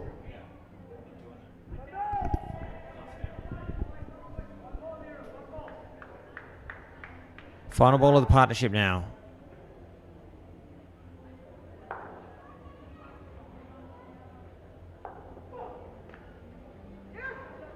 One. Over. Single to complete it. 6 runs off. The third partnership finishes on 5, and just 4 overs remain now in this final round men's clash between Singapore and the United Arab Emirates. This will confirm 5th spot for the United Arab Emirates. That means they don't play again until tomorrow night in the plate semi-final. So they advance straight through to that. Singapore will feature in a 7v10 qualifying final, is the word I'm choosing to call it. Qualifying final. For the right to take on 6th place tomorrow night as well. Let's have a look in that. Sri Lanka Dev won the second skin against Australia. That's unbelievable. I think I looked it up before. It was Jayasuriya. He looked really good when we saw him, that scored the runs to set that up. He was hitting the ball very hard when we had him on this court. Oh, that's you love to see that. They're taking a point off the world champions when you hear it as a development side. That's fantastic. Congratulations to Sri Lanka Dev for picking up that point. May not seem a lot, but that's quite meaningful. That's tournament memories instantly, and motivation to continue on their path to become even better indoor cricketers. Yeah, direct hit there. Another wicket falls here. Early in this pair, it's Gaurav Parahar and Ankit Maheshwari. The bowler is Nufal Bashir. Maheshwari, he was the one of the 2 that we outlined at the start that can get a few runs away. A bit too much to do. Potentially should have attacked with him a bit earlier, but the skin is still a possibility.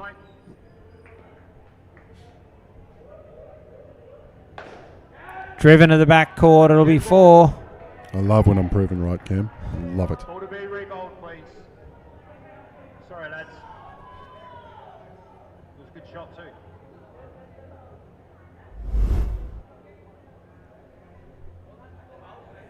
Well, out or stuck. Yeah. Guys ready? Play.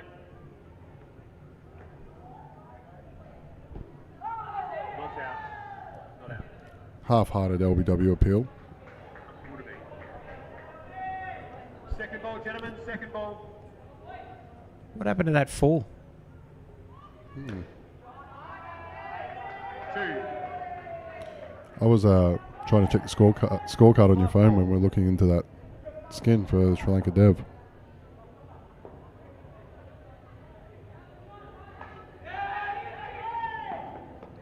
1. Over. Brings the over to an end. No runs from it.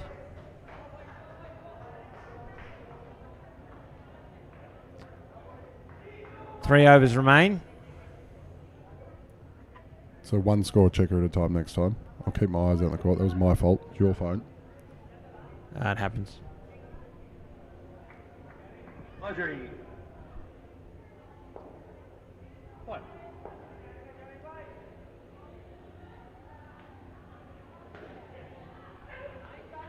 2. So how about the Indoor Cricket World Cup getting a bit of a shout out during the Australian-New Zealand game the other night? No, it's least they could do. Fair amount of indoor cricketers in that game. Not out. Not out. Second ball, gentlemen. Second ball.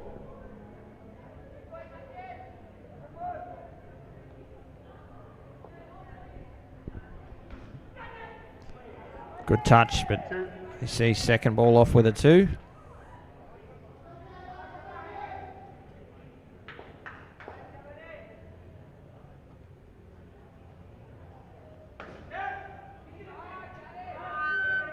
Oh, Crossed the line, lost the bat, but no harm done. well, he's in on the yellow line, so that's good.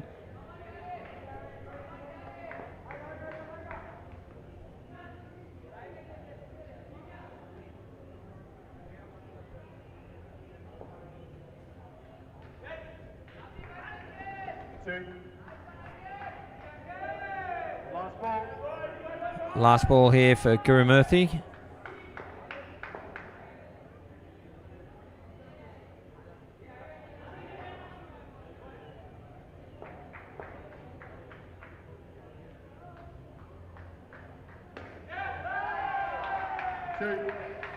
Great over, 10 runs from it. 2 overs remain now in the match.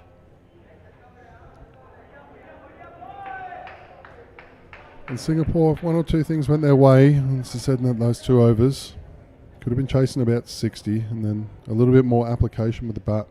They're not far off. I know the UAE are under strength, but Thank you. they'll look back at this footage and see where they can improve. Play.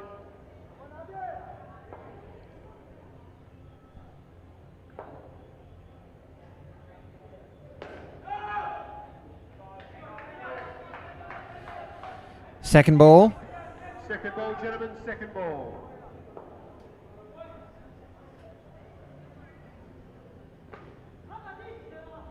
One.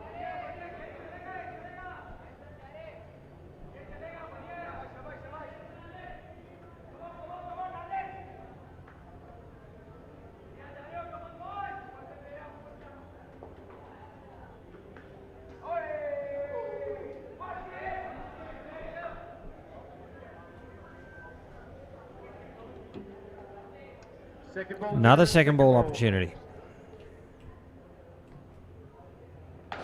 Smoke to the backcourt for 4. 4.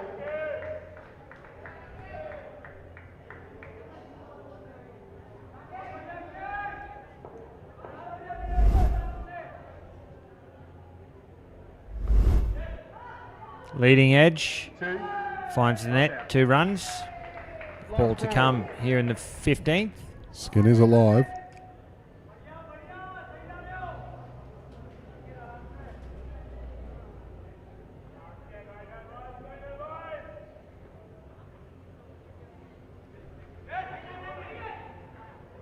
Sent back.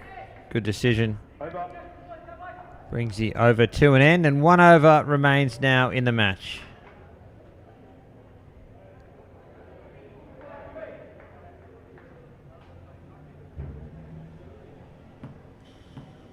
Last over game. Sohail Kazi to bowl. Second ball to start the over, gentlemen. Second ball. As you pointed out, the skin alive. Singapore will need 7 runs from this over to claim the last skin. Kazi intentionally held back. Very impressive in his first over. Picked up 2 wickets. Side. Oh, Ooh. they bottle a second ball chance and Singapore get a life. And a rebowl.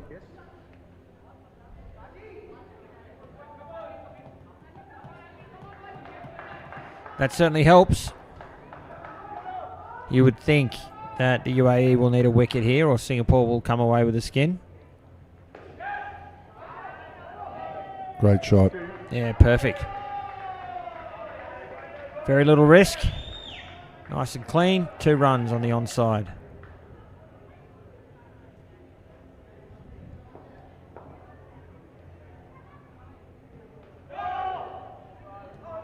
Oh, we didn't know where that went. Second ball, gentlemen. Second ball. Second ball now. Second ball.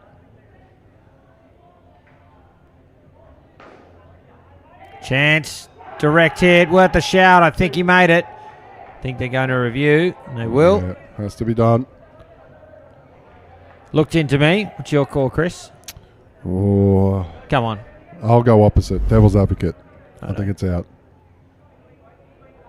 Direct hits are always closer than they seem. He's in big trouble here, isn't he?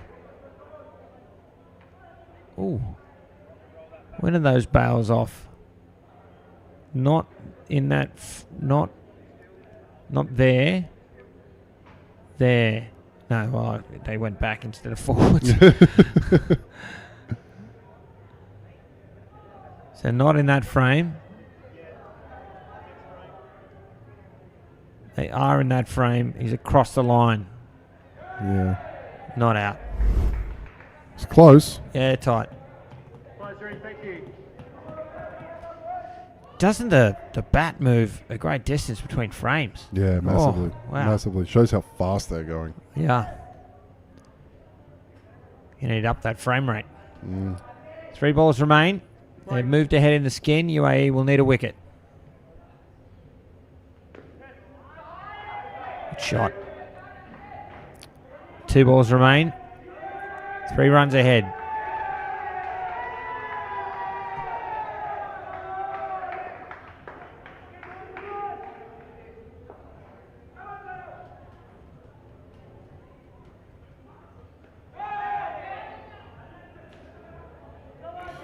Here we go.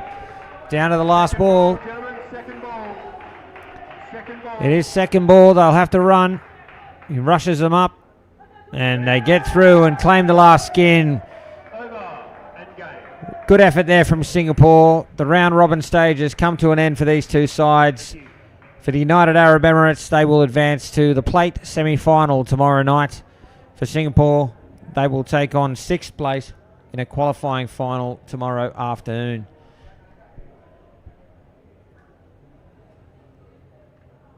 Appreciate your company, folks.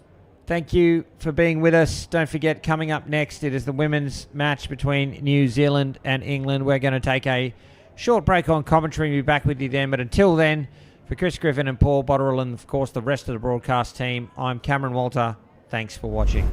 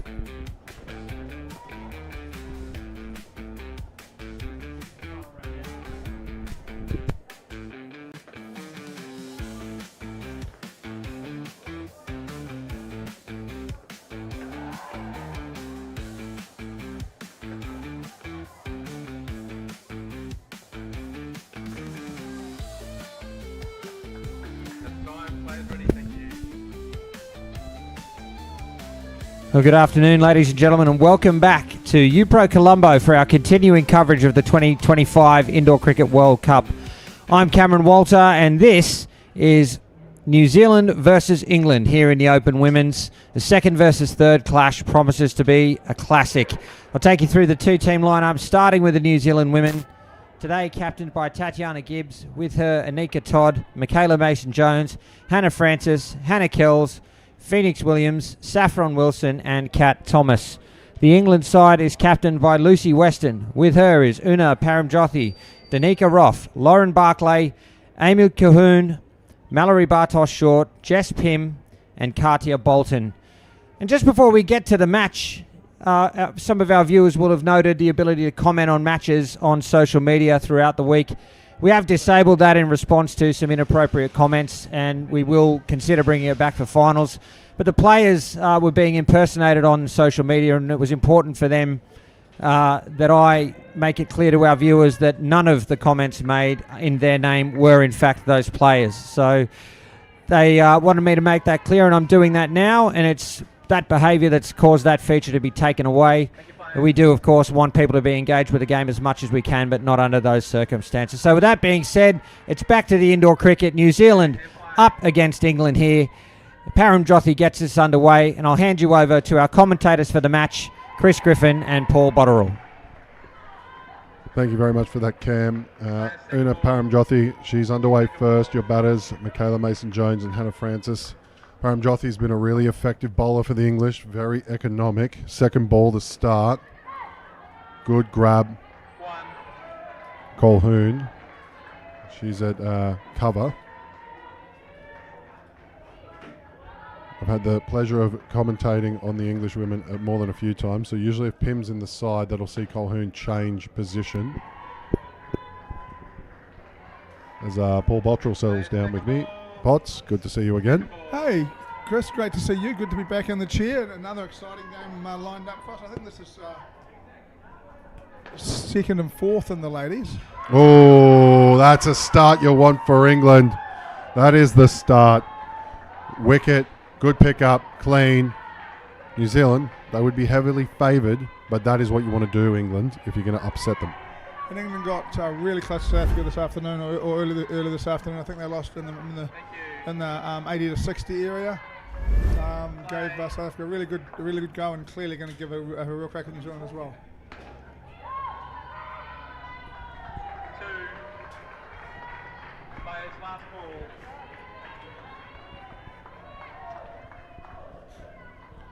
And yeah, Paramjyothi, I said, she's always capable of picking up a wicket, and she's done that already. Just keeps it to 1. That's a good start for England, a really good start to get New Zealand down into the negatives. Yes, it's bowled very well. This is going to be a very competitive game. We love the competitive games, right? Actually, really great to see in the last game was Singapore 50 versus UAE 70. Yeah. Did they get a point? Did they get a point out of it? They got 2, I believe, 2. Oh, they'll be super excited with that. They were heartbroken to lose one early in the series. Good to see these nations coming up and playing good cricket. And as we get to the dividing into sections, these games will get tighter and tighter. We get underway in the second over. Big shot. Got a hit. Oh, would have been short. Would have been well short. But that's a comeback instantly from New Zealand. Great cricket. It's throwing up. She whacks it hard. Back six grabs it. Tries to throw the stumps down. Just misses. Excitement machine cricket. Played in the front court. It's 2.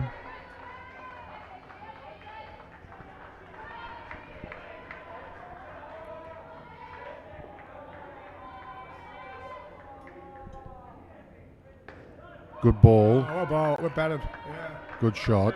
Good cricket all round. Just stood up and just let that ball come on and bang down on it, worked it through the leg side into the gap. England look desperate for a wicket.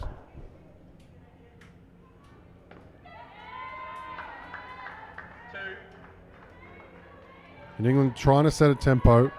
They're getting around the front court. They're showing some enthusiasm.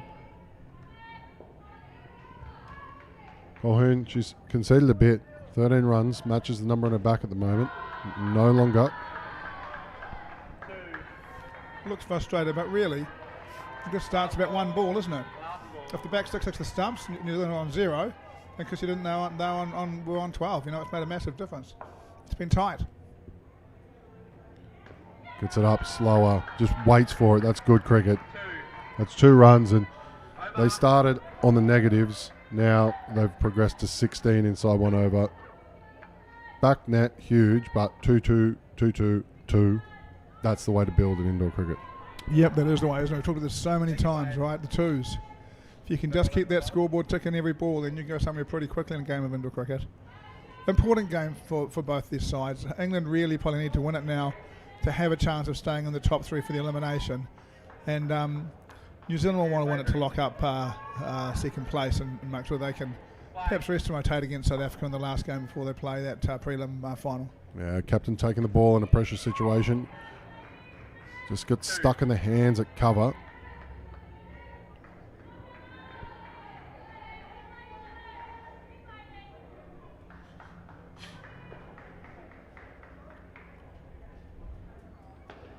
Hit. Oh, half a chance, and Barclay's just closing in there. It's obviously with the strong hitting. Understand why she's a little bit further back, but half a chance potentially.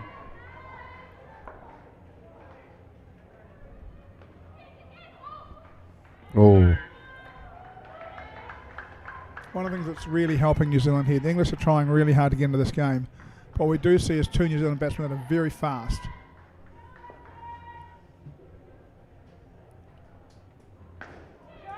Shot inside the legs. You're right, these batters, they definitely are very fast. Running between the wickets can be so crucial. Yeah, it can rush fielders for you when you're really quick. And I think that's what we've seen in the front court so far. They've got to make that movement perfect. Yeah. And otherwise they lose the opportunity, and that's why they're sort of grabbing at it. It's a bit frantic. But we've seen 5 2s in a row to finish the last over. We've now seen 5 2s to start this over. It's a 2-a-thon. The 2-a-thon continues. It's 11 2s in a row. Honestly, that could be a record for our commentary. I don't remember seeing 11 2s in a row before. I mean, it's 6 for Bales, but 2 for this 11 is quite a record. We have to start staking some stats. But we've had, I've coached New Zealand in games where we've set up the target has been who can hit the most 2s in a partnership. Because we're just trying to keep them in rhythm and keep them going. And it's a really good start for New Zealand. And again, we've talked about this a few times. What I like is it's not dead bat 2s. They're decisive 2s. They're punching the ball. They're taking fielders out of the game. It's been a really accomplished start for New Zealand. I'll be very pleased with that. And deflating bowlers. The bowlers lose hope. You just feel his shoulders drop, you know what I mean? Yeah, guys in the front half as well, just see the ball go banging past them all the time. You feel like you're out of the game. Bartosz short. Let's see if that makes the net. I think it does. It's 12. 12. We should run a little sweepstake on the number. Yeah. What's your prediction? You can't feel 14's mine. What's yours? 13. Oh, honey. Yes, it got there. It got there. Boy, this is like watching Australia bat. They're just a machine-like at the moment. Well, it's on my number. I've got 13. Bartosz short. It's going to do me a solid. Catch it. Oh. Yes! No ball. I thought you had me.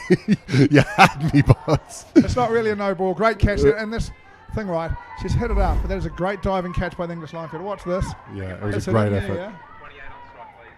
Pops up. Great catch. Great catch. Paramjyothi, she contributes. It's a good change of momentum for them. The English needed it. Oh, and you can see that wicket instantly. Yep. Front foot. Sorry, the ball is flatter. You've taken a bit of the momentum out. Yep.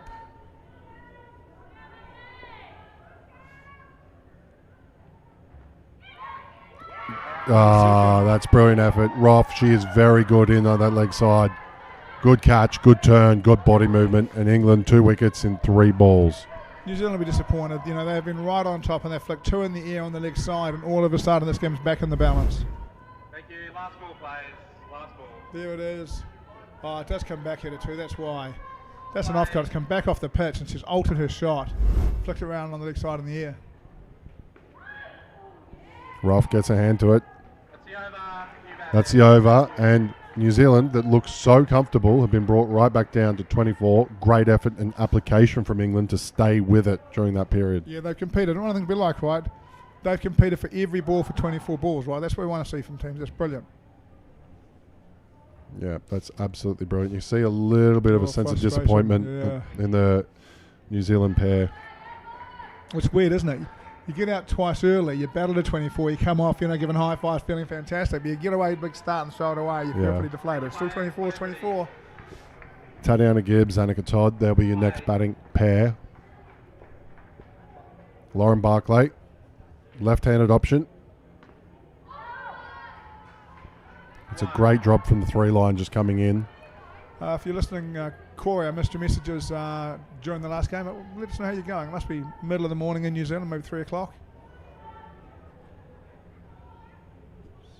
Just trying to decide what field they want. They go with 2 on the leg.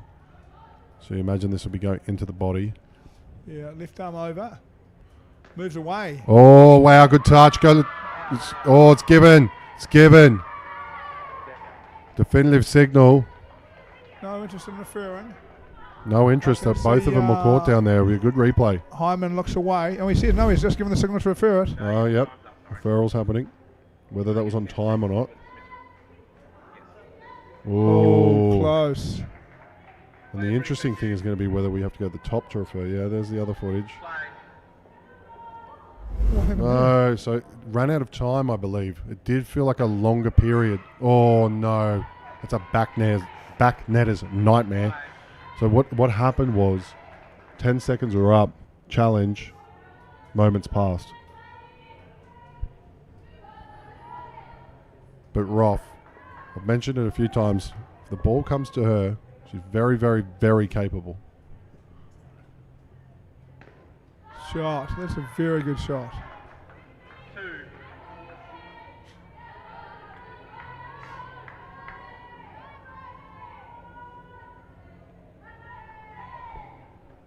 Good lesson for New Zealand, right? The slow referrals cost them 5 runs. Very brave in there at Roth. Getting the body, making it work. She's doing a great service for her team. Another spinner bowling well as well.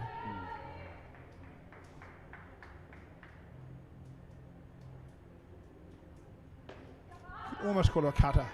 She's not really bowling with a spin action. She's just rolling her fingers down the ball. Yeah, just cutters, left-handed. It's the end of the over.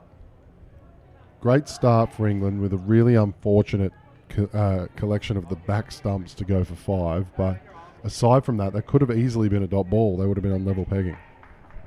Thank you, players. Players ready.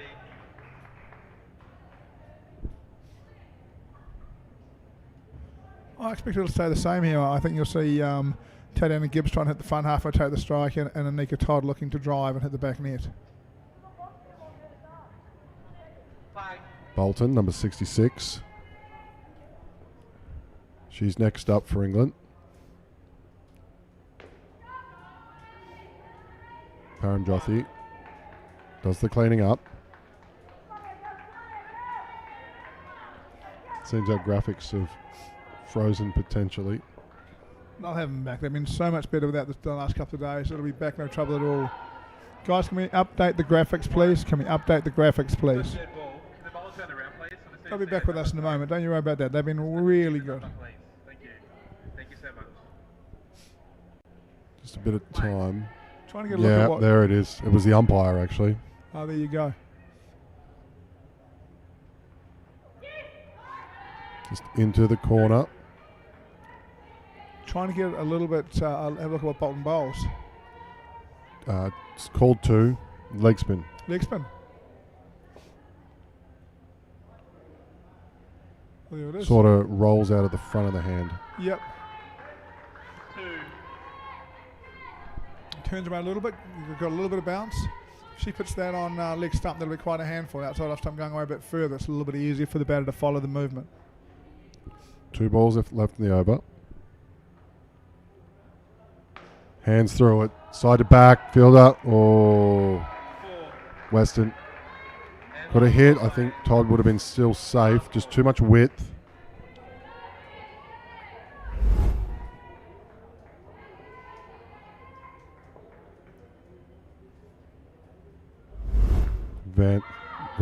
goes back. One and over. Just the one. Over. And now New Zealand back into their previous practice, scoring off every ball. And that's going to be the difference, right? If we're looking at the differences between New Zealand and England, it's the ability to continually score that New Zealand can really, really put the pressure on England. They're going to have to take consistent wickets, England, to stop that. And I think that's one of the things we're also seeing, right, is England can take wickets. So they have bowled in good areas. Anything that's gone in the air has been caught. They have finished off their chances. So, yep, New Zealand's going to score off a lot of balls. England's going to take a number of chances. We should have a fascinating battle. Spinner to be followed by another spinner. Roff. She's at the back of the court. Another leg spinner. Looks a bit more out of the back. Yeah, a bit more conventional.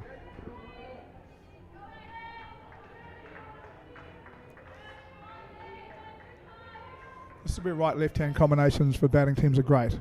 Yeah, absolutely. Oh, that was my go-to line for the first 2 days. Right hand, left hand, right hand, left hand. Roff, I think she's sort of just sticks to what she does. She doesn't try to overthink it. So her line kind of applies to both almost. So I don't think it would affect her too much, but other bowlers potentially could. Oh, that's it. Oh, the throw. They've missed one there, really, haven't they? They have. And Bartosz Short knows it.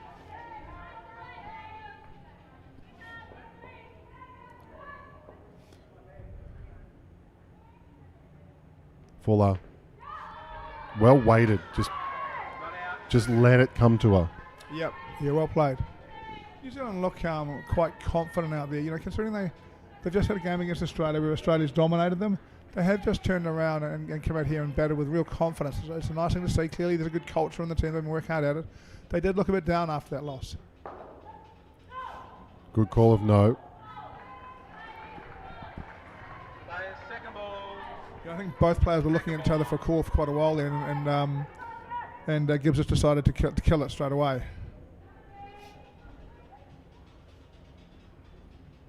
Faster delivery. Effort from the field in England to try and get up and block it. Todd gets through safely. That's the end of the over. Roff only conceded 6. Caused a little bit of trouble, but still no wickets.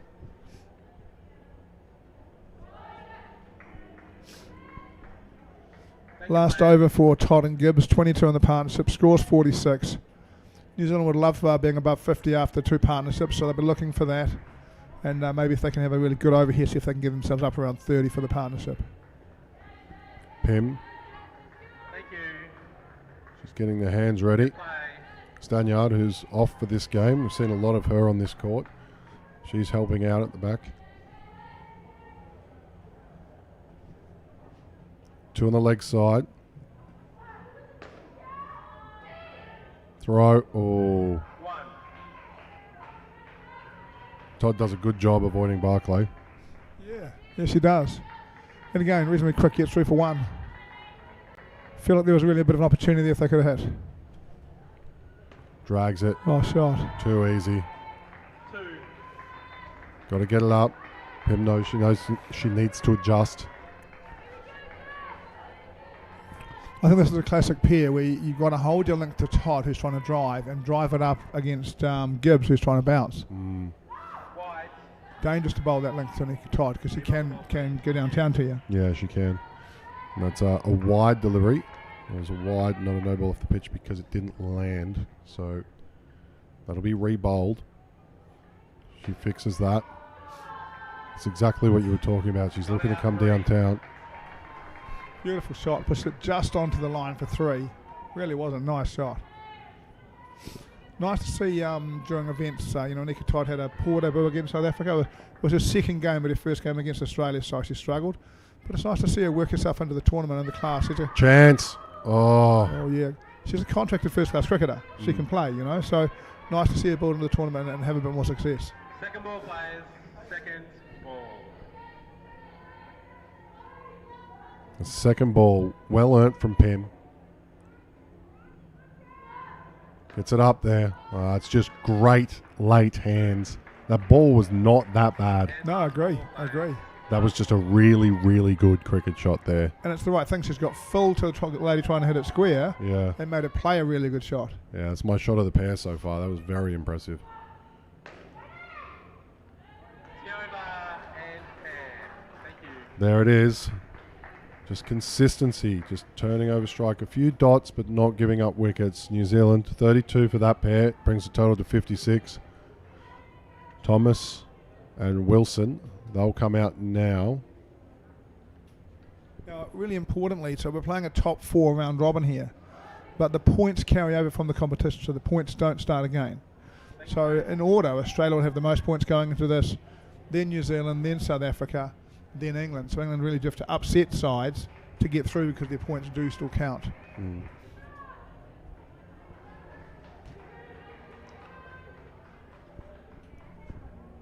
What number is not striker? 88. Stand around, please. 13. Thank you so much. Who's bowling, please? 59. Thank you. And it's one of our co-commentators in Saffron Wilson, so she's coming in. Danica Roth with her second. Just loses that line of hers a little bit. I'm a big fan of the spinner on the first over of the pair. Just not really settled. It's hard. You try to get used to your eyes going up and down as opposed to down and up all the way through. Get it up over the eye line as she does.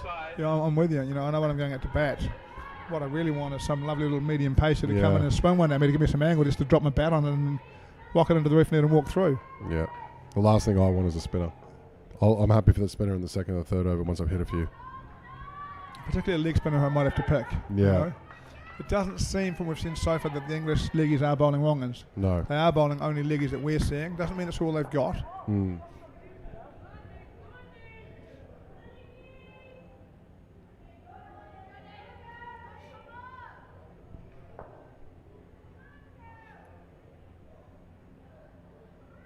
Oh, That. has to appeal, but I don't think it's out. Yeah, I'd love to see it. I thought it was back leg. I thought it was leg too. So the top of the back thigh was where I thought it hit, but I'd love to see if we can see it again. I also thought it was a very good ball. It was, and that's the difference in line. When you bowl straight or pitch around leg stump, leg is a lot more difficult. They've been pitching around off, and New Zealand have been following the ball away. Shoots it through. there's the Good long change up. Good change up from Roth. That's a well-earned wicket. Gets the play and miss, throws it up, and then bang. And that's the wrong in. There. Comes back at her when she's thinking it's going to go away. And that's the result of it. And again, a little note for somebody, she doesn't pick him. That is brilliant bowling from Roth. Yeah, beautiful. Pushes down leg, just really trying to rip it. She knows that's a big call, and she's released the pressure. 2 runs for free is never good, but still doesn't take away from the great setup. Look, as a coach, you don't love it, but you don't mind it because she's trying to pitch leg and spin it across. And if you miss, you miss. Better than trying to pitch off stuff and just giving away 2 runs. So it's part of bowling. It's part of bowling. Let us spin. We'll just see who's coming to the back of the court. Give me- Sorry, bots. Give me 1 second. It's Barclay.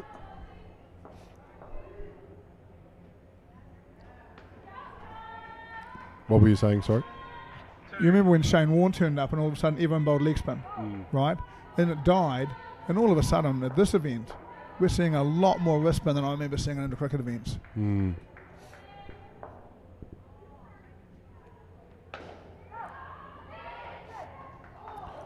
And I don't know if that's perhaps from the outdoor school of thought where we're seeing a lot of T20 cricket being played, in the big scenes nowadays. And they believe that getting the ball to go both ways is the biggest advantage, because we've seen leg spinners take over T20 cricket. Maybe that's affecting in the junior ranks as well. I think one of the things in T20 cricket as well, and it's the same as in the cricket, right?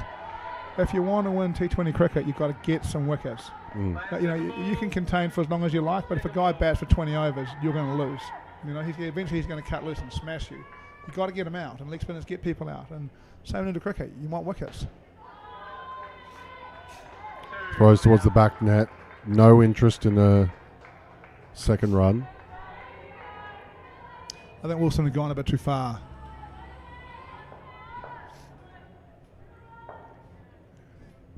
Barclay continues rolling the fingers over them. That's a good cricket shot. That is well played. That came back at her off the pitch, and he's just adjusted with her hands.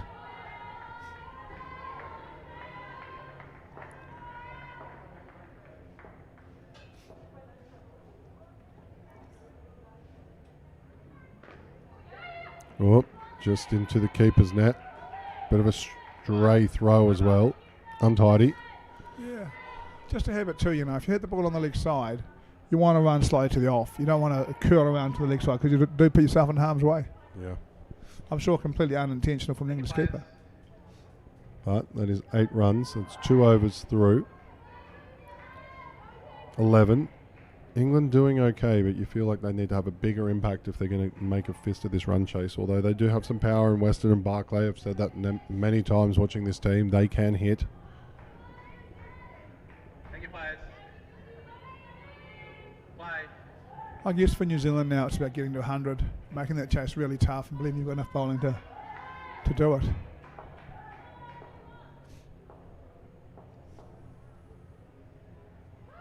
Pushes it down leg. It's Colquhoun or Colhoun or whatever pronunciation we're going with. I do need to catch up with her and just ask. I'm going to go with Colhoun for that one.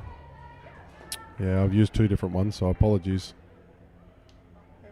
Any player that we get your name wrong in the commentary, we do apologise to you.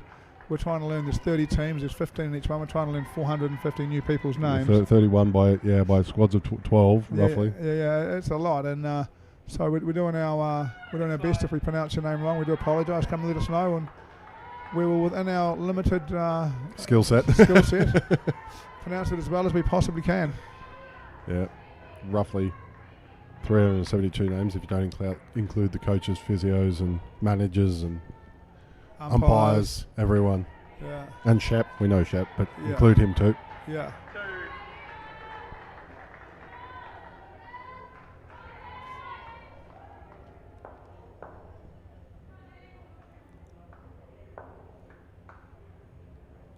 Fuller delivery, work to the back, fumble. You Punch for one. Yeah, starting to see a little bit of frustration out of Weston. She's usually so clean.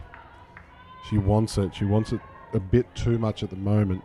She's a bit negative in the body language. She needs to pick herself back up and keep going. Paramjothi.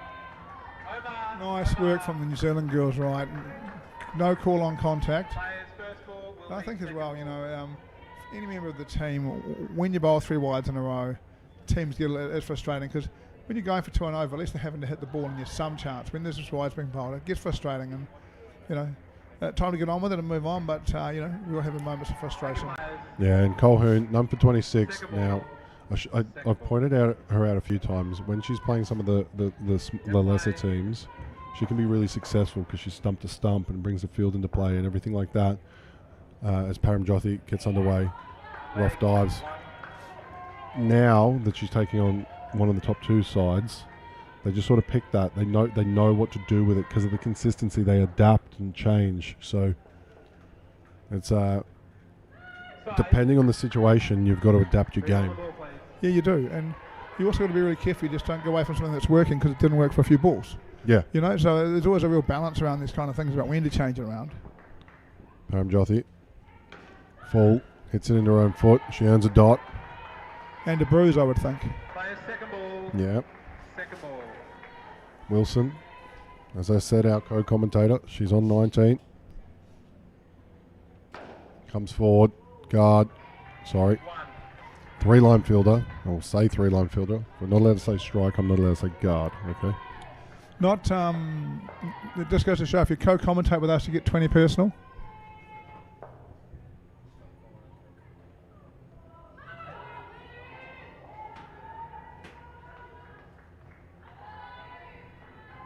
Second ball. It's a dot ball. Paramjothi. She's got a good economy rate at times. See if they're able to get hold of her.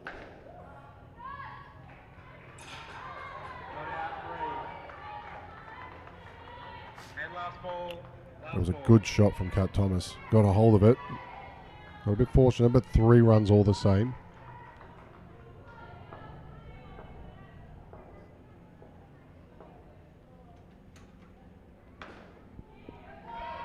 just good contact into the leg side. And over. Fair. And once again, another solid pair from New Zealand. Another really solid pair. They're putting 20s and 30s and 20s on the board. Kells and Williams, they'll be the last pair for New Zealand.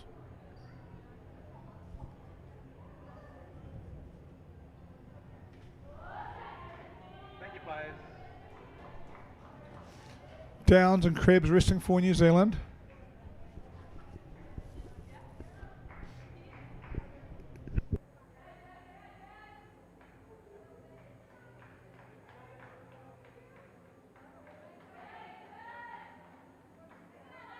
Thank you. Players ready. And play.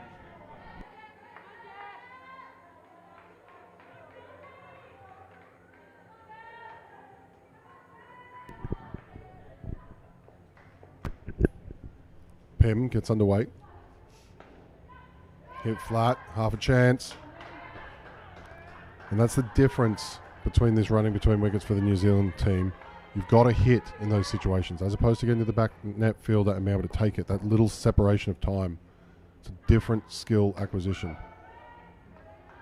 You see, they're getting the throws there or thereabouts each time. And great efforts from England, but they're not going to make many mistakes running between wickets. Yeah, and a direct hit even there would have been interesting. But look, it's what we are seeing from England. Well, Played upish, and there is a direct hit, but safe, good running from Williams. what we are seeing from England is a skill set you can build on. They're going to refer it. And why wouldn't you? It's the start of the last partnership. They haven't been a referral. It looks safe live to me, but why wouldn't you have a look at that? That's what the whole system's for, right? To make sure we do get it right. We'll just have a quick check.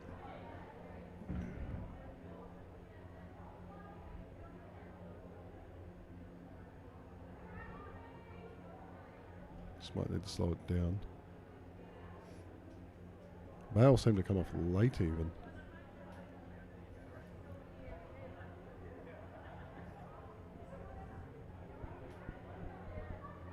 This will show it. This is a good angle for it.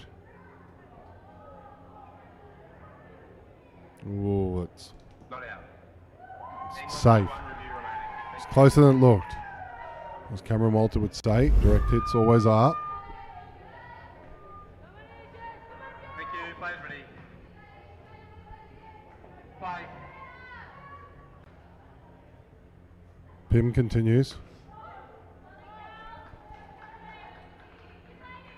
Players second ball. Second ball.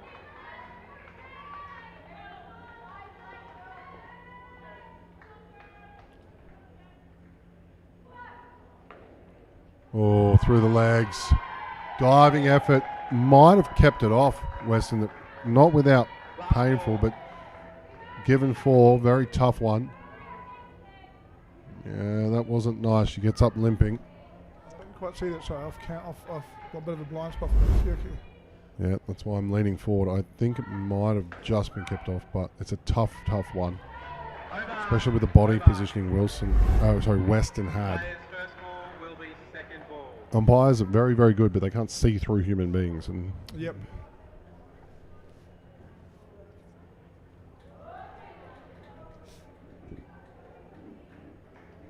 yeah, she's not really feeling the greatest. She's in a bit of pain. Thank you, players. All these things, right? You know, it's tired. You're working hard. You're losing. You hurt yourself. It's a frustrating moment, right? And this is, you know, you just have to battle through it. Second ball, players. Second ball. We've Bolton's come to the back of the court. With the wrong bowler in. Weston is selected, but it will be Bolton. Side. Played down leg side. Stumps are there to be taken. A rare error in between wickets. Yeah, needed a call from the non-strikers in, didn't she? And got the bowler right now. Bolton is the bowler. Pim just keeps it alive. Didn't take it clean. Sometimes you don't, but you can still affect a wicket. Thank you. And play.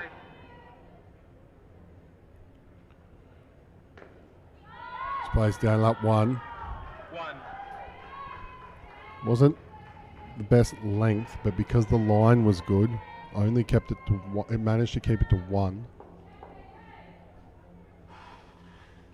Fuller delivery, outside off though. Just taps it down. 1.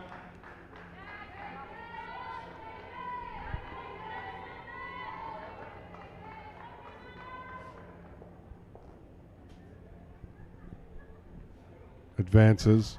Oh, contact with Roth. Players, second ball. Second ball.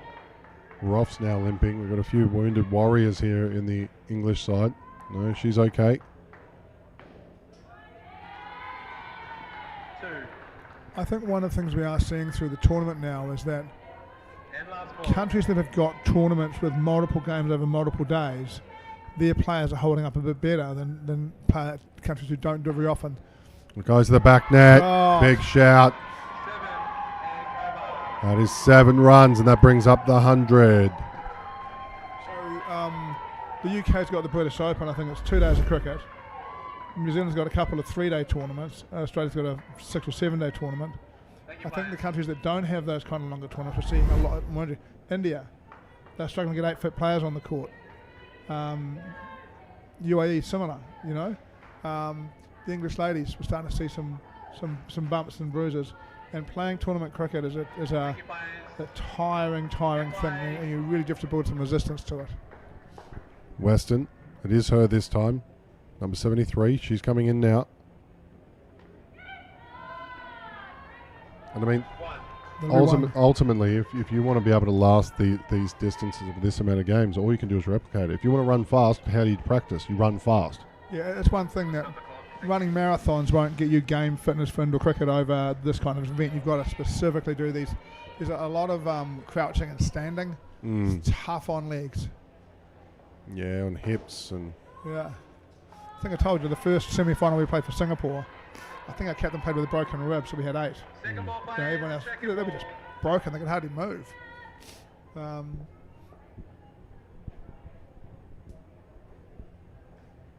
Excited. pushes it down leg side. Looks into the lights, frustrated.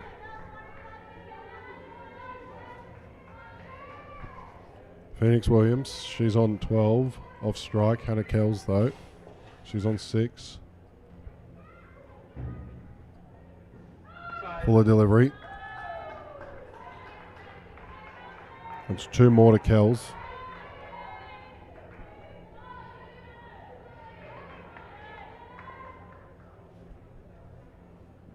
Excited. And again, Weston really feeling the effects. She needs to power on. Last ball. It's a tough spell.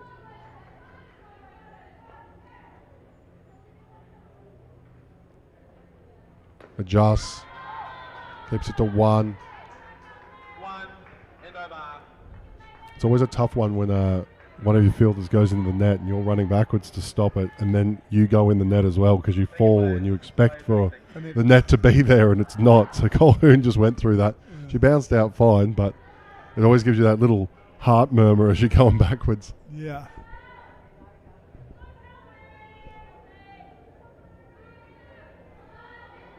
Bartosz short. And play. She'll finish it up. Up and full. Colquhoun diving effort in the corner. Going to assume either the sister or wife of Bartosz Short from the men's side. I don't know. I think maybe sister. It's 1. Certainly looks very focused right now. Her job is to make sure she bowls only good balls. Straight driven. They look for it. Keeper is the opportunity. 1. Didn't sense it early enough. Not enough calls. Problem there was the field was left-handed, had to Yeah, swap the ball yeah. over from hand to hand, push it through it.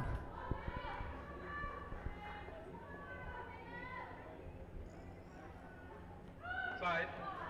Well, 3 balls to go. New Zealand on 112. They'll be very keen to stay above 110. Yeah. It's a very imposing total here. played to Paramjyothi. Players, second ball. Second ball.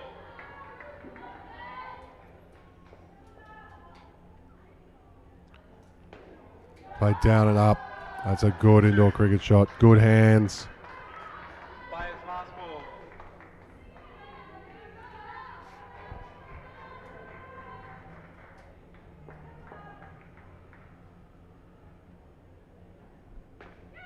Yeah, and that's a solid finish.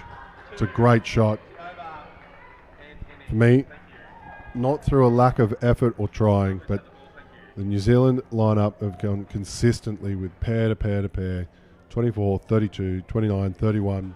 That's the discipline you want and need if you're going to start to make a mark on this tournament. England flying around doing what they can, but just not able to get enough dot balls to build pressure.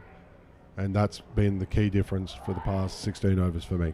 Yeah, New Zealand have been really pleased with it. You know, they've got they've chosen in this game to rest out some of their senior players, and when you do that, you really depend on your other players to come in and show. And it looks like there's 4 New Zealand players who missed the Australia game who want to put their hand up and say, "Hey, I'm good enough," and they really have looked good enough throughout this series. As you see a bit of the highlights from the first innings, I'll just give you a bit of a spiel as to what we've got left on this court tonight. We've already mentioned this a few times. India versus Sri Lanka in the open men. Third versus fourth, fourth versus third. It'll be really interesting to see what teams they put on the court and what they're going to do. But both teams looking to build towards finals now. At 8:45, it'll be South Africa versus England in the open men. Both teams positioned around about the same place. South Africa usually historically further up, so England, they'll be gunning for them to keep them while they're a little bit down, but it's a good start for New Zealand. And if you're England, Thank you, players. what are you doing here to try and counteract this? Oh yeah, I mean now they've just got to bat. They've got to go and bat really, really well. That's simply put. simply put. Now, when we're looking through who can do it, it's a Lucy Weston, a Lauren Barclay, 150 runs, 133 runs. Some large stats there. But it'll be Rolfe and Colquhoun. They'll start it up. You see New Zealand having a bit of a word in the middle of the court. Thank you, players. Play buddy, please.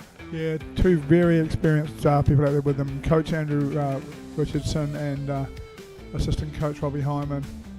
Both New Zealand masters for several years, like several years. I'll be enjoying this, and they're both really nice, relaxed communicators, which really helps, I think, coaching open sides.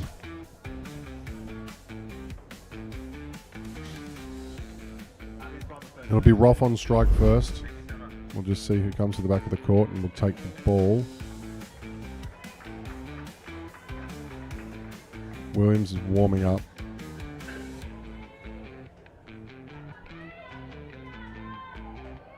Thank you. Players ready. It's a quite unique resin bag, it looks like there. I'm not sure what's in that bag. Yeah, it looks like there's something in the bag you put your hands into, and then there's some chalk on the top. Yeah. Not able to see what's in there. But it's Todd, in fact, not Williams. She's double bluffed me.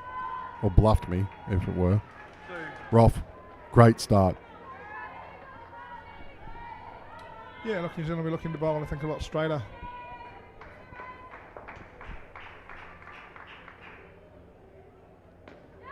That's a good shot. Yeah, it was a good Kept shot. to 1. Good ball and played well.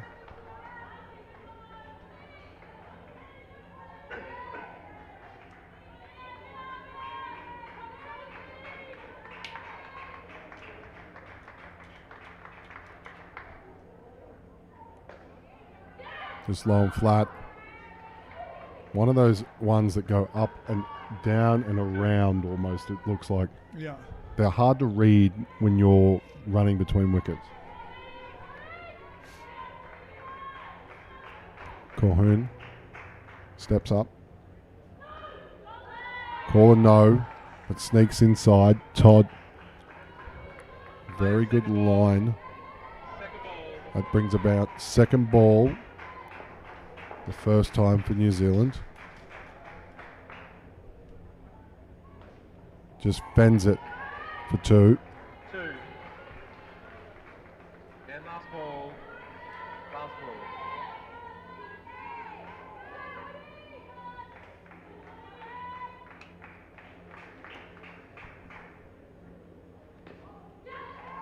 It's a good 2.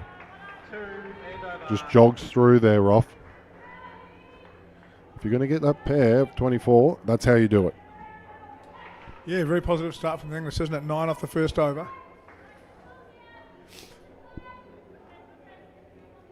New Zealand coach Richardson pacing up and down the side of the pitch. Thank you, player. Kayla Mason-Jones, she's second. She batted very well.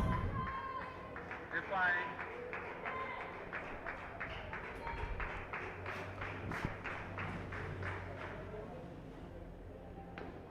Oh, plays that so late. And the fielder gets right away. Colquhoun, there is nothing she could do. The fielder doing everything right. That's the first wicket. Great shot from Roth. Just unfortunate. Perhaps picked the wrong way of going. Should have gone left. Yeah, should have been on the outside. In the end, for mine, needs a polite warning from the umpire regardless. It's still her job to stay out of that if she can. Good play. Dead ball. Roth changes sides. Play. That's the wicket you didn't need if you're England. Just drops the hands, goes to the top. Diving Close. effort, and that's out. They'll be appealing that. They'll be referring that, won't they? Colquhoun looks to the side. Yeah, it doesn't look like there's anyone on the job over there. She looks to the side of all the players who clap, etc., but no one who seems to be specifically there to tell her what to do. Yeah, To be honest, I thought she was pretty close. Oh, no, maybe not. Thank you. no, I thought it was out. I do have a better position than you, though.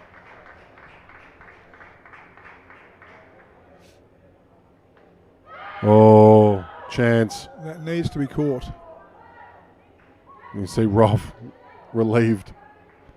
Yeah. Play the second Just ball. can't have a ball hit halfway up and in on the funnel in the front half and not be caught under cricket. Someone has to run and dive under that.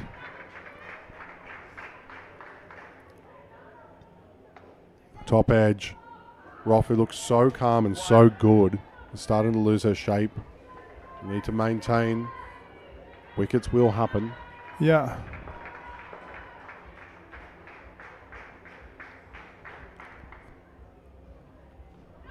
Into the legs. And that's what I'm saying. At the end of the first innings, I said the dots are what we didn't see in the other innings, and now they're starting to accumulate and build pressure. Yeah, a couple of dots and a couple of wickets in the same over is pretty tough. Fended Again, into the leg side. Over. It's the end of the over. It's neg 7 off the over. going to say it again. Someone has to dive and catch that. You know, someone has to get there. That's in the air for far too long for it to bounce. And as you said, a lot of players out there trying to prove that they belong in the top 8. This is the time to do it. It's not just a batting and bowling game. It is a fielding game. And if you can show that you're the difference in the field, it's a long way to getting in that side. Kells, she'll ask for 2 on the leg side to Colquhoun, number 44. She's underway now.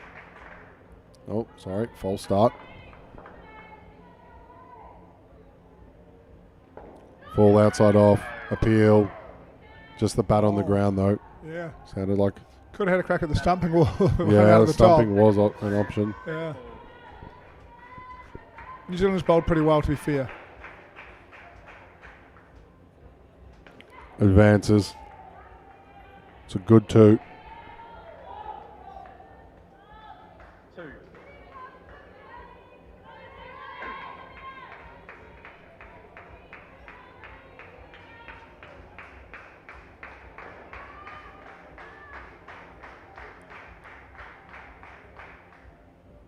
Advances again.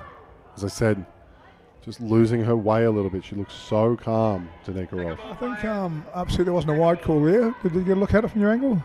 Yeah. I was a bit more concentrating on her footwork, to be honest. I wasn't following the ball. Yeah, it swung away, didn't it? It was certainly some reaction from you. I didn't see it close enough to tell. Good contact, good dive.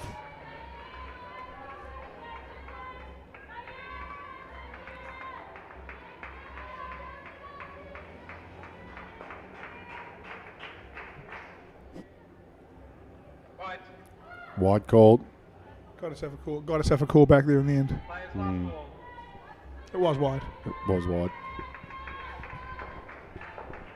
Last ball.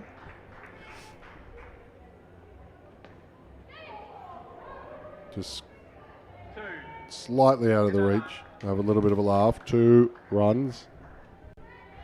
Last over, and England will need 24 for the 14 for the first skin. Yeah, 14 to tie, 15 to win. If they do tie, it'll roll forward to the next pair, which is 32. Highest pair. Thank you, players. Hannah Francis. Play. She'll take us through this over. 2 on the leg side again. Width. Colquhoun doesn't really get much of it, but enough. Not really the right line to be bowling. Missed her spot.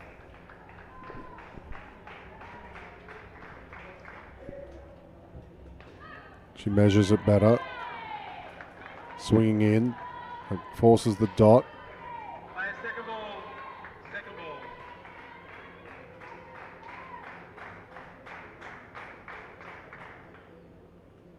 Advances, takes the knee, could have gone anywhere, could have gone to a glove, could have gone onto the stumps.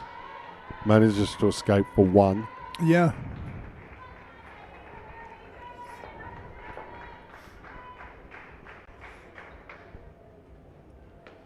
Just outside off.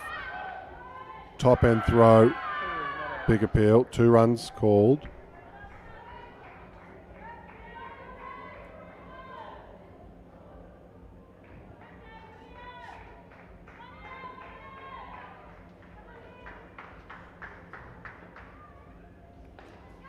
In the leg side, calls through this time, and that previous ball that was a dot, that she's called no. She's said yes here, and that's the difference. Run out. Yep. Hit it flat Thank you, players. and in front of a fielder.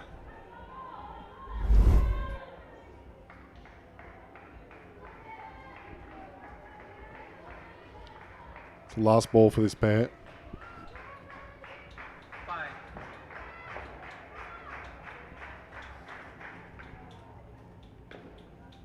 Down and up.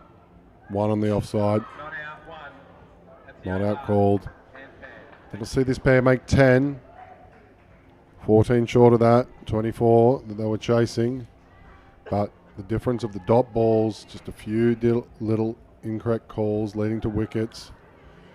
I thought a really interesting partnership, to be honest. I thought the English batted quite well, but I also feel as if New Zealand left 4 or 5 out there. Players.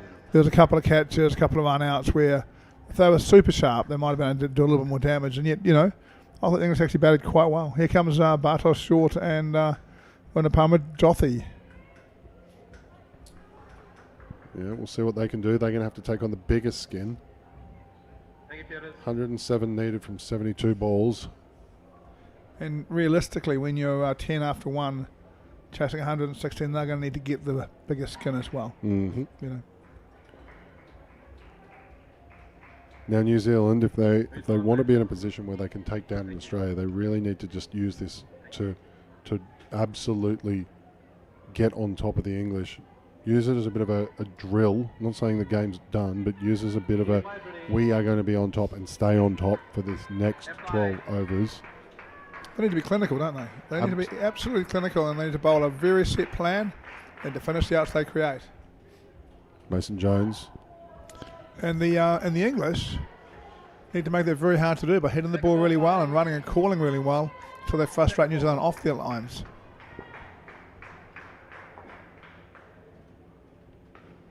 Into the leg side. Param Jothi, she made it already. She knew she had to go, so the leg side fielder doesn't execute. It was Mason Jones that started all the wickets falling for that first pair. Let's see what she can do here. Shorter delivery, played down and up. Good effort to keep it off for 1.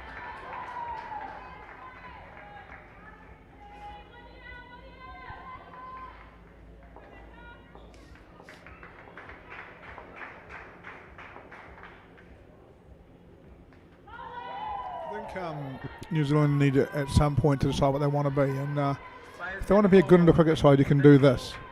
If you want to be a great indoor cricket side, you can't have 2 on the leg and bowl 2 on one outside off stump. You know, and I don't mean to be harsh to her, because it's not her, I'm talking about in general, you know. They've got to make some decisions here around whether they're really going to push themselves to become a great side and work on this stuff, or whether really they're happy because they're a very good indoor cricket side. Nothing wrong with that at all. But they don't have the consistency of these kind of things that we see from a side like Australia.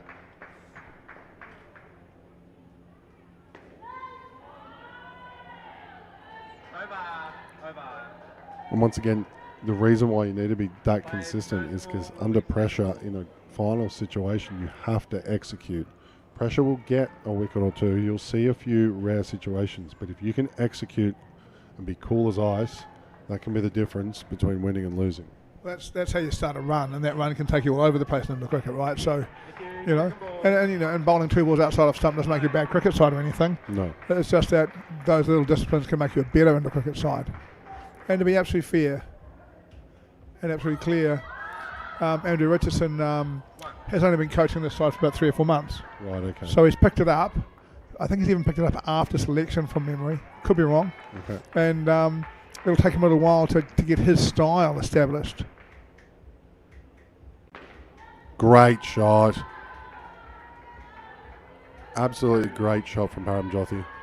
Yeah, looks a good player, doesn't she? Yeah, she gets around the court with not much fuss, but she's capable.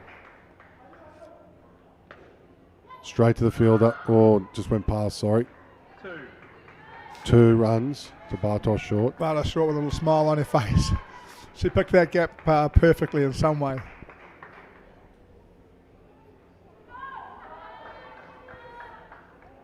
Now, we're going to bowl outside leg stump with 2 on the offside. And again, by the way, congratulations to Tatiana Gibbs on captaining New Zealand in this game. I would expect it's not her first. Paramjyothi, great shot. Great shot. I would imagine Mary Downs has rested during the tournament at some stage, but congratulations, Tatiana. It is a small club, and congratulations on achieving it.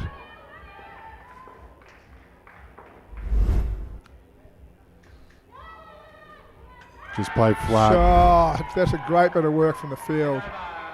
Yeah, and Paramjyothi, unfortunately, she didn't hit the ball, but she'll have to take the brunt of it. That'll take away the 5 she just hit.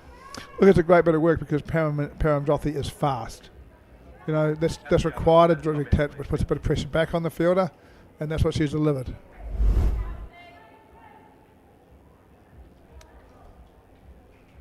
We've lost our. That must be. Just a replay. Yeah. Kells. Beautiful bit of work. Sneaks it in. Second ball, players. Second ball.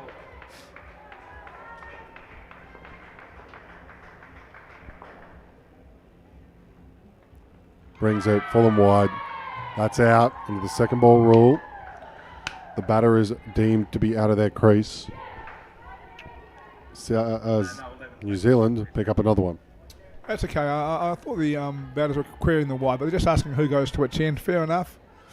Do what the umpire says. That's exactly the right protocol. Well done. Nice bit of work from New Zealand. Nice bit of bowling.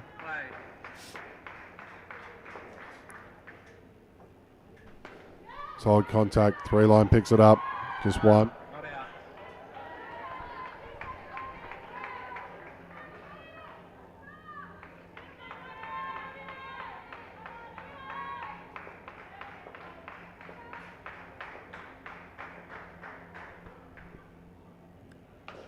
Hit flat. Oh.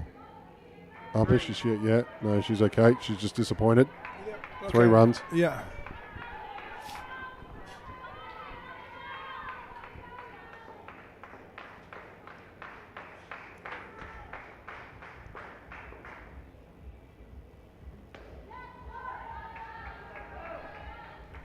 You can really see for the over the wicket bowlers, or around, sorry, on the left side of the landing crease, that's starting to lift that carpet. Yep. There'll be a mountain some work done on that tonight, I would think. It's actually interesting in itself, right? That's a great shot from Paramjyothi, just quietly. What it does suggest is even on this pitch with the shorter run-ups, that you can see where it's up a little bit, and it just suggests that bowlers are staying 4 or 5 inches this side of the line. They're not taking it on at all anymore, which is a really good decision. There's no need to bowl front foot no balls. Have your front foot land there, and you're in no danger. And the front foot no ball rule is different in indoor cricket than it is in outdoor cricket. Phoenix Williams. Thank you, five ready, and five.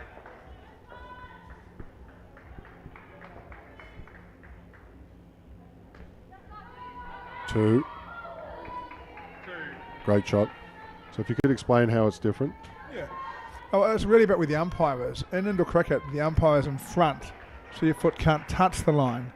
In outdoor cricket, the umpire is behind, so it can't be fully in front, so the umpire can see it. That's all about the position of the umpire. So in indoor cricket, your front foot can't touch the line. One of those fascinating discussions where, for me, it would be good if the front foot line was, say, 12 inches in front in indoor cricket, so it made it the same distance from the poles where your foot could be. Sounds like we could debate that one over Second ball. a coffee A coffee, later on. strong coffee. Wilson. Number 13. One. That's her 4th ball of the over.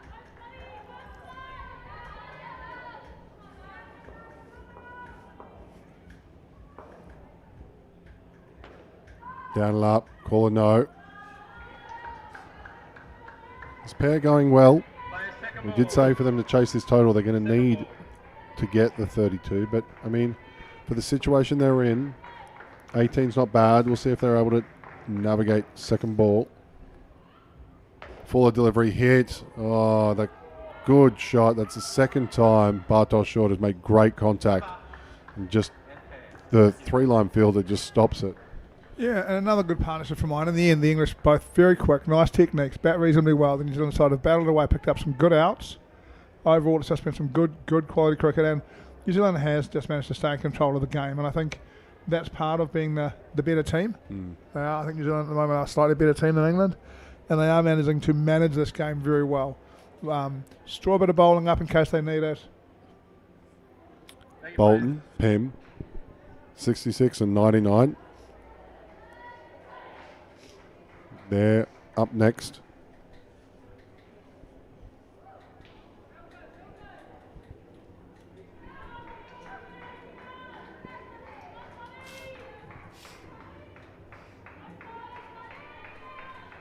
And it was the opening bowler that we saw coming back, Annika Todd. She's very consistent. She'll be bowling to Pim. 2 on the offside, and we get back underway. Into the legs. Doesn't look like that's been particularly enjoyable for Pim either. No. Don't know if that's just hit at the inside of a knee, perhaps, because we all get hit on the leg all the time when we play into cricket. That reaction suggests to me, I don't think that was waist high or anything. I think they might have just clipped the inside of the knee, Yeah. and that can hurt in there, Yeah. Sometimes it doesn't get just straight on bone. It could get in and around because she was pivoting. Yeah. We'll see if she's all right. Thank you, players. She's okay. Walking fine. Second ball. Five. Big wide open stance continues. Just in the legs. Goes to the keeper. Probably should have been called to the top. It's one of those things when I look at his stance, I've got two sort of views on it, right? First I look at it and go, actually, that's way too wide and I hate it. And another part of me goes, well, good on her because she's got a plan, she's practiced it, she's worked on it, she clearly believes it'll work. Good on her, right? She's allowed to do it her way.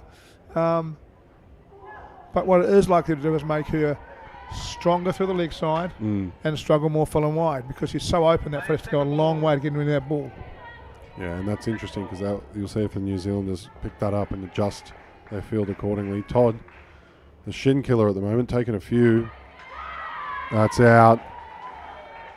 Pim just didn't quite get there. Bolton, Quick, wasn't she? yeah. I mean, she wasn't a long way short and there was not much in that. Yeah, but Bolton just kind of puts the front foot even back and across. Please, thank you. Got to really get over to that ball in that situation. You really do. 2 second balls we've seen. Will Todd produce a third? She does okay outside off there. That's a good shot. Yeah, I thought it was quite straight, but credit to her. Anika Todd's a useful bowler, gets good shape, She's just stayed positive and hit it well. Good on her. Yeah, you're probably correct. Well, you are correct. I'm not 100% sure. We have another look maybe later on. See how she goes for the rest of the partnership. See, one of the Oh. differences here is that Bolton isn't quite as open, but she's also batting on off stump, which Mm. helps her to get to get across there a little bit. Players' first ball will be second ball.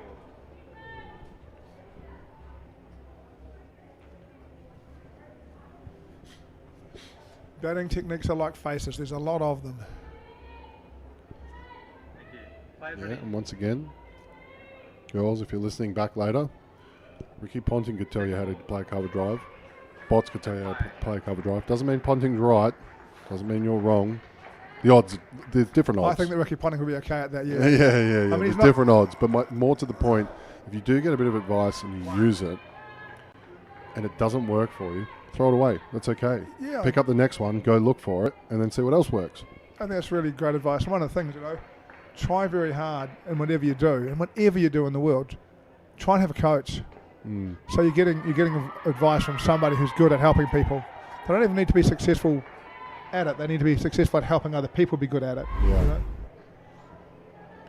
You see a run out, kind of lost where the ball was, but simple wicket in the end. Phoenix Williams. Thank you. And play. She's coming in now. Bottom edge. Players' second ball. Second ball.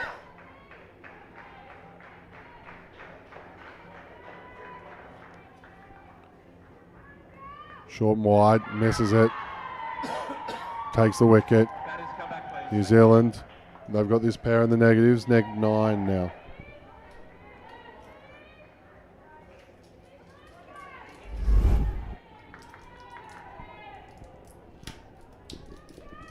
There are 2 balls to go, players.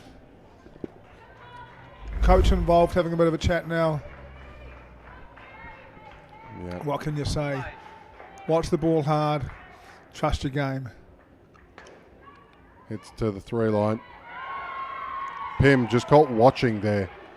Once the decision was made to run, you really got to put your head down and just go. And that could have been the difference between another wicket or making it through safely for Bolton to get some runs. Yeah, there's actually nothing that you need to know about behind you. What you need to know about is getting to that line as quick as you can. Oh, and slowing down too. And play. Must have felt she couldn't make it.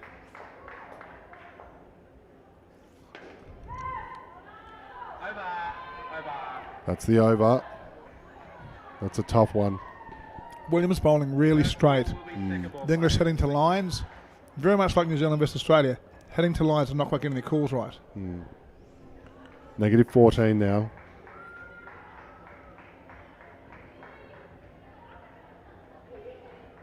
See 6 overs remaining in this game. Thank you, players. Kat Thomas.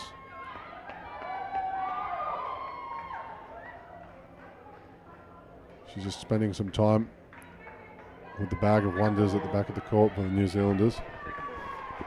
Play. Looks like a lucky dip bag, doesn't it? Yeah, that's exactly what it looks like. Short. Should have been punished, but wasn't. Yeah, at the same time, she put it into the roof and made enough time to get through comfortably, right? Right now, when you're on minus 13, you've just got to get 3 or 4 balls we don't get out. That's not going to be one of them. That's an extraordinarily big celebration from New Zealand. Yeah, look at something that the bench is up, cameras are out. Something about that wicket is significant to New Zealand. I don't know what it is, but there was genuine excitement. I mean, this is minus 20, minus 18. The game's in the bag, the skin's in the bag. That New Zealand bench was a wrap, whatever happened there. Yep. Maybe it was a set play. Oh, and another one. Now it's just capitulation here for the English. They need to just get anything they can on it and keep the ball down and away from getting caught. This is where coaches and captains need to lead, right? Look, I understand it's frustrating, but you're trying to smash every ball and you can't do that. Calm down, hit it into the ground, and let's go 3 or 4 balls. That's like better. that. Yeah. I mean, to be fair, there was a calling.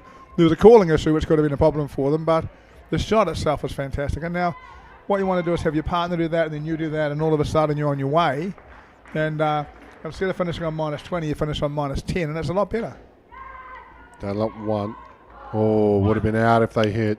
Would have been out. And last ball, players. Hannah Francis knows it as well.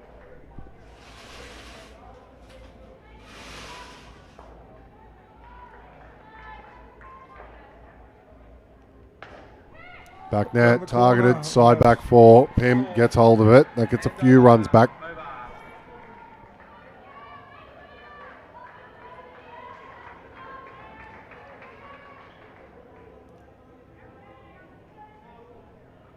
Thank you, players. Krebs has the lucky dip bags. He's moved some stuff around in there to try and work out who's going to win what. Not used this time by Hannah Francis.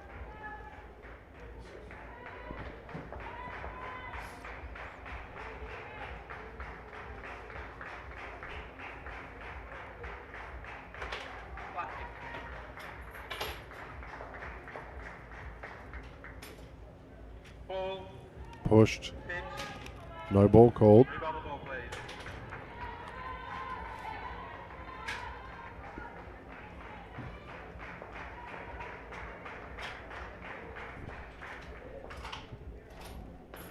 Just batted.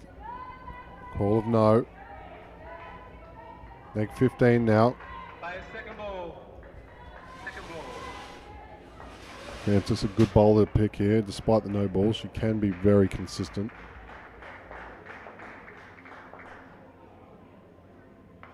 Oh, bottom edge. Maybe an inside edge. Pim found wanting. Potentially not called through there. She seemed to turn. Maybe it was on instinct. Starts with the shot though, doesn't it? Look,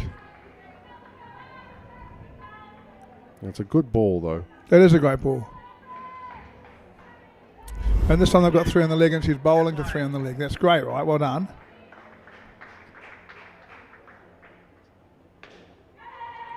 Down and up, the leg side. 2.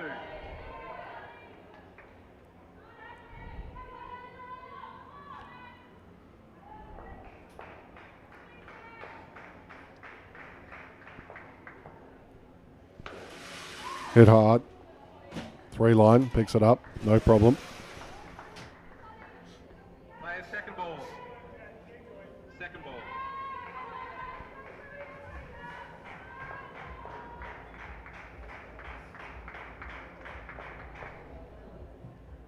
Advances.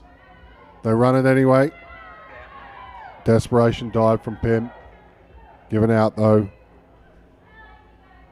I've got to say, where are the leaders from England just trying to bring some order to this? Yep. Just bring them over and have a little chat. No, they've been left to their own devices, it seems. Look, right now this is what we're looking for. What I'd like you to try and do is see how many 2s you can hit in a row. Play.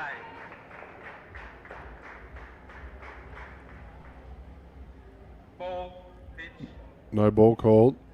reball the ball, please. Thank you. Just fell away interaction. They're going to re-bowl it. Last ball. Still a few smiles down there with the English crew as they come to the back of the court. Hit hard. Ah, great pick up and throw. That's the over. When it's not quite going for you, some of the opposition team just does that to you. When it rains, it pours. Look, great set from New Zealand. They've bowled really well. They've fielded really well. They put the pressure on the English, who in reality, for mine, looked pretty good when they were trying to play the ball in the front half, but just got a bit overexcited with trying to extend their game through the back half a lot. Yeah, and this is the one I wanted to see. So Western and Barclay, they've got a combined 283 runs through this tournament. That's a heck of a lot, and they need to score 32 here for a point, and I'm sure they'll want that point. And we'll just say, Thank you, players. I understand the frustration of Bolton, but she's gone straight. She went straight off the court and left Pim there.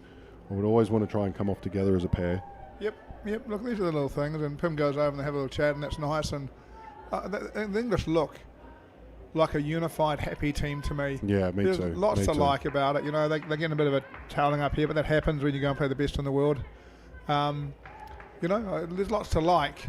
They'll all benefit from the experience. And when we say things like, where's the leadership? It's not really criticism of the leadership, but it's like actually when you're listening back on this, maybe look for a few hints on when you can become involved as a coach. You spend a lot of time doing nothing as a coach and during a game. A lot of your stuff's done. But there's a moment for you for a coach or a captain to just get involved and call for a little change. Next side. Yeah, and really it can be 2 versus 8 out there a lot. You can make that a 3 versus 8 and give that support.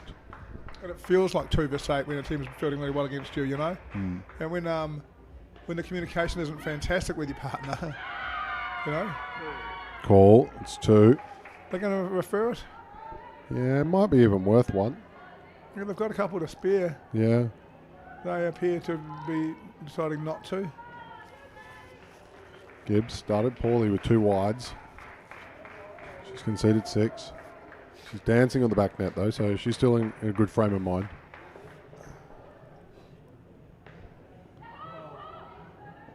That's a nice little shot, right? Just up on her legs. She just pushes it round the leg side line fielder. Use a soft hand so it doesn't bounce around quickly to the next fielder. Creates herself the time to get through. Skillful cricket. Weston down and up. Non-striker found wanting. Weston, she's had a hard time of it. She's potentially even battling an injury here. But Barclay goes a little bit stray and is out. Look, she did call early, but, you know, to be fair, she just hit it too well. If she hits that, you know, a little less well, the non-striker gets back. She called no, but she just hit it straight back at speed. Hits hard again. Deflection. I think Williams might have had that if it didn't hit the bowler's hand, and it's gone for 5. Well, it's been interesting over, isn't it? Wide, 2-2, run out 5. Yeah, just a few things going on. Just a few things, Bots. Hits that hand. See the fingers bend back as it hits. Yeah, you could see the bowler's eyes. I think it was Gibbs's eyes. She's just known what she's done. We've all been there. Yeah. Phoenix Williams. She had a good set before. 3 for negative 14. A lot of the stuff, again, is about guidelines, right? In a lot of men's teams, the orange belongs to back sticks. Yep. You know, if it's on there, you have to leave it alone. Yep. You know? That's how I was always told.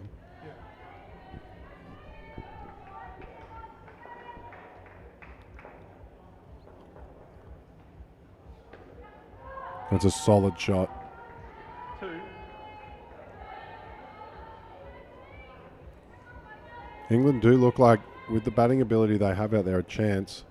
See Todd adjusting. That issue in the net has just gotten worse. We'll see if they're going to keep going. Yes, they keep going.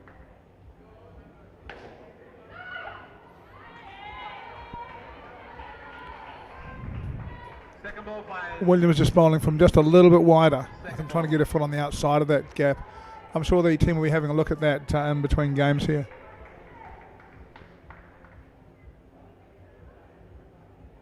One. Called wide. Williams not too sure, it seems.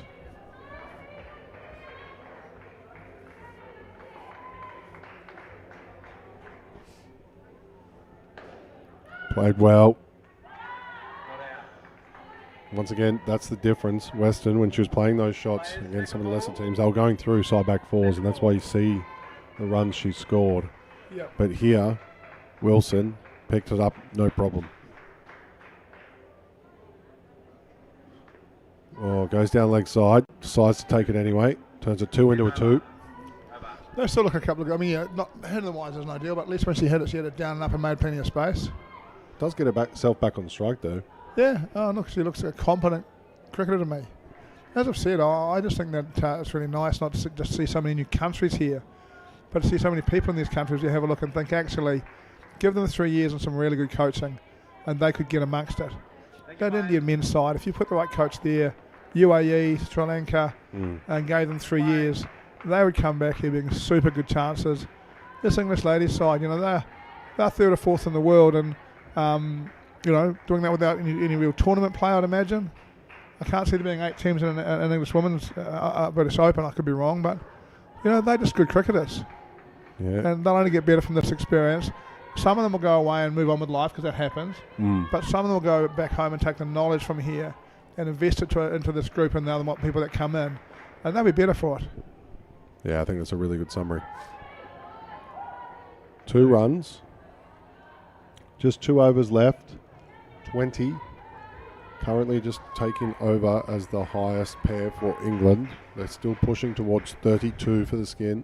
Yeah, that skin's in reach, and that's a great shot. Yeah, she's a very capable bat.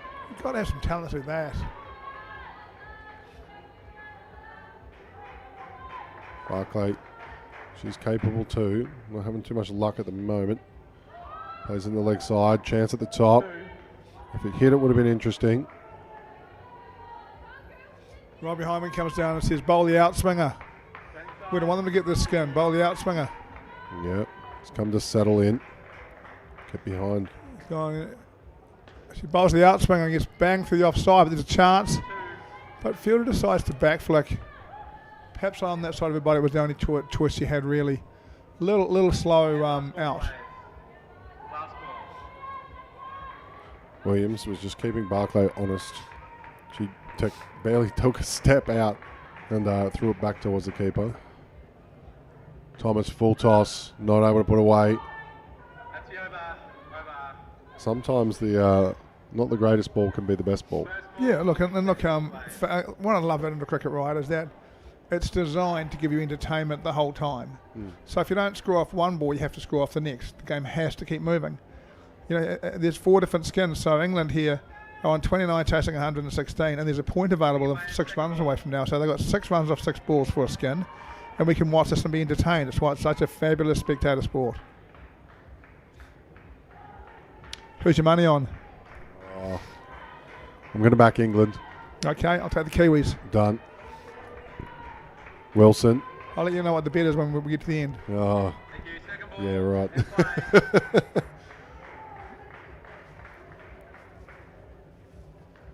Played in the leg side. 2. Western looking very comfortable. Barclay not so much. So if Wilson's going to pick someone up, it might be Barclay. Well, what you'll be trying to do here really is dot her up a little bit. Fuller. That's a good shot. Just the Throw. one. Be close. Got to review it. Has to be reviewed based on the situation. You've got to use them. Yeah, Rob Hindman has given the signal to review that, and to be honest, I think you're completely right. I think that's in, and he knows it's in, but why not try? Replays, direct hit replays can bring interesting results. Just ask Cam Walter, he says that all the time. Just wait for the vision. Here we go.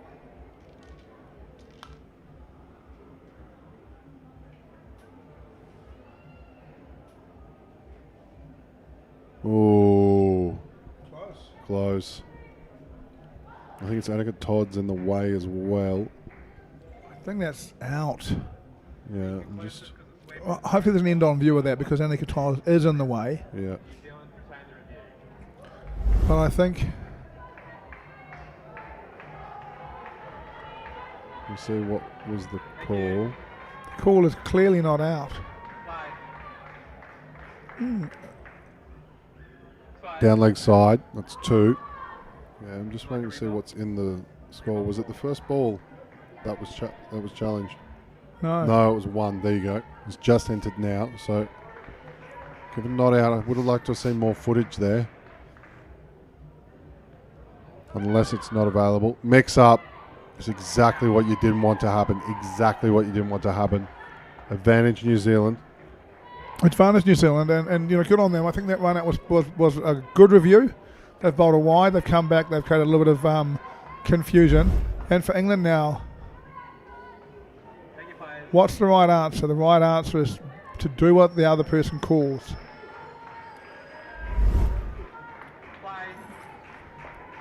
It didn't matter if they ran or they didn't run, as long as they both did it. That's 2. So they're still in it. Yep. They've got 2 balls left and 4 runs needed.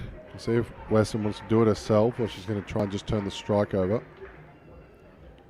I thought she might do that.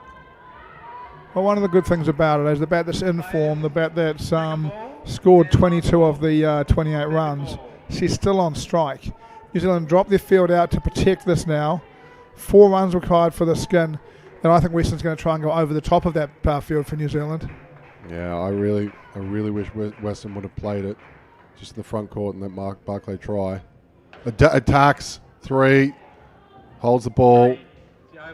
That settles. Thank you, players. That sees the skin tied, which reverts back to the previous skin, and that's 7-0 New Zealand, despite a great effort from Western, who was clearly been struggling after having an issue during the first innings. And that sees the end of the game for New Zealand. They have won 116-34. And Bots, any thoughts before we close up? Yeah, look, Western looks really disappointed. I think she's had a really good game, and she's a really good cricketer. And you know, there's a time in these games where you lose, and you just got to come to grips with that and move forward. My thought was that New Zealand was clinical. They rotated 4 players in, and those 4 players all played really well. Overall, New Zealand played really well. They batted really consistently. They bowled really consistently. They fielded really consistently. And for England, it's not that they didn't put in. They're just a level below this side. They're not a terrible team. It's a level below. They did their best. And again, I'll be really interested to see how they progress over the next 3 years. I would love to see England needs to find its way into another Asia Cup next year or the year after, where they can come and play a tournament over this part of the world, play some different sides, and build these sides through before the next World Cup. If I was involved with England right now, I'd be very much trying to find a way to get myself into an event like that, because I've got a good ladies side. I want 3 or 4 new ladies to come in. I want some 22s to come up and play on that side. My men's side's promising,